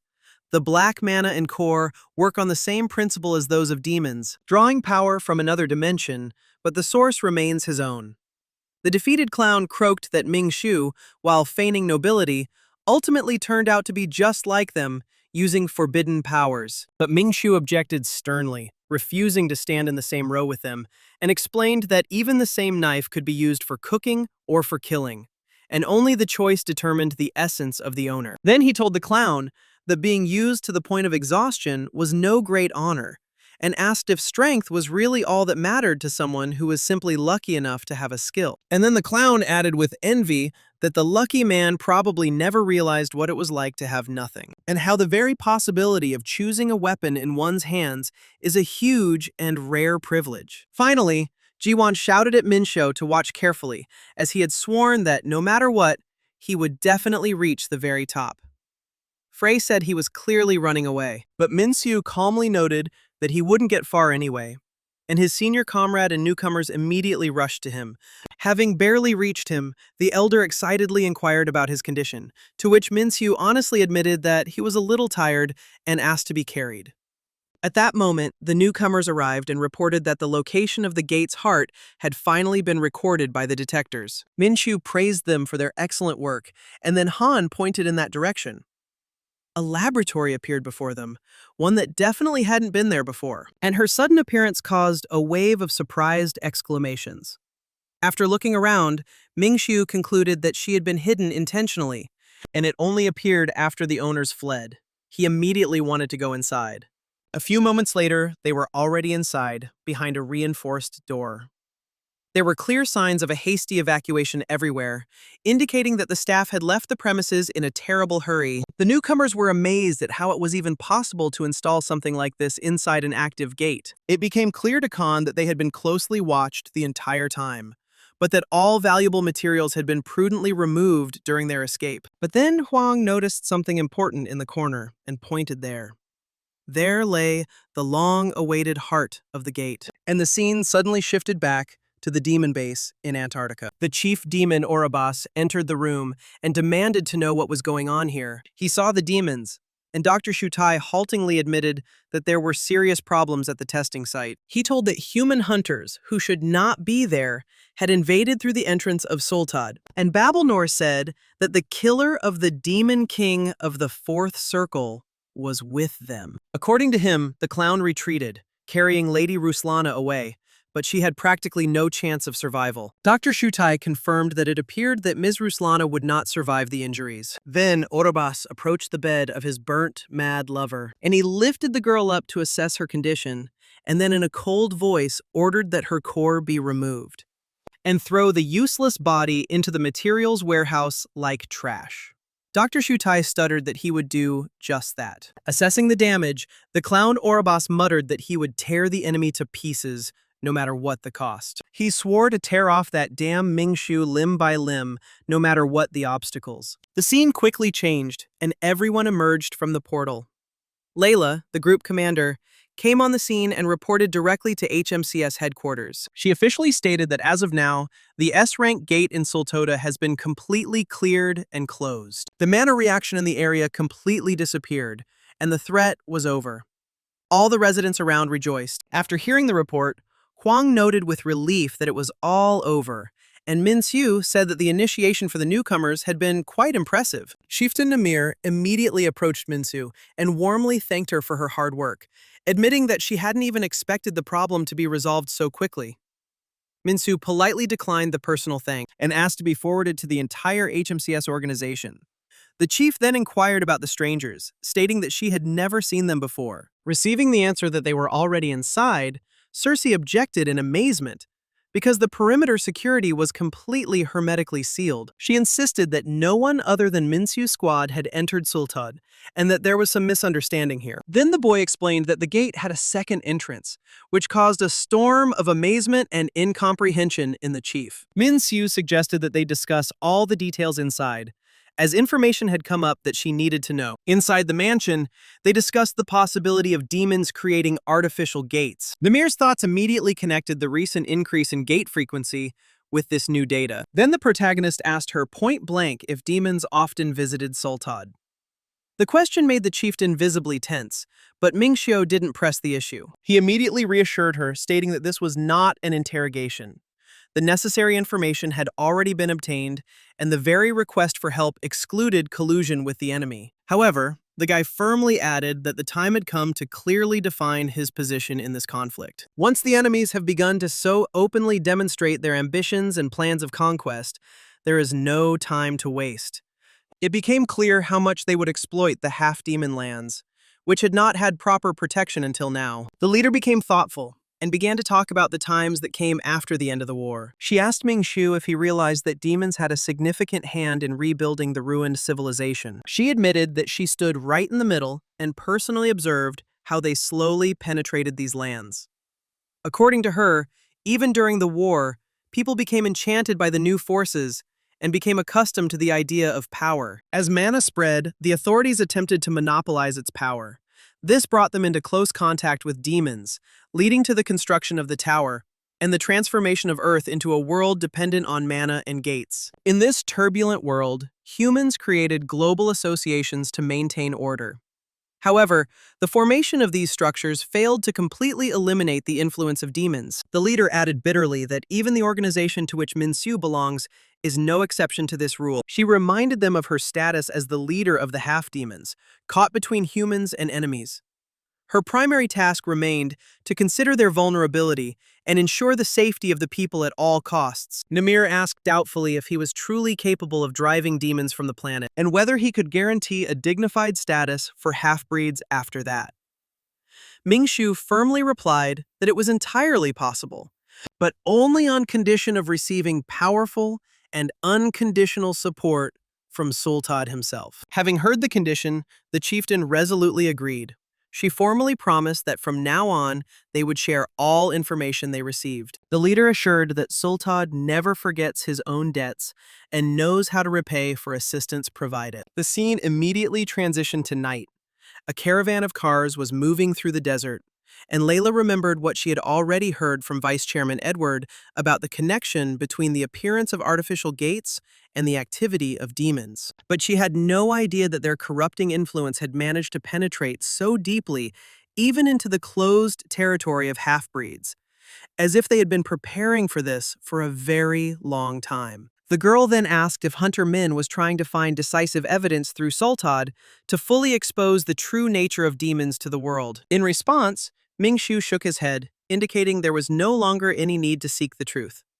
After all, they had already encountered demons directly within this gate. He explained that the possibility of hidden contacts between Sultad and people could not be ruled out, and that the demons themselves would no longer intentionally leak unnecessary information. Now that everything secret has become clear, instead of searching for traitors, they will certainly throw all their efforts into expanding their influence and making loud political statements. Meanwhile, in the shadows, they will continue to quietly spread their destructive ideology among the most influential and greedy members of humanity. Their ultimate goal was to turn these people into obedient puppets whose strings could be pulled at the most opportune moment. Then Layla noticed that in an era where skill rank determined absolutely everything, there was no temptation stronger than the enticing promise of making someone much stronger. She wondered out loud how the International Hunters Association would now cope with the death of the director of the Korean branch. Min noted that the alarm bell had already rung so loudly for them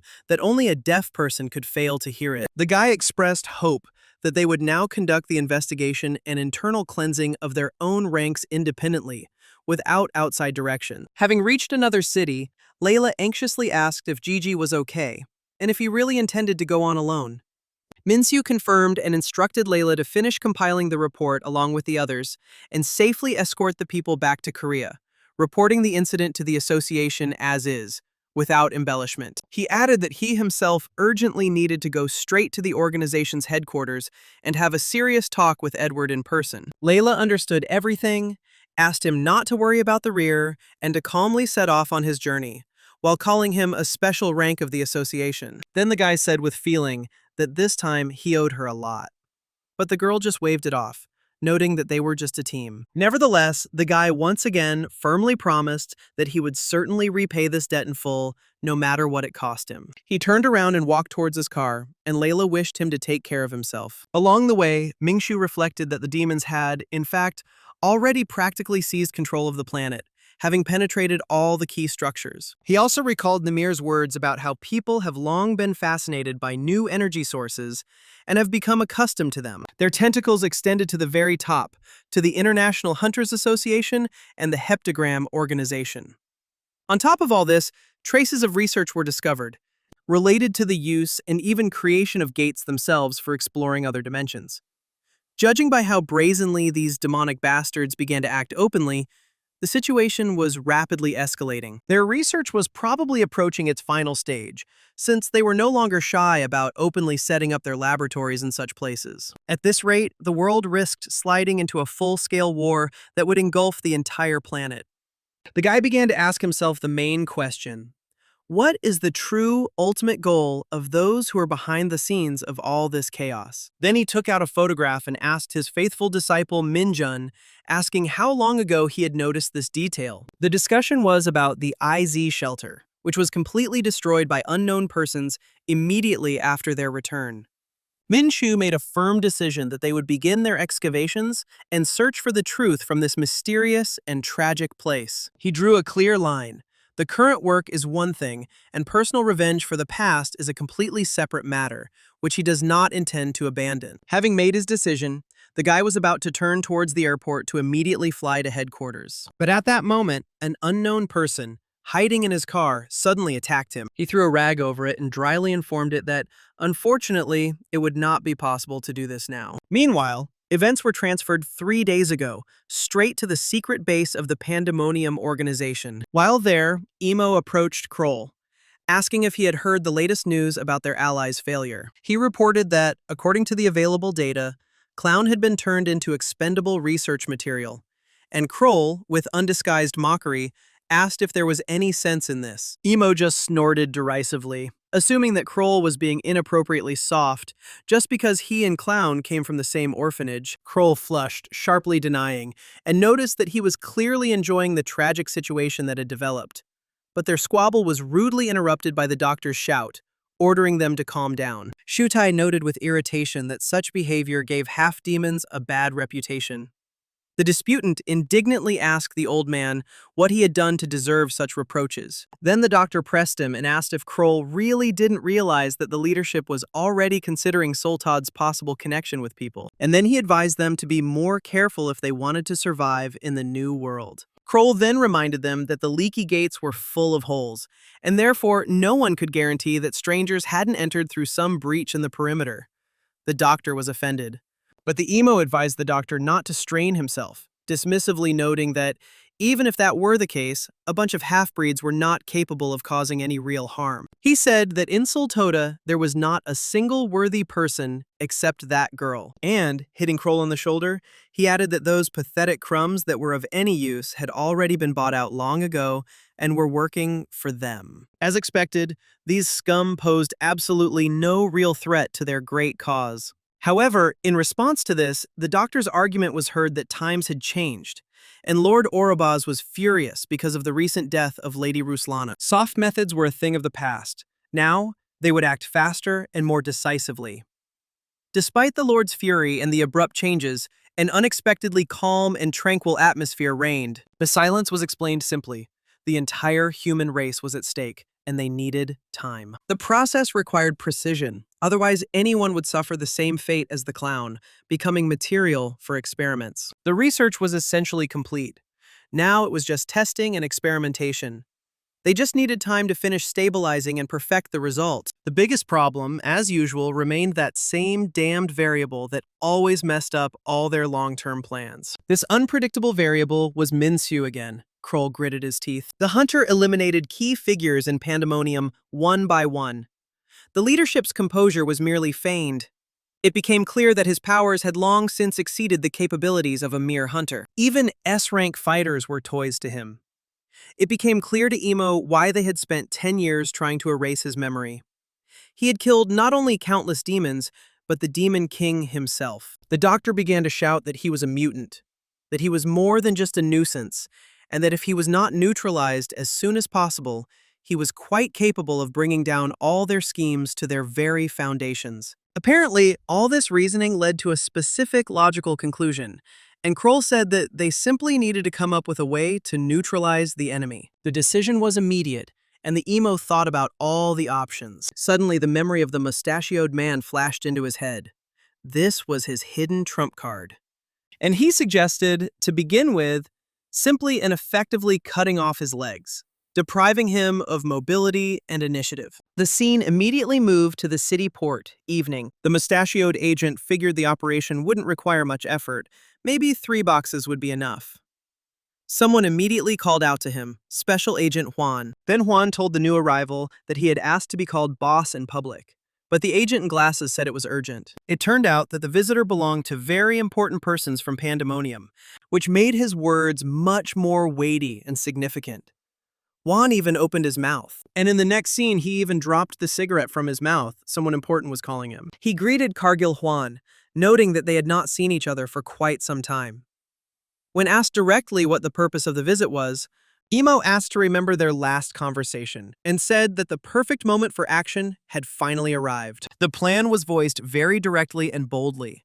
They were to begin preparations for the kidnapping of Minshu himself. Huang was horrified by such impudence and exclaimed that Mingshu was still a public official, and asking him to do such a thing was sheer madness. Emo asked him not to worry, assuring him that no one was forcing him to get his hands dirty, as the necessary organizations were already prepared and waiting for the go-ahead. All that was required of Juan himself was to track the target's movements and transmit this information to the executors, which was an order of magnitude simpler. Quan indignantly reminded them that the guest had previously boasted about handling the situation on his own, but was now cowardly shifting all the risks solely onto him. Emo immediately changed his tone to a threatening one, reminding him of Juan's grandiose plans to become chairman and of that very cheap drug, Lux, which he regularly purchased. Emo chuckled and said that they were the ones who supplied the drugs, so Juan had been firmly on their hook for a long time. He added mockingly that,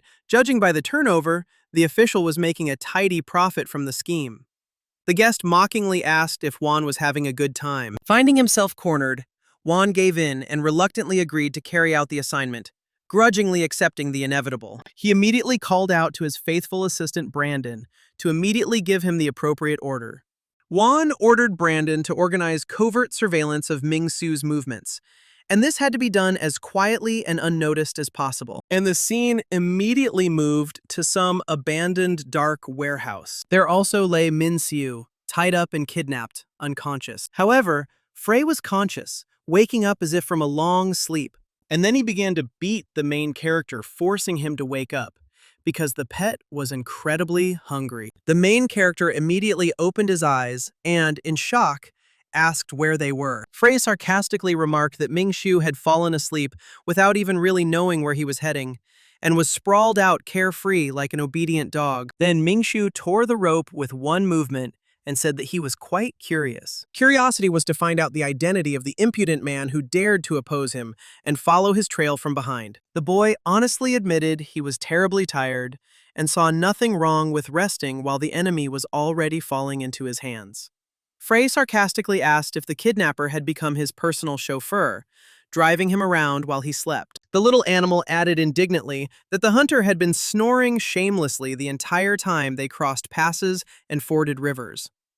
The boy lazily admitted, surprised, that he'd slept much longer than he'd thought. Through his sleep, he thought intensely about who exactly could have organized the kidnapping, because demons would never have acted so crudely and so blatantly brazenly. Suddenly, Frey's ears perked up and warned that someone was approaching them, causing Ming-Shu to instantly shake off the last of her sleep and tense up. The doors to the warehouse began to open, and finally a ray of light came inside, eating away the darkness. The stranger, appearing before the captive, noted that Ming-Shu had finally woken up and come to his senses after a long journey. Finally, the light completely illuminated the room and blinded the guy, and the stranger said that they hadn't seen each other for a long time. Then a guy in a red kimono with a dragon and his two minions in blue appeared in front of the main character. It turned out to be Daesung, or Xiaolong, who finally greeted his master. After such an unexpected meeting, an awkward silence fell in the warehouse. Min-Shu, having seen the impudent man's face, sighed tiredly and disappointedly. He immediately frankly admitted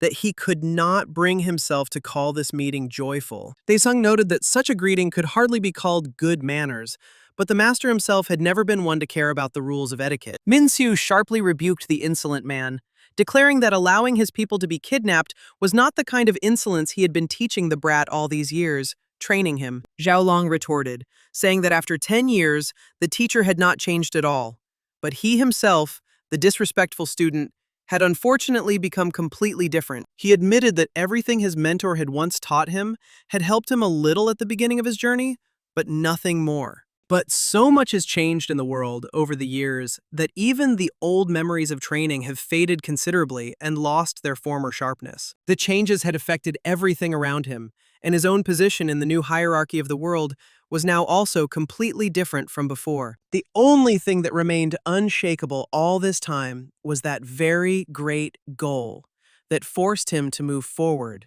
and not look back. Immediately, his foot landed on the protagonist's shoulder and pressed him even harder into the ground. And this goal, for which he lived in his last years, was nothing other than victory over Ming-Shu. Ming-Shu, putting two and two together, asked directly whether his former protege was the mysterious great sage that was rumored. Daesung proudly confirmed his guess, calling him master again and acknowledging the correctness of his assumption. He said that even after his teacher's disappearance, he did not give up training, continuing his endlessly long and difficult path to the heights of martial arts. The era that had arrived, he said, was a time where brute military force became the equivalent of any earthly wealth and influence.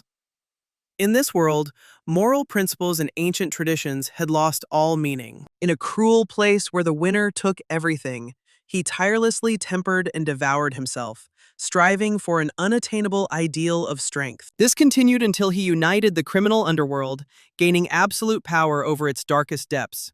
Thus, he became a great sage and the leader of Cheondobuk. He declared that this was his name now, and he had risen to a height that Mingxu would never be able to reach again. The great sage declared that the days of languishing in the master's shadow were a thing of the past, and the protagonist demanded that this protracted chatter cease. Minxu, ignoring the pompous speech, asked a single question: whether his presumptuous student had entered into an alliance with the demonic organization Pandemonium. Daesung noted with bitterness that this ingrained habit of his former mentor to look down on everyone with constant disdain had not gone away. He shouted angrily that Mingxu's arrogance was still exactly the same and kicked him hard. And the guy really wasn't lying. His strength was impressive, and he simply slammed the main character into the wall. Losing his patience, Xiaolong ordered Mingxu to immediately rise to his feet, ready to begin their long-awaited and extremely brutal duel. He promised to break that arrogant nose to make it perfectly clear that someone like Mingxu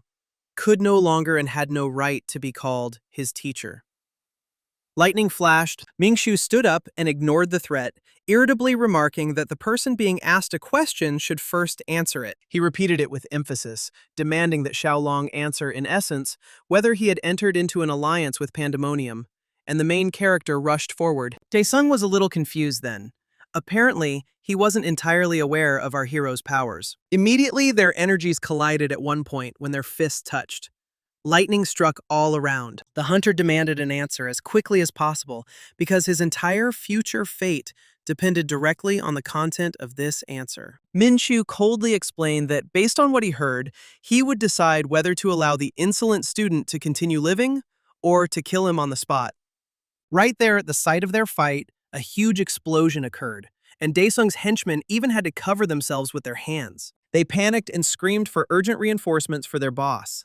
However, the great sage remained unharmed and barked to his people that he would tear anyone to pieces who would dare interfere in this fight, and demanded that they not dare to contradict.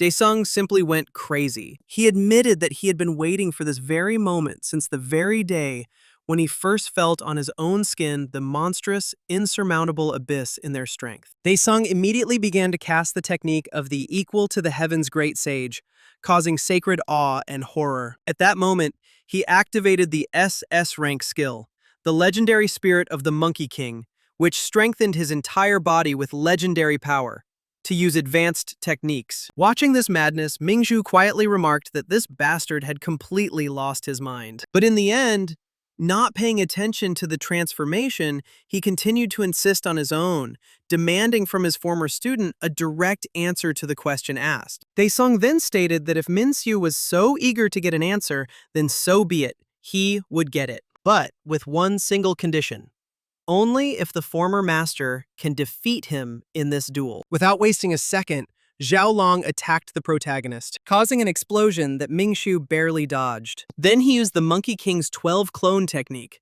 and the space was filled with many identical figures. He mockingly warned the master that he would greatly regret it if he considered these incarnations to be banal shadows, and did not take the threat seriously. Mingxu dismissively remarked that his student had only produced a multitude of new cheap and useless tricks over the years. The great sage gave a clear order to his numerous copies to tear Mingxu into pieces. However, the main character was not going to give up so easily, and the seal appeared under him again. In response, a lightning strike command thundered, which instantly dispersed some of the attacking illusions. Daesung immediately used another technique, summoning a spear, and sending this weapon named Rui to the main character. As he attacked Mingxu with the weapon, he suddenly realized with a dubious feeling that the steel might have just pierced another clever fake. He immediately turned to his spear and forced it to fly back and shrink. Mingxu, emerging from the shadows and maintaining his grip, noted with icy calm that his student had always had an amazing and phenomenal memory. But he immediately added that, despite all his talents,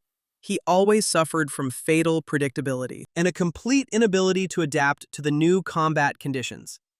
All he could do was cower from the force of the gentleman's aura. And so Mingxiu created a huge hypercharge that instantly sent his former student straight into the wall. With a heavy sigh, Mingxiu called him by his old name, Luan, adding regretfully that, despite all his efforts, he remained absolutely the same and an impenetrable fool.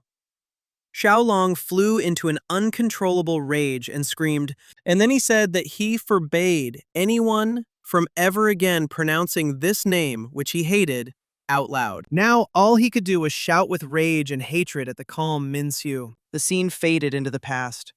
Even as a child, he'd learned a cruel truth. Even if you're born without anything, fate will still find something to take from you, leaving only emptiness in your soul. The war between demons and humans mercilessly took his parents away from him, turning him into an orphan, forced to wander through a ruined world. And the world itself, in which he desperately tried to survive, fighting for every crumb, eventually took away from him even the miserable corner that served as his home. When poverty reached the last thing he had left and took away his only younger sister, the reality became unbearable. It was at that moment, at the very bottom of despair, that something in his mind changed irrevocably, and he made a final, fateful decision. Since life continued to take everything from him, even in his immobility, he vowed to become strong, even if it meant throwing his former self into the trash. In response to this ardent plea, Mingshu coldly snapped that he did not want to see some rude and uncouth boy among his students. But the boy continued to desperately beg,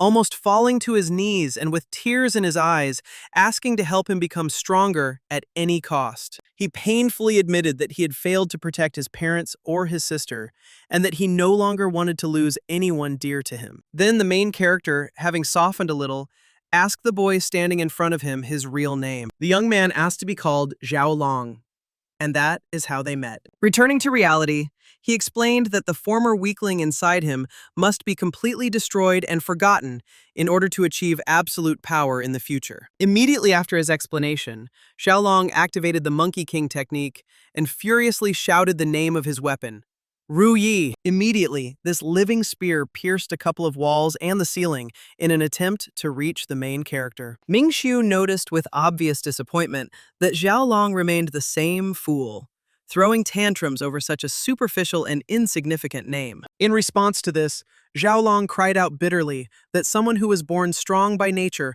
would never be given the ability to understand his thorny path. He continued, asking if Mingshu knew how many times he had to discard his own essence just to shed the shell of weakness, and how much painful, bone-grinding asceticism he endured, torturing himself day after day for the sake of a grain of power, was beyond counting. The teacher sharply cut short his pathos, declaring that he simply found it funny to hear about asceticism, and skeptically asked whether everything his former student had been doing recently could really be called serious training. Hiding behind the ridiculous title of Great Sage, he merely traded evil with demons, hiding behind a loud name from the harsh reality. With growing rage, Mingshu asked if Xiaolong knew what those bastards had done to Mingjun. The guy continued that his close friend, almost a brother, was brutally killed, and whether Xiaolong would be able to stand before this fact with pride. Immediately, the battle intensified again, and an explosion occurred in the building. Now the scene moved back to an aerial view of the building,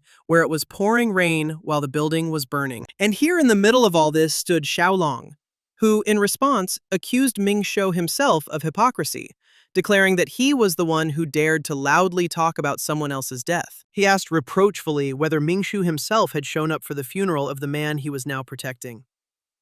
Then Xiaolong shouted out that it was Mingshu's instructions that had turned the boy into a target. After all, it was Mingshu who ordered them to constantly doubt demons and test any power, the more powerful, the more thoroughly.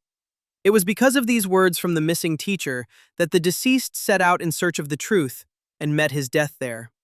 A weak fool, through his own foolish will, dug too deep where he shouldn't have, and as a result, lost his own priceless life. Xiaolong concluded that he needed to cast aside his petty attachments and repeated his master's advice not to trust anyone, especially demons. He proclaimed that he would never be the same again and vowed with his current transformed self to surpass his former mentor in everything. His ultimate goal was to stand on that very peak from which he could take everything from others while remaining in absolute safety. With this cry from the soul, he activated the Great Sage, Equal to Heaven, Victorious Buddha technique, opening his third Dantian. Frey commented curiously from afar on the complete opening of the Dantian, noting that he had never seen such a thing in an earthling, comparing it to a certain Van Disu. But at the same time, The main character also noted a positive aspect.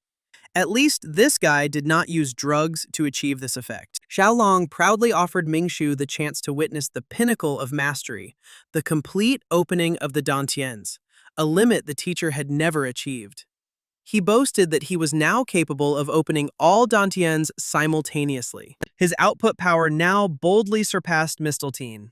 And in his opinion, no amount of life force would help his opponent withstand such a devastating blow. But still, remembering the old debt, he decided to show leniency and give Mingxu a parting gift as a final act of respect from a disciple. A huge charge of incredibly powerful energy struck the main character directly in the chest, and now the battlefield simply turned into hell. The figures became invisible. It was as if they had fallen into the mouth of a volcano. However, after the teacher's monstrous blow, it was Xiaolong who crumpled, wheezing so loudly it felt like his insides were about to spill out. But it still wasn't enough. Mingxu appeared from the portal behind him and, with a hint of approval, acknowledged that he had managed to learn a thing or two over the years. And for this unexpected persistence and willpower, the former mentor decided to spare Xiaolong's despicable life, giving him a second chance. The master immediately released a huge amount of dark energy in the form of a claw into his student's chest. Xiaolong, feeling the incredible power, realized with horror and amazement that Mingxu had just used true demonic power against him. At that very moment, Frey noted with satisfaction to himself that the first core had successfully opened and all the side effects had finally completely disappeared. Out loud, the guy added dismissively that he had mastered the discovery of all the dantians about 90 years ago, and Xiaolong was simply too lazy. He mockingly asked how one could be so proud of such a trifle and seriously think that this would be enough to defeat a master like the heavens, because his sister would be very ashamed of him now. The defeated Xiaolong, lying on the ground in impotent rage, asked what the hell Mingxu had just done to him. The main character immediately opened another portal, and having passed through it, he was already a centimeter away from Xiaolong and, grabbing him, said that it was time for him to stop whining. Watching this, Xiaolong was shocked and assumed that this was not just teleportation, but the actual folding of space at the will of the hunter. Mingxu reminded that Xiaolong, like no one else, should have known the simple truth from the very beginning of their acquaintance. The blow landed squarely in his face. This truth was that more than anything else in the world, he hated precisely such impudent and uncouth boors as the former student standing before him. Absorbing the blows, the former student realized that his current level of strength was not at all a question of the notorious speed of movement or reaction. No matter how hard Xiaolong tried to react and counter the lightning attacks, it was all in vain in the face of the teacher's absolute might. The very fabric of the surrounding dimension obediently submitted to the will of Mingxu, distorting and dominating the pathetic attempts at resistance. Xiaolong had no escape from punishment. After all, the main character was catching up with him anyway, and this time it was the same. Mingxu kicked his former student, sending him flying back a couple dozen meters. Having softened a little after the destruction was over, the man said that whatever the real reason, he apologized for disappearing so suddenly. But he explained that all of this was a result of his own difficult and thorny path to return. Suddenly, a golden circle appeared under Xiaolong. After all, now, after everything that had happened, the hunter admitted with obvious relief that his student had not fallen so low as to conspire with the demons. So as a true mentor, he decided to re-educate the arrogant brat, using the old tried-and-true method of applying a little harsh but loving discipline. At the end of his fiery speech, the guy calmly added that exactly 50 more hard blows would be enough for this scoundrel to completely correct himself.